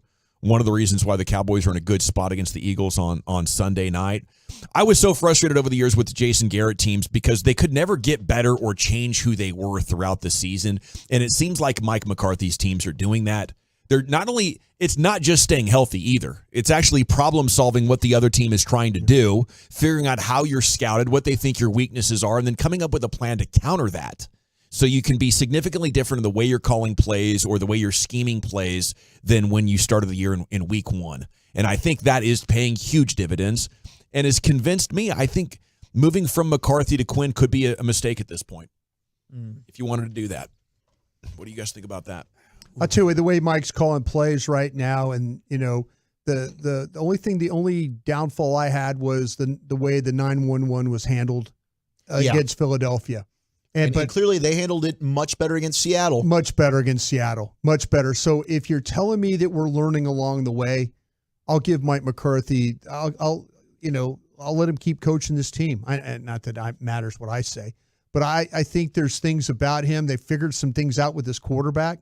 They figured out how to get Cooks involved in this game. They've got the emergence of a young tight end. The offensive line hasn't given up any sack. There's a lot of positive things that Mike McCarthy has actually done here. You add that to the fact that Pollard did run for 4.5 yards an attempt in the first game against the Eagles. I think you're just going to lose. I think you're going to lose Dan Quinn. Okay. And now if you don't elevate him. Yeah, and now it turns into. And I'm ready to do that. Is it Joe Witt?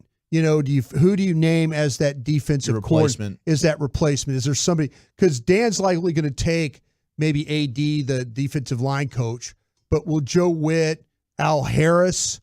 Who could be that guy that maybe could step in and be the replacement for Dan? Boy, Al Harris's stock is never going to be any higher. That's for sure. He's doing a great job. The job that he's been doing, he's Yeah. been absolutely fantastic. That's interesting, though. I mean, just projecting ahead, like if the season ends poorly again in the divisional round and your offense does not perform, I know I'm going to feel like I think McCarthy's gotten you as far as he can get you. Yeah, because they're not going to change the quarterback. Okay, the question is now then, do you try and keep Brian Schottenheimer then as the primary play caller, or do you completely clean house and then make Dak have to, and he's a veteran quarterback, this shouldn't be hard for him to do, but do you do things now by cleaning offensive house and then, making Dak. Mike McCarthy's the one saying, guys, this isn't good enough. Guys, we need to change something. It's why Aaron Rodgers didn't like him. It's why you see him bristling at times back and forth with his quarterback now. There have been some who farted moments with his facial expressions when Dak is standing around in the first month of the season after failing another third and long throw. This is Mike McCarthy having standards.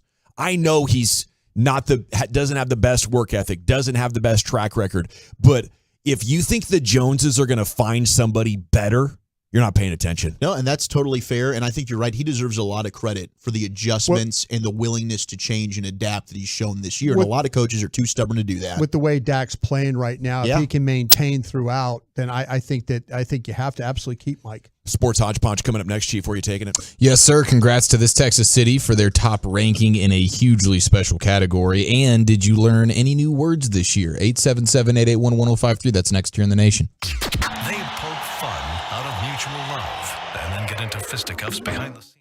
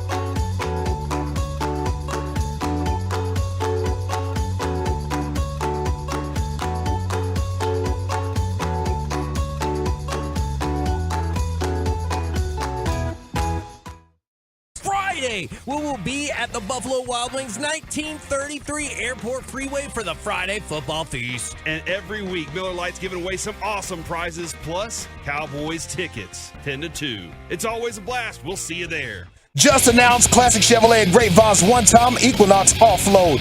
A limited supply of XS Equinox models will be sold direct to public below market value. See them all at ClassicChevrolet.com. Don't wait. In less than 10 days, they could be all sold out at Classic Chevrolet. Find new roads. Thank you, Lucius. A little more news on the Rangers' new relief pitcher, Kirby Yates. It's 1 year, $4.5 million pending a physical. So Rangers got a reliever who had pretty good numbers last year, did not break the bank at all.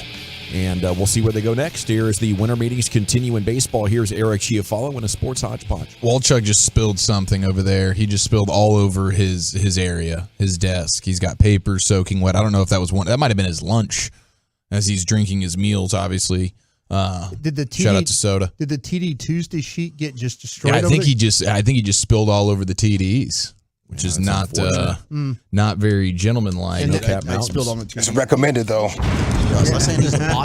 Backs and bellies. All right, did you learn any new words this year? 877-881-1053. We'll get to that here momentarily, and we will congratulate a Texas City. But Nikola Jokic, man, he continues to be the monster that he is. This is a ball sack. This is not a ball sack. Right now, Nikola Jokic leads the NBA in total points, rebounds, and assists. What? Holy cow. Triple crown? MVP. That's right. Yeah. The triple crown.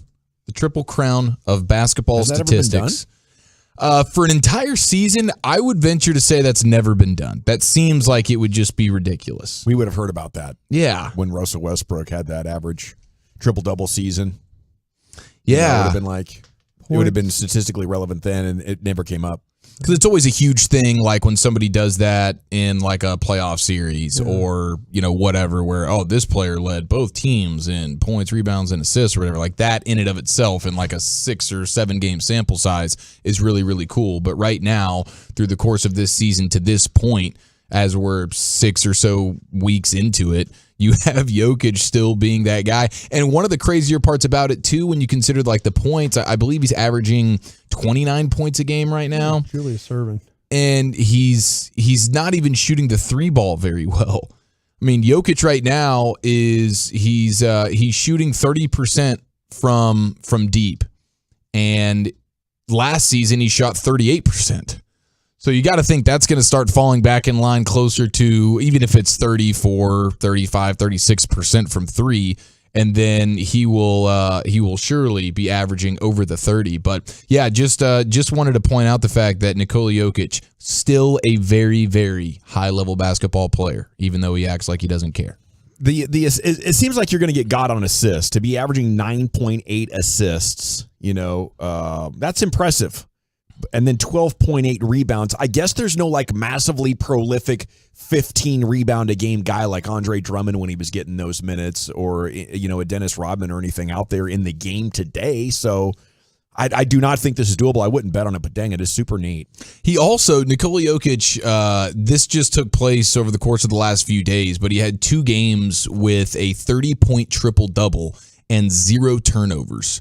He did that twice in a 4-day stretch here in the last week or so. Nobody else has multiple 30-point triple-doubles with 0 turnovers over the last 40 years. Wow.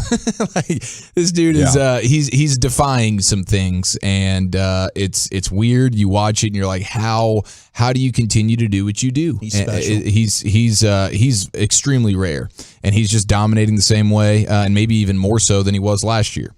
You're right about the assist. I think Trae Young and Tyrese Halliburton are the 2 that are about to pass him. I saw they said his workout was 6 beers a day in the off season. He really believes in recharging the body. He kept talking about a 6-pack all summer, and they were like, "Okay, we're excited to see you come in, man. This is gonna be cool." He was just getting hammered and just gambling on horse racing, right? Like that was his thing. He got a new horse. I like that. Okay, huge congratulations to the city of Houston because they just became the top-ranked city when it comes to fatness. Being the No, I don't know if they are. We're the fattest city in America. In America? Yeah. They were. I really enjoyed the winter weather down there. It was nice. Yeah, beat out the folks down there in Alabama. I say that respectfully. No, but that's a good call. I mean, Charles Barkley thought it was San Antonio for us notoriously. Yeah, he did. That's true. They do have man. great food in San Antonio. Wait, though. so Houston apparently went toe to toe not only with San Antonio but also with some of these Alabama Big cities. Bama, yeah. I mean, what? I mean, we all remember what happened to. They get wide down there, boy. I went to McDonald's and they fried the little burgers differently. It's fully fried. My man had a Newport in his ear on the side. I was like, oh, I see what's going on Like over we go here. to the state fair. Chicken fried cheeseburgers. Yeah. That's great. But I mean, even like Mississippi, like we all remember what happened to Lane Kiffin when he went from FAU to Ole Miss. It took him a year to be like, okay, I need to lay off some of this gravy and these chicken fried steaks. So Mobile, Alabama, number 3 fattest city in America. But Houston still takes the cake. Houston's been passed by Mission, Texas. Okay. Home with Tom Landry. Mission, Texas is number 1. Memphis is now 2, and Mobile, Alabama is the 3rd fattest. I believe from Mobile. I spent a 2023. lot of my life down there. There's a lot of good eating down there. A lot of good eating. I hear they got a legendary Waffle House over there. They do. They Right by absolutely the Senior Bowl site. right by the Lad Peebles Stadium. Yes, they Beautiful. Well, Houston, I guess congratulations to their high place finish in the fatness category, but they're also number 1, the most roach infested city. You know what? We checked into the hotel Friday night, walked in, roach on the bed. Boom. I do not lie. Boom. Yeah. He's like, I already got this one, player. So what you do? Y'all gotta have that one over there. Wait your turn. Yeah. That wasn't the end of it either. There was no hot water. Oh, did you That- go that give them a roach piece had of the- your He mind? was staying at FedEx Hotel. They were cool about it. They were like, you can cancel and leave at any time. We won't charge you. I was like, okay, I just need to sleep and I'll change in the morning. That's disastrous, man. Poor Roach had the do not disturb sign on that door Yeah. and everything. Yeah. Dawson just barged Left right the in. sock on the door. Wait your turn, player. Wait your turn. Turned on the C-blocker. light. Yeah. He startled him. Yeah. He used up all the TP paper and everything. Could knock. Still, Houston, though. Mind if I get some fajitas? It's a better problem to have than what obviously New York City has with the rats. Right. That mayor's doing something about the rats, though. I know he's trying to do something. I don't know if he is doing something. Yeah, the feds went and tried to seize his phone to see anything about those rats on the phone. Pay attention. The rats. Yeah, the Roach. I'm honestly surprised, though, after going to UNT, I'm surprised Houston's kicking Denton's ass in this roach-infested category situation. Yeah, we had a big problem in Huge. our apartment. Did they crawl on you at Monstrous. night? Did they get you while you were asleep? No, I mean, really, the kitchen area and the bathrooms. Those were the 2 worst. No, I will never forget being in the pitch Anything black about water? darkness Yeah. Did you step on one? at about 10 o'clock at night. No, I'm Crawled laying acro- in my bed. Crawled across your no. face. I'm laying in my bed. I got my comforter and, I got my long hair. I'm thinking I'm feeling like my hair on my face. Oh, no. God. So I pull. Finally, this is happening for like a couple of minutes, and I'm trying to, just like randomly. I'm like, oh, is that hair? Whatever on my face. And I'm like, okay, I've had enough of this. I pull out my cell phone and I'm shining my light just like right in front of me. I'm on my comforter, and then boom, Mac Daddy Roach just comes screaming up there, and then blanket goes flying, lights go on. I'm trying to figure out where this thing is. It took forever to go to sleep that night. I bet it was did. bad. I never had one actually crawl on me. That is terrifying. Disastrous. Okay, let's get to the Oxford Dictionary word of the year. Word of the year for 2023. If you have any guesses, let me know. If It's you going to be learned- something AAVE. Something they've been saying for a long time, but it's just not crossing over to America. Okay, very good. Very good. Well, maybe you guys can let me know on this because... Is it edging? Soaking. Ooh, soaking's been really big this year. I'm not It familiar really with has. this. It really has. An Alexander residence. The knowledge of it. I'm familiar with My man. this edging situation. I don't know about the soaking. I don't have the We had a text the in about stamina nor the concentration for edging. Yeah, I got to finish that one on up. Yeah, no, I am not an edger myself. We've talked the edging on. Yeah. That's enough. Yeah. That's enough. Okay, how new is this word? Because I did just learn this word this year. Okay. And Oxford's word of the year is Riz.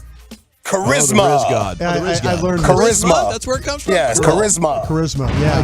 That's correct. It was big with Shams. Like, obviously, Yeah. people were calling Shams the Riz God with the K Adams I situation. think that's a Bay Area word. Shout out to E40. A lot of these words come from E40 and Chicago gang slang. Well, that's good to know. And you're 100% right. Derived from the word charisma, Riz refers to a person's ability to attract a romantic partner through style, charm, attractiveness. You get it. So that is the Oxford University Dictionary Word of the Year. It's Riz. The other finalists were situationship. Yeah.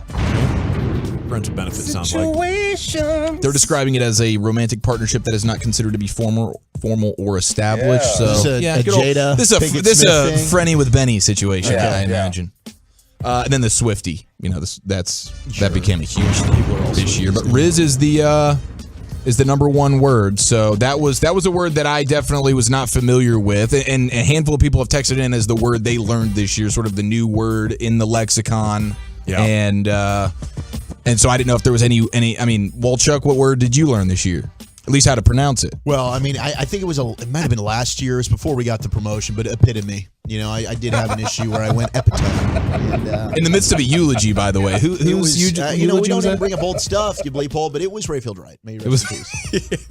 He was the epitome of a defensive He was back. the epitome of what really a Dallas bad. Cowboy is. And then Bobby starts laughing, and I realized that's epitome, and I just read that wrong. Man, not cool. 817 had a cockroach in their sock that they found out about at one point when you feel something itching on your foot. Ooh. You're like, what is going on there? Unexpected. Goodness. Yeah, that is a true nightmare. So they're just impossible to get rid of it. They're not like ants where you can put out that bait and they go back to the nest and kill them all. They're more resilient. Dude, the resiliency of the cockroach, I think, is, probably, I guess, right up there with the rat. They've been here since the beginning, bro. You could step on them and they keep going. They kind of like you can injure them, but they keep fighting their way and through. just wiggle. And I knew whenever I was working in the apartment complexes in Denton and like the levels that the complex had to go to eradicate roaches, and if somebody's having an issue in their apartment, they're having to send out all these different teams. You got to be wearing like hazmat suits in there for a week. It's like multiple treatments. Like there's not just a one stop, here you go, boom, you'll be good by tomorrow. Like these roaches. Because Midtown never sent anybody. They just said deal with it. And those big roaches we have here in Texas, those big old water bugs we call them. Yeah. But you don't want those roaches that get real small, those real skinny ones. And they carry around the baby sack on the back. Those were the ones that we had that were infested. They will infest. Yeah, they will infest your and situation. There's so many of them. It's like ants. The little light skinned roaches. Oh God! On day 0, the cockroach was created. Yeah, yeah, that's probably true. A lot of people showing up mid. Mid should have been the word of the year. Mid, yeah. I don't even They've know been how. saying mid for a long time. Yeah, they've been saying mid. Ain't that right there, Mr. Dawson? Yeah. You want the high? You want the mid? Stay away from the Well, Reggie. that's why I asked Dawson sometimes. bro. Come on. Ain't nothing new. We'll be on remote, and I'll ask Dawson, were those nachos mid? Yeah, He goes, I'll they're appreciate kind of that. mid. Yeah, They're kind of mid. Not a lot of coverage on those. Thank you, Chief. Yes, sir. Okay, Cowboys practice giveaway now coming up in just over an hour. In that 5 o'clock hour, we will have a Cowboys practice giveaway for you where you and a friend will watch practice on the 20th. I know there's a guy in the truckwreck.com fan text who's just dying to win it. His birthday is on the 20th. He's trying to convince us to just give it to him. Said, heck no, you got to win this bad boy. Be caller 10 coming up in the 5 o'clock hour. Best of luck to you, sir, and happy birthday on the 20th. As an edition of Football's Finest is coming up next with Eric, and what exactly are we looking at, sir? Cowboy goodies and some Week 13 NFL sad stats next here in the nation. Through your phone, smart speaker, or more, name your device. The Odyssey app is there for you, thanks to our friends at Comerica.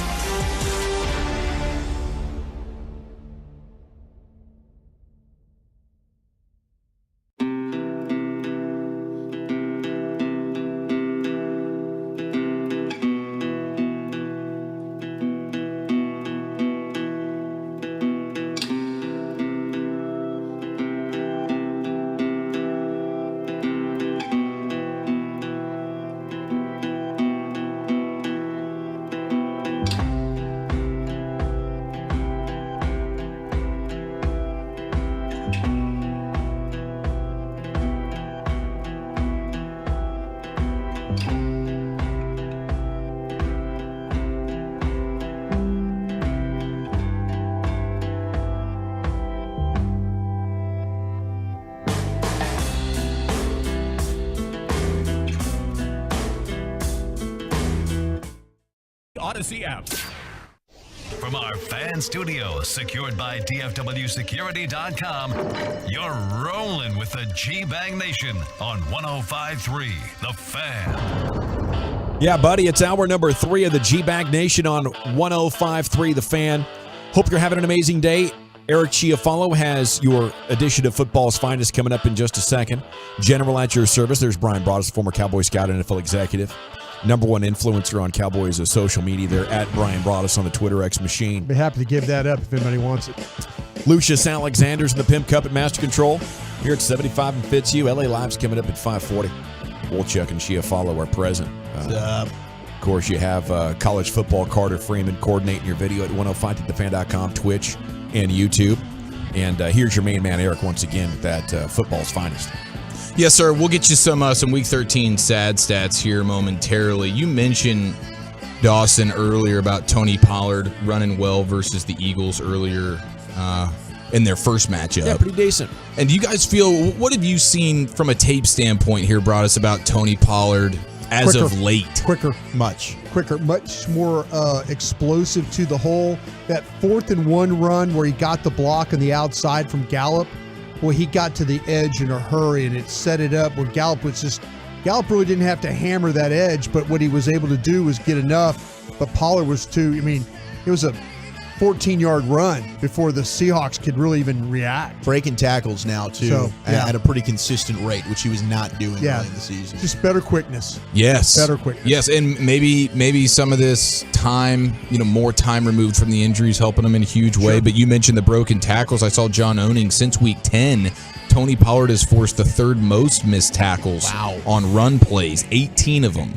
And he's 5th in rushing yards after contact in that same span. Let's go. So maybe, I mean, it's funny because the rushing attack for the Cowboys over the last couple of years, it fades as the season goes, right? Well, maybe we'll have an inverse situation here with the health of Pollard. I mean, I don't know. I'm trying to be hopeful. They got it. Somehow, some way, you've got to figure this out. You've got to figure out where this thing turns into 125, 135 yards.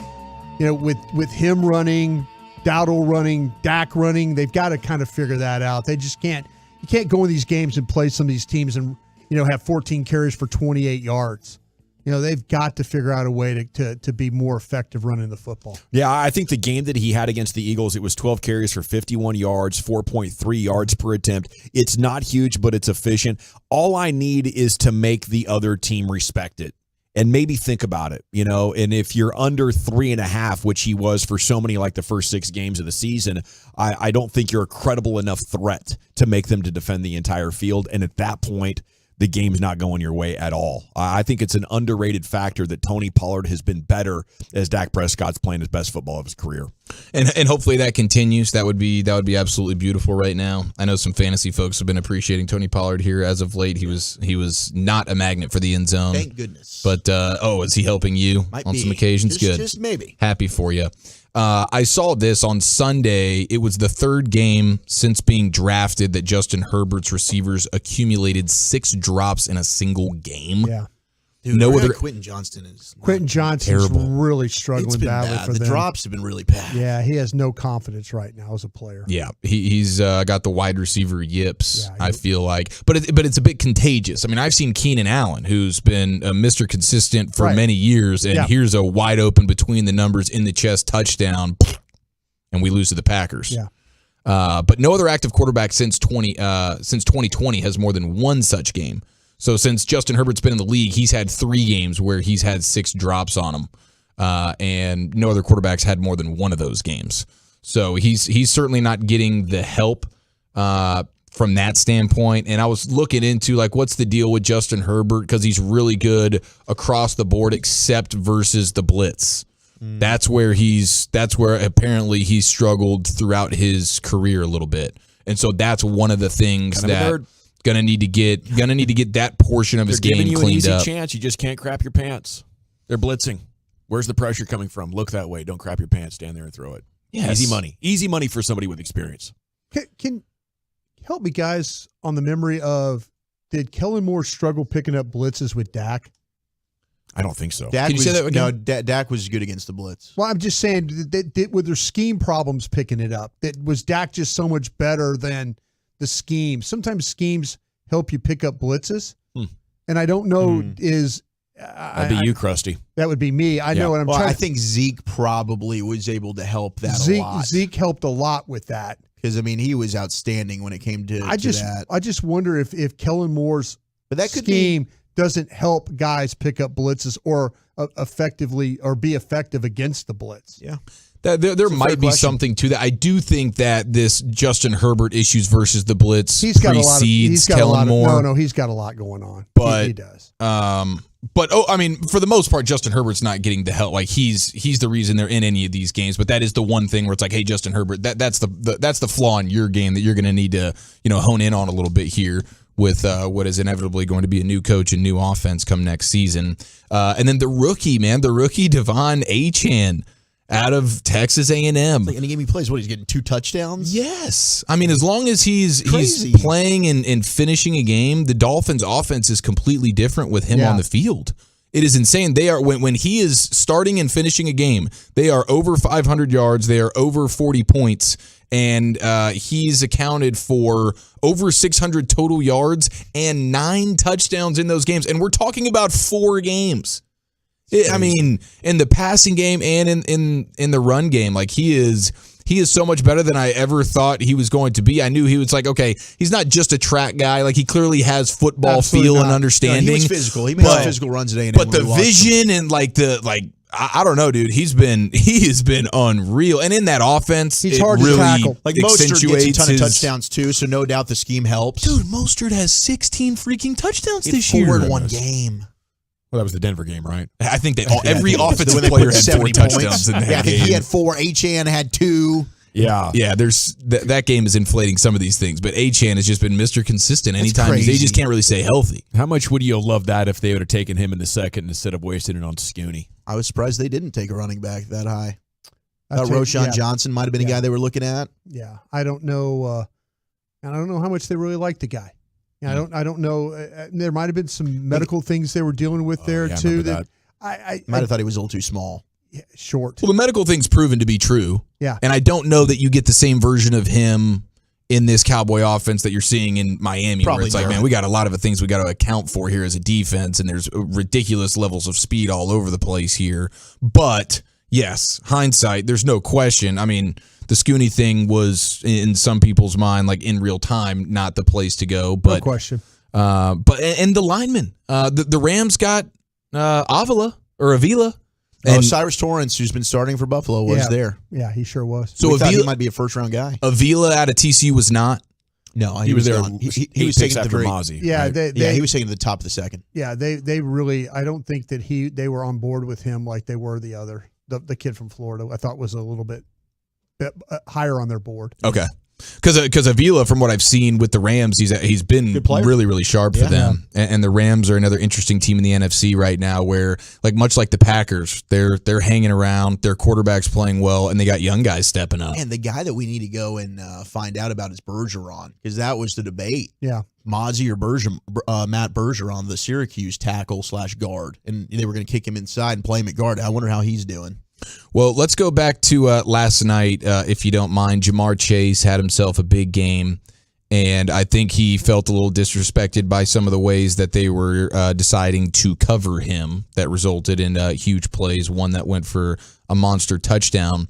After the game, listen to the interaction that he had with the reporters. He had a interesting mindset going into last night's game. You said I guess you told Jake you felt you were disrespected. That's why you pulled up there. Oh, hey T, what I said I was gonna do before the game? I said I was gonna do something like, total shit. Excuse my profanity again. Please don't let that go nowhere. But I was just gonna be, you know what I'm saying, be a jerk. Let's just say that. I was just gonna be a jerk today. Take towels, just do stuff. Why? I just felt like being an evil person today.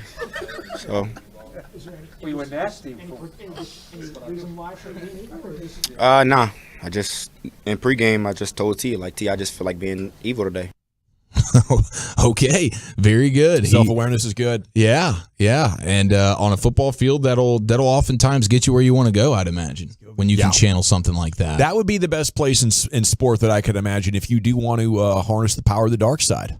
You know? Yes. Vader was right in some ways. And maybe not morally, but dang it, when it comes to harnessing the power, tapping into that. Special. It was like what Josh Norman used to do with the Joker stuff. Yeah. And Josh Norman probably shouldn't have been a really good corner in the NFL, but he channeled that, and for about 2 years, he was considered one of the best in the league. He faced press coverage 21% of the snaps he played last night. Jamar Chase? Yep. Wow. Yeah, the next gen stuff will tell you 25% of the tight window throws for him, 11 receptions of 12 targets, 39 routes run, but 21% of the time he faced press coverage in this game. So as a wide receiver, should you feel disrespected if they're pressing you? Is that a thing? Or is it like, okay, we're just one-on-one, there's no safety help, I'm disrespected because you just got one guy on me. Yeah, you got one guy on me. Yeah, that's the whole thing. And so I get that if I was Jamar Chase. He probably feels like he should be bracketed a lot more, which you probably should.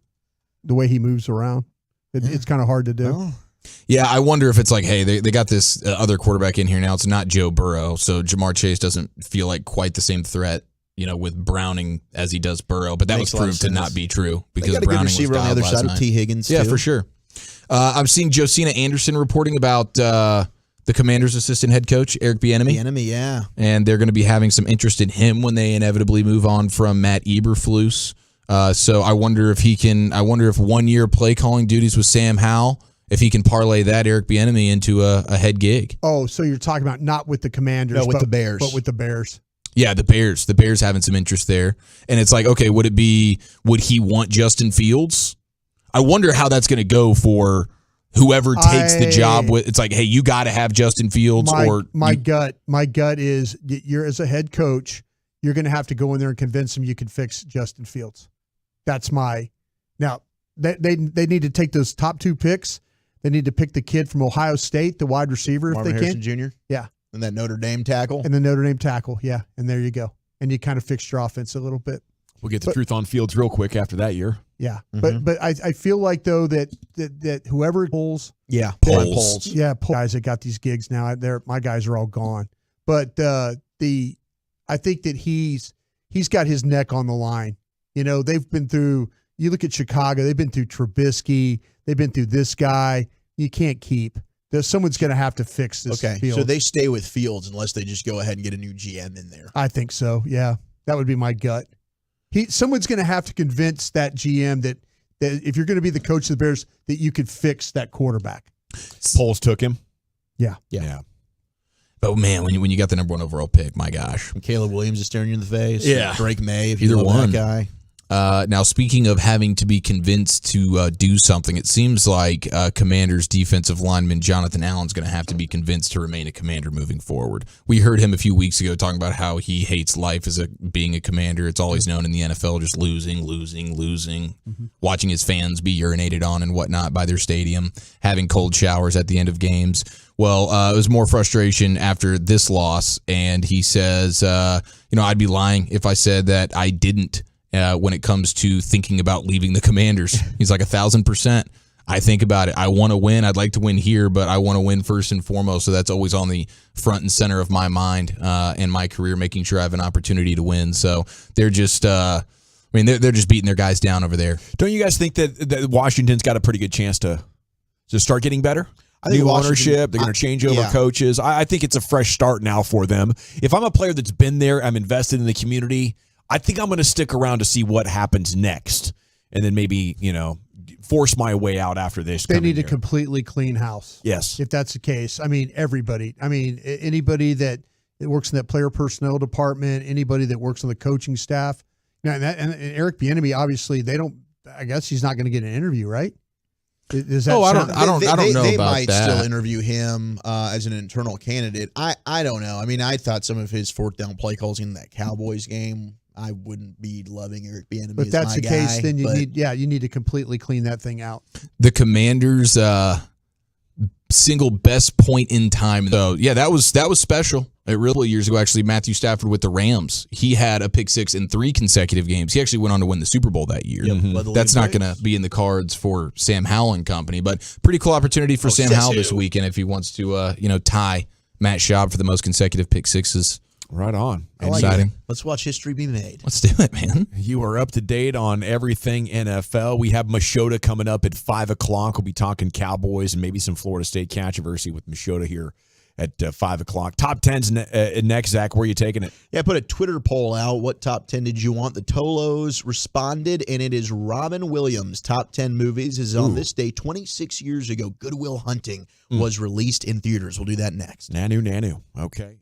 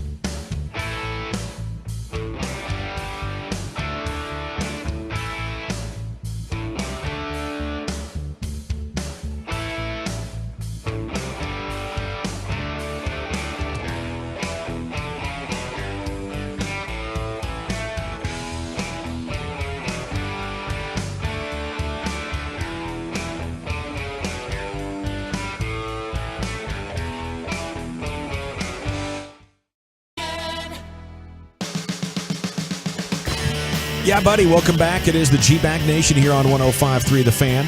Thanks for making us part of your day. Segment is brought to you by the Frankels. Life's unpredictable. Accidents happen. Franklin Frankel are the go-to attorneys for car, truck wrecks, and DFW. If your loved one has been in an accident, contact Franklin Frankel for a free consultation. It's 214 or 817-333-3333. Jump online to truckwreck.com. If you've missed the news today, the Rangers got their first signing out of the way. Kirby Yates is a reliever. He was exceptional in 2018 and 2019. He was pretty good last year, a 3.28 out of the bullpen, and they like him. We'll give you more on Kirby Yates, new Rangers reliever, coming up in the Expressway 5 o'clock hour. Here's Zach Wolchuk, the Woolly Bully, with his top 10. Thank you very much. About to get into the top 10 Robin Williams movies of all time, and we had Good Will Hunting that came out in theaters 26 years ago today. What a fantastic movie that is. We did earlier have a fun game with Brian as he was giving us, hey, are these actual real bowl games or not? One bowl game that is real is the Pop-Tarts Bowl, and the Pop-Tarts Bowl mascot is apparently going to be edible. Edible. You can actually take a bite out of this Pop-Tart mascot. You do. So it will be NC State and Kansas State is the matchup this year, and Dave Doran is the head coach of the Wolfpack. Now, earlier in the season, Dave Doran offered to chug a beer during halftime if all of the NC State fans did not leave the stadium. They would stay there. They'd watch him chug a beer. So he's got a fun personality. So he was doing a conference call ahead of this bowl, and they asked Doran if he would take a bite out of the edible Pop-Tart mascot if NC State wins. We have heard that there will be an edible mascot. We have heard that there will be an edible mascot. If y'all win, do we get to see you taking a giant bite out of a massive Pop-Tart? Man, I guess I would have to, wouldn't I? Yes. I'm not going to be the guy that doesn't do that. So, as long as it's, I don't know, what flavor is it going to be? Do we know? Hopefully cookies and cream. I don't think I'm at liberty to divulge that information yet. Okay. Well, then maybe I'm not at liberty to answer the question. That's fair.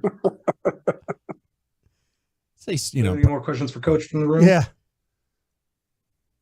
If you do, raise your hand. Can I chase it?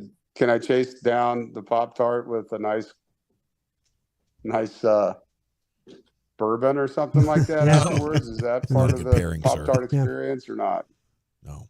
Coach, I think we could arrange that if you want it. We'll make it a whole tasting. Okay, then I think I'm in. I'm in. There you go, Coach. He's the guy that called out Steve Smith. Oh, remember, he did. Remember, because Steve Smith was basketball school and all that. And after a game, like the Molly McGrath or one of those the ladies that do the final reports, Carissa Thompson, maybe. Yeah, he just well, that would have been made up. He just like went off. Like the first thing he says is, I'm talking about Steve Smith doesn't know what he's talking about. We're in a basketball school. By the way, play football here and all that. Molly McGrath, we need to get like a step counter on her for a game day because she was working the Big 12 championship game. Mm-hmm. This girl, I mean, she is just hauling around that stadium, working her tush off out there. I mean, shout out to you, Molly McGrath. But can't do the tush push on Molly McGrath. Nope. Dave Doran, he said he wants the maple sugar flavor, the brown sugar. Be the one that he chooses. Of course, that would be good. That would go good with bourbon. That's probably why he wants the bourbon pairing. That would go absolutely great with bourbon. Yeah, there you go. Brown sugar and bourbon. It's a solid Pop-Tart flavor. Matter of fact, it's better than cookies and cream or the strawberry original. It's a very good combination, brown sugar and bourbon for ham glaze if you're into the holiday stuff. Oh, that sounds good. Ham. You want to glaze up your ham. You going to be glazing some hams this I will be. I'm practicing season. Right now. Yep. I might get you one. Do you spatchcock the ham? I'm good. No, you don't spatchcock a ham. Spiral cut. We're not spatchcocking hams? No, we don't. We spiral cut. Yeah, I want to pick it first. Yeah, let me pick the ham, bro. Just don't be surprised me with no hams. Yeah. You don't know what kind of ham I like. Yeah.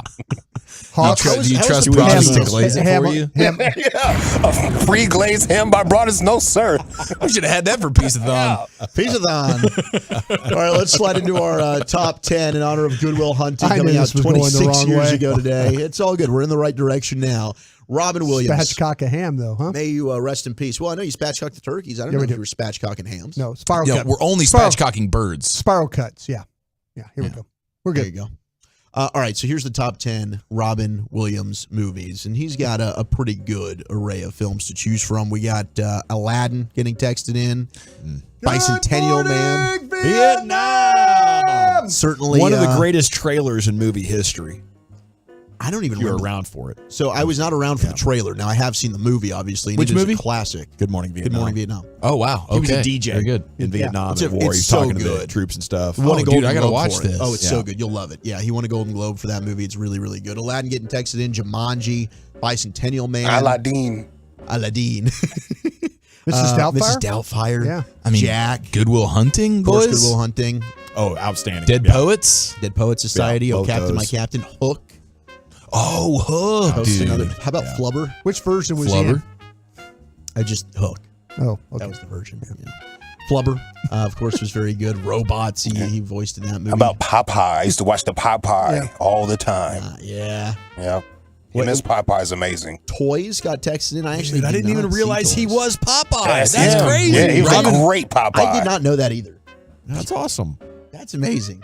So is this Grand Theft Auto 6 trailer. No, I did not know he was Popeye. Yeah, man. And it's really good, too. It's one of them things like back in the 80s where you watch the movie over and over and over and over again. I mean, he's so crazy voice talented. Like, he does a lot of animated shows, so that's not, I mean, I'm not surprised, but holy crap.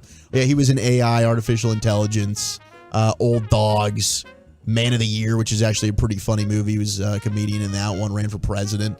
But those are some of the honorable mentions. Number 10. Number 10. And Jack is an honorable mention. I know somebody brought that up as well.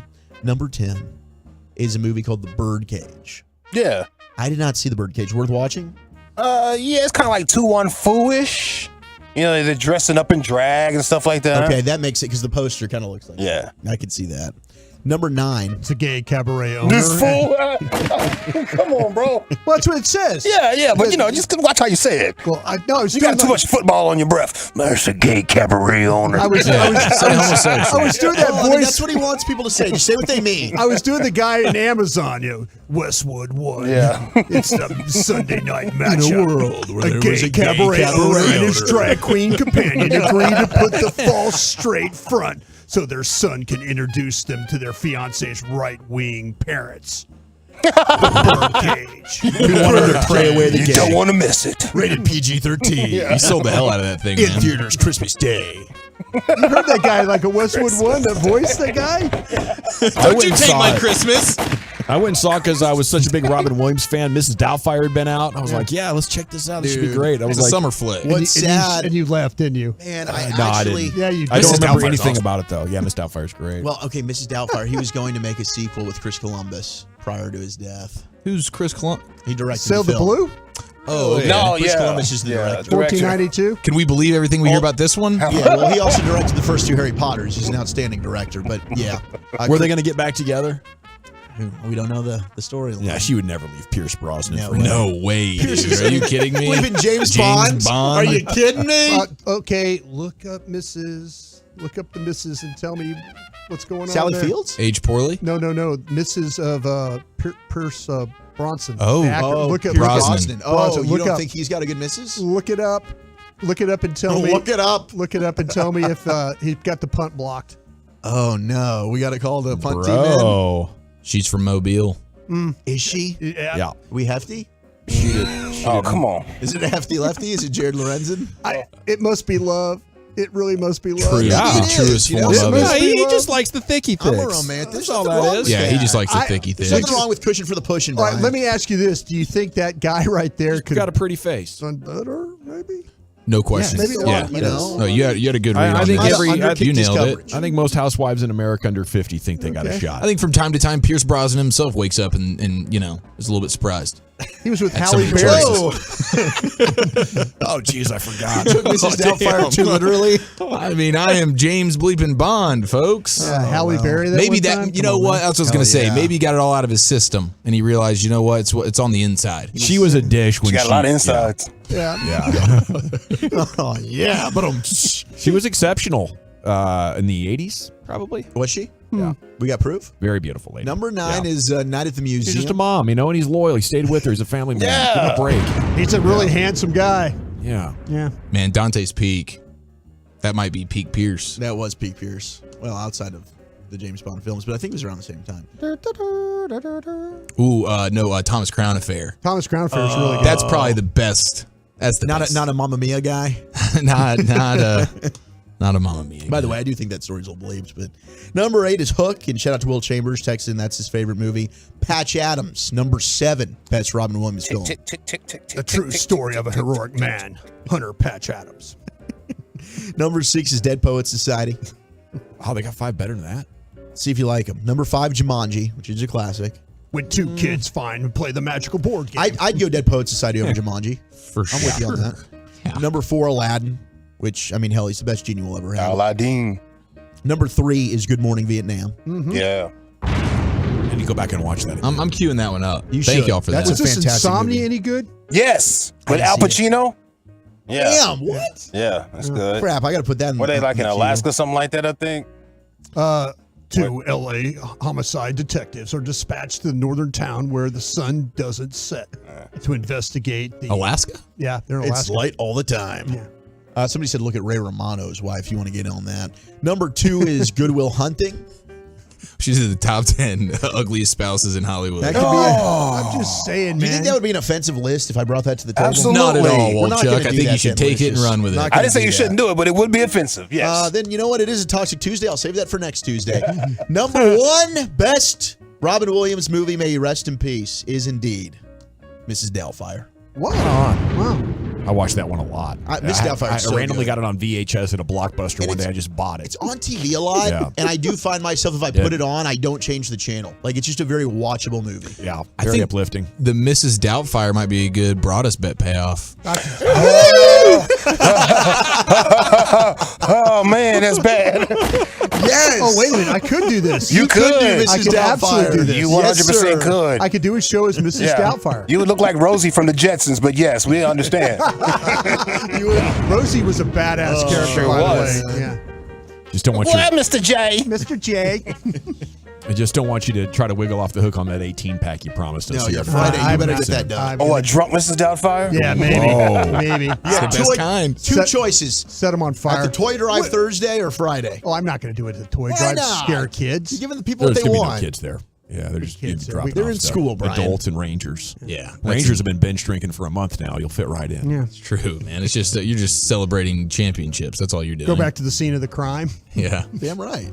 Cowboys practice contest giveaway is coming up in the 5 o'clock hour. Your chance to win access to practice on the 20th for you and a friend or associate, family member.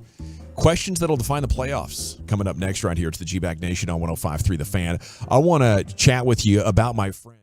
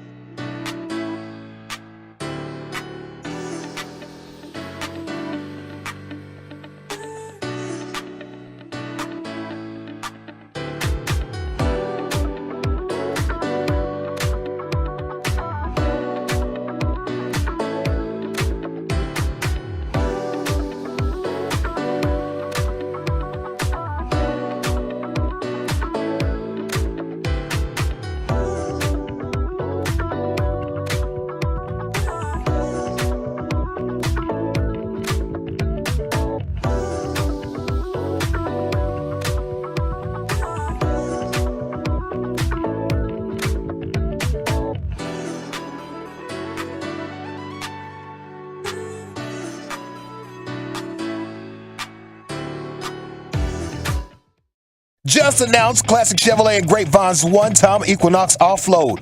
A limited supply of excess Equinox models will be sold direct to public below market value. See them all at ClassicChevrolet.com. But don't wait. In less than 10 days, they could be all sold out at Classic Chevrolet. Find new roads. Yeah, buddy. John Michota's coming up at 5 o'clock here. The Cowboys beat writer from The Athletic going to join us. What are the kind of questions that are going to determine this playoff reality in the NFL, Eric? What do you have for us? Well, let's get over to the Ringer because this is a nice little article, and there's an Eagles question up in here. There's a Dak Prescott question. There's a handful. We'll see how many we can get to. Let's start with the Eagles because that's the one that they start with here. Their question is Jalen Hurts healthy enough to carry the Eagles the rest of the way? And we know that he's been banged up this year. He had the knee contusion that he'd been dealing with. That was pretty obvious earlier in the year. I don't know how much that's still, hobbling him a little bit, but he also had the concussion protocol situation. He did return, but he's clearly not 100%. And what you're seeing is that it's limited some of his explosiveness as a runner. And he's holding the ball longer, probably? Yes. He says the more concerning effect is in the passing game where Hurts has been a more reluctant scrambler while protecting the knee is sort of the hypothesis there. But that combined with his tendency to hold on to the ball a bit longer, even when healthy, has put tremendous stress on the offensive line. How about this? The Eagles, best offensive line in the league, right? Yeah. Everybody knows that. They're synonymous. Eagles rank 27th in pressure rate allowed.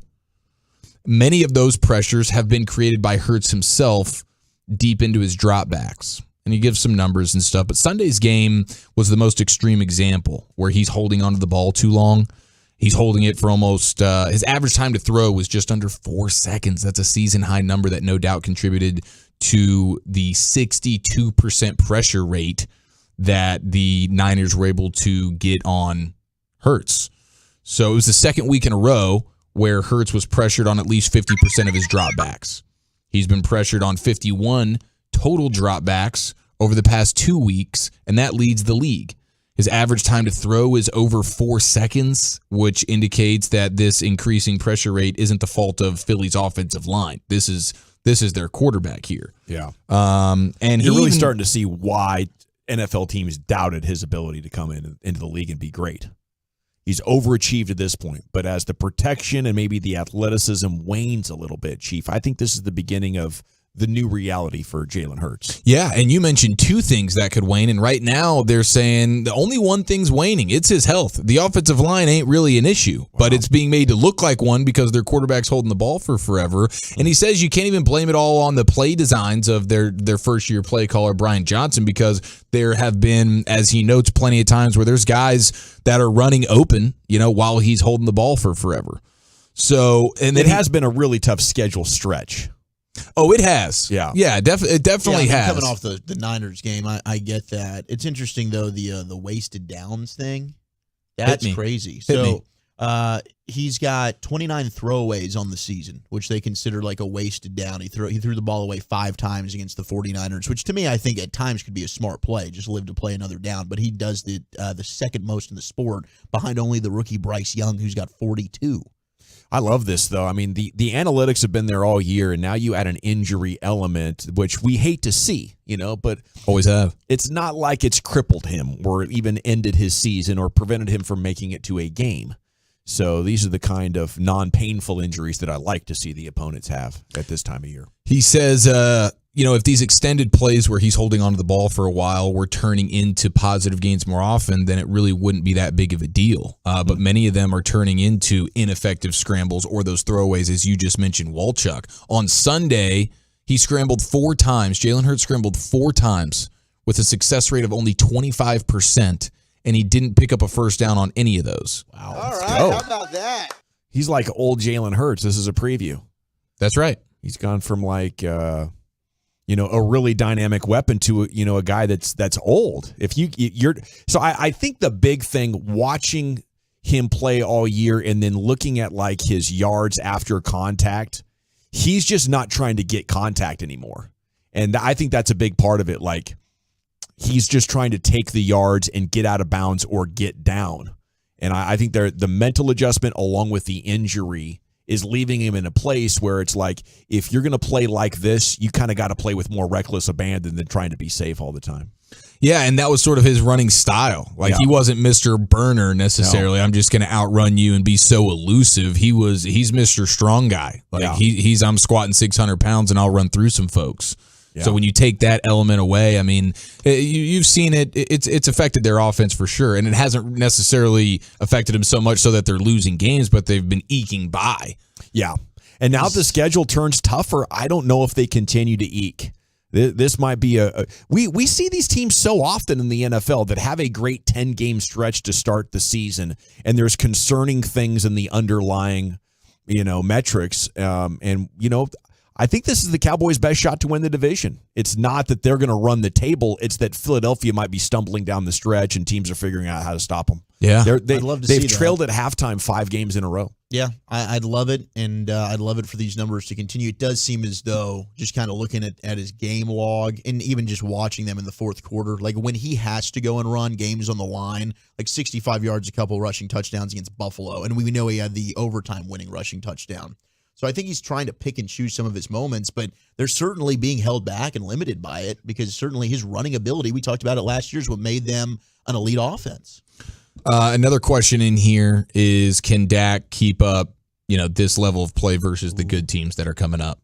And he's got a whole, little description of how Dak's playing right now. We know how he's playing. He's playing probably at the height of his powers, really. And I do think it's interesting when he notes that they're, what he's doing at the line of scrimmage. And I'm sure you guys played the sound last week when I was out about Aaron Rodgers, going in depth about how much he's just loving watching Dak just run the show. Yeah. Yeah, and so we know Dak's doing quite a bit there, and so all that is fantastic. But we talk about this upcoming stretch of difficult games. Here's Philadelphia, here's Buffalo, Miami, Detroit.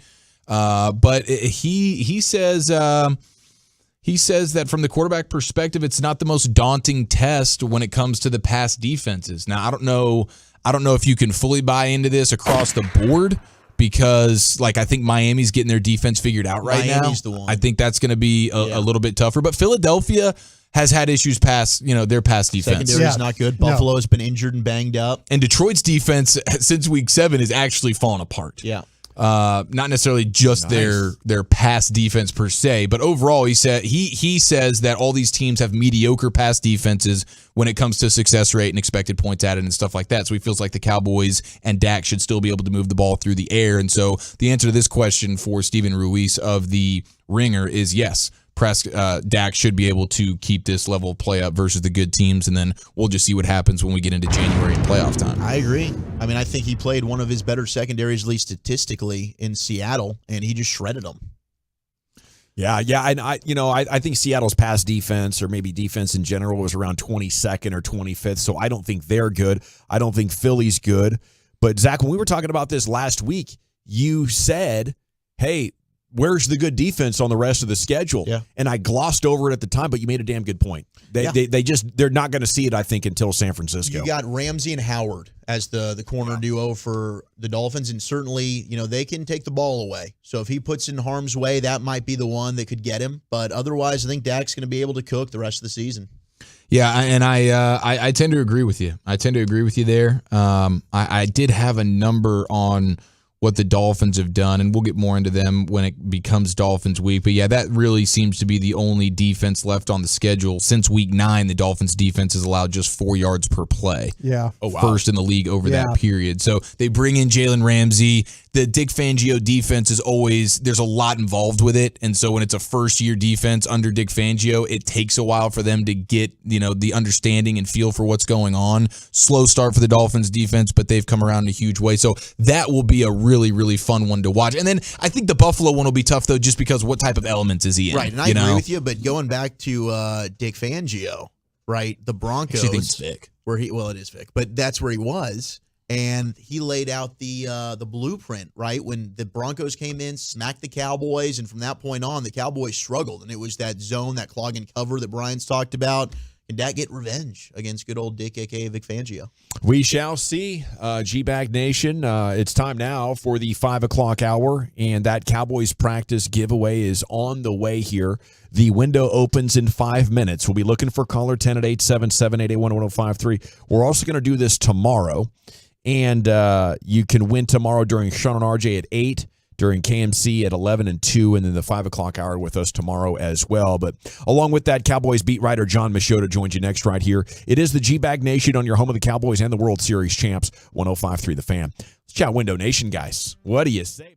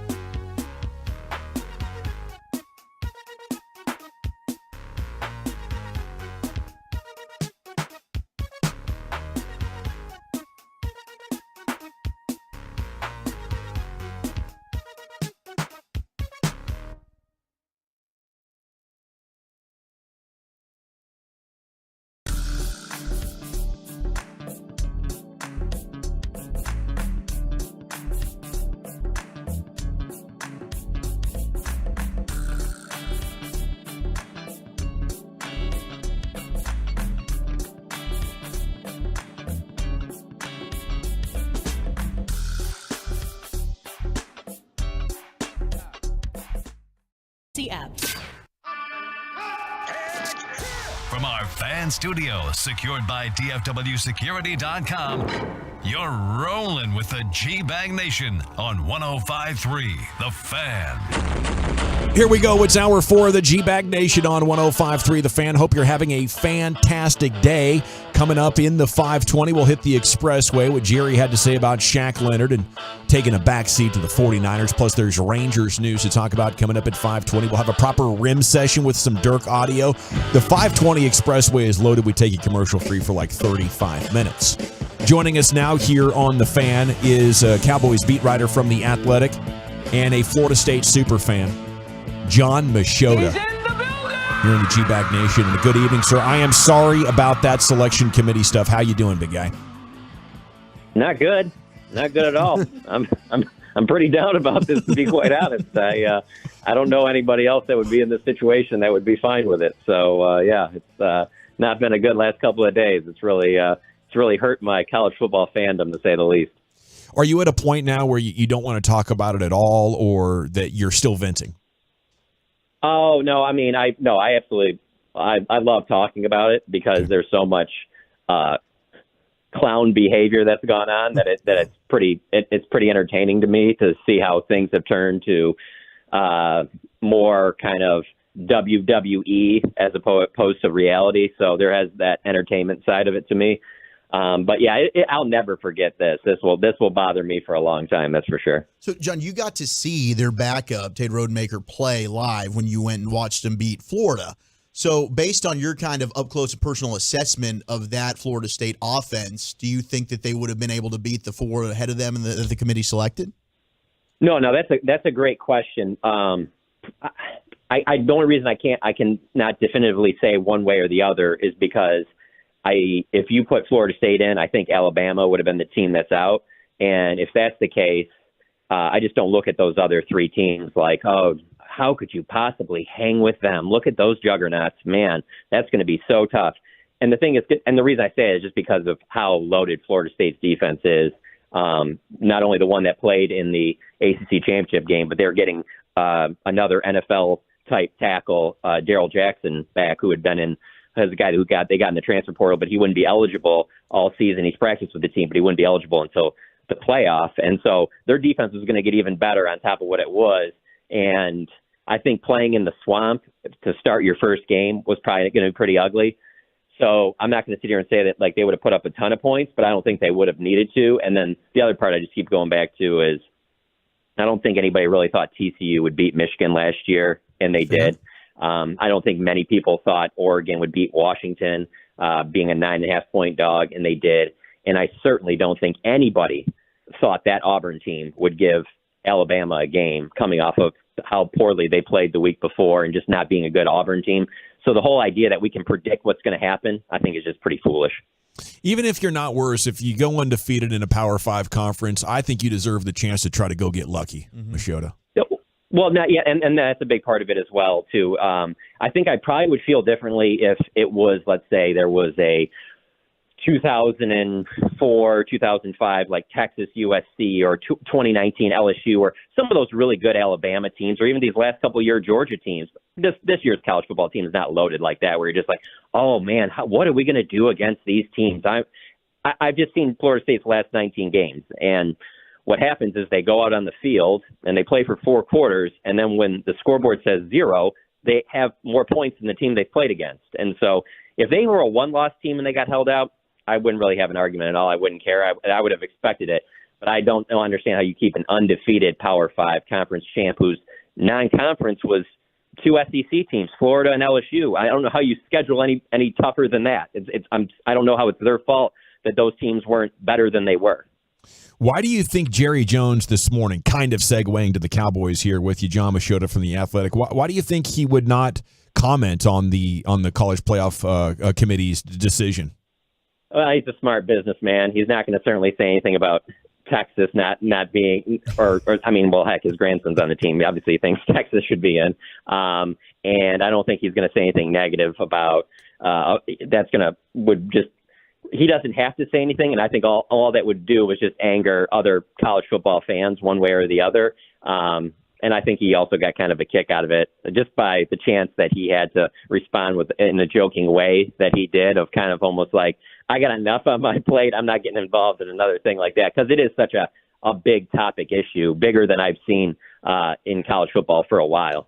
His stadium hosts potential national championship games. Ooh, That's why he doesn't comment about that stuff.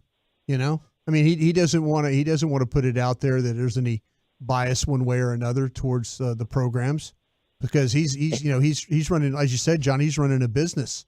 You know, his stadium's Brian, hosted. Let's be honest, Brian. He would love this committee to do the NFL.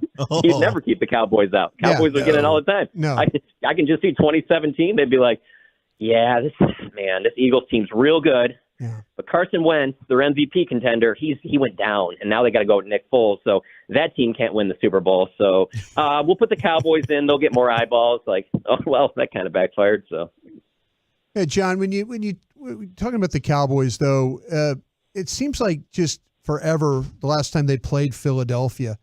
Do you kind of feel like these teams are going different directions, or is this kind of where you thought that this would be in Week 14 with the matchup? No, this is kind of where I thought they'd be. I mean, I think that this is going to be a great game. I think they're, just because they face each other twice a year and they're so familiar with each other. I just think that they're such a good matchup for each other. I don't see any way that the Cowboys and Eagles play a game that isn't going to be close. I just don't see a blowout. And then the fact of just how good the Cowboys have been playing lately, that they're at home, how well they played at home, how well they played under Mike McCarthy in December games. The fact that Philly's going to be coming off a game where they're probably banged up a little bit going against that Niners team that's probably the most physical team in football. So I think that makes it for a good game. But frankly, I mean, we go back to when the schedule came out, I would have told you then. I think that the Cowboys lose at Philly, but then win in Dallas. And that's before they continued this home winning streak that's now at 14 games. And so I feel even stronger about it. I'll be surprised if they lose to the Eagles Sunday night. The Athletics' John Michota with us here in the G-Bag Nation on 105.3 The Fan. How bummed do you think they were not getting Shaq Leonard and then him going to the rival in the Eagles? Not that bummed. I think obviously if he gets with that Eagles team, and maybe with him playing behind those defensive tackles, maybe he ends up becoming a problem for him. I think that, yeah, there's a possibility of that. I just didn't get the sense from people in the building that this was a huge loss for them per se. Now going to the rival, obviously you have to factor that in, that maybe it comes back to, haunt you because he ends up being really good for them. I don't know that he's, the same player that he was before. So I'm very interested to see what he looks like. But I also found it very interesting this morning on your guys' station when Jerry said that there was not even any financials talked about when he met with Shaq and Shaq met with the team last Tuesday. So I don't get the sense that this was that they were, like gutted, like, oh, this was our chance. This was the piece that was going to put us over the top to win a Super Bowl. Are they starting to gain confidence that Tony Pollard is starting to regain form from last season? It seems like that, and it's also kind of the combination of they're feeling pretty good about what they've been able to build with the offensive line being able to stay healthy now for, I think it's 6 of the last 7 games, last 5 games at least, where you've been able to have that best 5 out there, which just hasn't been the case for pretty much any of Mike McCarthy's time as head coach, and they finally have that right now. And so I think that's a big part of it as well. But I've never thought, even going into the season, that they were going to have a great running game. I thought that Dak was going to have to play well, and it was going to be more pass to set up the run. And I still feel that way. I don't think that even as the season goes on, all of a sudden they're going to turn into this 2016, 2014 Cowboys running game. That's just not going to happen. I just don't see that with this group. But I think it can be at a level that's good enough that you can win games, in January, having, like, let's be honest, it's going to be probably having to go through the Eagles or Niners, if not both. John, are we past the point where Mike McCarthy's still coaching for his job? I don't know that we're past the point, because there's obviously things that could happen. You sit there and like, I think that they're going to finish the season strong, but I also think that they're going to come up short in terms of the division, just because of the teams they have left to play, where those games are at versus what Philly has left and where those games are. I just think that they're going to come up maybe a game short of that. And so you tell me that they go on the road and likely, so they'll be the 5 and they play that NFC South champ, say it's Atlanta or Tampa or New Orleans. You lose that game, I mean, then all bets are off, you know. Right. So you can't say definitively, but you know, I see the rumors and stuff that people put out there about, you know, Bill Belichick, or then obviously the one that everybody always talks about is the one, then you would, or you could move to Dan Quinn. To be honest with you, those don't make sense to me. And one of the biggest factors in that to me is, one, the back-to-back consistent success that Mike McCarthy is able to have, but also Dak Prescott's playing the best ball of his career. You want to take away the guy that's calling the plays that's been such a big part of that doesn't make a lot of sense to me at all. John, how surprised would you be to see them run this table over the next 4 games? Is that feasible in your mind? Oh, it's feasible, but yeah, I would be surprised just because of the fact of, for me, really, it comes down to that Buffalo-Miami game. Those 2 games back-to-back like that on the road. I think that they'll split. You know, I think they're going to have a good December record. I just don't think that they'll win both of those games. I like their chances, obviously, against Philly. I like their chances that Saturday night game, 2 days before New Year's Eve against the Lions, the Jimmy Johnson halftime, putting them in the Ring of Honor. I like their chances in that game. I like them a lot against Washington, but I just don't see them winning both of those, the Buffalo and at Miami. John, with how well Tyler Smith has played at guard, do you envision them maybe just keeping him there and looking to address left tackle via the draft, or maybe they bring back a Tyron Smith for another year?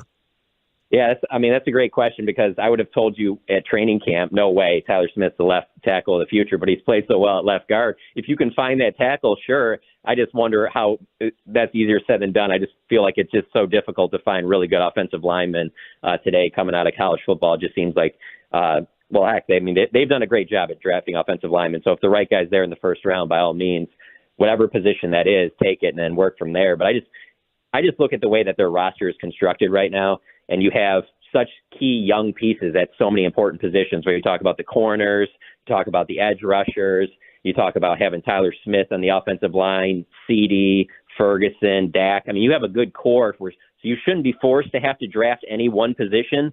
You should be able to take the best player available. But with all that being said, if I had to bet right now, I would bet that they draft an offensive lineman in the first round.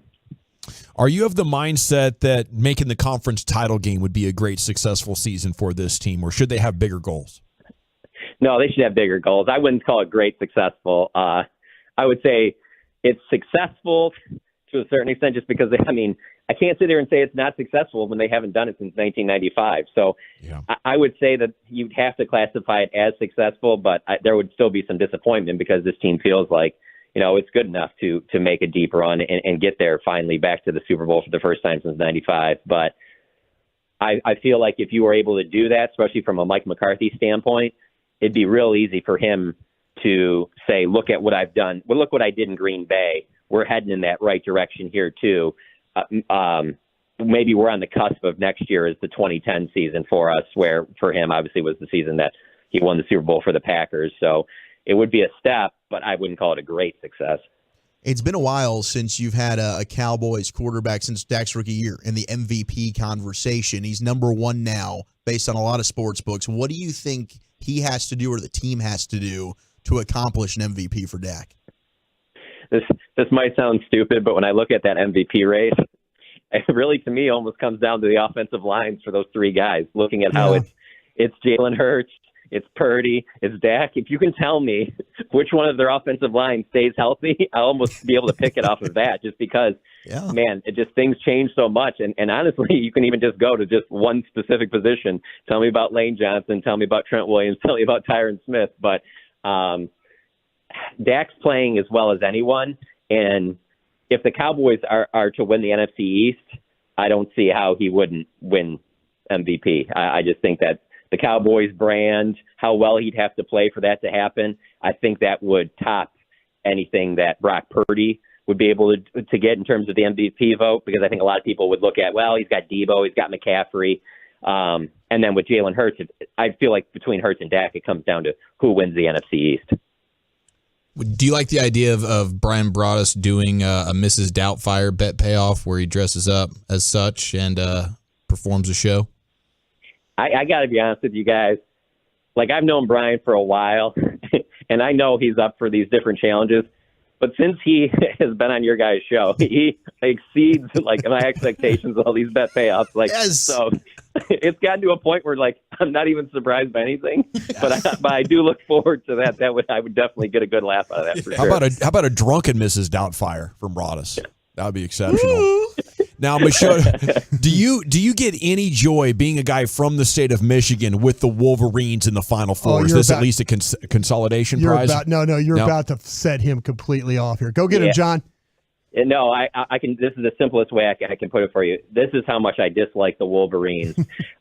You would think that I would be so irate that Alabama got in over Florida State that I'm just rooting for anybody to beat Alabama. I am 100% rooting for Bama to beat Michigan. I would never. My favorite team by far is Florida State, and whoever Florida State's playing is by far the most important thing to me. But number two is whoever's playing Michigan. I root for. I was like a Michigan fan as like a little kid, and as I got older, I think it's just the people you're around, and it just really turns you off about like there's just an arrogance about kind of like